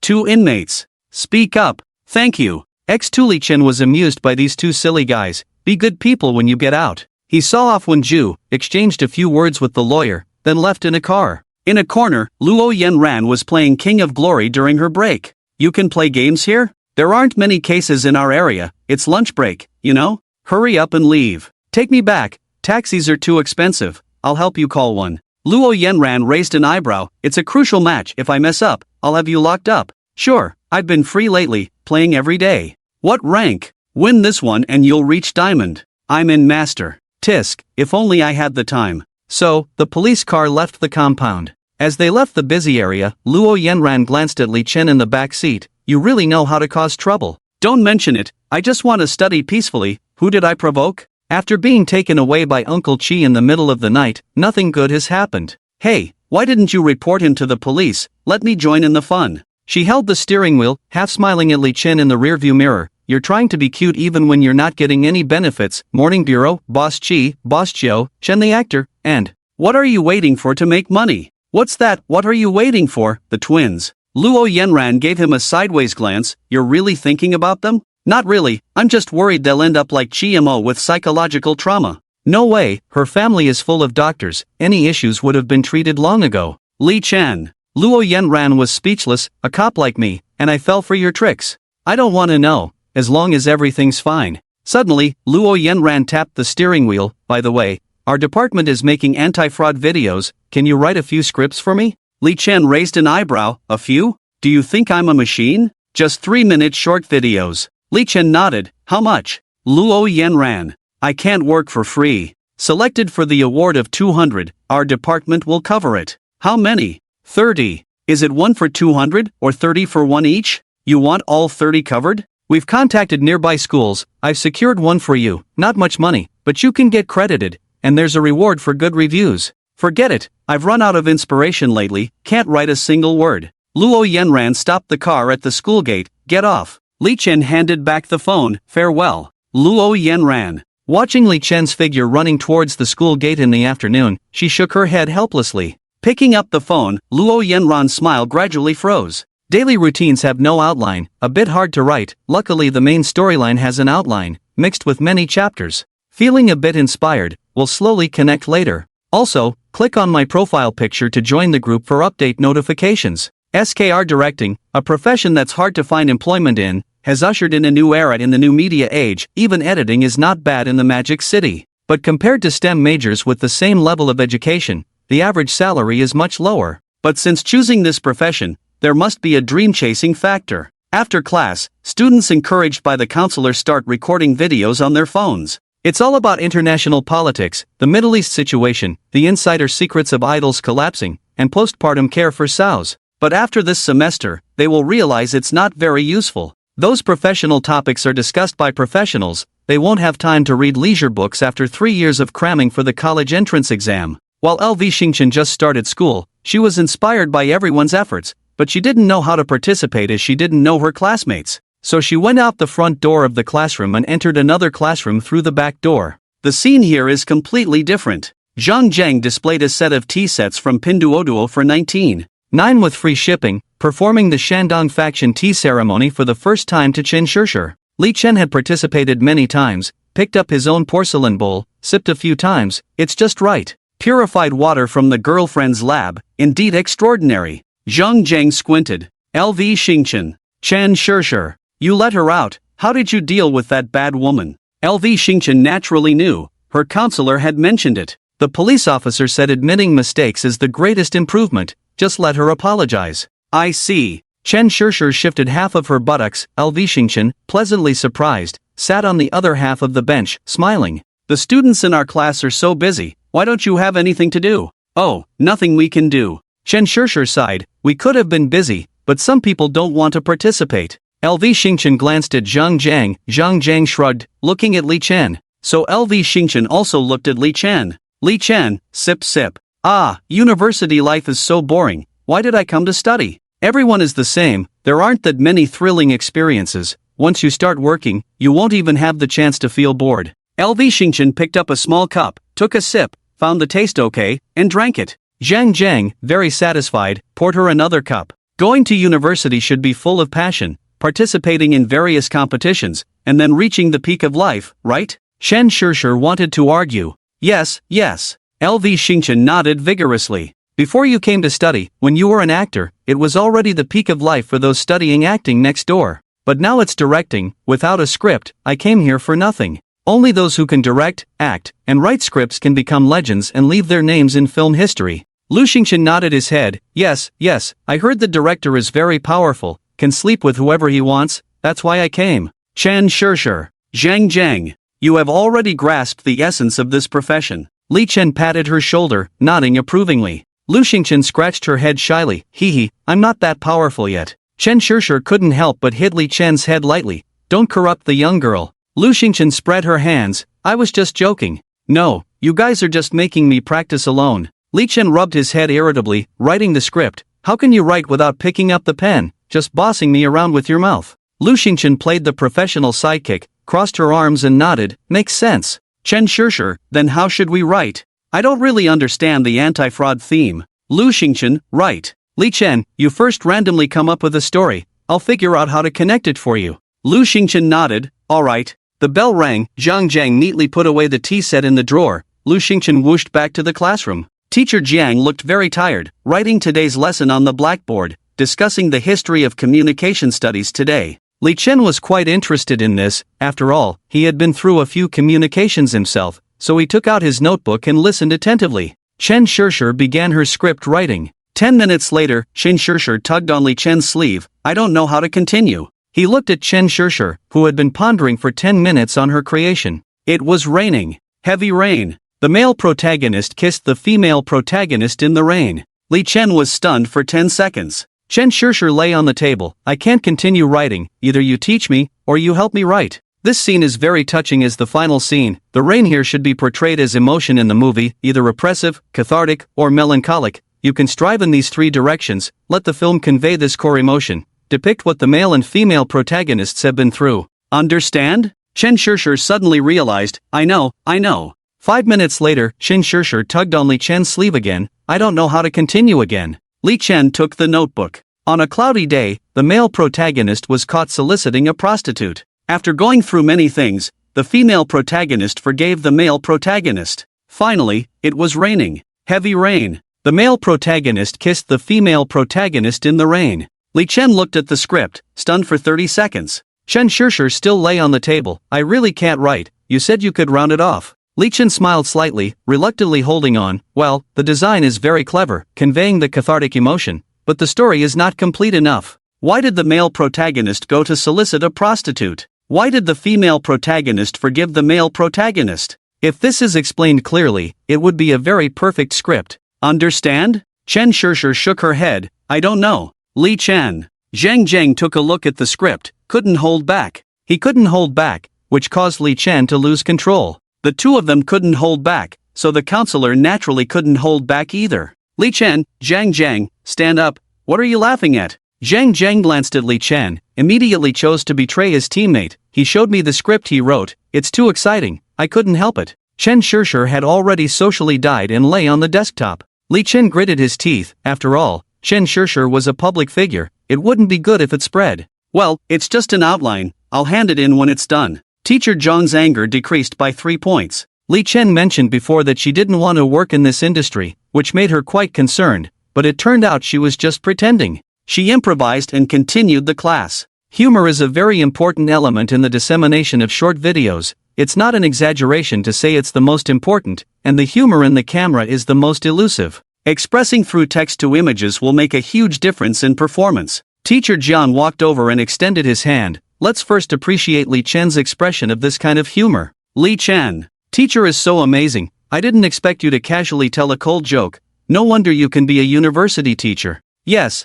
very impressive. Teacher Jiang looked puzzled at Lu Xingchen, who suddenly appeared. Which class are you from? I'm in the directing class for a year. I asked Li Chen to help me with the script. Teacher Jiang became interested and took the notebook. Let me see. I found a coin on the side of the road. I handed it to the police uncle, and after he took it, he ran away. It turns out he was a fake policeman. How are your grades? Lu Xingchen tilted her head in confusion. What do you mean? If your grades are good, you can change majors. Lu Xingchen. She pinched a strand of hair in distress, looking at Li Chen. Li Chen stood with her hands behind her back, whistling. Soon, Chen Shishir opened a door crack and peeked in. Finding the situation not as tense as imagined, she knocked on the door and said, reporting. Come in. After entering, Chen Shishir sincerely apologized to Teacher Jiang. Teacher Jiang smiled gently and pointed to another seat. Just find a chair to sit on. He poured hot water for them. Li Chen, who was still standing, rolled her eyes at the different treatment. I can tell it's not Li Chen's handwriting.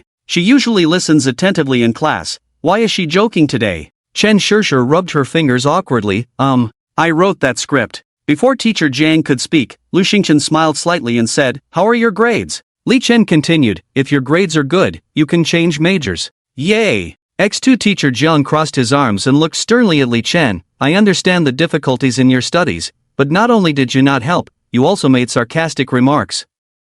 No matter how many words, they were written with passion by Shishir. Li Chen, but you just said. Shut up. Li Chen pointed to Lu Xingchen. She just said it too. She's still a child. Are you comparing yourself to her? Li Chen. Lu Xingchen proudly straightened her chest with little content. Chen Shishir arrogantly stretched her waist, revealing a smile of an elder. Lu Xingchen. The PK between the two was not noticed by the teacher and student. Teacher Jiang was more concerned about Li Chen's issue, while Li Chen was thinking about how many stars she could gain in King of Glory tonight. Leaning back in her chair, she tapped the table with a pen. You are responsible for teaching them to complete the script, at least to the selected standard. Otherwise, 10 points will be deducted from your conduct grade, and your grade in my class will be a fail. This is a public solicitation from the district. Are you kidding me? Li Chen smirked, not caring about the solicitation. The main thing was that she couldn't go fishing with Chi Mo on weekends, finally finding entertainment she liked at the Chi family. Who's kidding you?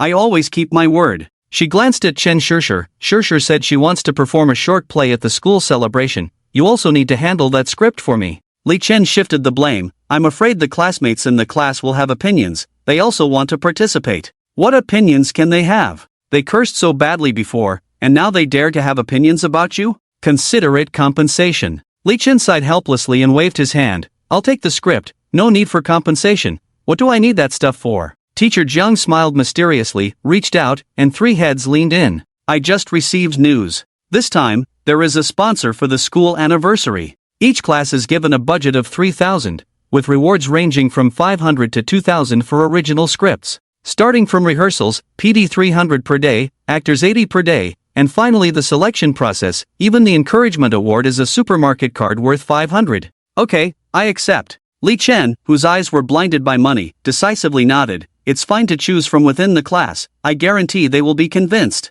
What? Lu Xingchen's reaction was even more exaggerated, showing a shocked expression. Where is the counselor's office for our class? No one has signed up yet. Teacher Jiang pointed to the next room and said casually, Go, Li Chen will help you sort it out. Lu Xingchen patted Li Chen's shoulder. Senior, if we win first prize, I'll give you 150. Then with a whoosh, she disappeared. Teacher Jiang picked up the teacup and looked at Lu Xingchen's graceful figure. She's really a lively girl. Li Chen was speechless. Teacher, you really know how to take advantage of the situation. Of course, every Teacher's Day, I receive so many fruits that I can't finish them all. Impressive, impressive. Which company is sponsoring? So generous. Chen Shishir interrupted the bootlicker Li Chen and asked curiously. It seems to be called Qianma Investment. I checked. It's a newly established subsidiary of Dongfeng Entertainment. It mainly invests in the entertainment industry, and I heard the boss has a deep background. Li Chen, you should seize this opportunity, Teacher Jiang instructed solemnly. Sure too, if you do well this time, you can gain some exposure, so that after studying here for a few years, people won't forget about you. Chen Sure. Li Chen. Forget about Sure, it's normal not to appreciate it. Li Chen, do you have any objections? Li Chen smirked. I dare not.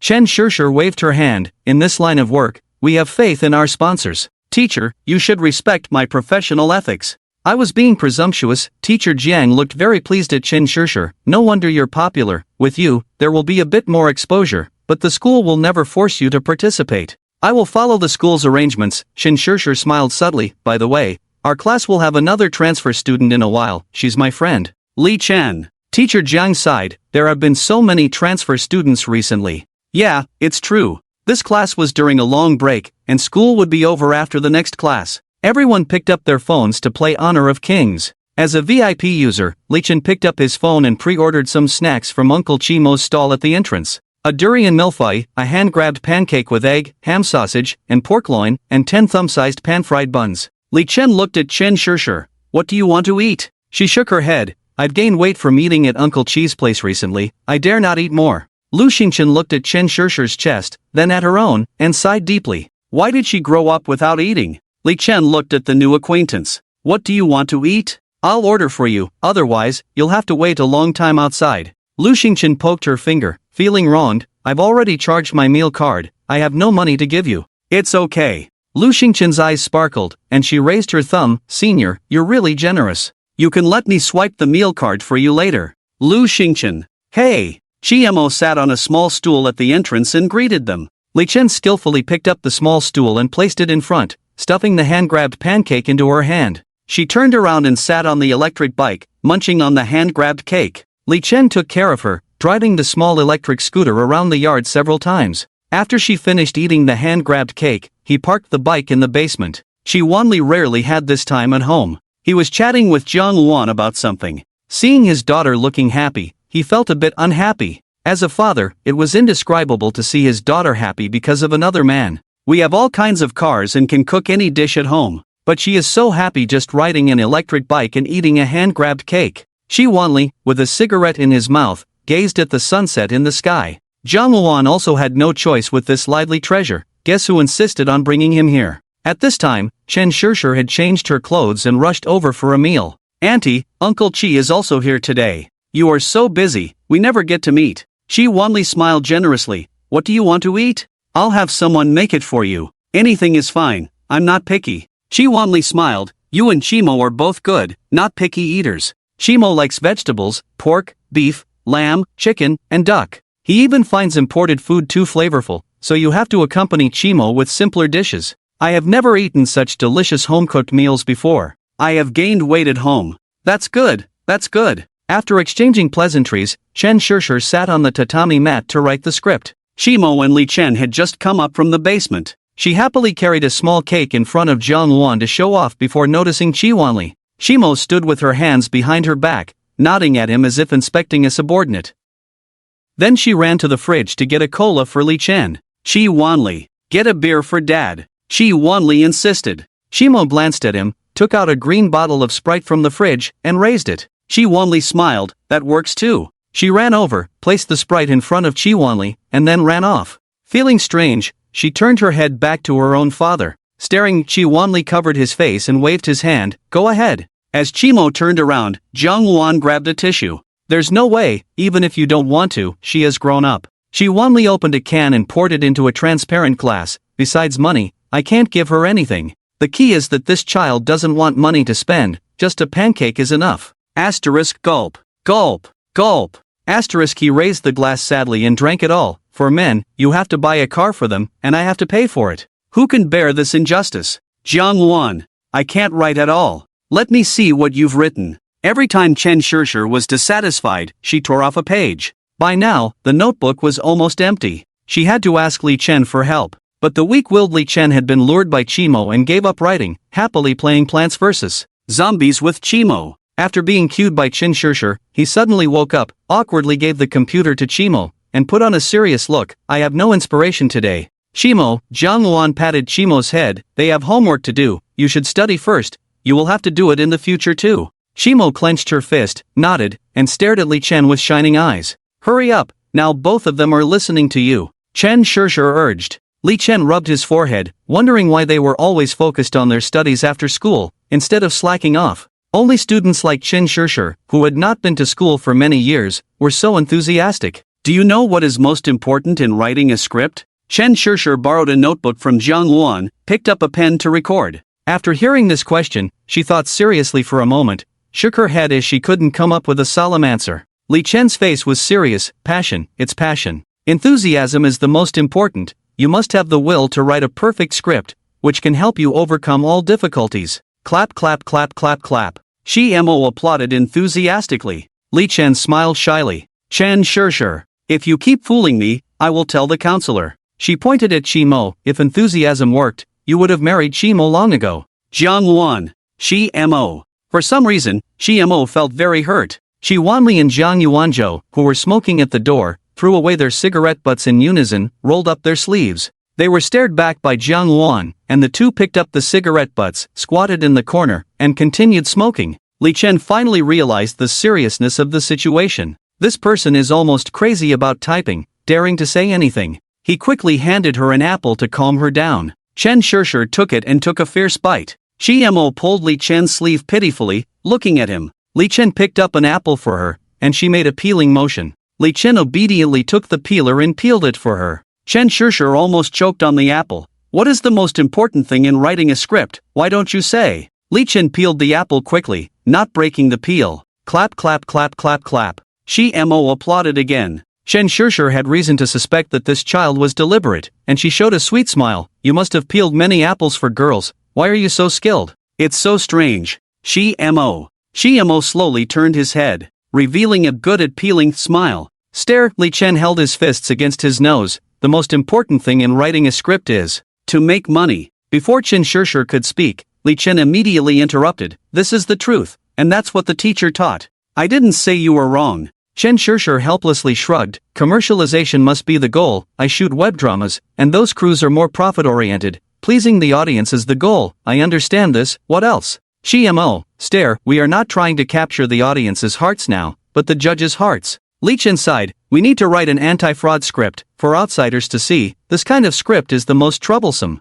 Chen Shishir nodded. It needs to be more popular and interesting. Writing this kind of story is very difficult. But I can't even write profound ones, I can only write simple ones. Wrong, completely wrong. You must make it a bit more complicated for outsiders, preferably something they can't understand but seems like they can. It should be very sophisticated. In short, the more words in the script, the more they think they are earning, the more likely they will pass. GMO, ZZZZ. Isn't the content the most important? Chen Shishir looked puzzled at Li Chen. Li Chen skillfully took out a blanket from the coffee table and covered GMO with it. Of course, the content is important, but the passage is the first goal. If you want to make money, you have to pass the producer and investor first, otherwise it's meaningless.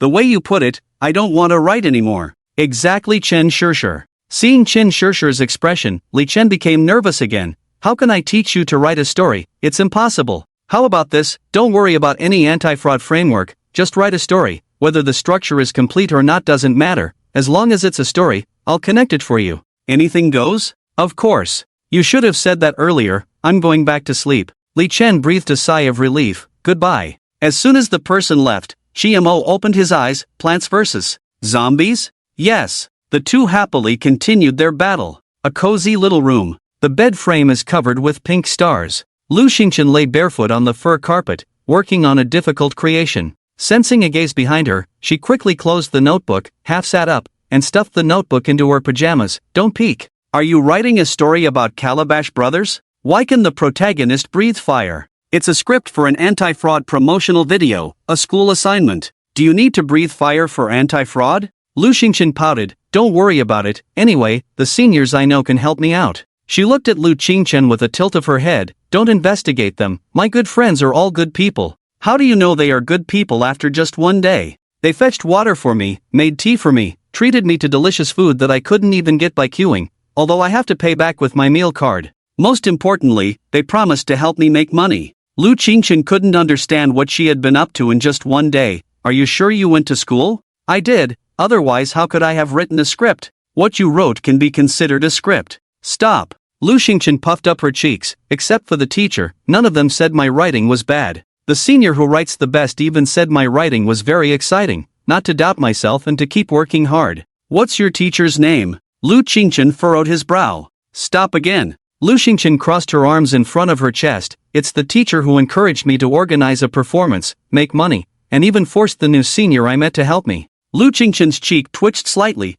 What kind of school is that? If you bully my friends and teachers, I won't talk to you. Faced with her brother's countless questions, Lu Xingchen had to issue an ultimatum. He shook his head helplessly, you've grown up, I can't control you anymore. You should have realized that a long time ago. Lu Xingchen nodded with great satisfaction. She took the notebook from her pajamas and stuffed it under her pillow, then lifted the blanket and crawled into bed. I'm going to sleep. I have to get up at 7 tomorrow to go to school. Did you have a nightmare yesterday? Lu Xingchen closed her eyes. Yes. Do you want to take sleeping pills? The doctor said I can only take a maximum of 2 pills a month, so I won't take any today. Then don't force yourself. You can take a day off. Your body has finally recovered. Don't overwork yourself. I don't want to. There are Xiaolong Bao in the cafeteria, and the tall guy promised to help me queue. Who is this tall guy? The one who made tea. Ah, zzzzzzz. On both sides were pale white walls, and underfoot was cold white tiles. In the enclosed corridor, in the flickering light, looking into the distance, it seemed like an infinitely extending space. There was no end in sight. All that could be seen was a deep darkness. The unsettling sound of drip, drip, lingered in the ears. Suddenly, a blood-red, small figure slowly walked towards her. Lu Xingchen slowly backed away. A cold wind blew, and the figure suddenly grew larger and pounced towards her. Blood dripped from the figure, falling onto the tiles. Puddles of blood quickly spread like a spider web, in the blink of an eye, filling the entire space with blood. Lu Xingchen squatted down as if resigned to her fate, closed her eyes, trembling all over. This taste is too strong. Lu Xingchen opened her eyes, the blood-red color around her remained the same, but in the middle, 2 desks were abruptly placed together.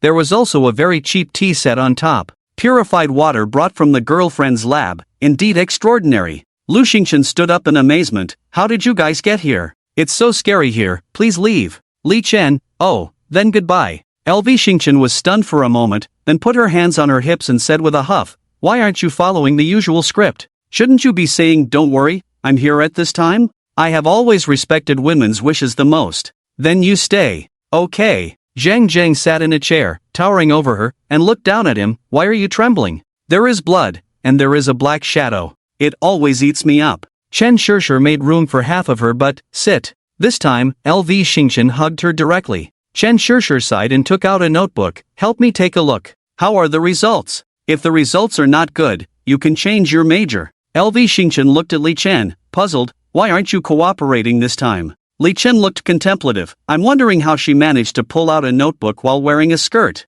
Chen Shishir. LV Xingchen stood by the bed, watching LV Xingchen rolling on the bed with a smile, and breathed a sigh of relief. He covered her with a blanket, took a screwdriver and installed a guardrail. Early morning. LV Xingchen, awakened by the alarm clock, sat up with messy hair, then lay back down. Forget it. I'm not going today. After some thought, she sat up again. I'll go after all. Then she lay down again. After the 3rd time, she reluctantly got up, brushed her teeth, washed her face, combed her hair. Before long, LV Xingchen saw her sister, who was crying and sniffling, coming out of the bathroom. He walked over quickly. What's wrong? I couldn't comb my hair well. The image of the beautiful girl in their hearts will collapse the next day. LV Xingchen's eyelids twitched. Ask auntie to help you. That's okay. LV Xingchen breathed a sigh of relief. By the way, I had a terrible nightmare last night. They all say I'm too cute and insist on playing with me, pulling me around, making my back ache. LV Xingchen, as long as you're happy.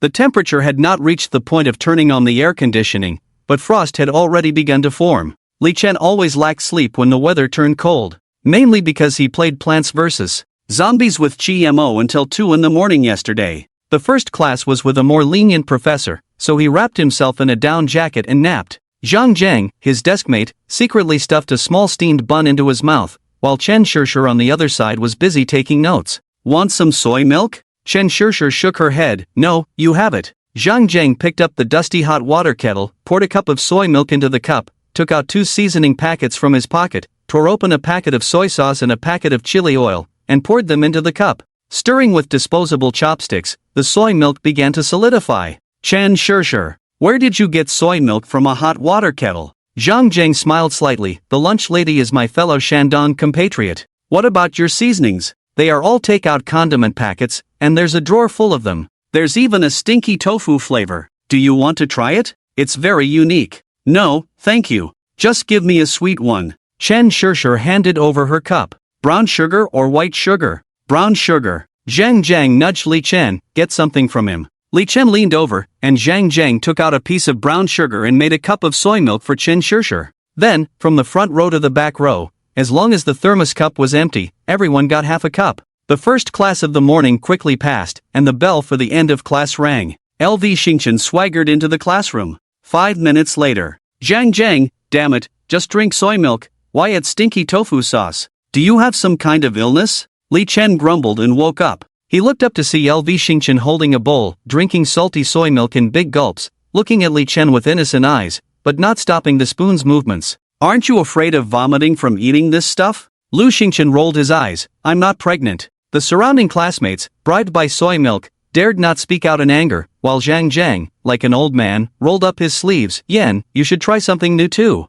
It's been 2 years and you haven't tried anything. Today Xiao Lu accepted the challenge for the first time. You should try it too, it will refresh your mind. Li Chen pondered for a moment, looking at Lu Xingchen eating voraciously. He hesitated, then give me some too. So, during the big break, they went for a morning run. Lu Xingchen and Li Chen lay on the edge of the playground, feeling relieved. Lu Xingchen, with red eyes, looked at Li Chen. I'm glad you're here. Ugh, what nonsense are you talking about? Otherwise, others might think I'm pregnant. They both felt dizzy. After the morning run, they washed their faces. They headed to the convenience store to receive compensation from Zhang Jiang. I forgot we had a morning run today. Zhang Jiang smiled awkwardly, patting his steaming buzz cut. Lu Xingchen held 2 hot dogs and a sweet corn in her pocket, looking disgruntled. I ate the soup dumplings for nothing. I'll buy you more tomorrow. Tomorrow's special is pork fat mixed noodles. Since the cafeteria changed chefs, the limited food for each meal has been especially delicious. Ever since Zhang Jiang knew Lu Xingchen was a transfer student, he had been taking special care of her. Lu Xingchen chewed on the hot dog fiercely. I'll forgive you this time. Zhang Jiang nodded. Then try the durian candy soy milk tomorrow, it's also delicious. Lu Xingchen became suspicious, but after a few words of encouragement from Zhang Jiang, she accepted the challenge. I'll drink it. Then she looked at Li Chen. What about you? Do you think I'm an idiot? An old dusty face approached them. You didn't invite me to the supermarket dinner? Li Chen handed a grilled sausage to Zhang Wenhai. The sports meeting is coming soon. I saw you marking lines on the playground just now. You seem busy. I'm not really prepared for the sports meeting. I'll just do it the old way. The school is focusing more on the anniversary, so preparations have started. There are so many things to do, and they even left the confession wall for me to manage. Zhang Wenhai and his wife quickly finished the sausage. If you two are free, come help at noon. No, I made plans to have lunch with you at noon. Zhang Jiang bluntly refused. Zhang Wenhai looked at Li Chen. I'm not going either. I can't hang out with the student union. It's your fault for being too nice. I plan to start writing the script for the performance at noon. There's no choice, someone has to do it. Zhang Wenhai sighed, but your participation in the performance would be a great help. Lu Xingchen looked around until Zhang Wenhai's gaze stopped on her, then she greeted him. Hi. Hello. Zhang Wenhai smiled. Lu Xingchen struggled and took out a corn from her pocket. Are you hungry? Have this. Zhang Wenhai politely declined, patting her head. No one else noticed I was hungry. Thank you, little sister. Are you the daughter of the supermarket owner? Lu Xingchen's smile cracked. She pushed away Zhang Wenhai's hand, opened the plastic bag, and started eating the corn.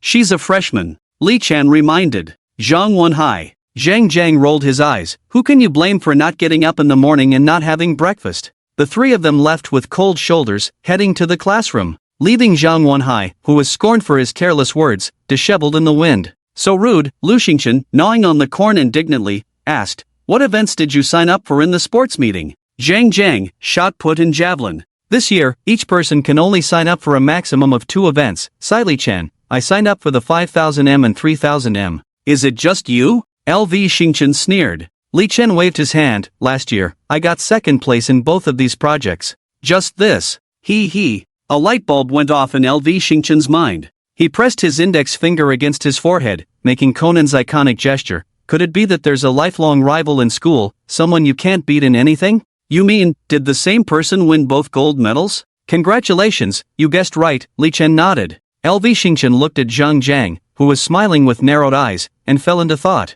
I must have been blind, so are we winning? Zhang Jiang sighed. As I said, this year, except for the team events, each person can only sign up for 2 events. Well, can we set up a stall to sell water then? LV Xingchen rubbed his hands together. Li Chen glanced at her. It's a volunteer event, you can't sell, but you can give away if you want. Can I give away stinky tofu-flavored soy milk? Your intentions are too obvious. LV Xingchen sighed. It's my first time participating in the sports meet. If I can't compete, I should at least help out. Don't cause trouble. If it weren't for the class teacher signing me up, I wouldn't want to participate. I haven't run in a month, Li Chen said, touching his fading abs. Li Chen ate lunch in the cafeteria, flipping through Chen Shishir's morning works. Any comments? Not bad, the writing is quite nice. Chen Shishir's eyes showed a hint of killing intent. Li Chen choked. You're not done yet. If I ask you to revise, you won't be able to continue. Is it very bad? Chen Shishir looked a bit dejected. No, Li Chen shook his head. Surprisingly good.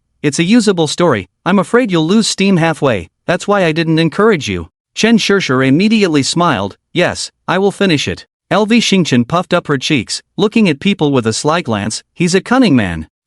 She choked on her words. Yixi handed her some soup. Take it slow. LV Xingchen drank the soup slowly. Are you challenging the limits of your throat? Zhang Jiang chuckled, watching LV Xingchen. LV Xingchen waved her hand. I made a mistake this time. I can swallow a dumpling whole without chewing. Zhang Jiang had finished eating, picking his teeth with a toothpick. It's really not easy for you to have made it this far. LV Xingchen froze for a moment. Soon, she resumed waving her spoon. It's really not easy. After eating, a few people strolled around the campus. There were fewer people staring at Chen Shishir. The scumbags who used to sneak photos occasionally were also gone. One reason was habit, the other was Zhang Jiang's deterrent power not to be trifled with. He always had a smiling face, but when he was really angry, ordinary people couldn't handle it. LV Xingchen looked around and saw a couple holding hands in the distance, arms crossed. TSK, youth indeed. It was also the first time Chen Shishir had strolled around the school, a relaxed feeling she hadn't experienced in a long time. College life is great. Zhang Jiang rolled his eyes and whispered to Li Chen, what are they feeling sentimental about? If you could top up your meal card with 20,000 at once, you'd feel sentimental too. Zhang Jiang looked sorrowful. We Shandong people only have the capital to feel sentimental after passing the civil service exam. Brother, you're only a sophomore. In our place, except for the protection period before the college entrance exam, the rest of the days are all focused on this one goal, otherwise, you'll be stuck at the kids' table. Speaking, Zhang Jiang started to get emotional. Do you know what the concept of that children's table is? Not even alcohol can be served. I have missed out on many bottles of Fei Tian Mao Tai. Li Chen scratched his nose. Are you not feeling well? Who told you I'm not feeling well? Li Chen. After walking around, they escorted Yixi back to the laboratory. Zhang Jiang kept looking back frequently. People won't run away. What are you worried about? Li Chen yawned. I'm going back to take a nap. Just now, someone seemed to have a good relationship with Yixi.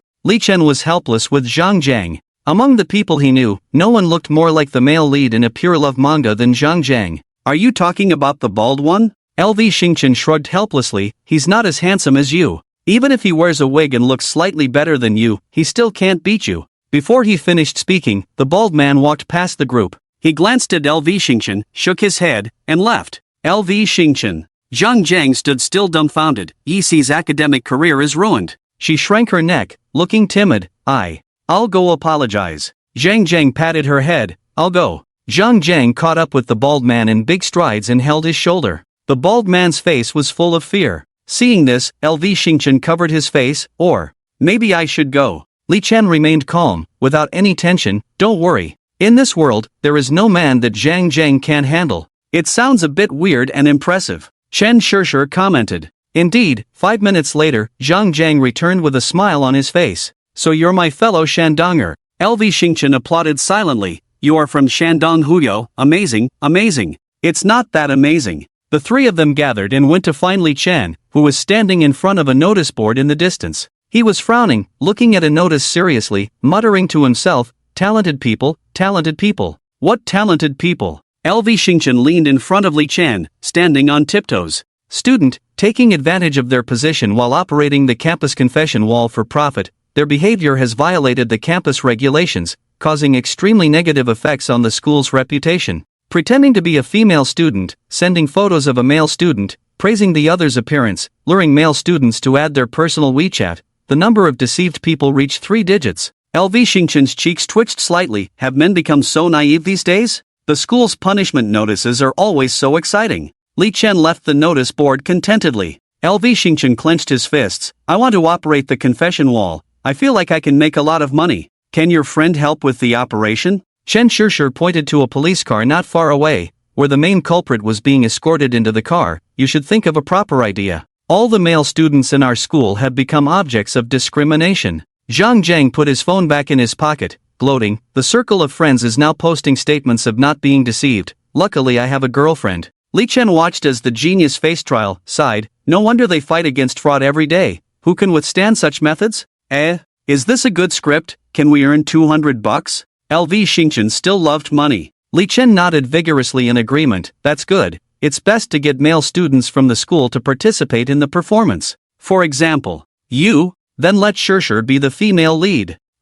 That will definitely be popular. Li Chen firmly opposed. This thing doesn't even have a female lead. Unexpectedly, Chen Shishir encouraged LV Xingchen. Great, we can make our own film and post it in the school. It will also help promote the school anniversary. They were planning to have me make a short film, believing it's better to have our own people do it than others. Wow, now I have 2 scripts. LV Xingchen jumped up excitedly. Half a minute later, both of them focused their gaze on Li Chen. Zhang Jinle jokingly teased Li Chen, still sleeping? 2 scripts, 2 program PDs, and we still need to shoot a short film. Li Chen's mouth twitched slightly, looked at the message on his phone, and his face became more serious. How can we win against the slay zombies?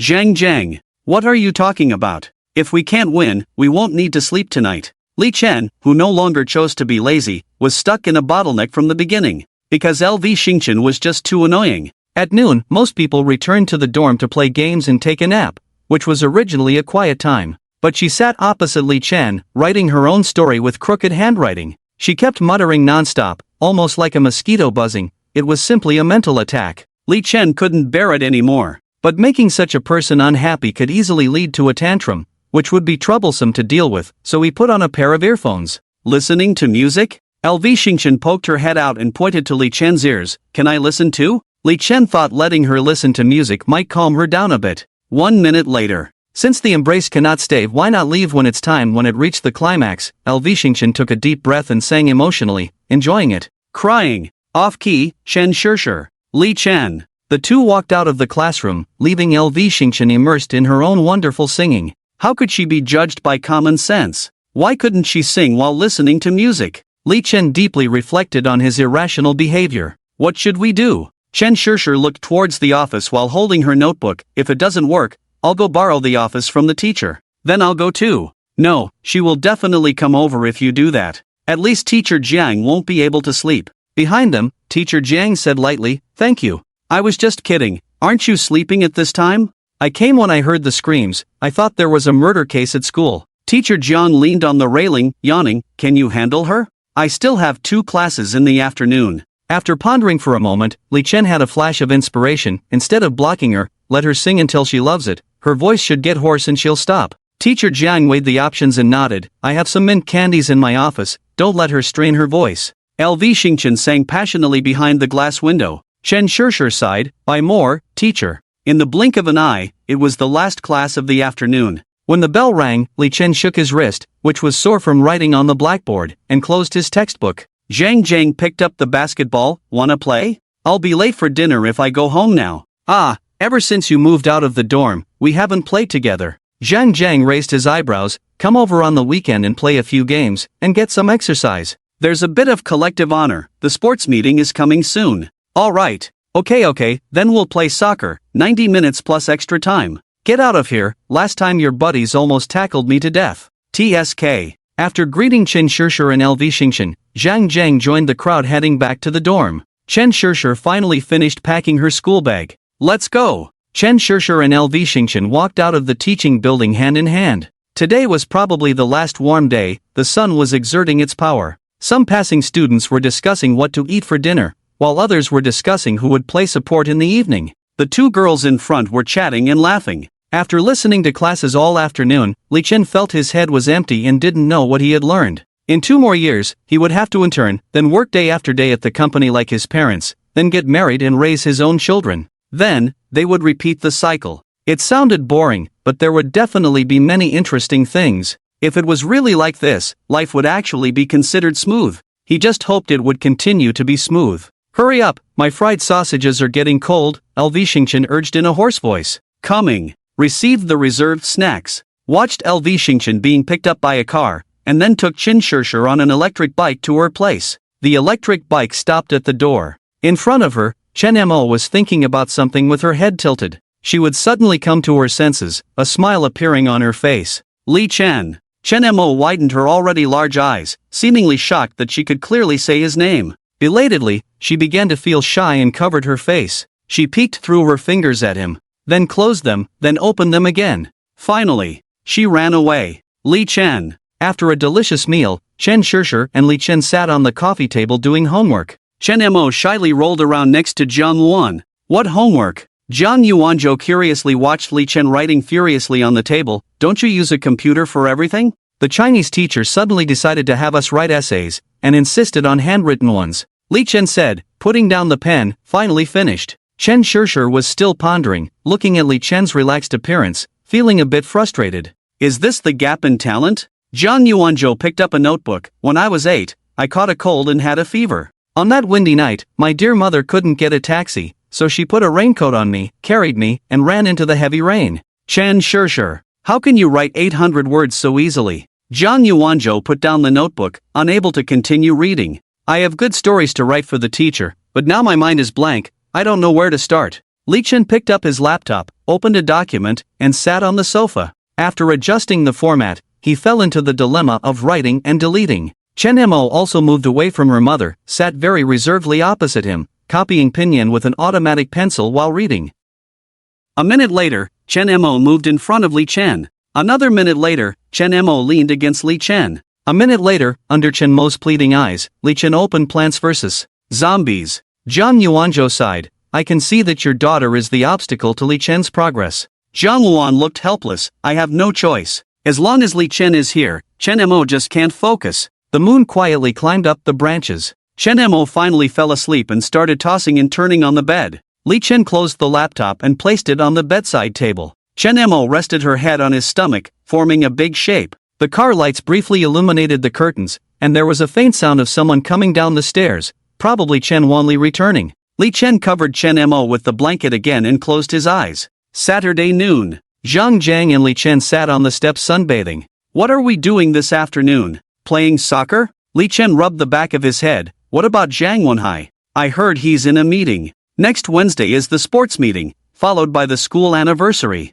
Rare weekend and they spend the morning in a meeting? I have no idea. Soon after, the soccer club and the Shandong compatriots group gathered at the soccer field. Yi Si's bald mentor also became a substitute member of the compatriots group. It seemed that Yi Si had turned a misfortune into a blessing, and would probably have a prosperous learning experience. After playing for half a game, Zhang Zhang and Li Chen were drinking water on the sidelines. Li Chen picked up his phone and sent a sticker to urge Chi Mo to come back. Zhang Zhang then sent a selfie to his girlfriend. Hey, isn't that Zhang Wenhai over there? On the opposite playground, Zhang Wenhai was alone, pushing a small cart and drawing auxiliary lines on the school's track. Li Chen frowned and said, let's go take a look. When they reached him, Zhang Zhang took the small cart from him, covered the small lid of the cart, and pushed it aside. Are you doing this alone? Can we let you suffer like this? Come on, let's go play football. Zhang Wenhai was somewhat surprised to see Zhang Zhang but said helplessly, stop messing around. This year, the sports meeting is held jointly by 2 schools, and there are many people.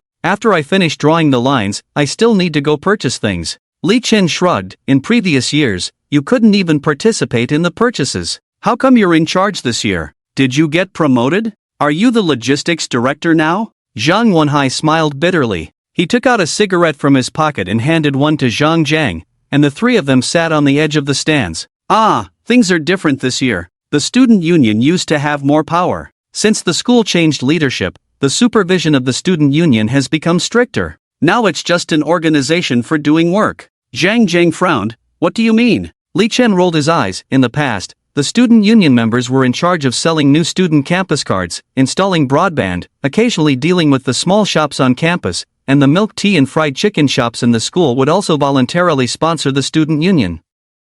It adds up to a considerable amount of money each month. Over the year, it's a big sum of money. The sports meeting and school anniversary are good times for accounting, so why wouldn't they rush to participate? Damn, that's too shady. If there's no money, then why bother? Zhang Wenhai sighed. That's just one part of the problem. Not everyone joins the student union just for a little money. With the school's stricter management, the distribution of credits has become fairer. Some people join for awards and scholarships. Everyone is focused on the joint school anniversary celebration. They came up with a slogan in the morning. Then they decided to hand over all the sports meeting tasks to me, with just a few freshmen to help me. Zhang Wenhai pointed to the freshmen pushing the carts, looking very socially awkward. Can we have the football field for a while to finish drawing the lines? Li Chen sighed helplessly. Send me the blueprint on my phone, and you take them shopping. I'll ask if they're willing to help. Zhang Jiang wiped the sweat off his face with his sleeve and walked towards the football field. Where's Yi-Wan? Li Chen kicked a small stone and casually asked. She's with Chen Yu, assisting her. I heard Chen Yu has already secured a role as the third female lead in a TV drama, and the director values her a lot. That's great. I've also received an offer from a TV station. Once I'm done with this, I'll quit the student union. I'll do something, at least it's an explanation. I can go for internships on weekends in the future. You're really busy. Zhang Jiang is busy, studying articles every night in the dorm. Wow, I don't even know what I'll do in the future. Zhang Wenhai glanced at Li Chen. Weren't you planning to become a director? I'm thinking of making a cameo appearance in your movie. I don't have that plan anymore. I plan to work, save some money, and open a small shop. Of course, I'll still write scripts. If someone likes them, I might strike it rich. Then I can live off the rent and have time whenever you guys want to hang out. Zhang Wenhai's Adam's apple bobbed up and down. I know you're upset and feeling wronged. It's not. Well, let me tell you the truth. Li Chen sighed, clasped his hands together, furrowed his brows. There's a girl who really likes me. Zhang Wenhai. She's from a very wealthy family, the one I mentioned before who works as a maid at her house. Zhang Wenhai. She is the kind of girl who is especially innocent. I don't know how to face her. Li Chen glanced at Zhang Wenhai. Don't look at me like that. I didn't cheat. It was only after breaking up with Chen Yu that she came to me. Zhang Wenhai raised his hand. Can I not believe you? Go on. I can't describe my feelings for her. I also have some responsibilities to bear because there are some things that only I can handle. By the way, do you understand? Continue, maybe I'll understand. Li Chen, not comforted by Zhang Wenhai's high emotional intelligence, explained, it's about that case from childhood. She was one of the girls involved, and she has a heavy psychological shadow from that incident. She needs me to console her. Zhang Wenhai nodded. Now I understand. Chen Yu is also one of them. Li Chen looked around and whispered, Chen Shishir is actually one of them too. Zhang Wenhai. Speaking of that girl, Li Chen rubbed his forehead. There is one troublesome aspect. What do you mean? She always sticks close to me, but I'm someone who doesn't want to attract attention. Is there any way to solve this? Do you like her? Li Chen pondered and said, I like her to some extent, not completely. If we were to separate now, I would still feel a bit sad. As for the future, I don't know. I understand. Zhang Wenhai nodded. She's just a bit less than Chen Yu back then. Li Chen looked around, picked up his phone. After hesitating for a moment, he turned it off, and when the phone screen went completely dark. It's fine the way you put it. After that, he turned it back on. What are you doing? In this world, there are some things you have to be cautious about. It concerns my life. Alright, continue. One day she will grow up, and I estimate that by then her father will give me a hush fee, so I want to open a small shop. Zhang Wenhai smirked. What does that have to do with not wanting to be a director? After the hush money, can I still appear in front of the camera every day? What if that girl still likes you? There is nothing gained without a price. Li Chen clasped his hands tighter. My parents have worked hard for a peaceful life. I don't want them to worry because of me. I don't understand. Zhang Wenhai looked at Li Chen. What are you afraid of? I don't know what you're thinking, but the future may not be as bad as you imagine. sometimes you are too pessimistic. Yes, you're right, Li Chen smiled and patted Zhang Wenhai's shoulder. There can't be any accidents, she would never be interested in me, nothing will happen. It's not an exaggeration to say that Zhang Wenhai is the person who understands him the most in the world. His vision of the future is the cruelest for himself, but the best for everyone else. You're back. Zhang Yuanzhou raised his eyelids. Oh, so dirty, got into a fight? Volunteer work, marking lines on the playground. Li Chen brushed off the lime on his body. The sports meet is coming soon. Zhang Yuanzhou's gaze wandered towards the courtyard, shaking his leg with schadenfreude. You're in trouble, because you didn't come back in time. Shimo was very angry. As expected, Shimo's cheeks had swelled to their historical maximum. Both sides were flushed. The amplitude of her stunned hair movement was also quite astonishing. Taking off the plastic bag from the electric bike, Li Chen touched the back of his head. Oh, the school had me do something, ended up being busy until late. Shimo was inexperienced after all, deceived by the cunning man, and instantly lost half of her anger. But just as she was about to take the plastic bag, the villain incited her. Zhang Yuanzhou also learned to put his hands behind his head, looking up at the airway. Bullying someone who hasn't been to school, anyone can do this kind of thing. If you don't want to come back, then don't. Finding excuses, not knowing who you're having fun with outside. Thanks to Zhang Yuanzhou, Chimo's cheekbones once again broke the record.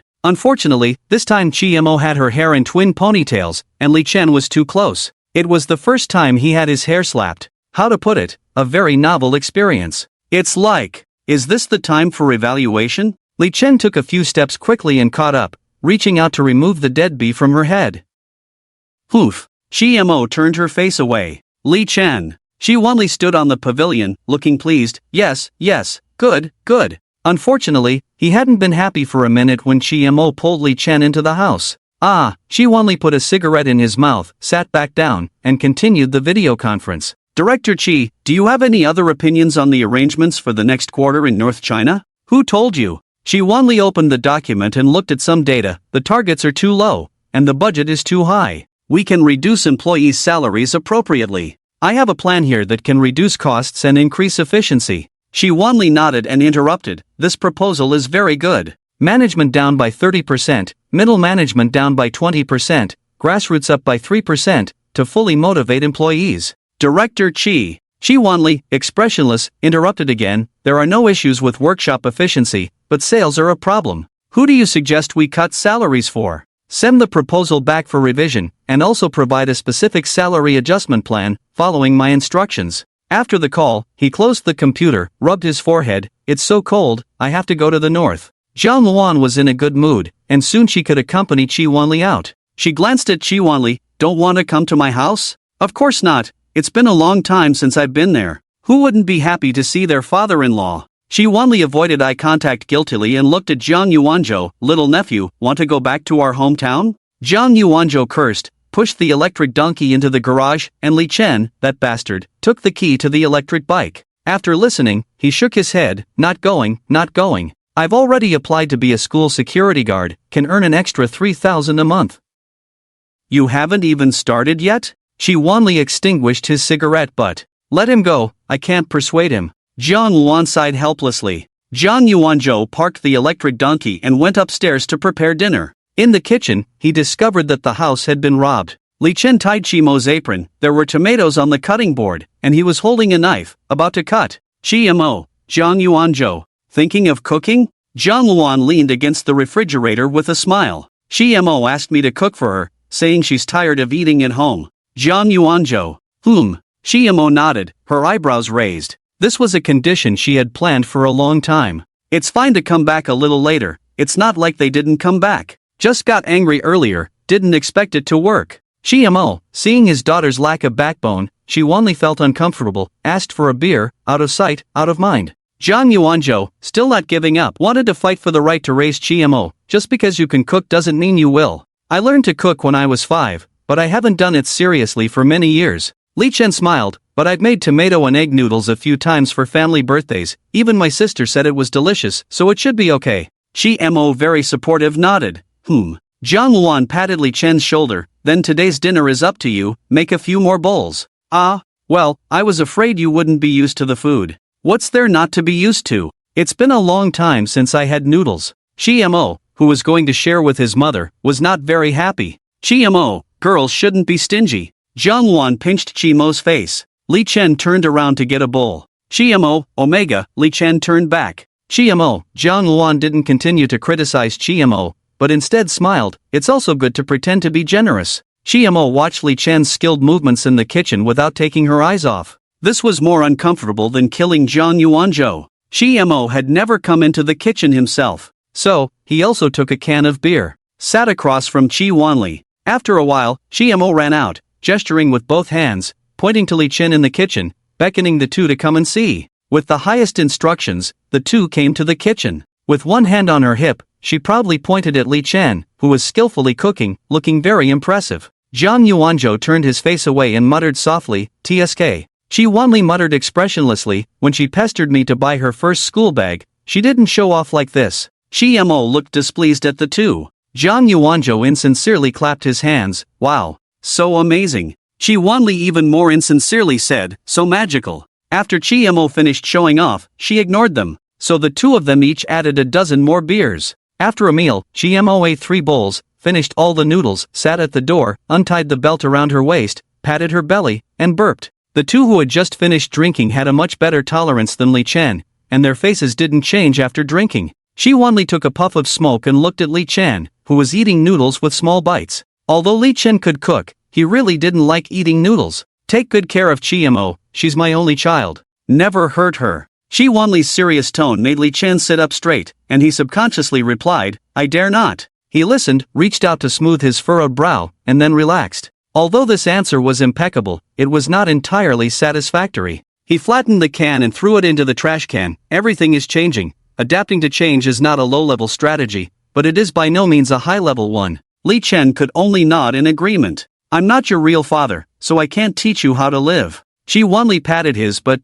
"That's all I have to say." He stood up, very childishly sneaked up to Qi Mo, planning to give her a scare. Li Chen accompanied Qi Mo for a walk in the garden. Her hands were behind her back, with her back to him, looking at him from time to time. He would smile and compliment her. "Li Chen." Qi Mo got a response and nodded in satisfaction. After walking for a while, Qi Mo's stomach wasn't as bloated, so she freed her hand from behind her back, and her 5 fingers were restless. Li Chen then took her around in circles. After a few rounds, Qi Mo got a little tired. The two found a chair to sit on, Qi Mo swinging her legs, looking very happy. As the moon reached its zenith, the stars shone brightly. She looked up at the night sky, and Li Chen held the back of her head to prevent her from hitting the chair. Under the moonlight, the fuzz on Qi Mo's face was clearly visible, her long eyelashes blinking as she stared at the moon in a trance. Yes, her skin was in very good condition. "Li Chen," she softly whispered. Li Chen." It turned out he could only say 2 words.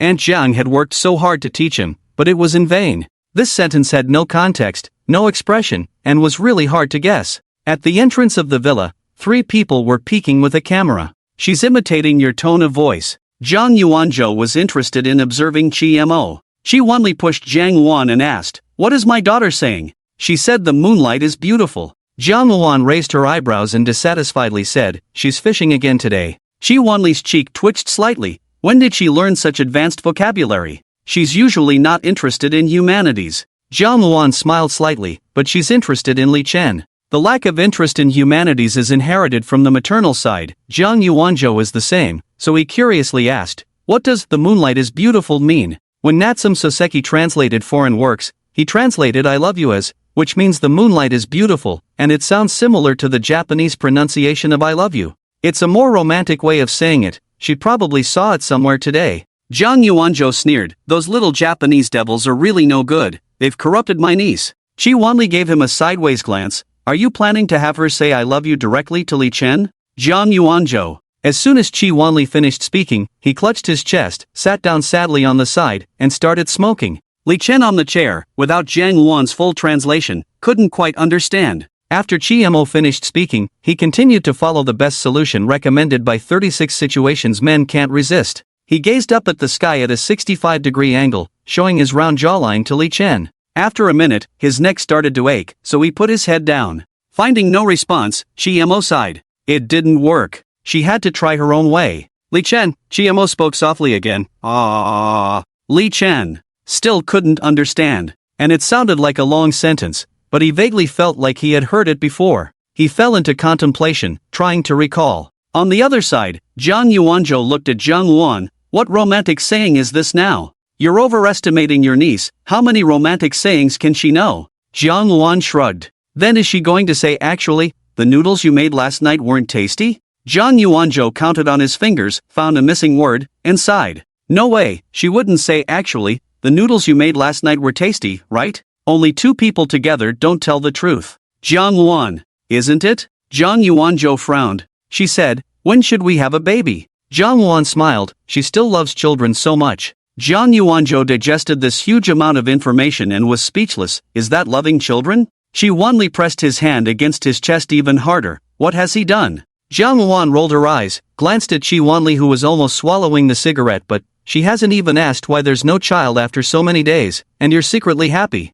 That's true. Shi Wanli released his hand from his chest. Chinese people always like to reconcile and compromise. For example, if you say, this room is too dark, we should open a window here, everyone will surely object. But if you suggest tearing down the roof, they will come to a compromise and agree to open the window. Thanks to the great writer Lu Sun, I've watered down so many words. Shi Wanli tried to reconcile but still couldn't. What is it? Li Chen didn't say anything, and even if he knew, he would just deceive Chi Mo. He dares to deceive Chi Mo? Jiang Luan. What do you want then? Want to be a grandfather? Shi Wanli found himself in a dilemma, and chose the lesser evil, just deceive her. Aren't you good at judging people? Still not trusting Li Chen? It's not about trusting or not trusting, it's just that I'm thinking if he can handle my shift, it feels a bit forced. Zhang Luan laughed, acknowledging that they had come this far, so why worry? Shi Wanli sighed, taking over my shift is one thing, my daughter is another. Under the moonlight, Shi Wanli's gaze was fixed more on Li Chen, who still couldn't figure it out, seeing her determined look.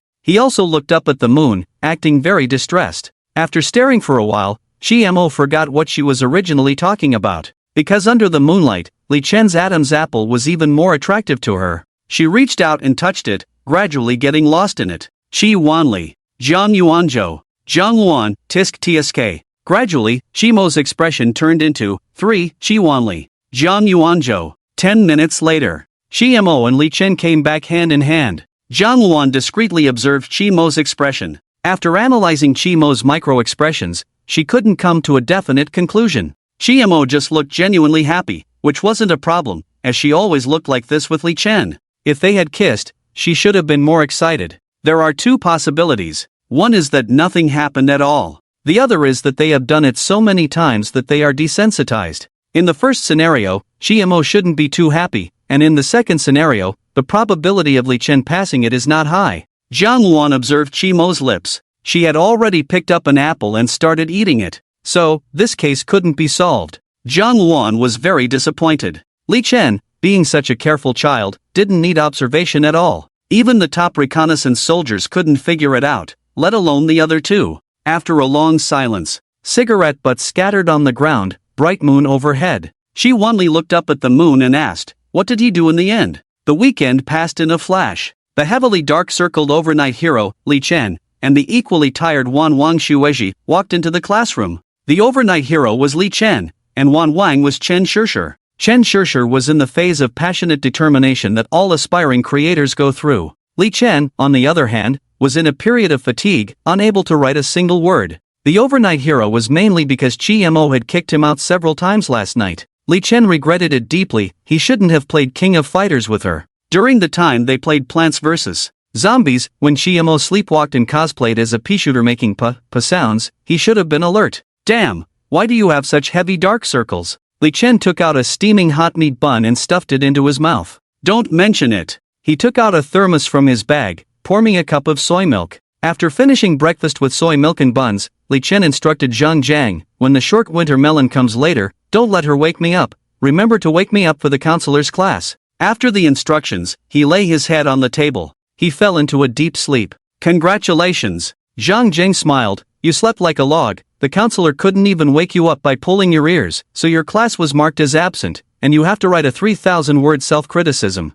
I'll just write it, copy it from Baidu and be done with it. Li Chen woke up feeling refreshed and in a good mood. Only then did he notice that Zhang Jiang was the only one beside him. Where are Qin Shishir and the short winter melon? They went to the counselor's office for guidance, they ordered takeout. Li Chen frowned, am I the only one being a third wheel for you today? Zhang Jiang sighed. Today Yisi's experiment cannot be left alone, so she didn't have dinner with me. So it's just the two of us today? Not really, Zhang Wenhai said he would treat us to dinner. Maybe he feels guilty for making us work so much on weekends. Li Chen rolled his eyes, feeling guilty in treating us to cafeteria food? Walking to the cafeteria, Zhang Wenhai, who arrived early, ordered 3 portions of beef ribs for 16 yuan each, 6 chicken legs for 6 yuan each, and even 2 extra chicken legs. Zhang Jiang showed a satisfied smile, patted Zhang Wenhai on the shoulder. You, after getting a girlfriend, have improved a lot in social skills. I almost don't recognize you. After the school management changed, the cafeteria's quality greatly improved.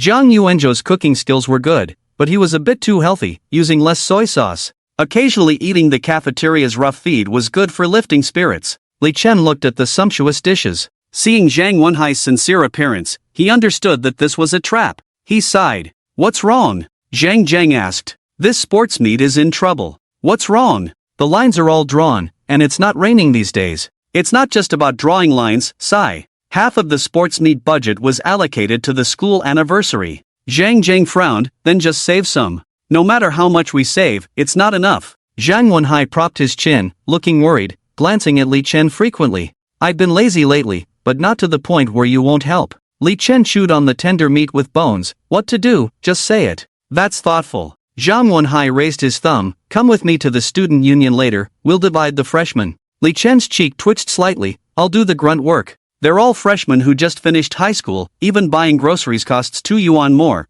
How do you expect them to organize? I can't handle it alone. Due to the leadership still in a meeting, Zhang Wenhai took the budget sheet and stood in the corridor with Li Chen to discuss. This is the budget sheet I made, take a look. Li Chen quickly scanned the items, then glanced at the budget numbers. How much money is left? Zhang Wenhai gestured a number. Li Chen's cheek twitched slightly, and Zhang Wenhai clasped his hands together. What's with the guessing game? Lu Xingchen poked his head out. Why are you here? Zhang was showing us the way to the basketball court. The teacher asked us to borrow books from the library, so we came to take a look. Chen Shishir held several thick-bound books in her hands. They must have been driven away to take a nap. Zhang Wenhai probably explained the situation to Chen Shishir. Lu Xingchen crossed his arms, nodding slightly. Although you were a bit impolite to me that day, but since you're Li Chen's friend, I'm willing to help. Thank you, thank you. Zhang Wenhai was pleasantly surprised. Lu Xingchen generously waved his hand. It's nothing. Li Chen also handed over the budget sheet willingly. Lu Xingchen pushed it back. I won't look at this, you go ahead and do it. Li Chen. Chen Shishir smiled. I'll help too. Li Chen looked at Lu Xingchen. What will you be in charge of? Li Chen was afraid she would cause trouble, so he had to clarify things first. I'll be in charge of leadership. She stood with her hands on her hips, looking confident. At this time, the door of the student union room also opened. The 2 bespectacled guys shook hands warmly and walked out of the room side by side. Today's meeting was very effective, clarifying some issues and pointing out the direction forward. Continuing like this, we will definitely achieve outstanding results. Another person nodded with a smile on his face. It's been a pleasure cooperating with your school. Let's continue the discussion about the event venue tomorrow. The 2 of them must have been having a lively meeting, speaking so loudly that even a few people in the distance could hear them. The 2 groups in the student union room dispersed, and a group from another school walked towards them. Li Chen saw their faces clearly and realized they were acquaintances. Li Chen,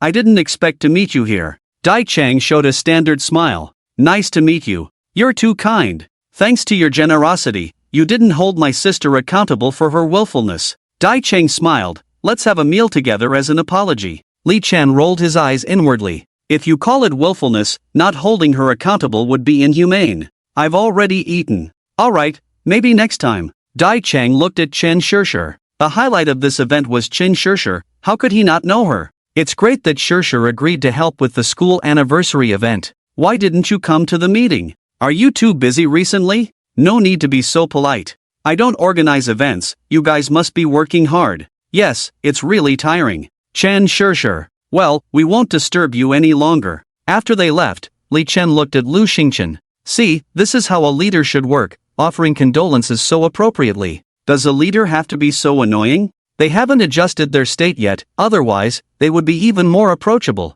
Lu Xingchen nodded slightly, but it looks very impressive. And tiring. I'm willing to do it. Taking an afternoon off, since she was going to help, her spare time after class would definitely not be enough. Lu Xingchen looked particularly excited. Li Chen looked particularly troubled. Fortunately, with Chen Shishir around, she could give the hard-working members of the student union who were fooled by Zhang Wenhai a boost.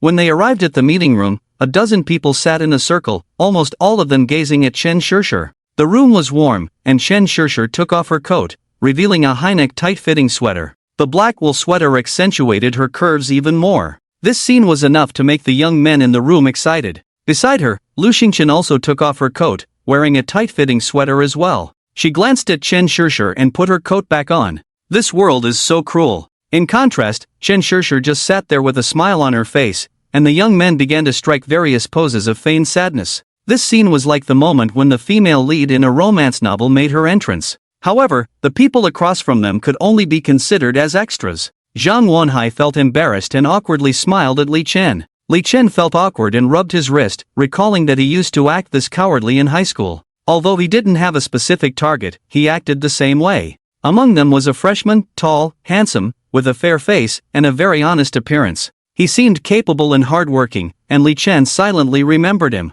Zhang Wenhai cleared his throat, breaking the silence. Time is very tight. Let's get started. Let me introduce everyone. He glanced at Li Chen, who then looked at Lu Xingqian. Zhang Wenhai then turned to Lu Xingqian. Her name is Lu Xingqian, she added with a serious face. She will be in charge of organizing this sports event with me. Zhang Wenhai looked at her, afraid she might get stage fright, and asked, "Do you need to say anything?" Lu Xingqian nodded and stood up. "Hello, I'm Lu Xingqian, a director for a year. As the person in charge, I hope this meeting will be productive, clarify some issues, and set the direction forward. Let's work together and achieve excellent results." Li Chen. Damn, she just copied it directly. After a second of silence, Zhang Wenhai started applauding, and then everyone joined in. After completing her leadership work, Li Chen took out the budget report. According to the plan of Executive Committee member LV Xingqian, let's first discuss the procurement issue. The budget is a bit tight, we need to cut some parts. How much should we cut? Cut as much as we can. The people across the table fell silent.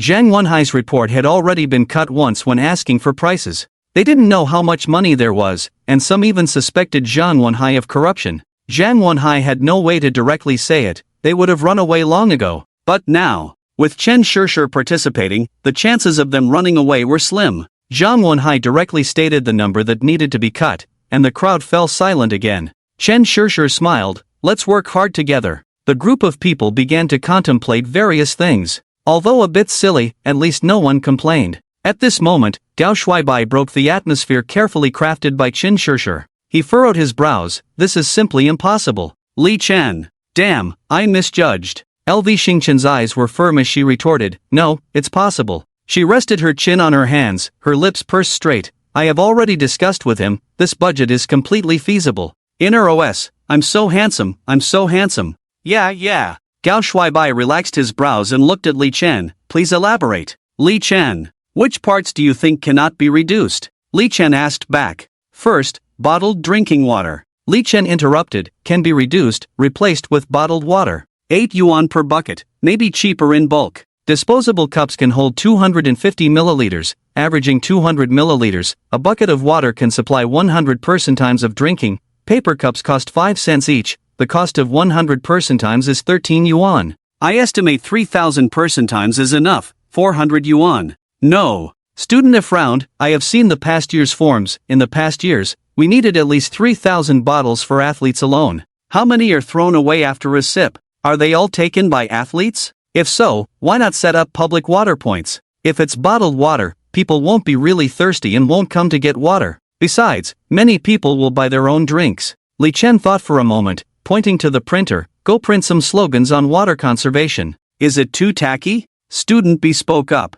The sports meet is delayed this year, the weather is cold, isn't it better to have hot water supply? How many places should be set up? Student C asked. 2 on 1 playground is enough. Remember to report to the school about the external power supply to avoid responsibility in case of accidents. I see you have a water dispenser in the student union office, we'll move another one to building 1 together, I've already arranged it. Li Chen picked up the vibrating phone, looking at everyone, the water has arrived, who will go get it? Seeing no one speaking, Chen Shishir raised her hand, I'll go. So, Chen Shishir didn't have to go. Gao Shuaibai had no more objections. Zhang Wenhai, seeing he was no longer needed, left with a few reluctant freshmen to arrange other things. Then, Li Chen listed out her plans one by one. They were all measures to save money through effort. Make sure to post safety slogans well. Accidents happen every year at the sports meet. With slogans, we won't be held responsible. For the personally responsible playground, when you see patrolling police, school leaders, or senior teachers, offer them hot water proactively. They will remember you, which will benefit you in the future. If you care about others' opinions, you don't have to do it. It's not a mandatory requirement. Confirm all the doctors on duty at the school clinic during those 3 days, know their contact information. Do we have to manage this too? What about the school leaders? If it were useful, accidents wouldn't happen every year. Li Chen smirked, the school leaders just need to lead us. Lu Xingchen, when it comes to safety issues, it won't hurt to have an extra layer of protection. I'll take care of contacting the on-duty doctor. Let's leave it at that. Chen Shishir took on the role of recording the meeting. Finally, she copied down each item and distributed them to the responsible members of the student council. Chen Shishir personally wrote their names. How could they possibly get lost? Lu Xingchen stood with his hands behind his back, looking very stylish. Alright, meeting adjourned.